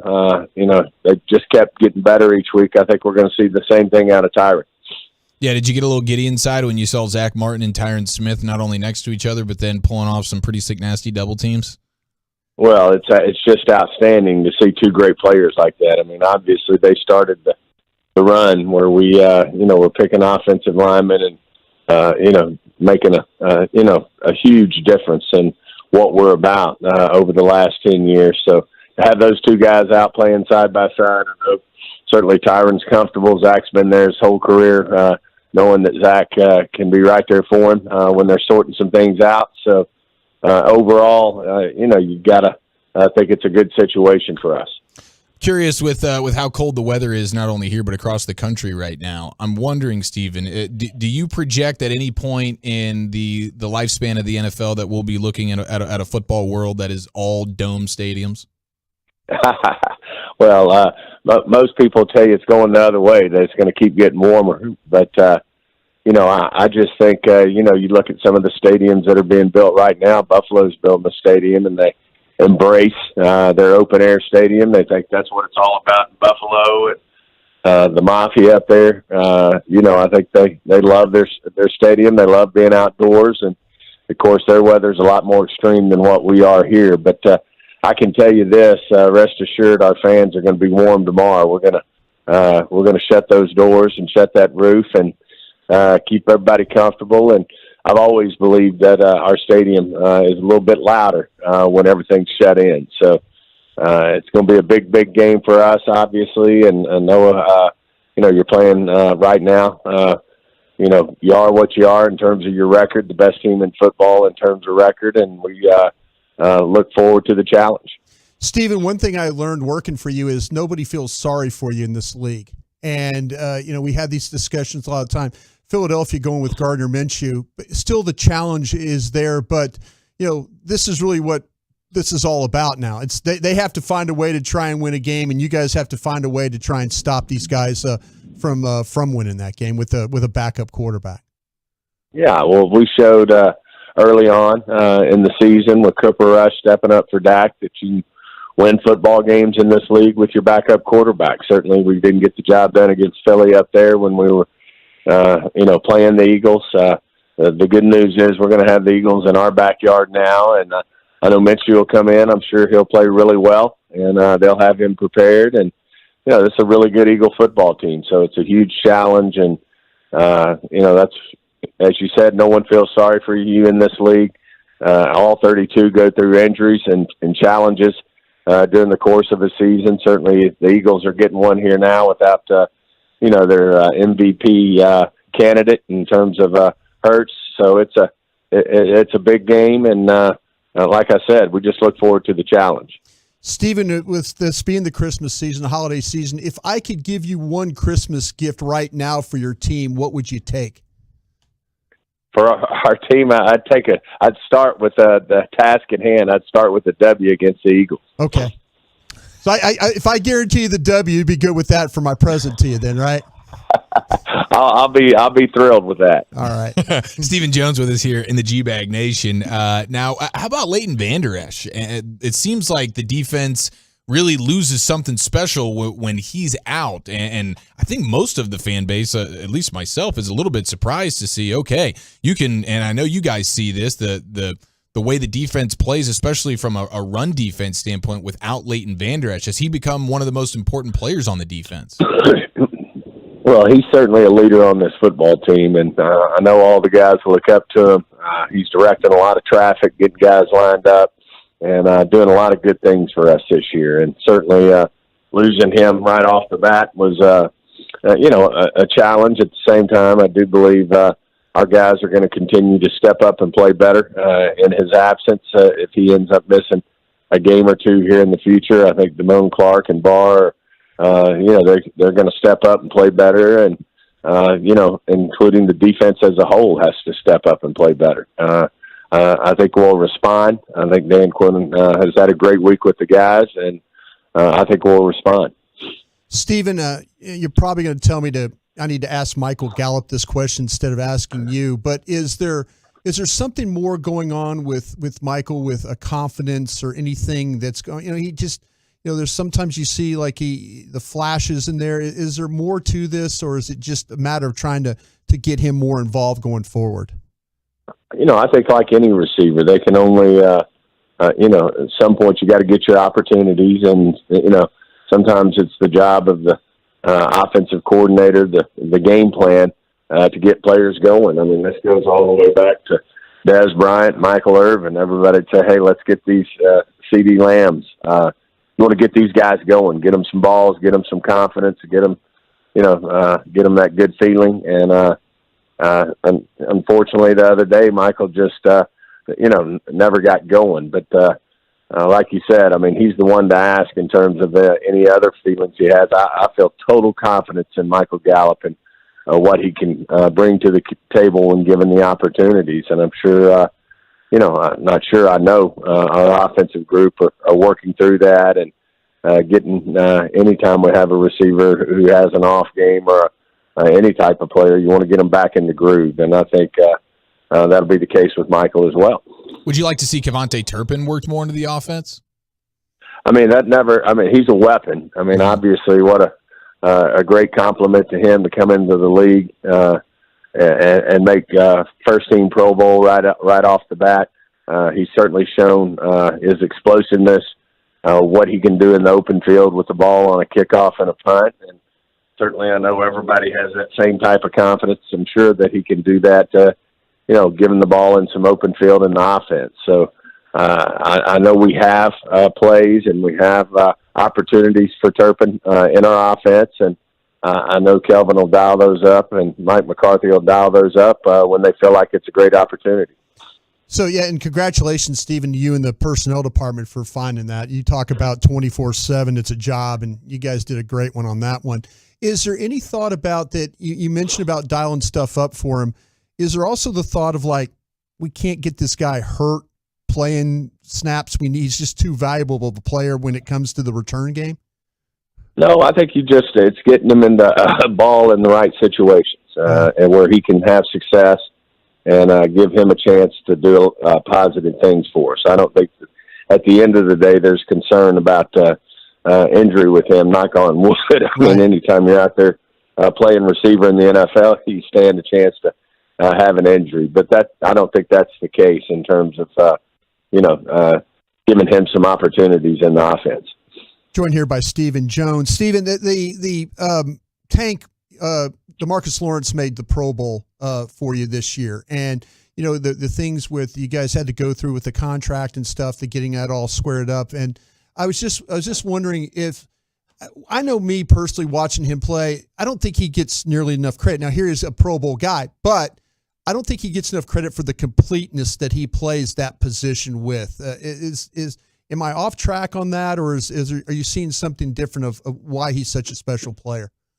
No, I echo those thoughts, Brian. I think sometimes, the run part of the game when you're a defensive edge player like D-Law is, sometimes the dirty work does go unnoticed. The other thing, which is, to me, the most important thing is he's a team guy. I mean, he goes out there sometimes when it's all not feeling right for him from a physical standpoint, but he's there for his teammates. He plays when he's not 100%. There's been a couple years when he's been with the Cowboys. A lot of players might would have shut it down and gone ahead and gone on IR and taken an early surgery. He never does that. He's always there for his teammates. As you said, his game's totally complete. He plays the run. He plays the pass. He's unselfish. He's just one of those guys you're fortunate to have him on your football team. How's Sam Williams doing? Sam's doing better. He's hopefully all is going to be fine there, but it'll be a challenge for him to play in this game Saturday afternoon. And how about the pass rush in general? Do we feel like it's gonna pop once again? It seems like the last couple of weeks it's kind of died out a little bit, and they set such high expectations with the pass rush throughout the first 10 weeks of the season or so. Yeah, I think in general, I think our overall defense. I'll be very surprised if seeing how Dan's worked with the defense this week is, and obviously.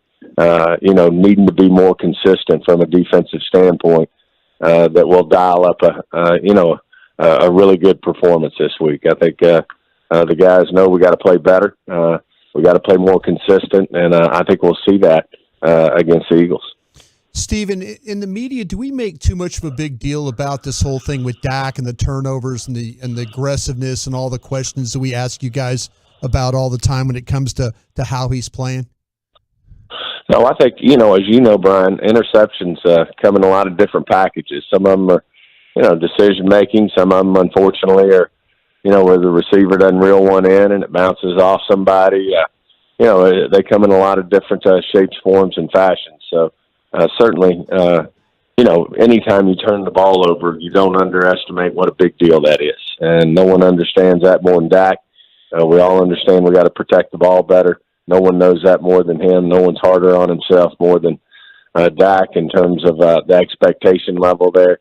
But we have to be more consistent there. And certainly I know it's not acceptable to Dak, but that's the reason why I got so much confidence he'll get it right. No one works harder at his trade. No one's a bigger leader.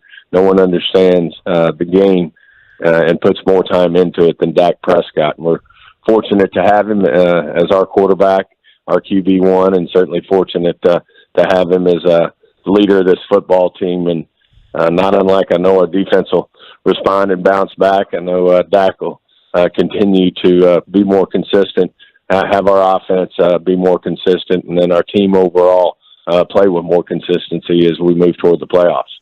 Stephen, and again, working with you all those years, I bet you were the one in the meeting that stood up and said, I told you guys that Tony Pollard was this damn good.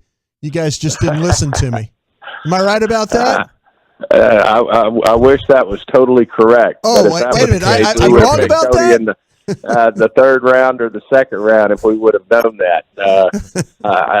But boy, what a great selection he's been for the Cowboys. He's another guy who does everything the right way. He and Zeke both are, they handle this situation really well in terms of how they work together. And, like I said, we're just fortunate to have Tony Pollard on this team. Stephen, hot topic debate here this time of year. Is Die Hard a Christmas movie?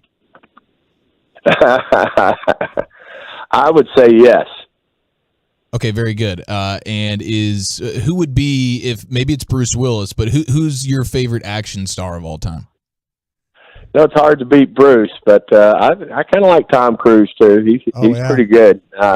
I enjoy a lot of his movies where he's certainly an action star, and enjoy his talent and what he's all about. But Bruce is hard to beat. Okay, now I know why on all those road trips I took with you, you were showing all those Mission Impossible movies and all that. All those. We watched every Tom Cruise movie known to man, Stephen, on those flights. But I appreciate of course, that. Top Gun's a hard one to beat too. So. Absolutely. Heck yeah, it is. Is the action movie the favorite genre of movie for Stephen Jones? Absolutely. No, that's where I'm going to be. Whenever I can find a great action movie, that's what I'm signing up for. And let's see here. What's the when the movie's on the television? What's the snack of choice for Stephen Jones? You got to go with popcorn every time. I mean, how do you beat the movie snack and not be good popcorn? So that's where I'd come down. 100% extra butter. I'm in on that for sure. I'll take the extra butter too. Okay, beautiful. And Christmas shopping. How does Stephen Jones go about his Christmas shopping? Is it all just online stuff these days? Oh, no, it's twofold. I've got my, of course, I could never get it done without my wonderful wife, Karen, in terms of shopping for the whole family. But then I have my little elves, my 3 daughters, who do a great job shopping for my wife and picking up any other things that I need to get. So I've got a good crew helping me out. Now, I have this debate with my wife. When it comes to the wife gift exchange, do they want to be surprised, or does she gives you the 3 things she wants and you just go get them, and she already knows what she's getting? Usually it's the latter. It's hard for me to surprise her in a way that she says, "Oh, you were perfect here." So that's why I use my 3 girls. They know how to weed through what she wants and what she doesn't want, and we can usually come up with a pretty good solution. I like that. That's a good cheat code right there. Merry Christmas to you, Stephen. Good luck tomorrow. Hey, Merry Christmas, guys. Yes, sir. There you go. Thank you. Stephen Jones with us here in the G-Bag Nation. I think that went swimmingly. Yeah. That was I'm always that last, when you get that look in your eye, and I know he's about to ask 3 questions. About to get a little bit wonky on this thing. I don't know where this thing's going. Well, hey, that was good. At least he made you watch Mission Impossible because you haven't watched Dumb and Dumber. I mean, I tell you, that's how I used to catch up with movies on airplane. I mean, on road trips. That's how we would watch. The movies, they'd put them up on the movies, and we'd sit there and watch. So I've seen every Tom Cruise movie known to man. That's fantastic. All right, we continue the Christmas game. We will read the sports names that are most synonymous with Christmas at 877-881-1053. And let's talk a little Christmas strategy here. Are we doing the gifts as surprises? Is it all online these days? Are we doing a stocking gift on Christmas Eve? Do you do Christmas cards as well? Are you hanging on the fridge of some random person's house right now? And will you be allowed to watch the Mavs and all the football on a Christmas Sunday? Let's talk Christmas strategy next right here on The Fan. Commercial-free fellowship. It's the G-Bag Nation's Expressway. 35 straight minutes of sports and laughs each afternoon beginning at 5:20 on The Fan.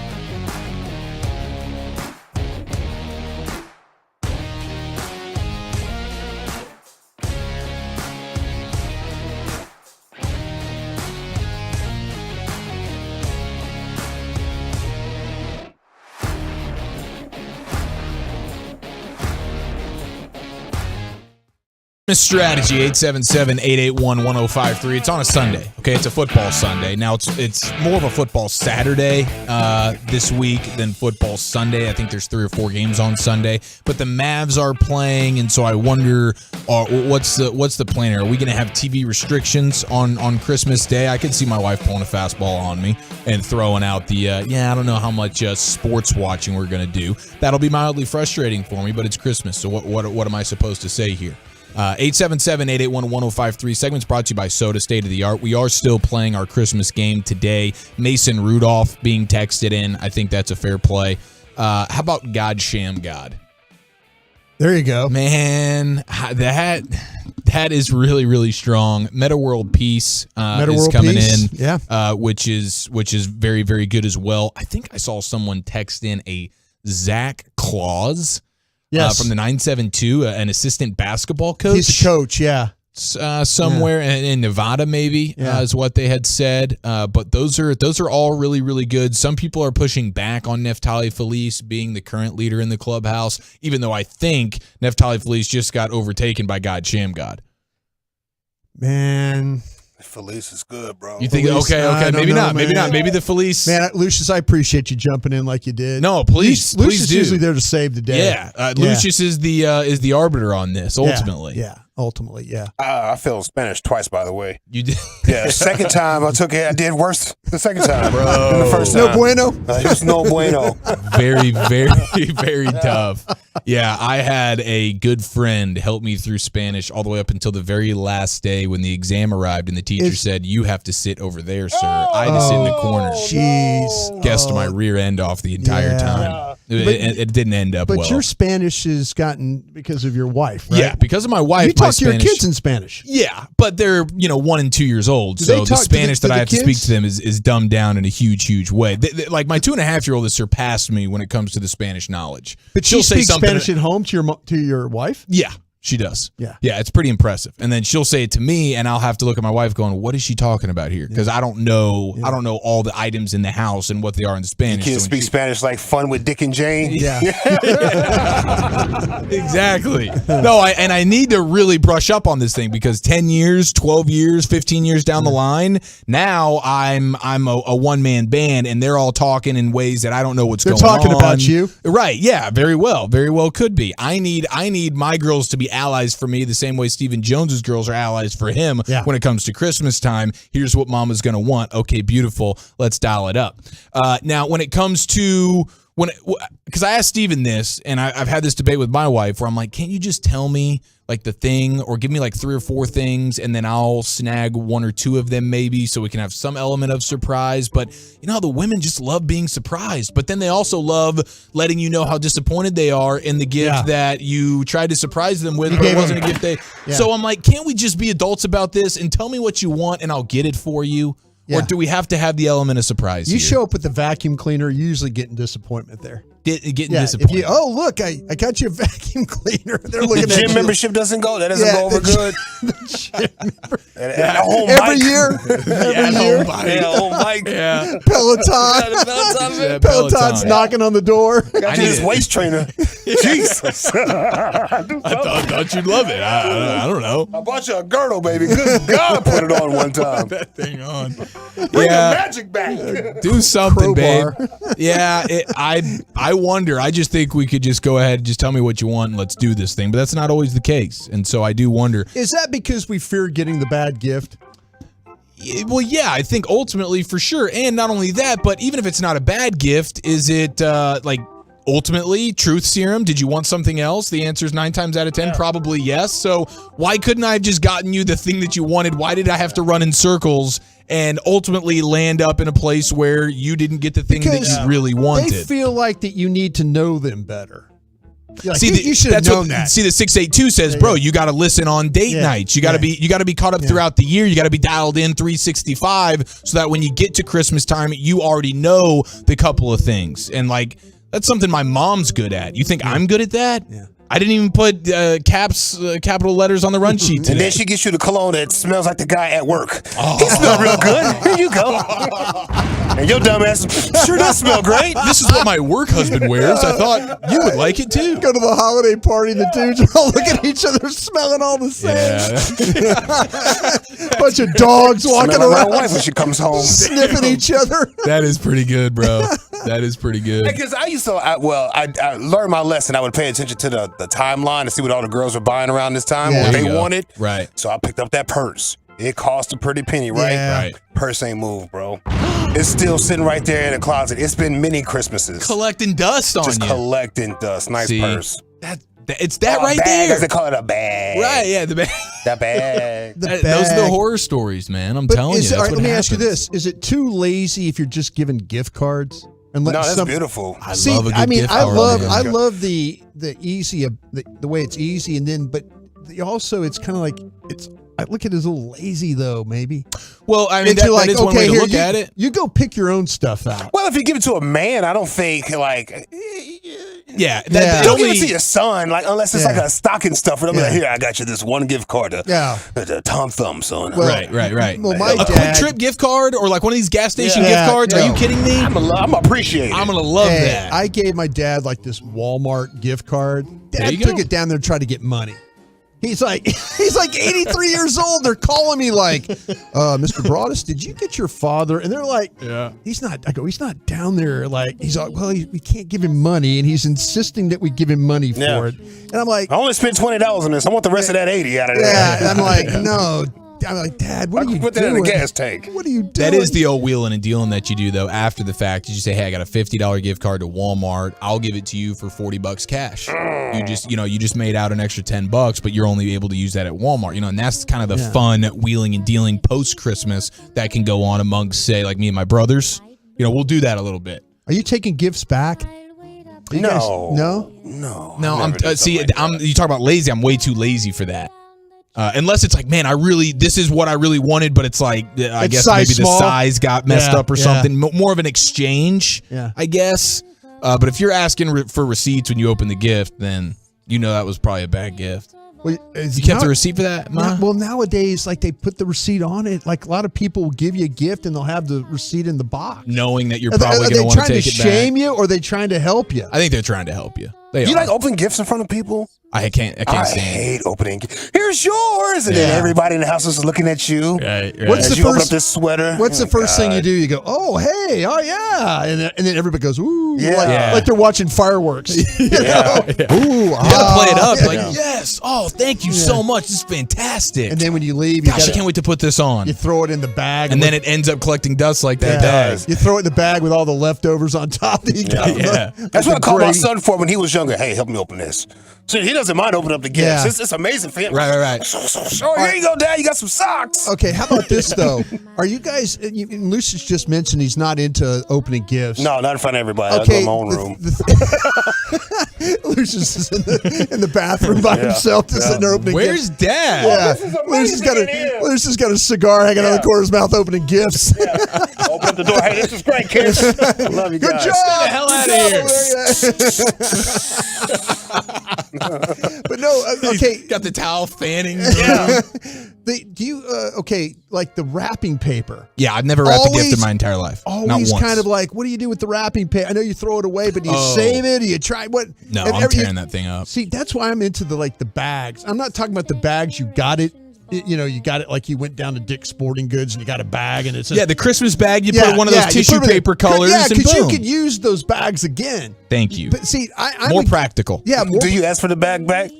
Hey man, you like your sweater? Yeah. Can I get that bag? No, seriously, I do. I bet you do. I do. That was part of the gift. I know you did. I do, because I'm like, I see them kind of getting. I'm like, when they're kind of gathering up. Somebody's always responsible for the green trash bag. Mm-hmm. Okay, get the green trash bag. That's where all the paper's going in.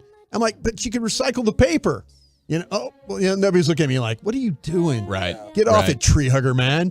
But then like those bags, if I see people throwing away, I'm like, hey, you're not going to keep those?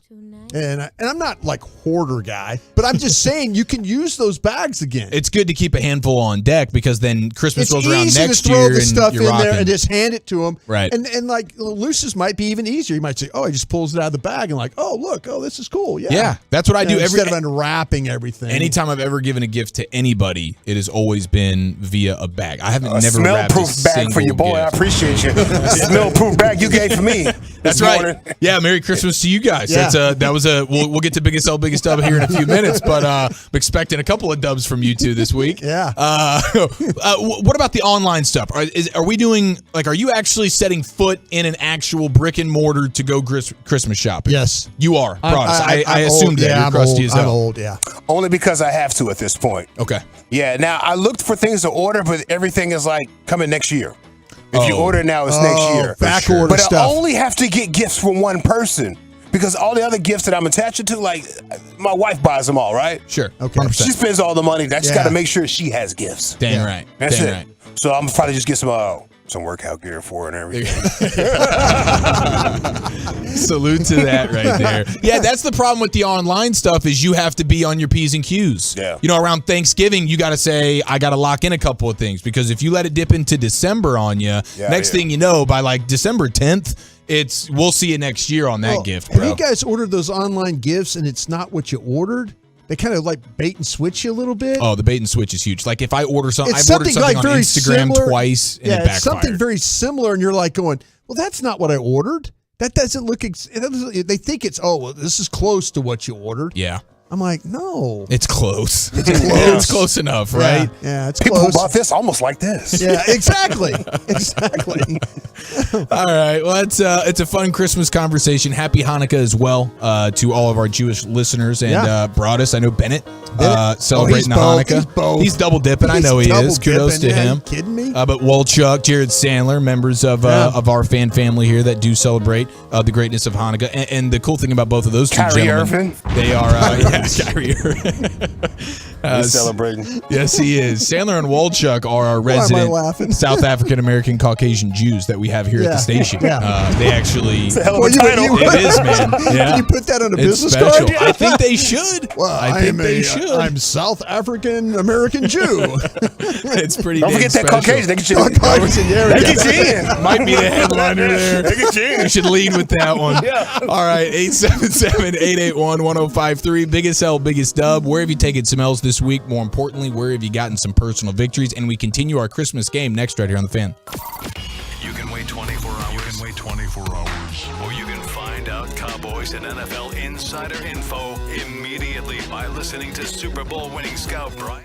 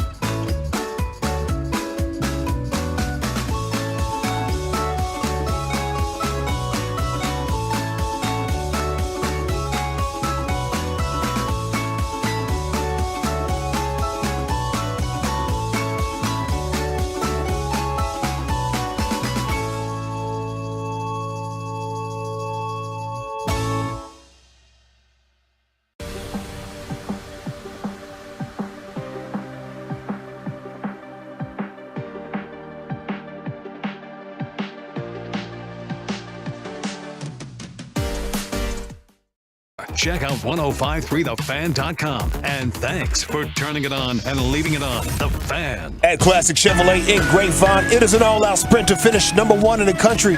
Custom order your vehicle online and lock in today's pricing. Because of #1, they'll get it to you faster. Find new roads at Classic Chevrolet. The 316 is alleging that there's a defensive coordinator at USC that goes by the name Alexander Grinch. And if that doesn't make an appearance, at least in the top 5 here of Christmas Alex sports Grinch. names. Alex Grinch. Alex Grinch. Alex Grinch was at Oklahoma. Yeah. Oh, okay. And then he followed Lincoln Riley. That he makes followed sense. Lincoln Riley. Yeah. I think Alex Grinch was at maybe at Ohio State at one time. I think if I'm right about that. He's a blue blood kind of guy. OU, USC, Ohio State, Alexander Grinch. Okay. Definitely Got it. one of the top we go. names when it comes to our Christmas sports name game that we're playing here in the G-Bag Nation. Day before Christmas Eve. Merry Christmas, Happy Hanukkah. Great to be here working with you guys during the holiday season, hanging out with the Tolos. It means the world. You guys interacting with us on the truckwreck.com fan text and on the Twitch with the Tolos and the YouTube. Seriously, greatly appreciate you guys. Christmas Abbott, CrossFit athlete, allegedly, in the 817 getting text in. So that's a really strong one right there. Continue to text those in, as well as your biggest sell and biggest stubs of the week, because right now it is time for this. Oh, yeah. Now listen here. It's time to toss things over to that silly twit, Eric Chiafalo, to give us this week's L takers and dub makers. On and off the field, no one is safe from this imbecile's tongue. It's biggest L, biggest dub. We'll take a collective dub in about 13 minutes when Todd Archer of ESPN joins us, talk a little Cowboys football here on your home of the Cowboys, 105.3 The Fan, and a big dub for us as the 972 texts in. This has been my favorite show in a long time. I'm laughing so hard.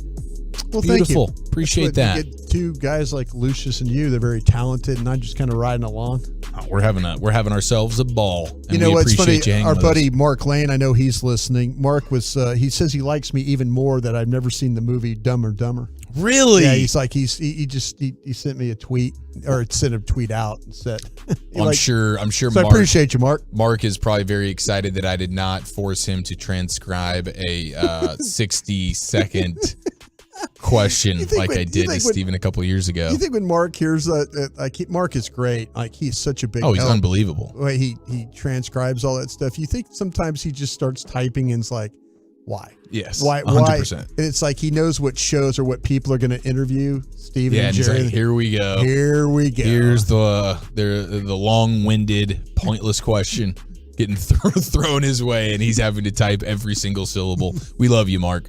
Let's see here. Big L, of course, for Corey Yeomans, right? The guy who caught the Aaron Judge home run ball, denied the $3 million offer, went to auction, walked away with $1.5 million, and after auction fees, only God knows what he walks away with. Still a big picture victory, but there was I guess, I don't know, did he win the war, but he lost that particular battle? Yeah. That's an L this week, though. Yeah, well, catching the ball is in itself a story. For sure. And then you feel like that, well, maybe I'm going to profit from this. And then you look back at it and you're like going, wow, I turned that. I think that, I don't know, greed? Is that the thing that you, if you're thinking, I don't know that I say greed. I just say it's business and I made a poor business decision. I mean, if it's greed, then all business is greed. Well, no, but in greed in the way of saying that, no, somebody offered me 3 and I think this is probably worth 5. That's what I'm saying. Yeah. You know, instead of someone's, maybe like, I don't know. Hey, congratulations for catching the ball. Me personally, I probably would have asked the Yankees for something in return. And I know but he doesn't live in New York, so it's probably a bad idea.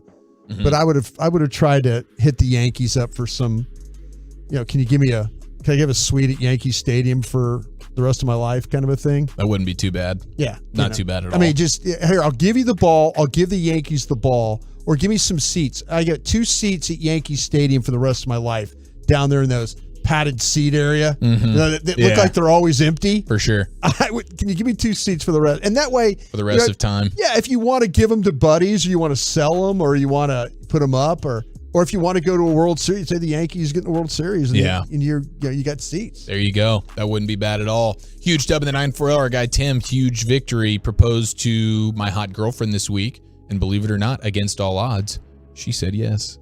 Congratulations. That is fantastic, dude. Yeah. Merry Christmas to you guys. That is certainly going to be an unforgettable one. Absolutely. Let's see. We have the 469 Big L on call at the hospital this weekend, but thankful to do what I do. We appreciate you. We are thankful for you, my friend. Thank you so much, 469. Well, there's a lot of folks, a lot of guys and gals out there that are on call. I learned that driving around listening to Heggie and Zach talk that, that my brother's a pilot and he's on call. Yeah. It's weird how there's a ton of industries where that's involved. I kind of feel like though, that it's not on call. It's not as important as what everybody else is doing, but us having to do this and then this is our job, but then going out and this weekend having to work on the game, and stuff like that. Again, I guess that's your job. That's not being on call. It's not being on but call. It's just being available. Being available to work, do your job. That's right. What may not be available. Shot that down real quick. At least you looked at me like, what the hell are you talking about, Broadus? That's our job, that's the dumbass. one. We actually signed up for that one. Yeah, I did put my name on a contract, didn't I? Is this going to be frustrating for you? Arctic freeze expected to reduce the number of crawfish this season? Yeah, I don't need that. That's an L that I just read about. Yeah, I don't need that. I don't need my. It's going to ruin a couple of plans, I imagine. Yeah, I don't need my. I don't need crawfish. I would rather I'd rather pay for expensive gas than I would expensive crawfish. Oh, you go bleep yourself, sir. I would. I know you would. When those crawfish get $9 a pound or so, that's not Jeez. good. No, those crawfish boils cost you an arm and a leg, and I know they cost you your shoulder. Yeah, my shoulder's on fire from lifting crawfish pots. Jalen Hurts doesn't even want to trade shoulders with you right now. I could, AC joint problem. I could tell him exactly what the issues are. Maybe that's sir, you're not throwing a ball again. Yeah. We got my family's getting a big dub because once every 3 or 4 years, my mom will decide to do the selfless thing and make her delicious homemade bread. Is your mom listening right bread. now? Probably not. Probably not. Please tell her. But thank she does you from love all of us. me. Yeah, please tell her the homemade marinara, the bread, the homemade bread. Come on, stuffed man. with all the Italian meats and cheeses. I think that's unbelievable. I think that's the best gift you can give somebody is when you cook. Yes. And you say, here, take this, and I hope whether it's cookies or brisket, whatever you're cooking, and you're handing it out as a gift to somebody. Special. That is so thoughtful. Speaking of that, shout out to Bobby Belt and his lovely wife and family who dropped by some food to me and my wife. Punished it. You punished it. Crushed it. Yeah. Did your family get any? They no. I think they did. Did they? I think they got a little bit. But I crushed it. The pesto. And the pesto chicken, whatever the hell it was unbelievable. It wasn't whatever the hell, it was damn good, whatever it was. The brownie cupcakes were over the top legendary. I had 6 of them before I went to sleep that night. Just one. It was probably over like a 3-hour period. Did you just keep walking into the kitchen? Yes. I was like, just want to be, and then it just want to be, and the next thing I know, I've had a gone? half dozen. Yeah. Oh, so there's a dozen in there, and you had half. I had half of them. Yeah. In one night. They were so good, bro. They were so good, and you know how it is. Your wife has a baby, and you need to eat too. Them's the rules. Yeah. She's the one that had the kid, mind you, sir. Yeah, no, I've been taking great care of her, at least from my standpoint. You're not pregnant again, are you? No. I am one of those that is very, very judicious about going back into those waters post baby. Like they say 6 weeks. Bro, I like to push that. I like to push it to 8 weeks. The problem is it's like the first time we do reconsummate things. Yeah. It's okay. Now it's back to pregnancy. Bro, you two high five and you have kids. I know. We've had to wear gloves now every time we dap up. She can get pregnant off a wet kiss. Yes, bro. That is 100% fact. All right, let's read a couple of these. 214, Mr. Nasty Time, who I'm sure will be checking in with us for what you're drinking, what you're thinking, coming up here in a little bit. Yeah. He took an L this week because he got caught leaving Baby Nasty's school Christmas concert early after he had already performed. But isn't that what everybody does? The teacher saw him sneaking out at the end, but apparently the caveat to this here from Mr. Nasty is he's also side piecing with the art teacher. So it's an L that turns into a dub. Nasty's a bit of a legend that way, but Getting caught sneaking out. I'm not at that place yet with my daughters. They're not in school, but that's 100% going to be me. You're all good as long as you put up the church finger. That one finger like this when you get up and walking. It's like when the pastor's in the middle of his sermon. You just got to get up. Excuse me.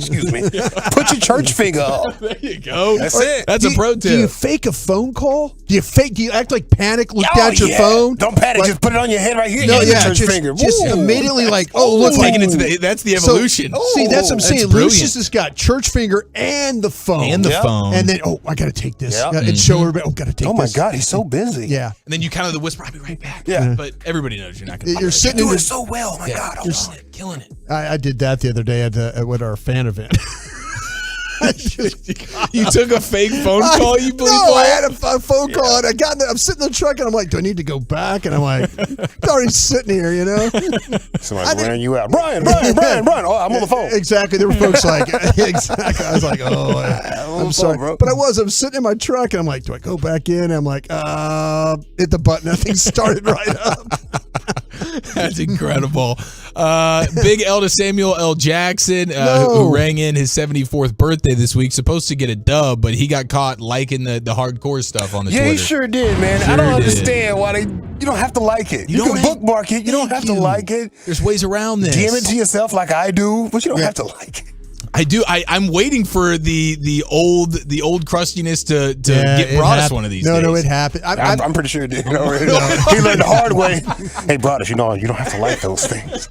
Well, I'll be damned. Is he into the BBC like Samuel L. Jackson seems to be? Lucius told me I need to watch out. I need to be more mindful.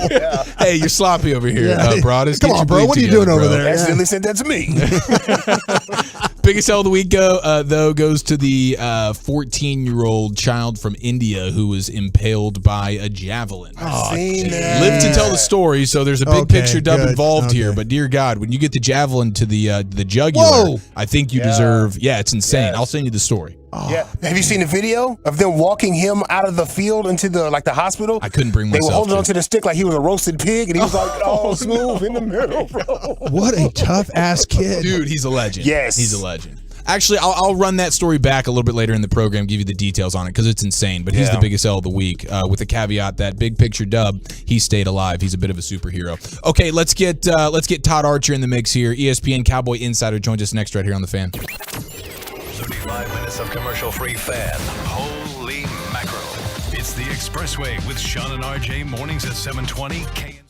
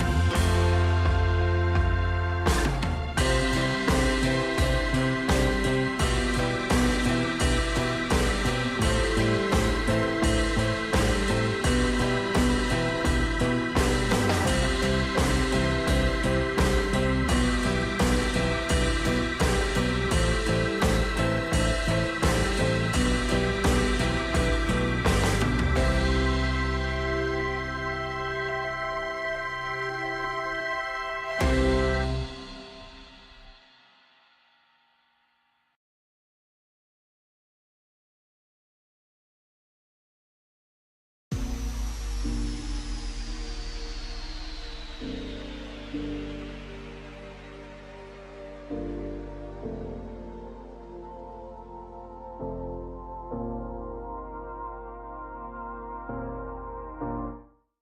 Odyssey app. Live from the Classic Chevrolet Studios. You're rolling with the G-Bag Nation on 105.3 The Fan. Welcome to the Nation. About to catch up with Todd Archer, Cowboy Insider for ESPN here in the G-Bag Nation on a Football Friday. We are less than 24 hours to a Cowboy Christmas Eve kickoff, AT&T Stadium, with Gardner Minshew and the Eagles coming to town. Let's dig into this thing with Todd Archer. Todd, you are with us on the Diamond Factory Fan Hotline right now, and a Merry Christmas to you. How are you? Yeah, Merry Christmas to you guys, too. Everybody doing good? Doing great. Doing fantastic. Finish your shopping? Got it all done, brother? Yeah, I've got your gift. It's on the way. Next time I'll see you, I'll hand it to you. So, make sure you get me one while you're at it, All right. I got to hold on. Let me get something out of my kid's stocking here real quick. Is that what Todd Archer's doing right now? Scrambling, roaming the streets of the DFW Metroplex, finding last-minute gifts? No, today is, right now it's picking up the Christmas turkey for dinner on Sunday, so. Did you guys go with the deep-fried Cajun turkey? No, we went to Marty B's up in Partonville. Oh, wow. For just a little turkey breast, so. All right, there you go.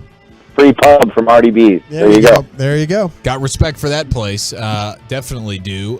When it comes to this Cowboys team right now, let's start with Sam Williams here, Todd. What's the update on him? Not going to play tomorrow. Is there concern that he will miss more time in the regular season? I haven't gotten that sense from anybody that I talked to today over there that they really knew, right? I think it's kind of up in the air. I mean, you look at the car and the photos from that, you're like, man, maybe it could have been a lot worse than it was. But he tweeted yesterday that he's okay and the other passenger was okay. So good news there. I was wondering if his injury would have meant, okay, maybe they call up Zach McKinley from the practice squad. But the more I thought about it, it was probably an either-or thing on who was going to be active or inactive this week, either Williams, probably not, or Chauncey Golston. So now you see Golston up as the last defensive end because they added Mackenzie Alexander to play the slot corner this week. So, you can make the argument that Williams was one of the Cowboys' best pass rushers in the Jacksonville game, and to not have him this week against a quarterback that you know is going to be throwing the ball is a pretty big loss for this defense. Yeah, Todd, I was going to ask you this question, and you could choose one or the other. You can, Cowboy defense, not give up big plays or get your pass rush back. Which one you taking? I'd probably say get the pass rush back because I'm of the pass rush makes a secondary, not a secondary makes a pass rush. So, they one sack in 2 games against Houston and Jacksonville, and they're not exactly playing. They're playing a much better line this week in Philadelphia. Lane Johnson's not giving up a sack in however many games. Jason Kelsey's one of the best centers. Maylott is a decent player out there. So I would say get the pass rush healthy because that's what was really making this defense go for a good portion of the season. Do you think Bland is going to be the boundary corner opposite Diggs? At least some, because he's been that guy some here the last few weeks, right? I mean, when they were in their base package against Houston, he was the outside corner. Now, Houston couldn't or wouldn't or whatever you want to say about their quarterback situation, so the threats were a lot different. So if they're calling up Mackenzie Alexander, I think it's a pretty good indication that their plan is to put Bland outside and have Alexander play in the slot. And that's a pretty good guy. I asked McCarthy that question yesterday. Be careful, Todd. Be careful doing that. You could get in trouble. Well, asking really intelligent questions. But just to have the option of having that kind of guy available to you later on in the season, the guy that has played a lot of football and played in the slot, and how good is he going to be? I couldn't tell you. The guy's not played a snap yet this year. But I know he's better than a guy that would have been on the practice squad 3 years ago before they had these rules. So that's a good thing for the Cowboys. Because let's be honest, Kelvin Joseph struggles. I mean, you're looking at another second-round disappointment for the Cowboys. And you go back however many years you want to count, let's look at the second round success stories they've had. Sean Lee, Trayvon Diggs, DeMarcus Lawrence. Do you count Randy Gregory as a success story? Okay, if you do, well, there's 4 in the last 13 drafts. Now, maybe I'm missing somebody, but the second round has not been kind to the Cowboys. Todd, I couldn't get Stephen Jones to answer the question the right way like I wanted him to, but do you feel like their offensive line is better with Tyron Smith playing right tackle? Better than who? Like, who else would you put? Well, better than what they were. I mean, and I'm not trying to kick Steele in the you-know-what, but I'm just saying, do you feel like that maybe that their offensive line is better with the current configuration it was before Steele got hurt? My gut says if Steele would have been the right tackle, Tyron's playing left tackle, and then they're moving around McGovern and Tyler Smith at left guard. So I think they'd still be better if Terrence Steele was playing, because I think he was playing really well. Yeah. And I know you've not liked the kid since he got here, brother. No, I know. We're going to continue firing that gun. No. I've admitted, one thing you got to be able to do is admit when you're wrong. And I talk on a lot of platforms. I've admitted I'm wrong about that, I actually admitted Joe Philbin's done a pretty good job this year. That's another thing. Yeah. Can I get you to admit that? Yeah, sure. I mean, you can't deny it, because you look at how they've developed a guy who didn't play any tackle in the summer and has done a decent job. You look at the center, a guy that some over there were even wondering, is he going to be the guy for the full season? Biotish he's been fine this year too. And then, you look at Steele's development. So you have to give the guy, some credit for what that line has looked like. I think you're right. So, but credit only goes so far at some point. I mean, because, it's still a first round pick left tackle. Sure. It's still, you know what I mean? It was still a guy that had started a bunch of games in Biotish. So,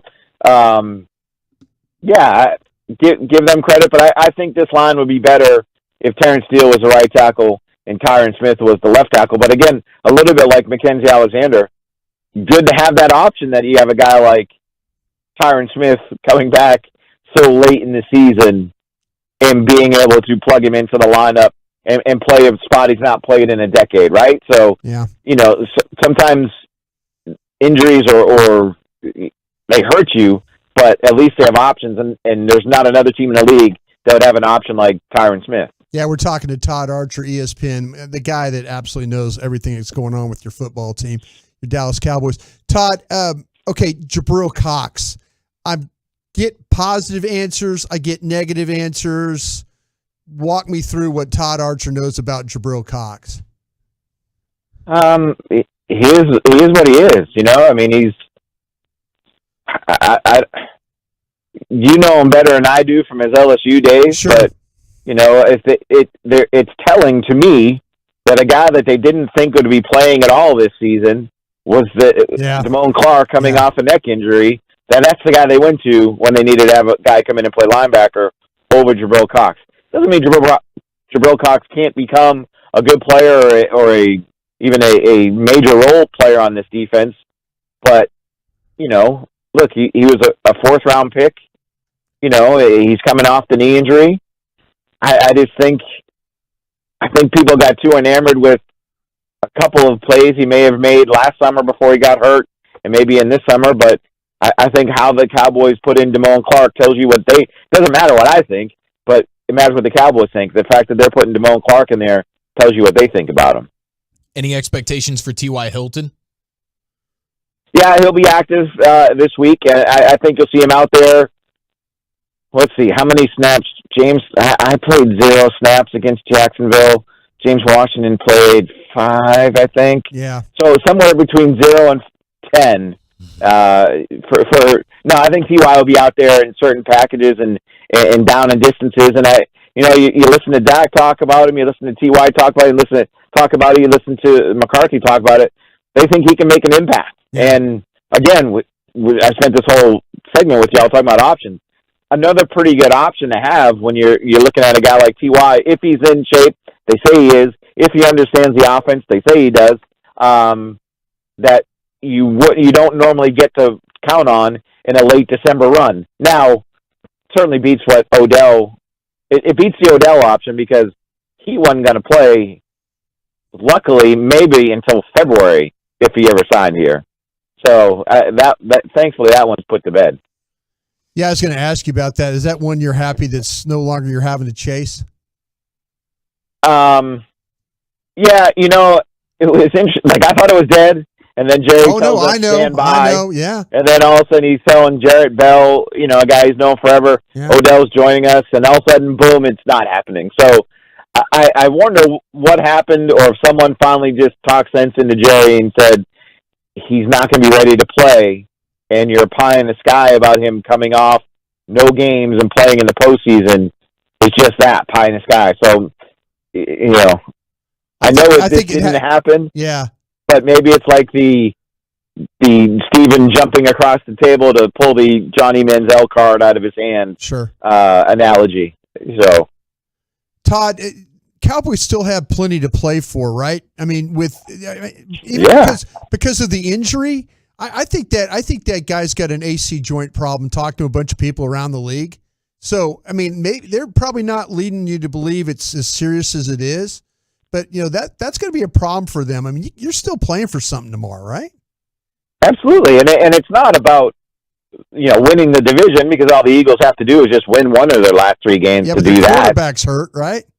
Right.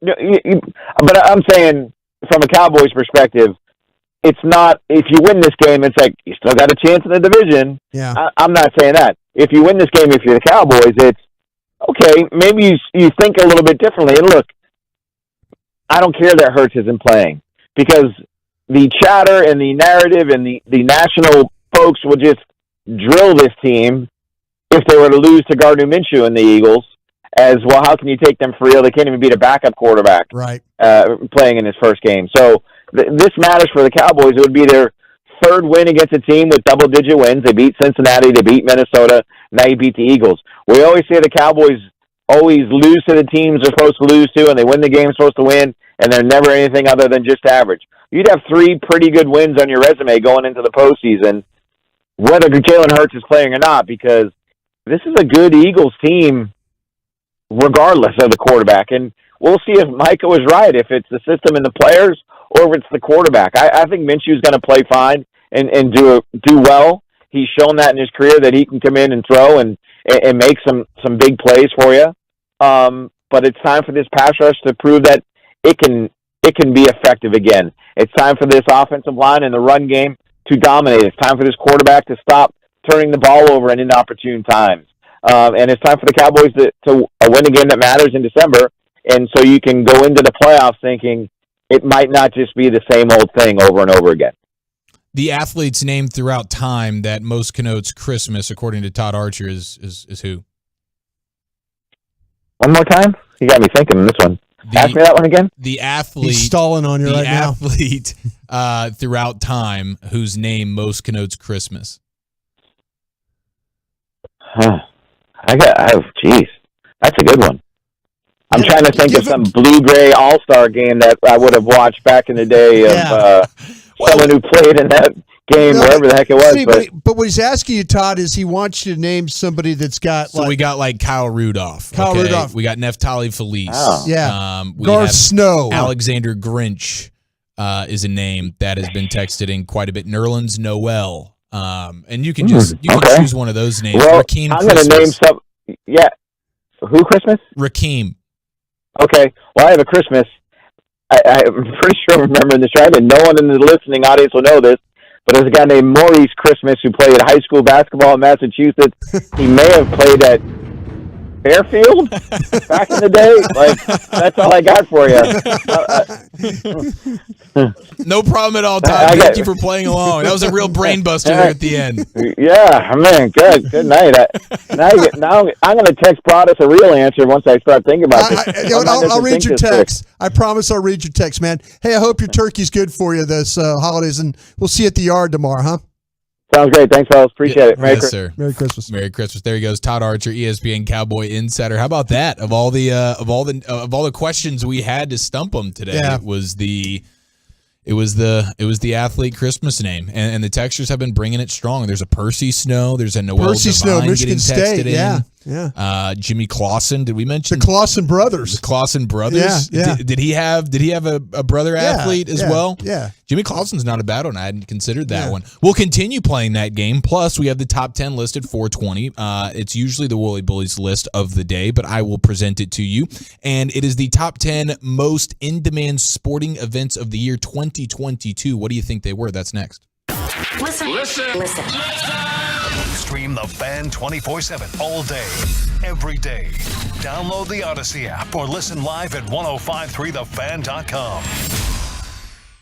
RJ Chop here for my good friends over at K-Post Roofing and Waterproofing, the official roofing and waterproofing partner of the Dallas Cowboys and the leading installer of the highest quality roofing materials since 2004. That's nearly 20 years. I'm excited to tell you that K-Post is ushering in the holiday cheer now through the end of the year with their Santa Certified Roof campaign. Every single roof inspection done by K-Post in December will be Santa Certified. And when you schedule the free Santa Certified Roof Inspection, you'll also receive a free solar savings report. Yeah, they're an authorized Tesla solar roof installer. And best of all, you'll still be benefiting the Lake Dallas School District just for scheduling your free roof inspection. All you got to do to get this awesome offer is give them a call. 972-885-3772. 972-885-3772. Schedule your free roof inspection. Become Santa certified. And for more on how to cut down those energy costs and get a tax credit, you go to kpostcompany.com/Tesla.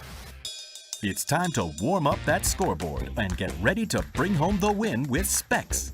Specs has you covered with lower prices on all your favorite fan fuel. From craft beer, rare spirits, and world-class wine to chips, dips, and gourmet finer foods. And with same-day delivery when you order online or through the app, Specs is your MVP for the biggest score of the game. At Specs, the fun starts here. Here's to you, cheers to savings. If you're looking for a unique gift this holiday season, check out Rosetta Stone.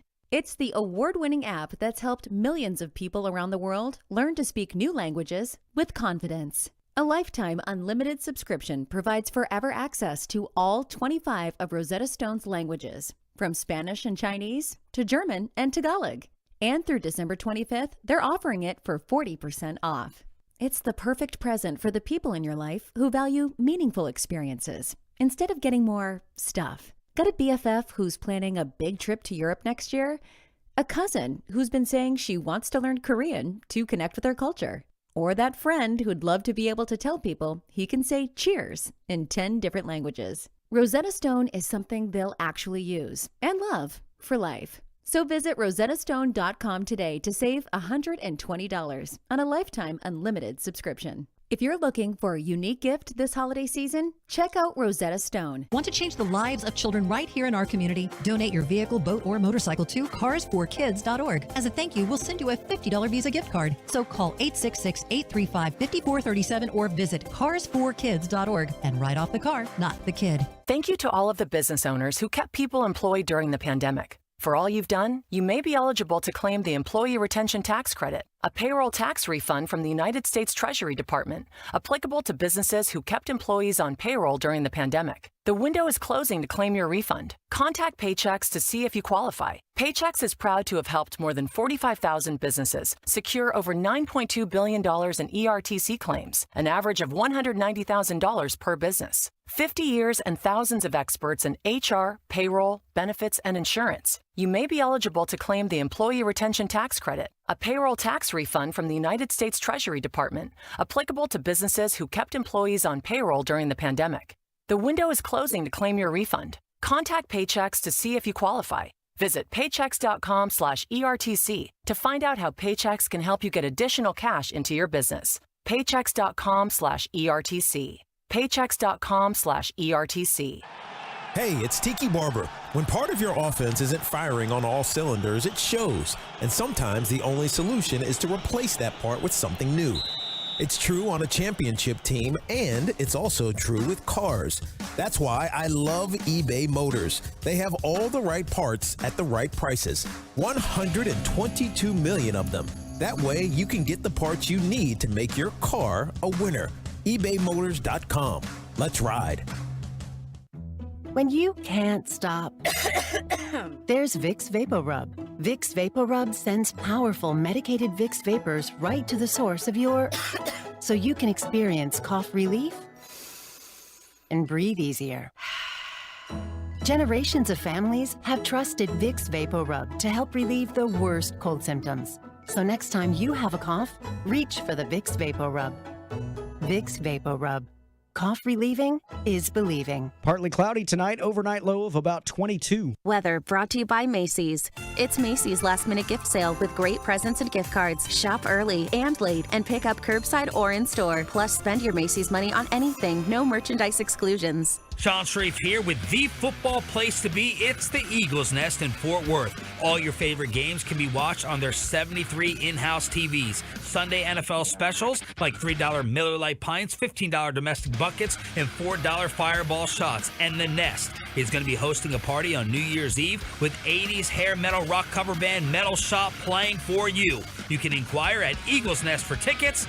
It's the Eagles Nest on Boat Club Road in Fort Worth. Tell them Sean from the Fan sent you. Window Nation is doing the impossible. While costs are escalating and rates are rising, Window Nation is giving you 0% interest for 5 full years. In addition to Window Nation's amazing buy 2 get 2 free savings. It's incredible. Cut energy use by up to 30%, increase your home's value, and get unheard of savings. Call Window Nation now. Make 0 interest payments for 5 years, plus get 2 windows free with every 2 you buy with no limit. But you have to act fast. Call 866-90Nation or visit windownation.com. 866-90Nation or windownation.com. Stretch your lashes to new heights with CoverGirl Exhibitionist Stretch and Strengthen Mascara. Up to 60% longer looking lashes. It's an instant lash extension effect. Lift, stretch, and lengthen with a lightweight formula infused with biotin, peptides, and pro-vitamin B5 for strength and protection against breakage. Looking for a lash extension in a bottle? Try CoverGirl Exhibitionist Stretch and Strengthen Mascara for up to 60% longer lashes. From easy, breezy, beautiful CoverGirl.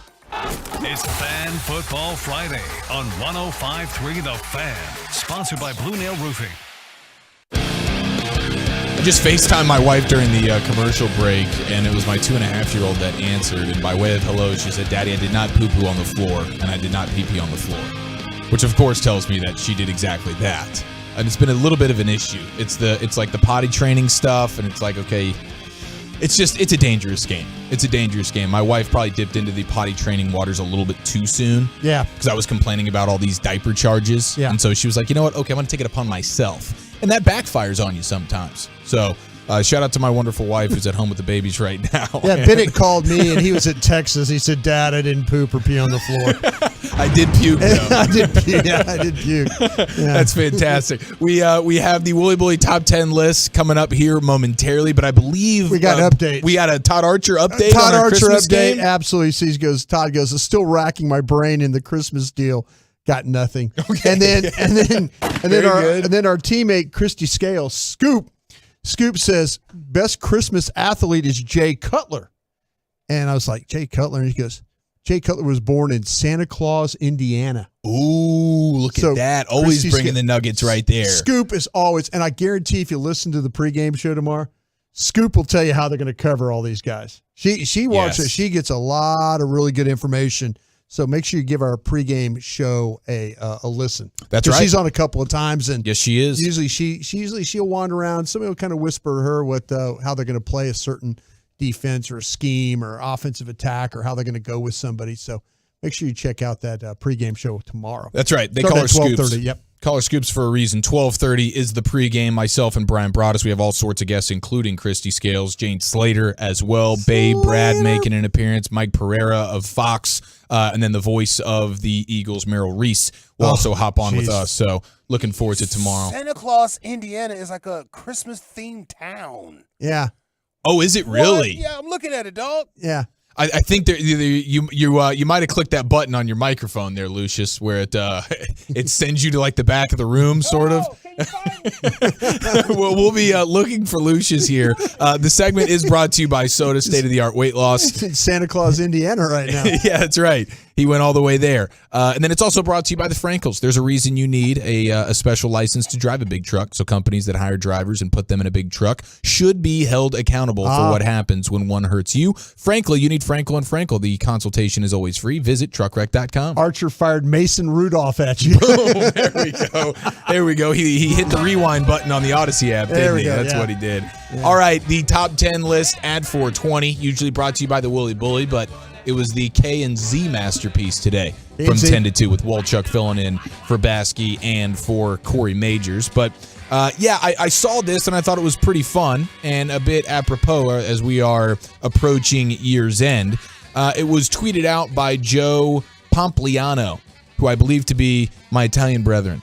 And he says he has StubHub's most in-demand events for the year 2022, sporting events. Okay, so this is pretty cool. We can play a little bit of a guessing game here. Now, I do want to let you know, here's how the methodology reads. The ranking is based on cumulative ticket sales on StubHub North America and Viagogo international marketplaces for events in 2022. So that means events that are more than one day end up getting a leg up in this when there is, okay, let's say the NBA Finals, there's 7 games or whatever. Right. They're going to have more ticket sales. So just so you guys know. But if you want to pepper me, I have the 10 most in-demand sporting events for the year 2022. Let's see how many you can nail. Oh, of course, the Super Bowl would probably where I'd start. The Super Bowl. Where would you think that would be? Because I was thinking that's going to be number one until I got the caveat about the idea that, okay, this is now and I was trying to list. Events. I was kind of pulling a Wolchuk. I was doing other things while you were reading. No problem. All good. So this deals with this deal. It's all sporting events. All sporting events. All sporting events. And it's just the most in demand based on the amount of ticket sales, and multi-day events. Obviously, it will accumulate more. We were out post-pandemic stuff. So Super Bowl is number 3. Super Bowl is number 3. Okay. Nice work. Okay. Yep. And that was in Los Angeles, of course. Right. I'm sure SoFi Stadium seats a ridiculous amount of people. Yeah, the Rams were in it, too. And the Rams being in it certainly helped. But just the fact that it was Los Angeles, and I think that stadium seats a ridiculous amount of people. Number 1, I'm going to go with Georgia and Alabama in the national championship game in Indianapolis. College football playoff national championship comes in at a strong number 4. Brian Broaddus. Okay. So just slightly below the Super Bowl in terms of most in-demand sporting event of the year. Mic check. Do I sound better Boom, now? coming in hot, baby. Welcome. He's back from Santa Claus, Indiana. MLB All-Star Game. I would take my vacation around that time, so I always watch the All-Star Game. Love it, bro. Am I on the list? You're on the list. All right. You get points, Family Feud style. You come in at number 8, the MLB All-Star Game. Okay. That was popping. All-Star. Popping enough to make the top 10. Down. Number 8. Now, I will say, there is a more of a unique sport that has cracked the top 10 for the first time in its entire life. Okay, we played World Cup stuff. World Cup stuff that's one that makes an appearance, I think, pretty often. Is it Hamilton at an open wheel? We got okay. You're talking F1? Yeah. We have there's 2 F1s that Way actually to go, made Lucius. an appearance in the top 10 for most in demand. The Austin race? Austin Grand Prix came in at number 9. It's got to be it. 9th most Formula 1, that was 9. in-demand ticket. And then there was one more F1 event that popped in a huge way. Imola? It was not. It was in the United States. Oh, it was actually not. Oh, Miami. Oh, okay. And it was okay, I got you. It was a sweat bath over there because it was like did they do it like in July or something? It's kind of crazy. Yeah, they got one coming up in Vegas next year. Do they? Okay. Yeah. Okay, that's cool. So are they? Good job, Lucius, on the get. They got to revamp these cities when they do that. Like they have to completely contort the city. Well, some of them have tracks that are already built. Some of these facilities around the world already have, like a Texas Motor Speedway. Sure. So if you go road course, like if you were raced in Monte Carlo, Gotcha. Then they have to reconfigure. They've done that here in Uptown. Was it downtown? I think it was downtown. I was in there. Uptown. 1984, I went to the one that was here, and it was in July.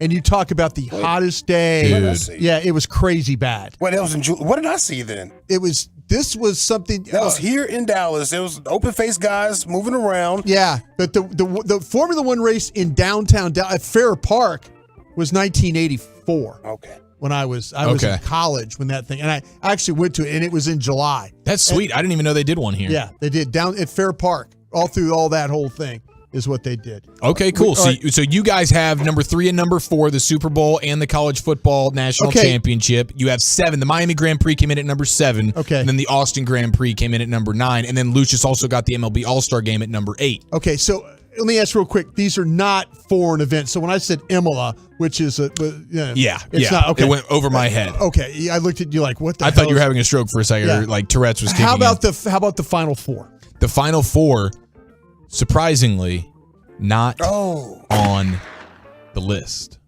Now, I don't have like 11 and 12 and 13, so I don't know. That might be OLI sitting right there at number 11 or 12. There is one more, sort of local event that's on Kentucky here. Derby. Kentucky Derby is also not on the put list. this together. They have 300,000 people to go to that thing. This is Indy 500. StubHub. Drake was there last year. Yeah, that's true. He counts for at least 1,000 people. Indy 500. Indy 500 is not on there. No. Holy jeez. Remember the multi-day sporting events do end up helping the cause. I'm gonna. Okay, how about the? Okay, I got one for you. How about the? This is gonna be a bad guess. The College World Series. Baseball? Yes. No, not for college. Okay, so you said the regular MLB World Series is number 1. Oh, because of the that thing went with Astros, yeah, I need to go look and see what Astros and the Phils. That thing went 6, right? Because went it 6. It came back. Okay. So Magic Mac. That gives them a little bit of a leg up. There's really only one, maybe 2, but one for sure surprise on here that I was like, dang. Bassmasters Classic. There was a huge fishing scandal this year. That took place. He's got weights, man. Yeah. Those are weights. That was one of the most amazing 90 seconds of video ever. Did you where those other fishermen were just mother bleeping these guys. Exactly, man. They were cutting those guys up for bait. They were ready. They were catfishing with those guys. Because those guys had been dynastic in the fishing realm for years. Fish with ice and weights and and they were apparently they were really loud and proud about it too. So then when it comes out that you were loud and proud and the whole time you were cheating, it adds salt to the wound. NBA Finals? Oh, sorry. Wrong brought us. I'm going with the fan text on this. I think it's a good idea. Okay. WrestleMania. Surprisingly, not on the list. Don't shoot the messenger. Everybody from here goes. I know. Yeah, that's true. That's true. Let's see. It's a skeleton crew in WrestleMania's in town. Our buddy who drinks bourbon at a high level from Will Kentucky. Chambers? Will Chambers. Yeah. Breeders' Cup. Did he have the Breeders' Did Cup? he spell it all correctly, or is he just hammered right now? He did. He's not hammered yet. No. That's good. No Breeders' Cup. No Breeders' Cup. He just sent you a gift of it.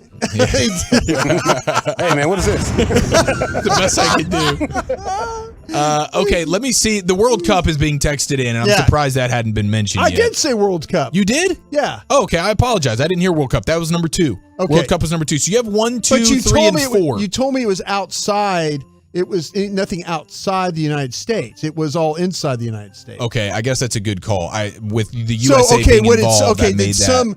Did some cricket final win number? No, the rest are all just normal stuff, and I'll give it to you because I mean this is not one that I would necessarily expect to be on there. The NFC Championship game, Rams and Niners. Yeah. That was the 5th most. All those Niners fans bought them tickets. Yeah, they sure did. Yeah. And then how about this, man?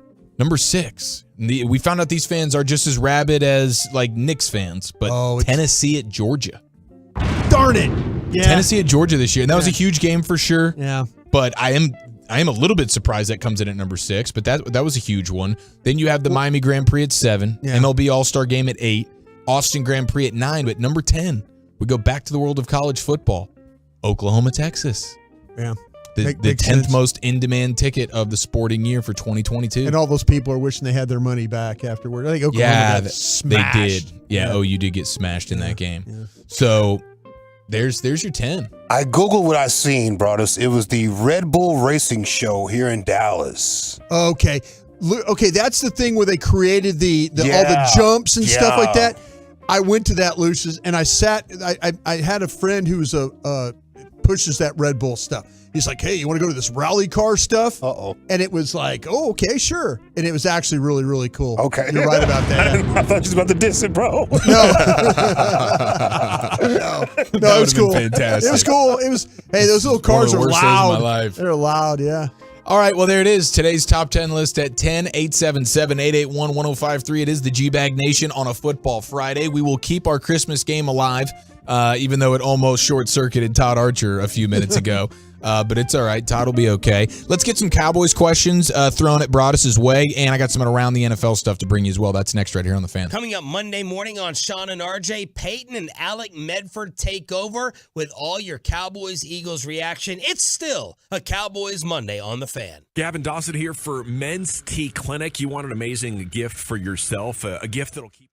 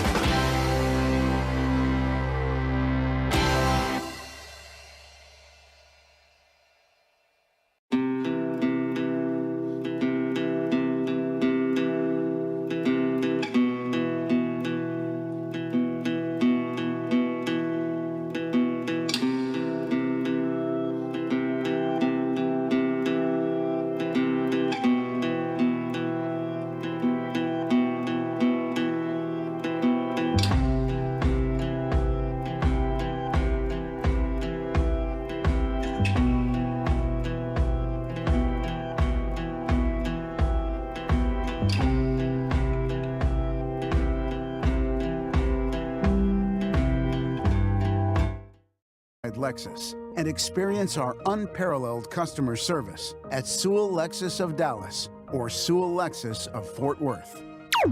Cowboys news begins on the Fan. Jerry Jones, Stephen Jones, Mike McCarthy, DeMarcus Lawrence, and Michael Irvin. Oh, not to mention our Super Bowl winning scout Brian Broaddus and insider Bobby Belt. Our competitors listen for the latest news, and so should you. The place to be for Cowboys coverage is 105.3 The Fan.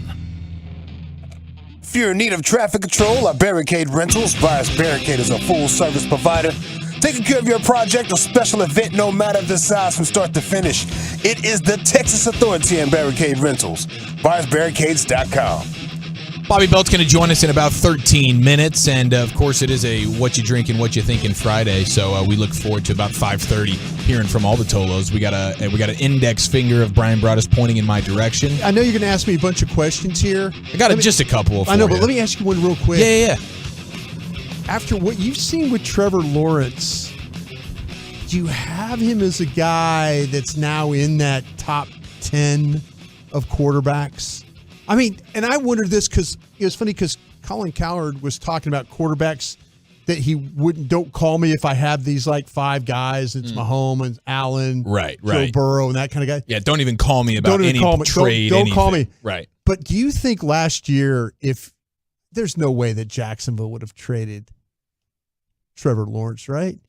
No, because he was still in that window of hope and looking to the future. You didn't feel like you had a finished product. So it was still an asset worth holding on to because this thing has the potential to boom. And if and when it does, you're talking about that's a top five quarterback. We all kind of felt like that he was this guy that was going to be the can't miss.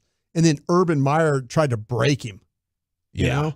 And so you wonder if you were going into this year, I don't know anybody that really thought, I mean, everybody was hopeful what Doug was going to be able to do with Trevor Lawrence there, you know? Mm-hmm. And so I wonder if now, if Colin Cowherd's right, if you're Jacksonville, you kind of feel like with this combination of Doug Peterson and Trevor Lawrence, they might be going some places with that group. Definitely. Yes. They and right now. Where before you were probably coming into the season going, I don't know, man, this guy might be broke. Yeah, there were certainly those questions of like, is Trevor Lawrence, was he just one of these overhyped guys? Yeah. But there was the good fortune as well, and everybody had the caveat of but Urban Meyer and the disaster that he was. And so it was like, how much can you really hold against Trevor Lawrence for his rookie year not being overly impressive when we all saw what that disaster looked like with Urban Meyer? But now, I think you are talking about Trevor Lawrence playing like a top 10 quarterback and maybe even better than that right now.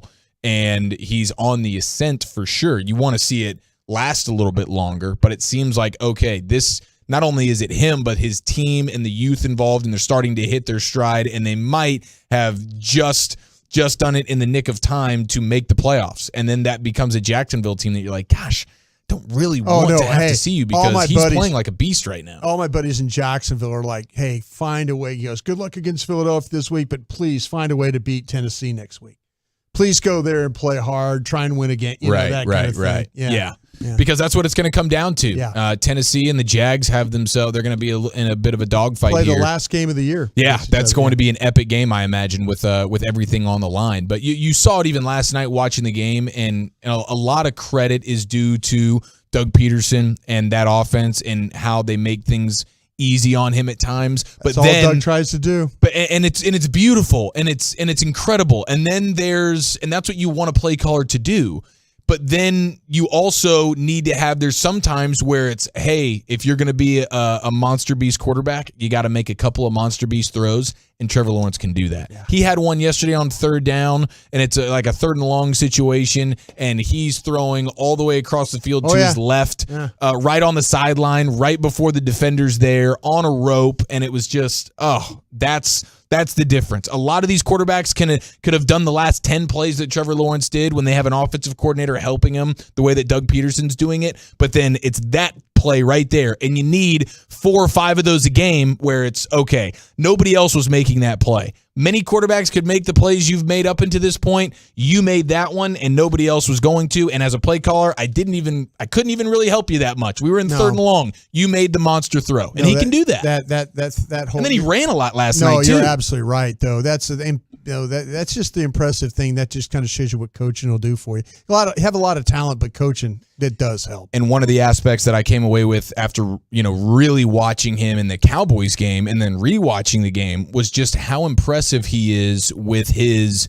pocket presence and awareness and ability to escape and step and not just take off and run and do the kind of easy thing when you're young and bigger and faster than everybody, but just sidestep, maneuver, eyes downfield, make you pay through the air. Yeah. And you're like, gosh, you're starting to see the makings of what we all imagined this dude was going to be. And I'm happy for him, especially after the year he had last year, coming in with a coach like Doug Peterson that's helping him out and put some talent around him. My gosh, I mean, no one could figure out how to use Evan Ingram and that all the athleticism and speed that's in that body. And then Doug Peterson's like, well, I'll show you. I'll show you.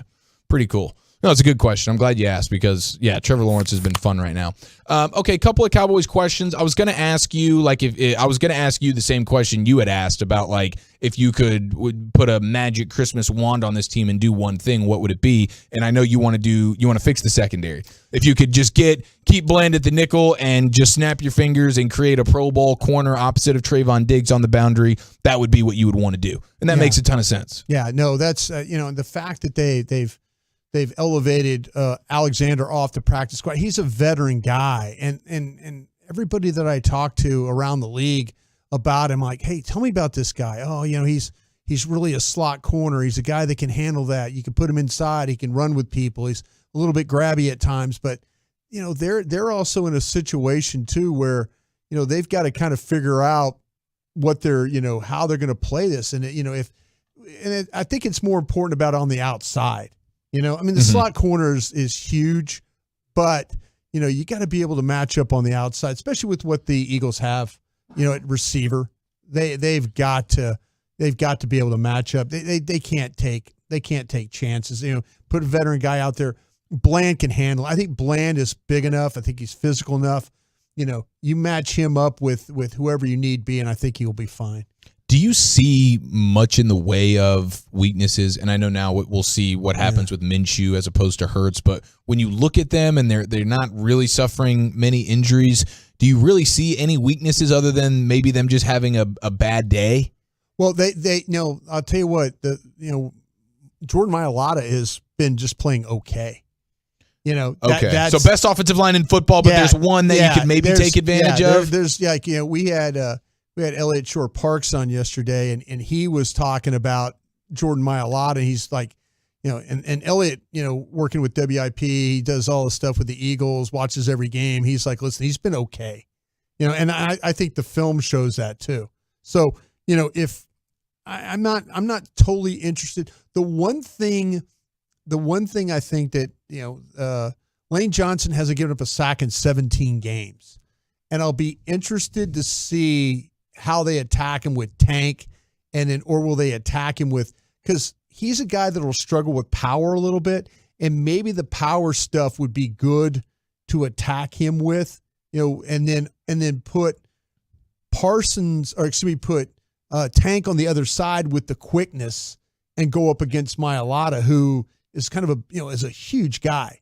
So maybe a little bit slower out of his stance. You get Tank off the ball. Someone's going to have to win against Jordan Mailata over there, because I think the other ones are all pretty good. Now, we'll see what happens to at center, because Kelsey is not a big guy physically. Right. He's a big, he's you get him out pulling, and you get him pulling, you get him in space. Yeah, he is a pain in the rear, second level blocking, undersized. But he's undersized. Yeah, but you put a big guy on his nose and run him straight back and make him have to try and set his feet. Couple things happen there. He starts to retreat and he's trying to reset. You get him in the quarterback's lap, or you get a holding call because you just overpower him and he's scrambling. Who would be the guy on the Cowboys to do that? I mean, I know Hankins isn't available, but that's where he's not much of a pass rusher anyways. But you got some guys, like I said, is that Bohanna, You know, Yeah. is that Gallimore? Is Gallimore? Is that Watkins? Watkins, yeah. I'm putting somebody on his nose and making him have to deal with that power all day. I'm not going to let him pull and do all the things that they're really good at. Get on those linebackers. Yes, I mean he plays so well in space. I'm not going to let him do that. I am nervous about the linebacker group here. Do you think Parsons will play more off-ball backer? I think so. With no LVE and seeing what Barr and Bland. You're going to have to rotate those ends. You're going to have to rotate Fowler and well, the problem is no Sam Williams in this game. I know that hurts. Painful. That hurts. Yeah. It really does. Okay, more Cowboys questions to come, and we'll go inside the star with our Cowboy insider Bobby Belt next right here on The Fan. He brings the energy to your hump day morning. Almost ran off the road I was driving. The Hall of Fame playmaker Michael Irvin joins Sean and RJ Wednesday mornings at 8:40 right here on The Fan and on the Odyssey app. This is Maggie Gray with an Odyssey Sports Minute sponsored by AutoZone. Get in the zone, AutoZone. Today marks the 50th anniversary of the Immaculate Reception. What was already a day to honor the iconic play will sadly also be a memorial of sorts for Franco Harris. In a city full of sports heroes, Roberto Clemente, Terry Bradshaw, Mario Lemieux, only one person, Franco Harris, has a statue inside the Pittsburgh airport, welcoming visitors their proudest moment front and center. I'm Maggie Gray. Get in the zone, AutoZone. Welcome to AutoZone. What are you working on today?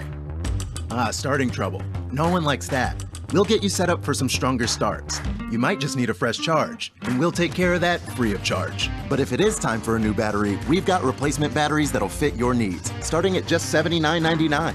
You can learn more about our battery selection at AutoZone.com. That's what makes us America's #1 battery destination. Get in the zone, AutoZone. Claim based on data from the NPD Group 2021. I wanted to know why some people who get COVID-19 get it so bad. I found out it may be because they have a high risk factor, such as heart disease, diabetes, being overweight, smoking, and asthma. Even if symptoms feel mild, these factors can increase your risk of COVID-19 turning severe. So if you're at high risk and test positive, there are things you can do, like asking your healthcare provider if an authorized oral treatment is right for you. Learn about an option at treatcovid19.com. This message is sponsored by Pfizer. Hey, it's Gavin Dawson here for the Frankels, who want to remind you as we have a happy holiday and a happy new year. If you are unfortunately in an accident that's not your fault, go to truckwreck.com, reach out for the Frankels. The phone number 214-333-3333. They're going to make sure you don't settle for less. And that's very important because when you are unfortunately in an accident, these things can end up costing a ton of money to get your life back together. We have an open case with the Frankels right now. The accident was over 6 months ago. It was in the spring, and seeing the bills come in, from the vehicle repair and replacement and the lost wages from not being able to get to work and the medical expenses, especially if something's spinal, you got whiplash going on, pinched nerve, lower back pain, something like that. These things might not go away. At a time like this with the holidays, we should be celebrating, having a good time, not worried about somebody doing damage to us and our property and settling for less. Frankels will make sure that doesn't happen, and that would, be a good end to the story if you do suffer that misfortune of being in a wreck this holiday season. Go to truckwreck.com. Salute. Have you tried dieting and exercise and feel there is something holding you back? It may be your hormones. Optimizing hormones can have a dramatic impact, both physically and mentally. BioT is the world's leader in training healthcare providers on bioidentical hormone optimization. BioT's providers treat low T, low energy, muscle loss, low sex drive, and performance. Get your edge back by visiting myhormonelevels.com to see if you qualify for a reduced cost program offered by a BioT certified provider. That's myhormonelevels.com.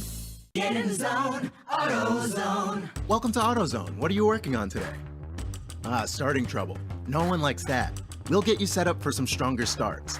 You might just need a fresh charge, and we'll take care of that free of charge. But if it is time for a new battery, we've got replacement batteries that'll fit your needs, starting at just $79.99.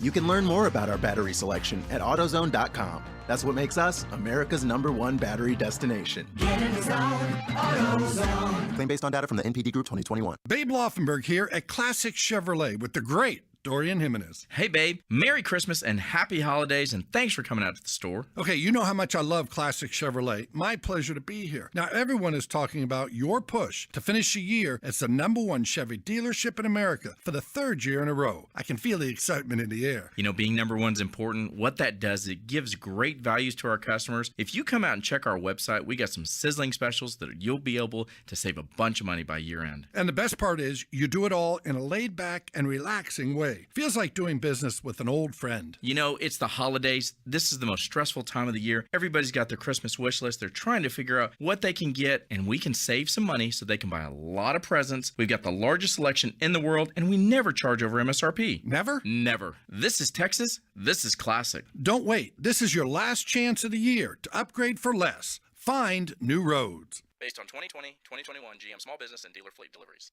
This is the exclusive home of Dallas Cowboys football. KRLD FM and HD1, Dallas, Fort Worth. Let's go, Cowboys. Always live on the free Odyssey app. Live from the Classic Chevrolet Studios, you're rolling with the G-Bag Nation on 105.3 The Fan. Bobby Belt set to join us here momentarily, but I'm just seeing this from Tom Pelissero, NFL Network. NFL suspending Jets receivers coach, former Dallas Cowboys receiver, Miles Austin, violating the league's gambling policy. But it wasn't that he bet on NFL games as a coach. He bet on other sports, which I guess violates NFL personnel gambling policy. So it's an indefinite suspension of at least 1 year for Miles Austin, who's been a Jets receivers coach. He's obviously going to appeal this, but that seems a little bit like you can't gamble on anything. No, and really, I'm just gonna tell you this. I know that when we went on a trip one time, the UFC, we went to go see the UFC, the DallasCowboys.com, and I remember like walking into the hotel, myself, Rob Phillips, and Rob looked at me and goes, "Brian, there's a sports book over there. I'll meet you down here." And Derek Eagleton was like right by us. Derek goes, "If you either when you walk in there, you're both fired." And I was turned around like, "Really?"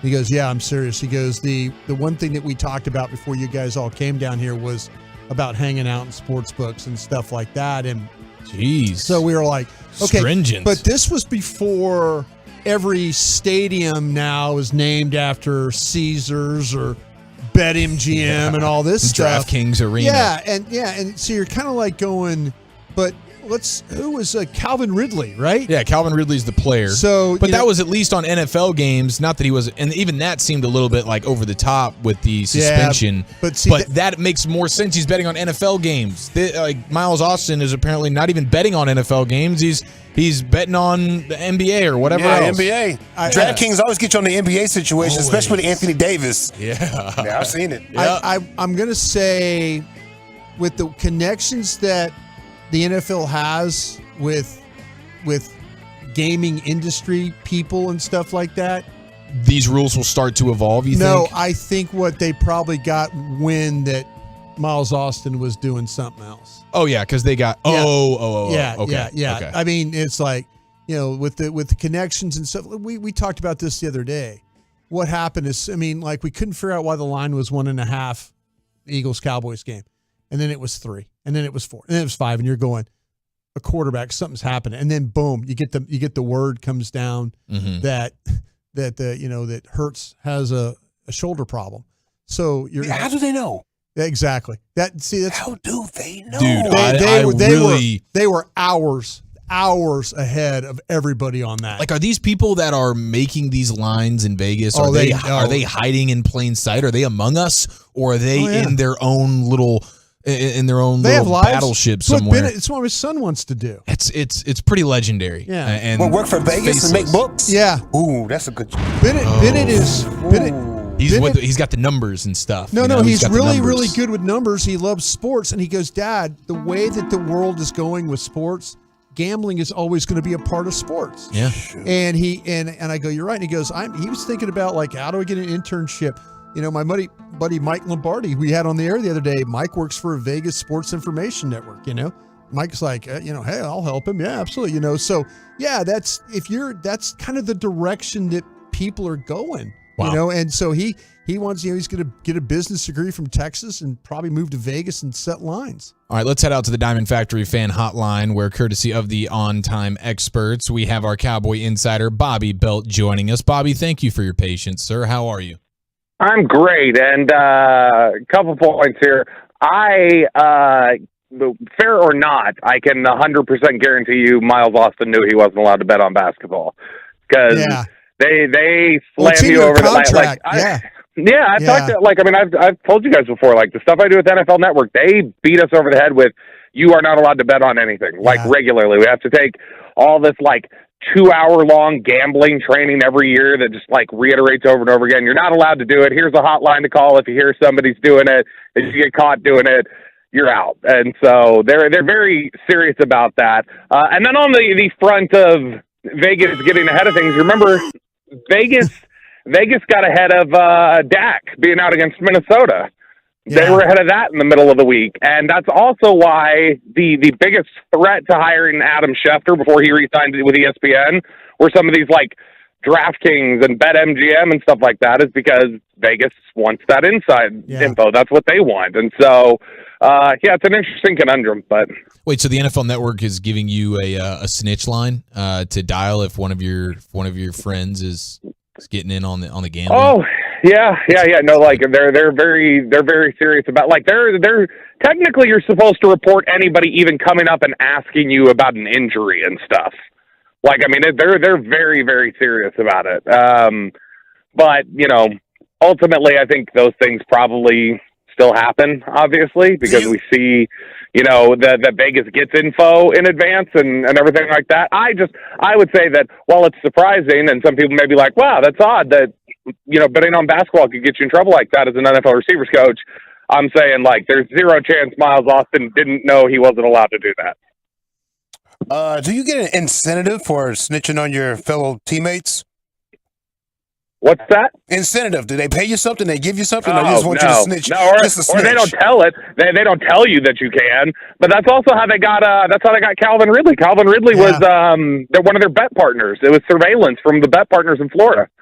And so no, but it's I don't think they actually give you an incentive or a reward or anything. They basically just say hey, do us a favor, which is probably why they don't catch so many people, is because it's just, hey, snitch on your fellow man. Yeah, no one's here for that. Bobby Belt with us here in the G-Bag Nation on a football Friday, getting you set for Cowboys and Eagles. AT&T Stadium, the site tomorrow, 12:30 pregame with myself and Brian Broaddus. Do the Eagles have any weaknesses to speak of outside of what we may or may not get from Gardner Minshew? No, not really. They're pretty solid across the board. Obviously, run defense has been an issue for them at times. And while I think they run the ball really well and they're really committed to it, there have been times that their running game hasn't been the most efficient in the NFL. They've had some games where, they average 3 yards a carry or whatever. And so, they're 13-1 for a reason. They're a really solid team across the board. But ultimately, I don't see any glaring weaknesses on the team. It's not like where you've got with Dallas where it's man, they keep turning the ball over, or earlier in the season where it's all these penalties, or they can't stop the run and it's all this misdirection. There's nothing really like that glaring with Philadelphia. They're just pretty steady across the board. Bobby, this team is going to need all hands on deck to play defense, even with Gardner Minshew. Sam Williams now being out, kind of handicap that one, speaking of gambling and stuff like that. How do you feel like that's going to affect the Cowboys tomorrow? Yeah, and so we asked Jerry this morning if Micah Parsons would play more linebacker because of, Leighton Vander Esch, and he was like, I don't think so. And then was kind of intimating we need everything we can on the pass rush front from Micah. And that's going to be especially true now that, Sam Williams is out. And Sam Williams, I think, has done a pretty good job for a lot of the season. I think he's been more steady on the edge playing run defense than a lot of the other guys, Dorrance Armstrong and Dante Fowler and guys like that. I think he's been pretty stable there. And so you're not just missing him on that front, but you're going to miss him in terms of, his pass rush and the run defense there. But yeah, look, their depth is clearly being challenged right now. across the board. All three levels of the defense are being challenged. You've got guys on the edge, on the interior, linebacker, at corner. Your safeties have pretty much all been banged up all year. Even when they play, J-Ron Curse, Donovan Wilson, Malik Hooker, they've all been banged up. And so, I mean, they're Dan Quinn, Joe Witt, Adam Dirty, like they're all having to really, earn their paychecks right now to help cover over some of these absences. But it's also like, what J-Ron Kerr said earlier this week is that you can't expect them to just scheme you out of everything because, coaches will find a weak link if there is one on your defense and they're going to exploit it. So really what they need more than anything is they just need guys to step up and play more consistently than they have. So Damone Clark and Anthony Barr and Kelvin Joseph and guys like that, they're going to just have to play better.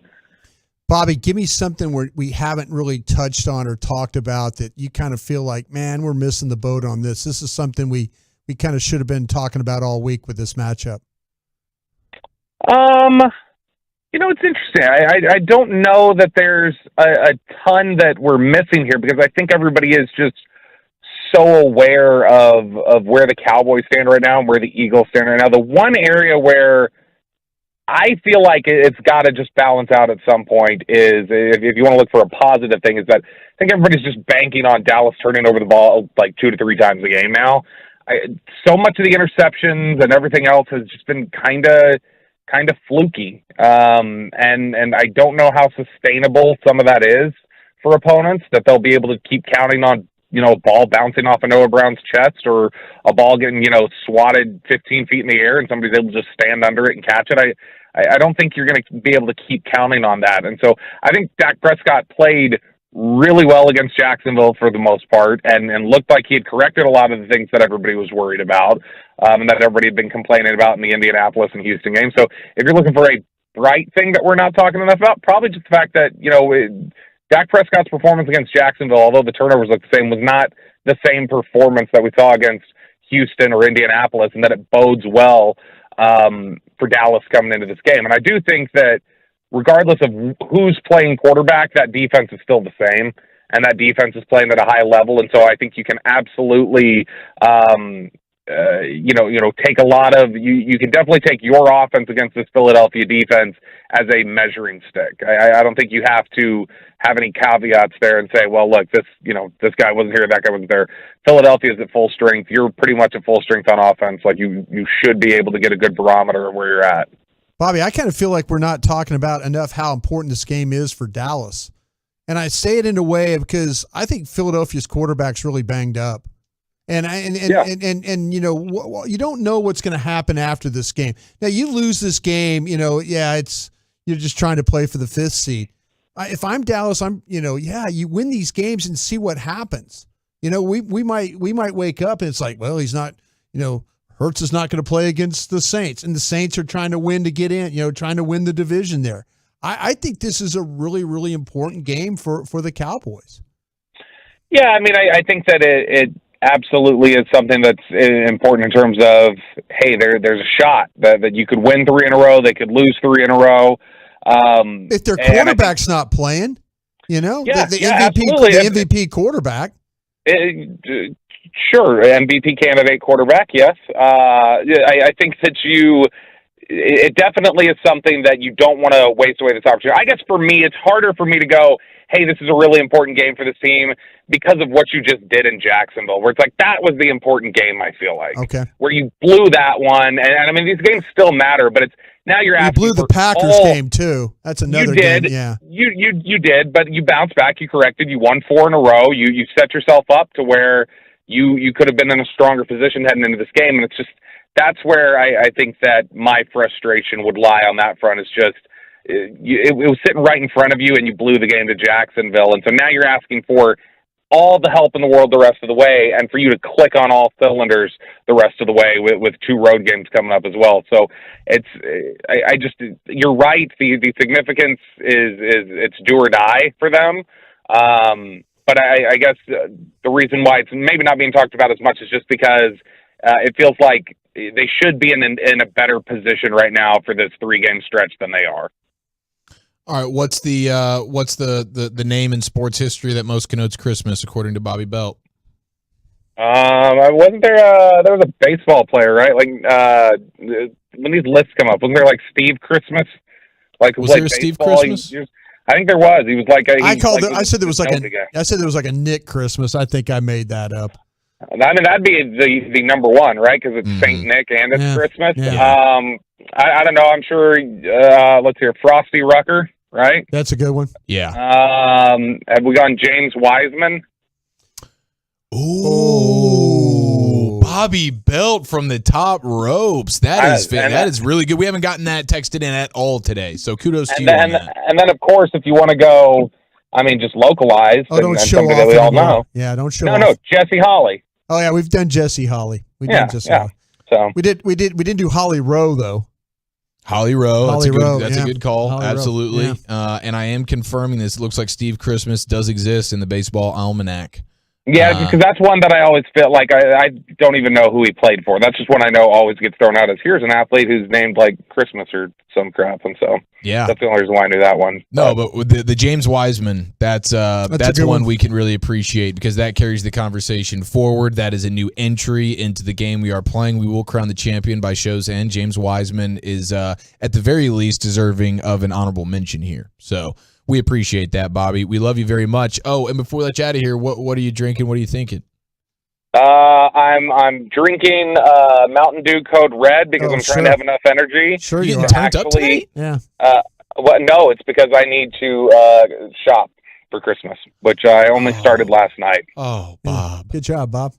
Yeah, I'm literally sitting in my car right now in the parking lot, dreading walking into the store. So, man, is it for wifey or is it for the kids? I guess it's for wifey because wifey's handling it's literally for everyone. I bought about 5 gifts total. Jeez, man. Well, I'm glad you didn't. And then I'm working all day tomorrow, so the stores will close when I leave the stadium tomorrow. So I literally have tonight and nothing else. It's a good old fashioned Christmas Hail Mary. Good luck to you, Bob. We'll be pulling for you. I love you all. Love you more. There he goes, Cowboys insider Bobby Belt on a Football Friday in the G-Bag Nation. And now it is time for the one segment of the week where you are actually encouraged to call in while inebriated or in the process of catching a buzz. That's right. It is time for what you drinking and what you thinking. And that is, you can go ahead and line them up at 877-881-1053. We'll do it next right here on The Fan. Cowboys DeMarcus Lawrence lets his opinions fly with the G-Bag Nation. Tell us what it do. Every Thursday afternoon at 5 right here on 105.3 The Fan and on the Odyssey app.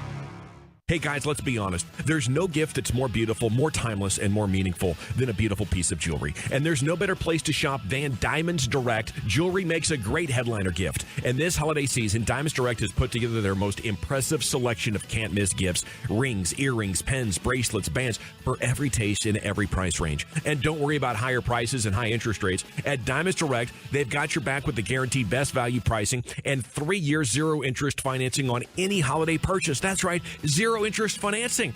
So that $5,000 eternity band is just over $138 a month. A $1,000 pair of diamond stud earrings is under $225 a month. With this special offer, everything is affordable. So get to Diamonds Direct. Let their experts help you choose that perfect showstopper gift for the holiday season. You will not be intimidated. You will be put at ease. And you will get the no-pressure guidance that you need. And you'll be a hero on Christmas morning. Get holiday store hours, directions, finance details, and see their online gift guide at diamondsdirect.com on approved credit. And now, a holiday poem from Specs. 'Tis the season for shopping and gifting galore, and with Specs' lower prices, you'll always save more. Specs' selection is stunning, the aisles stocked deep. You'll find all your favorites to give or to keep. If sweets are your thing, then start walking briskly. For Specs' Maple Pecan Pie is made with Crown Royal Whiskey. For family and friends full of holiday cheer, we'll see you at Specs. The fun starts here. At Reliant Air Conditioning, they provide comfort to homeowners who don't want to be taken advantage of. Call 2 other companies first, and then call the largest Carrier Factory authorized dealer in Texas, 877-YOUR-HERO, or schedule online at ReliantAirConditioning.com. Wesley Financial Group is not a law firm. This story is called The Ugly Truth About Timeshare. If you think you've done your family a favor by buying a timeshare, you need my help. Hello, I'm Chuck McDowell, CEO and founder of Wesley Financial Group. 10 years ago, I started helping folks cancel their timeshare. And in the process, started what's now called the timeshare cancellation industry. Timeshare is the only thing that you can buy that you can't tell me how much it's going to cost or when it's going to end. When you buy a timeshare, you give them a blank check to fill out any amount they want for annual maintenance and assessment fees. The crazy thing is, this never ends. Even when you die, your family's now going to be stuck with this burden. Stop the insanity today. Call my office now.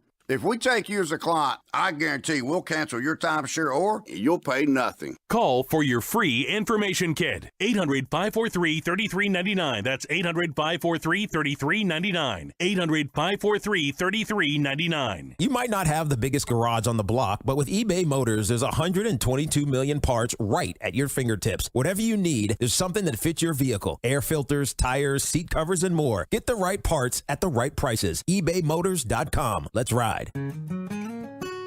Donate to Junk for Joy. Donate to Junk for Joy. Donate your car today to Junk for Joy. Hooray! Donate to Junk for Joy. Donate to Junk for Joy. Donate your car today to Junk for Joy. Donate your car today at junkforjoy.org. You'll get a tax deduction and vacation voucher. Donate your car today to Junk for Joy. Hurry, it's your last chance to donate for 2022. The Cowboys battle their NFC East rival, Eagles. Tomorrow, our Christmas Eve tailgate begins at noon with the Specs kickoff at 3:25 on DFW's home of the Cowboys, 105.3 The Fan. Hi there, I'm Andrew McCollum, the CEO of Philo, the best way to watch your favorite live and on-demand TV for just $25 a month. We created Philo because we saw a chance to make TV better. We got rid of everything you hate about cable. Contracts, hidden fees, pricing that changes without notice, and terrible customer service.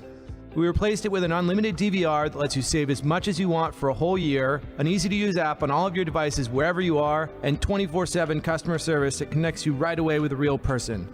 Did you know that in the 4 years we've been around, we've never once raised the bill on any of our subscribers? That's how we do things at Philo, because we really care about our community and are always trying to figure out how to deliver more for them. Signing up takes seconds, and once you do, hopefully you'll see what I mean. Get a 7-day free trial at philo.com/Andrew. That's philo.com/Andrew. Let me know what you think.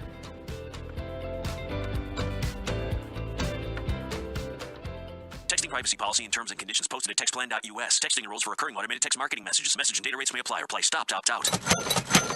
You hear that? That's the sound of people saving big money on their car insurance with Jerry, the best way to compare and save on your auto insurance. I'm talking serious cash savings because on average, people that switch with Jerry save over $800 a year. Imagine having an extra $800 in your bank account. And switching with Jerry is fast and easy. All you have to do is send one text. Just text the word SWITCH to 200-300, and Jerry will send you an exclusive link to see how much cash you can save instantly on your car insurance. It's absolutely free and takes less than a minute. Plus, they do all the work to cancel your current policy. There's zero paperwork, zero hassles, and zero phone calls. Just serious cash savings back in your pocket. So, what are you waiting for? Text SWITCH to 200-300 right now and see if you can save $800 or more every year. Stop overpaying for your car insurance and put real cash back in your pocket. Text the word SWITCH to 200-300. Text SWITCH to 200-300. It's Fan Football Friday on 105.3 The Fan. Sponsored by Blue Nail Roofing. All right, it's a Football Friday in the G-Bag Nation. That means it is time for a little what you drinking and what you thinking at 877-881-105.